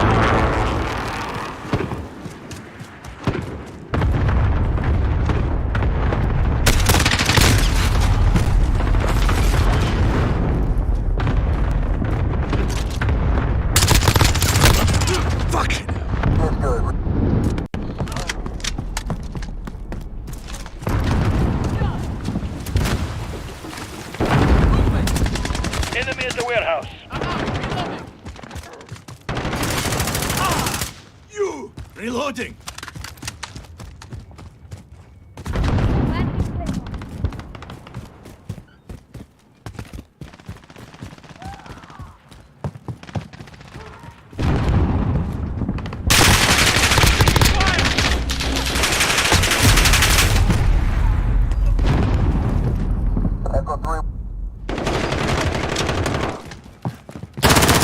Check your fire! Reloading. Enemy at the center.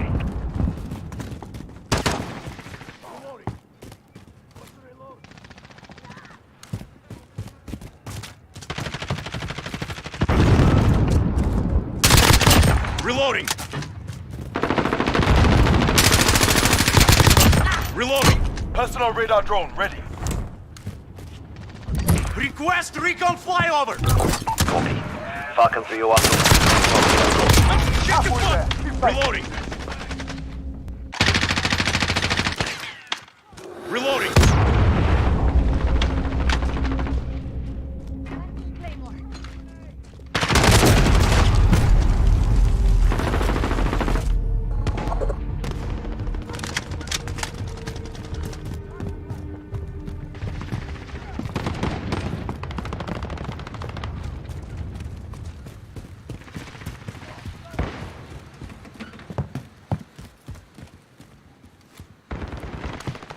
Friendly cluster strike inbound. This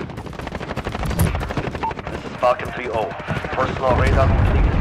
Calling to base. Enemy at the tower.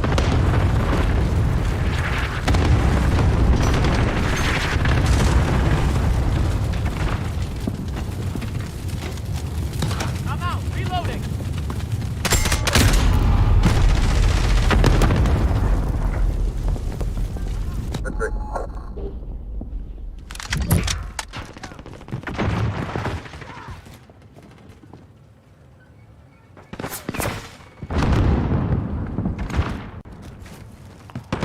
cluster strike inbound.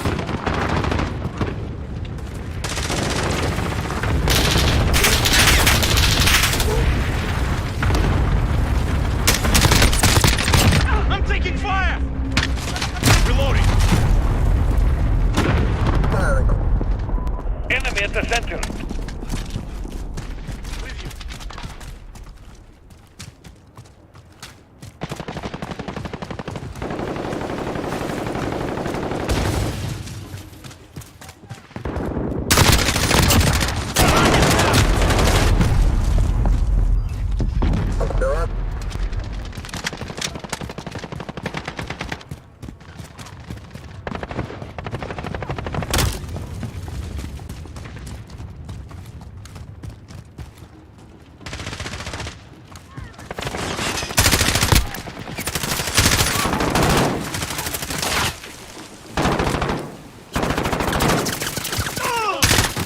Reloading.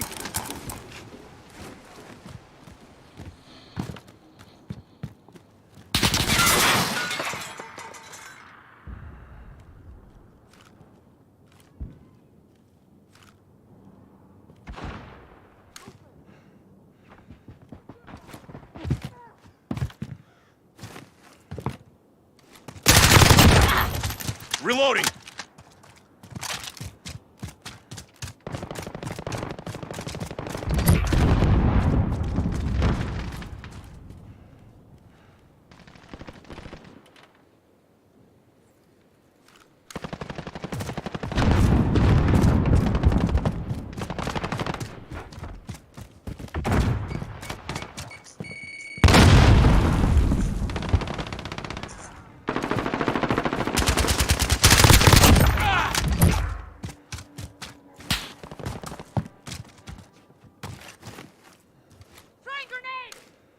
Friendly precision airstrike on the way. Friendly UAV online.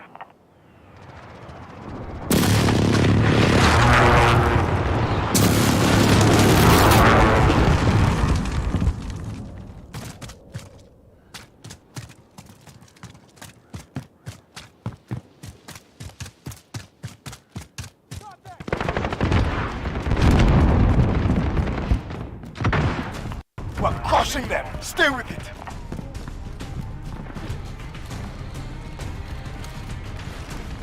Friendly cluster strike inbound.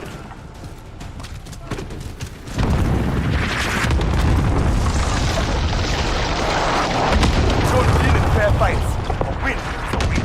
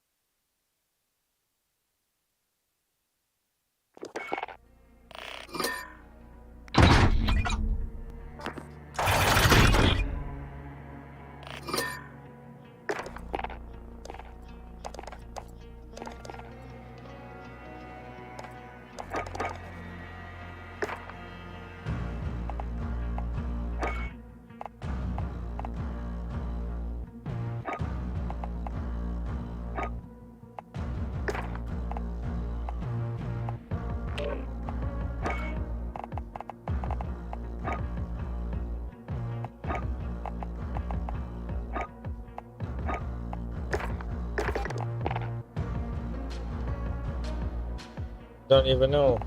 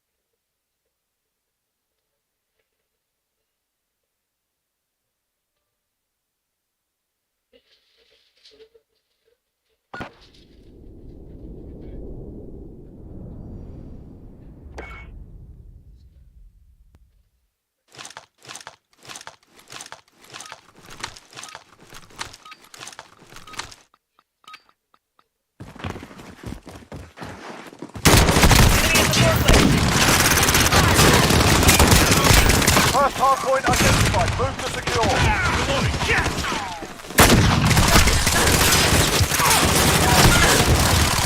Reloading! Capture the objective. I'm taking fire! Capture the hard point. Target Hard down! point Enemy contest. The hard point.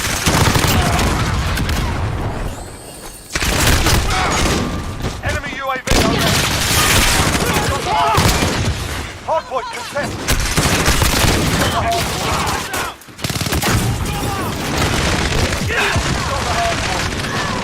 Hard point contest. Enemy taking the hard point. Location secure. I'm getting hit!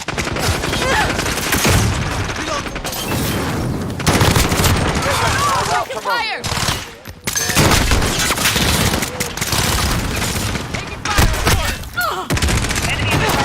UAV overhead. Enemy.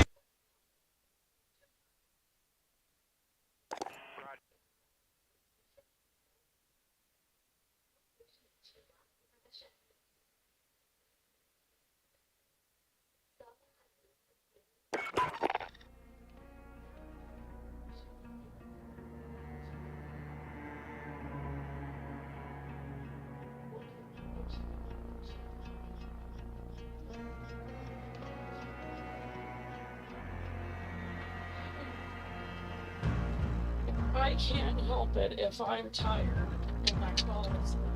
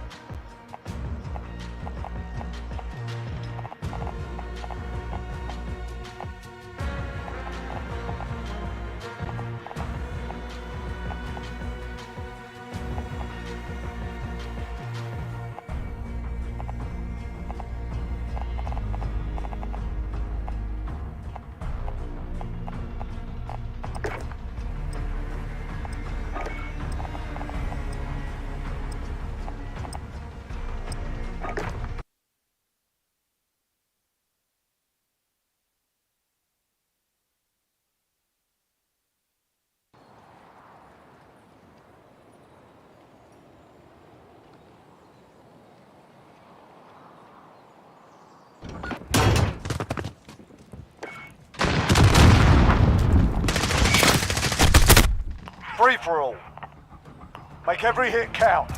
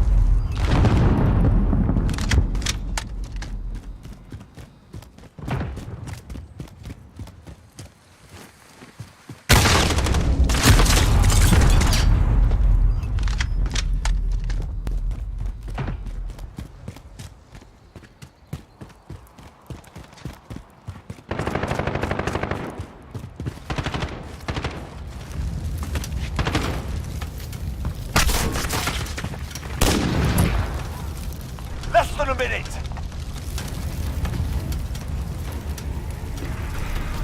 Enemy cluster strike incoming. Take cover.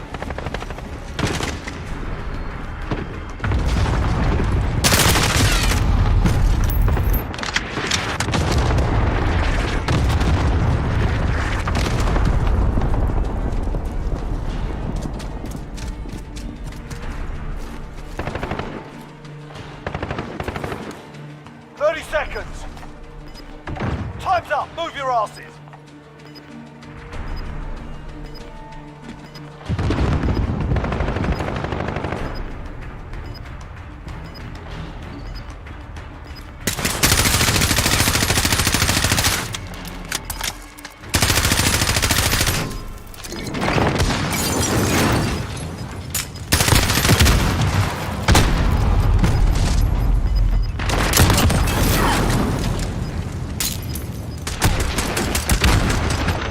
Fall back, soldier. Fight another day.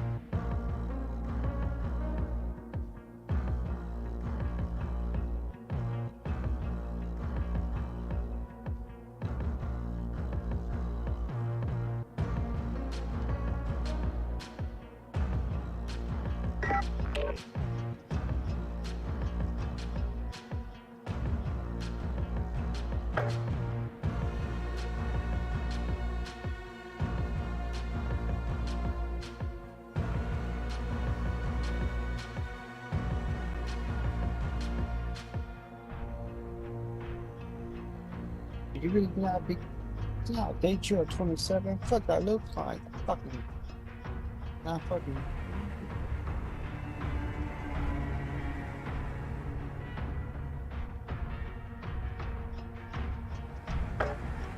For her, it is. It just.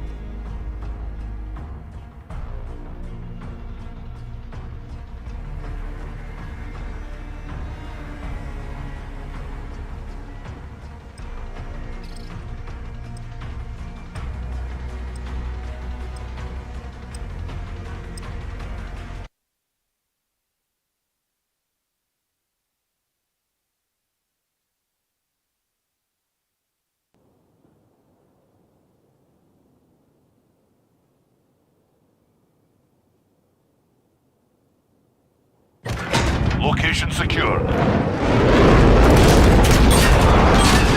Hardpoint contested.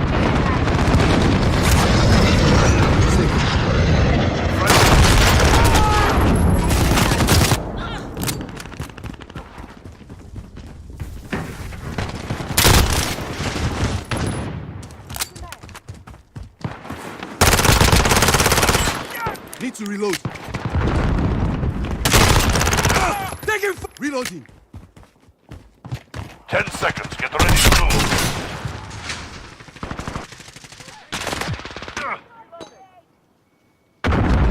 Reloading. Allied cluster strike inbound.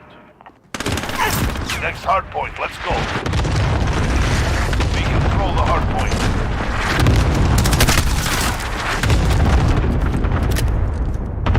Enemy at the boiler room.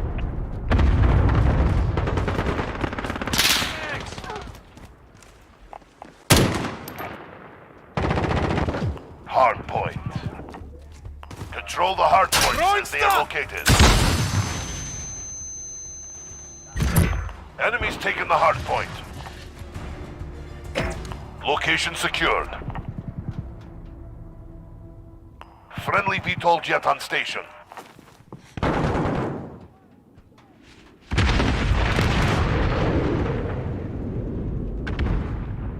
Stand by to move. Enemy's got the hard point. Allied cluster strike inbound. Enemy at the cargo containers. We control the hard point. Next hard point, let's go.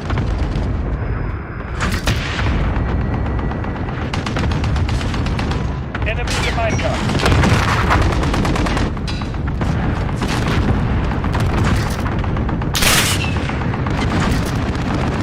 Keep fighting, we've got this.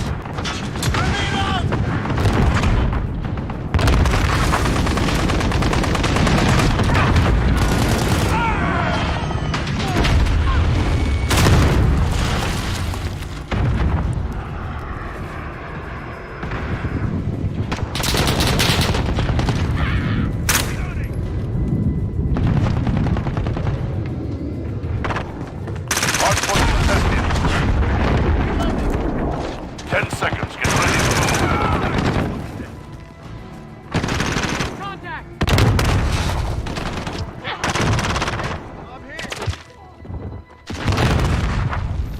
Next hardpoint, let's go. Enemy at the Friendly back alley. UAV online.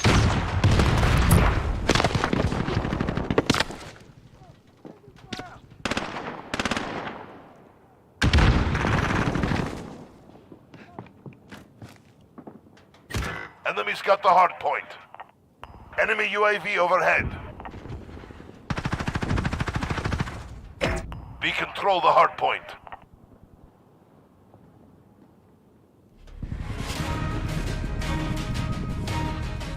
Hard fought, well earned.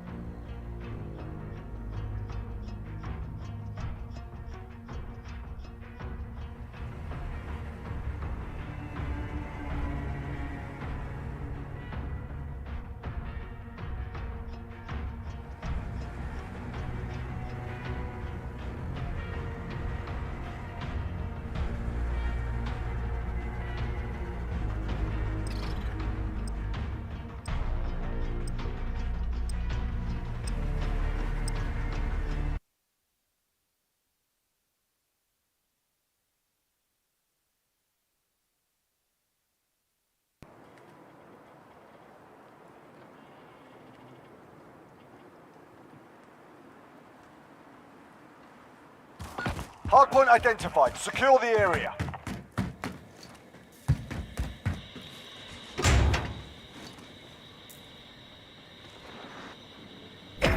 Taking the hardpoint. We're in control. Capture the objective. Hardpoint. Capture and defend the hardpoint. When it moves, you follow.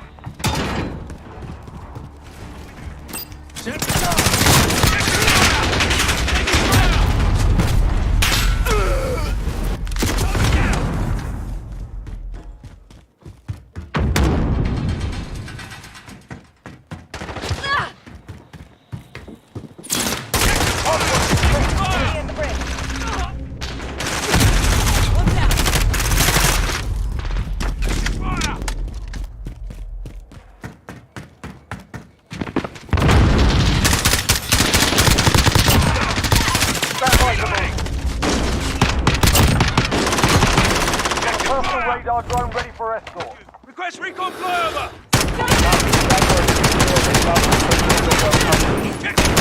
Enemy's got the hard point. Next hard point, let's go. Throwing stun! Friendly UAV overhead. Location secured.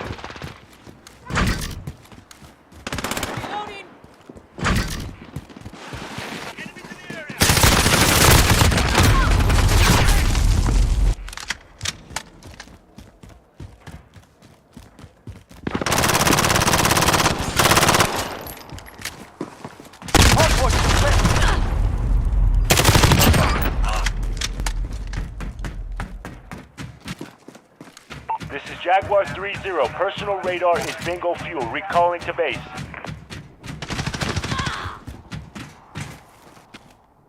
Ten seconds. Get ready to move.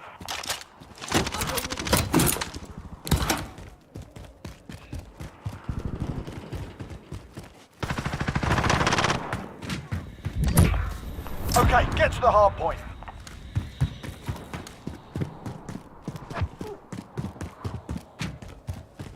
Friendly VTOL on station for overwatch. That one's down. That did not work. I just kind of like jumped on this and shit.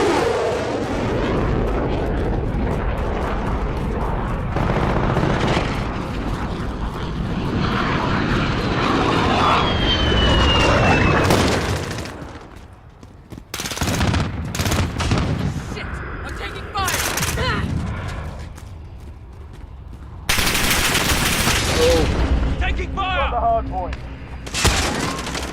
Hard point contested. Enemies on the hard point. 10 seconds. Get ready to move.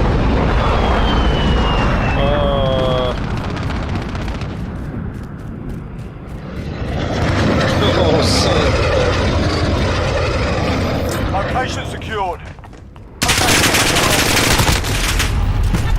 Enemy at the warehouse.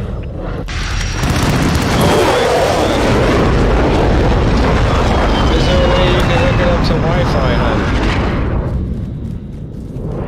Or are we gonna Wi-Fi it? Enemy UAV overhead.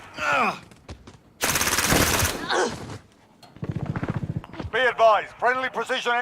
Damn. We're halfway there, keep fighting. I said, damn. So you can't.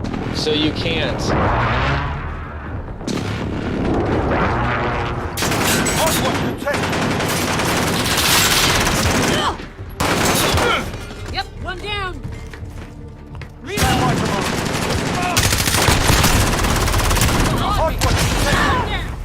Enemy's got the hard point. Target spot. Not for long. Enemy at the bridge. Friendly UAV overhead. Okay, get to the hard point.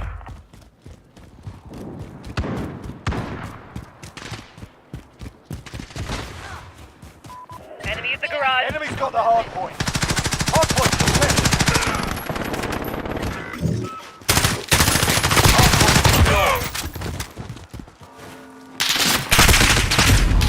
That was. It showed Friendly support helo fucking inbound. teammate's name Enemy's over taking the there. hard point. Oh my god, they really gotta fix that.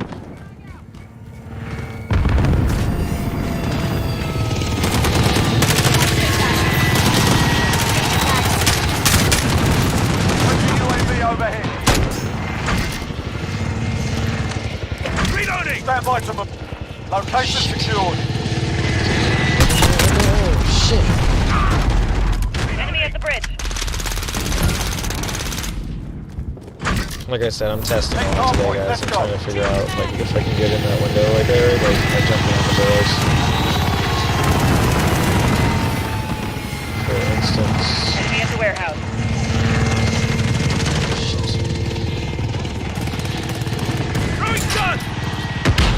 Friendly Yes. UAV overhead. That did not work. As in, he was there the whole time, Friendly but VTOL on station for little overwatch. did he know I was trying to get to him. Hardpoint lost.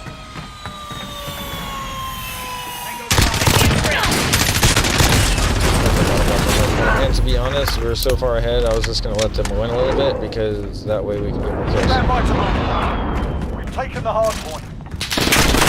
I guess we're going hard.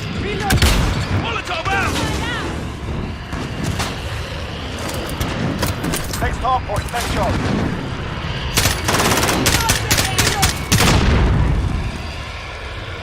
Friendly support helo inbound.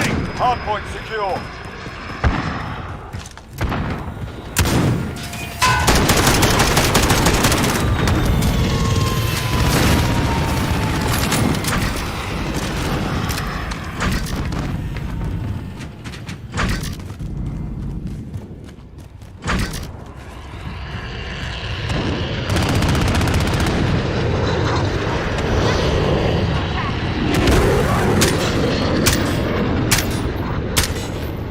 Enemy at the warehouse. We're crushing them. Stay with it. Reloading. Stand by to move. Got your back.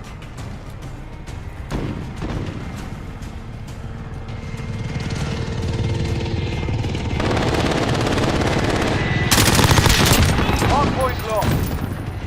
Next hardpoint, next shot. Reloading! Throwing stuns! Reloading! Changing back. Reloading! Molotov out! Hardpoint secure.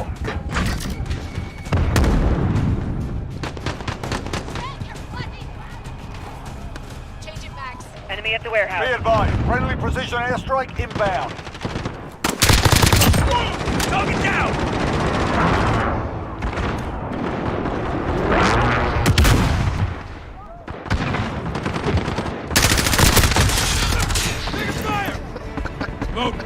He gets so Stand down, mad. lads. He They've came had enough back. for one day. He was like, you know what? Hold on.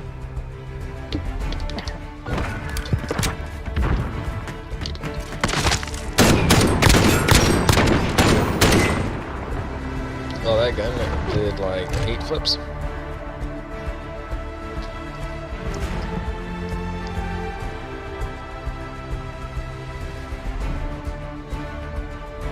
Yeah, that dude's level 1 and he got 48 kills. I don't believe it. Is that even possible? Is that even possible?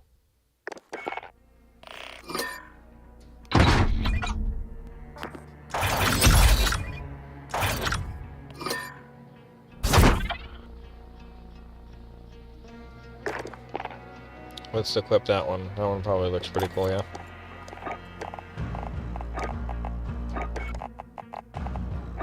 Oops. I fucked that one all up.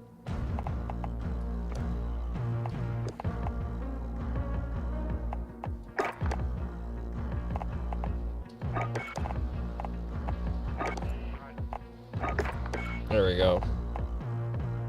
Again, not really sure how I got this gun. But with this customizable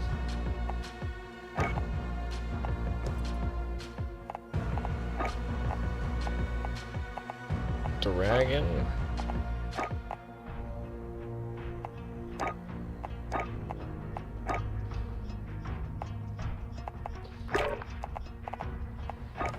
water dragon better than the digitals. Although that's pretty much my camo.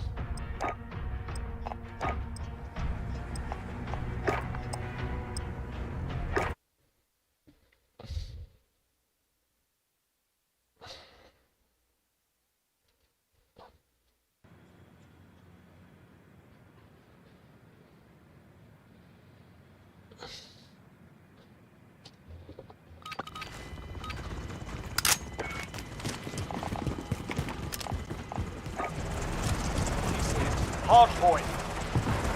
Capture and defend the hard point. Taking direct fire. We have our first target. Move out. I'm hit!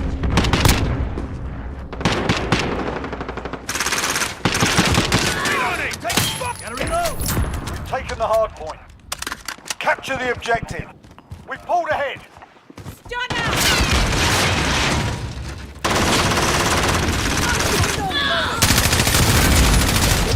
Reloading! Throwing stun! Enemy's got the hard point. Reloading.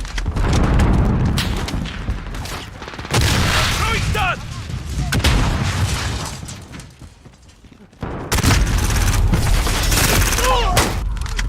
Enemy UAV overhead. Hard point contested. We're losing ground. Step it up.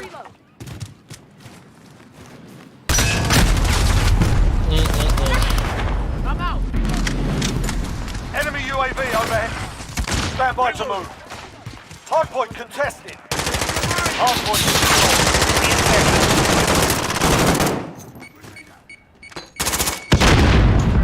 Enemy UAV overhead.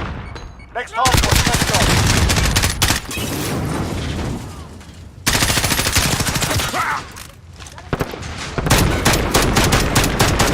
Hard point secure.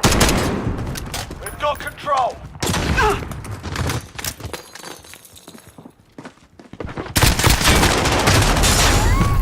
Changing mag.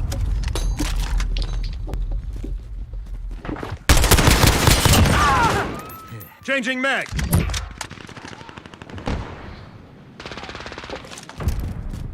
Wait a minute. Did that really say 420? Or it's 427. Enemy UAV overhead. Hard point contested. Enemy's got the hard point. Get ready, we're about to move. Friendly advanced UAV marking target.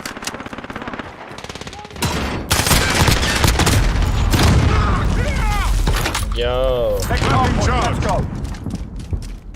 Well, I just got Moroccan snake. We've got the hard point.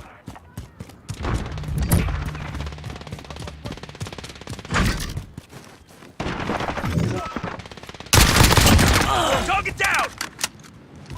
Enemy at the warehouse. Enemy's got the hard point. Thank you. One.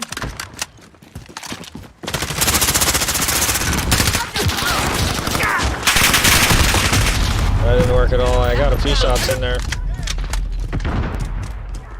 Throwing stun! Oh. Enemy UAV overhead. 10 seconds, get ready to move. Taking fire! Oh, that little loose Enemy's goose. got the lead, hustle up. It doesn't Enemy have radar a in the scope air. player. Next hard point, let's go. Enemy counter UAV online. Location secured. I'm hit! We're in the lead. Enemy UAV online. I gotta take it off. We've lost the lead. I think I would have done way better in Hard the point sights right there. contested. And I'm not running as good because I'm not double pressing We it. pulled ahead.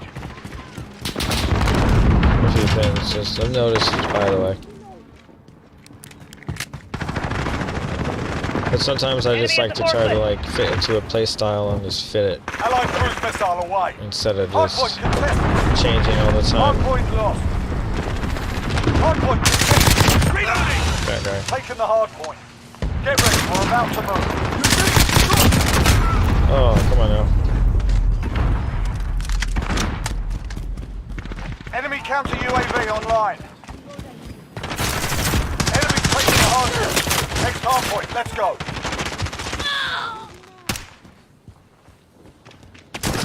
Enemy personal radar in the air.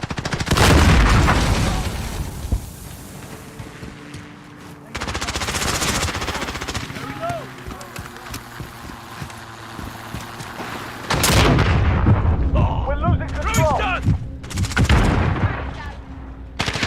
Hardpoint contested.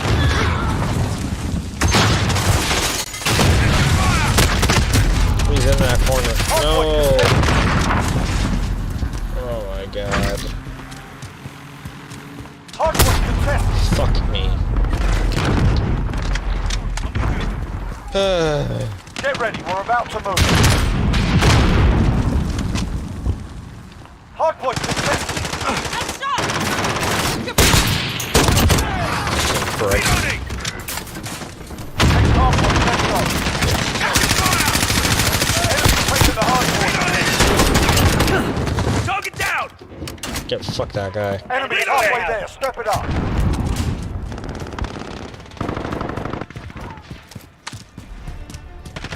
Reloading!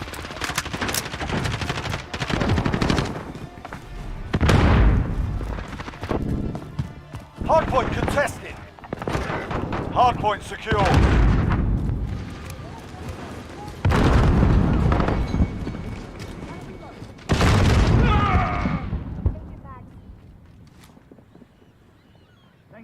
Enemy at the warehouse.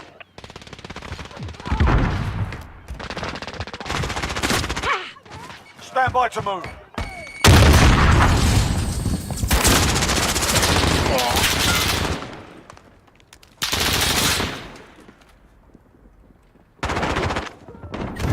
Enemy's got the hard point. Okay, get to the hard point. Throwing stun! Friendly I got UAV 2 bullets overhead. on target. Stun out! Reloading! Enemy UAV overhead. What if I had my dragon off?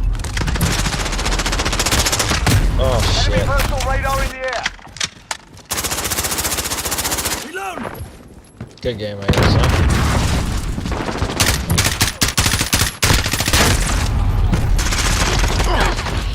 We should be flanking both sides, by the way. Enemy at the fire zone. We've got the hard point. Stand by to move.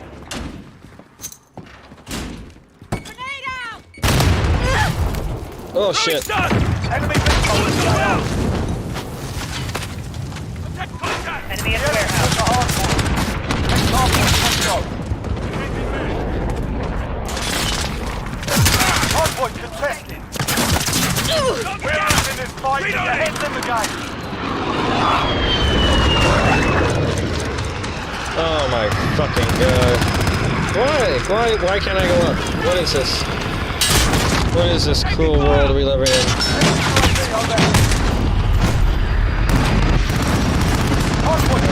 I guess I'm supposed to get a running start or something, huh?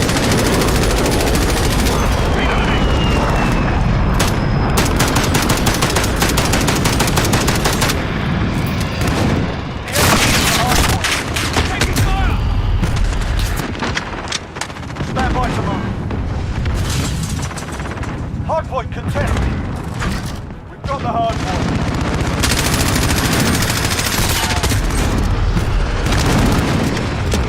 Hardpoint lost.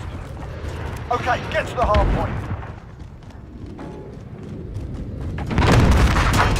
Hardpoint contested. Location secured.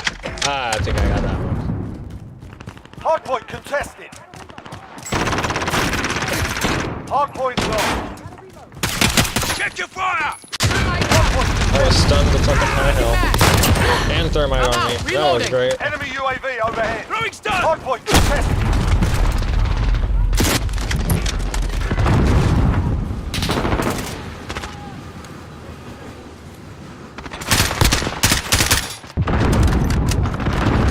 Hardpoint contested. Stand by to move. Hardpoint secure. The enemy took the hardpoint. Hardpoint contested. We've taken the hardpoint. Enemy's got the hardpoint. Go, get to the next one.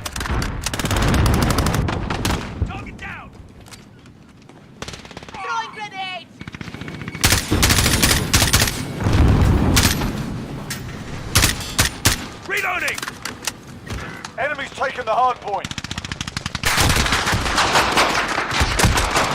Hard day, lads. That doesn't Clean count. yourselves up.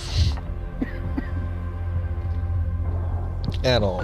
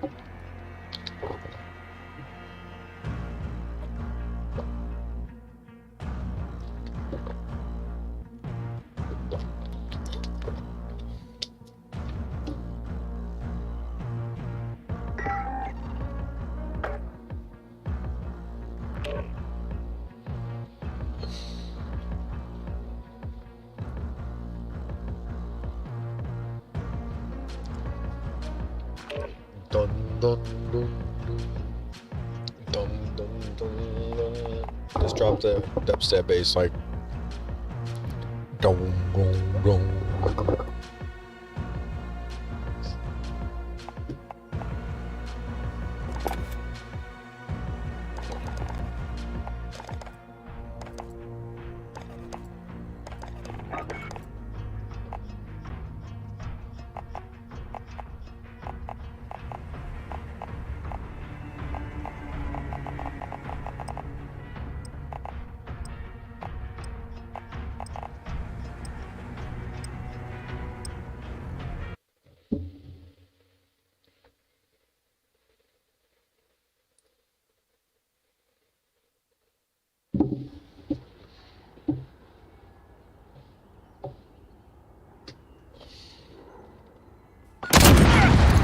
Throwing Molotov! We're on Bravo, stand by. Domination. Capture and defend the objective. Don't go Assist your team at Bravo. Don't go that way. Assist your team at C. Enemy defensive. Enemy Throwing stun! Attack those positions. Reloading. We're falling behind. Reloading. Securing A. Enemy at the junkyard. RPG! We're on Bravo, stand by. We're holding out. Overhead. That did not work. Yeah, obviously he knew how to use an RPG.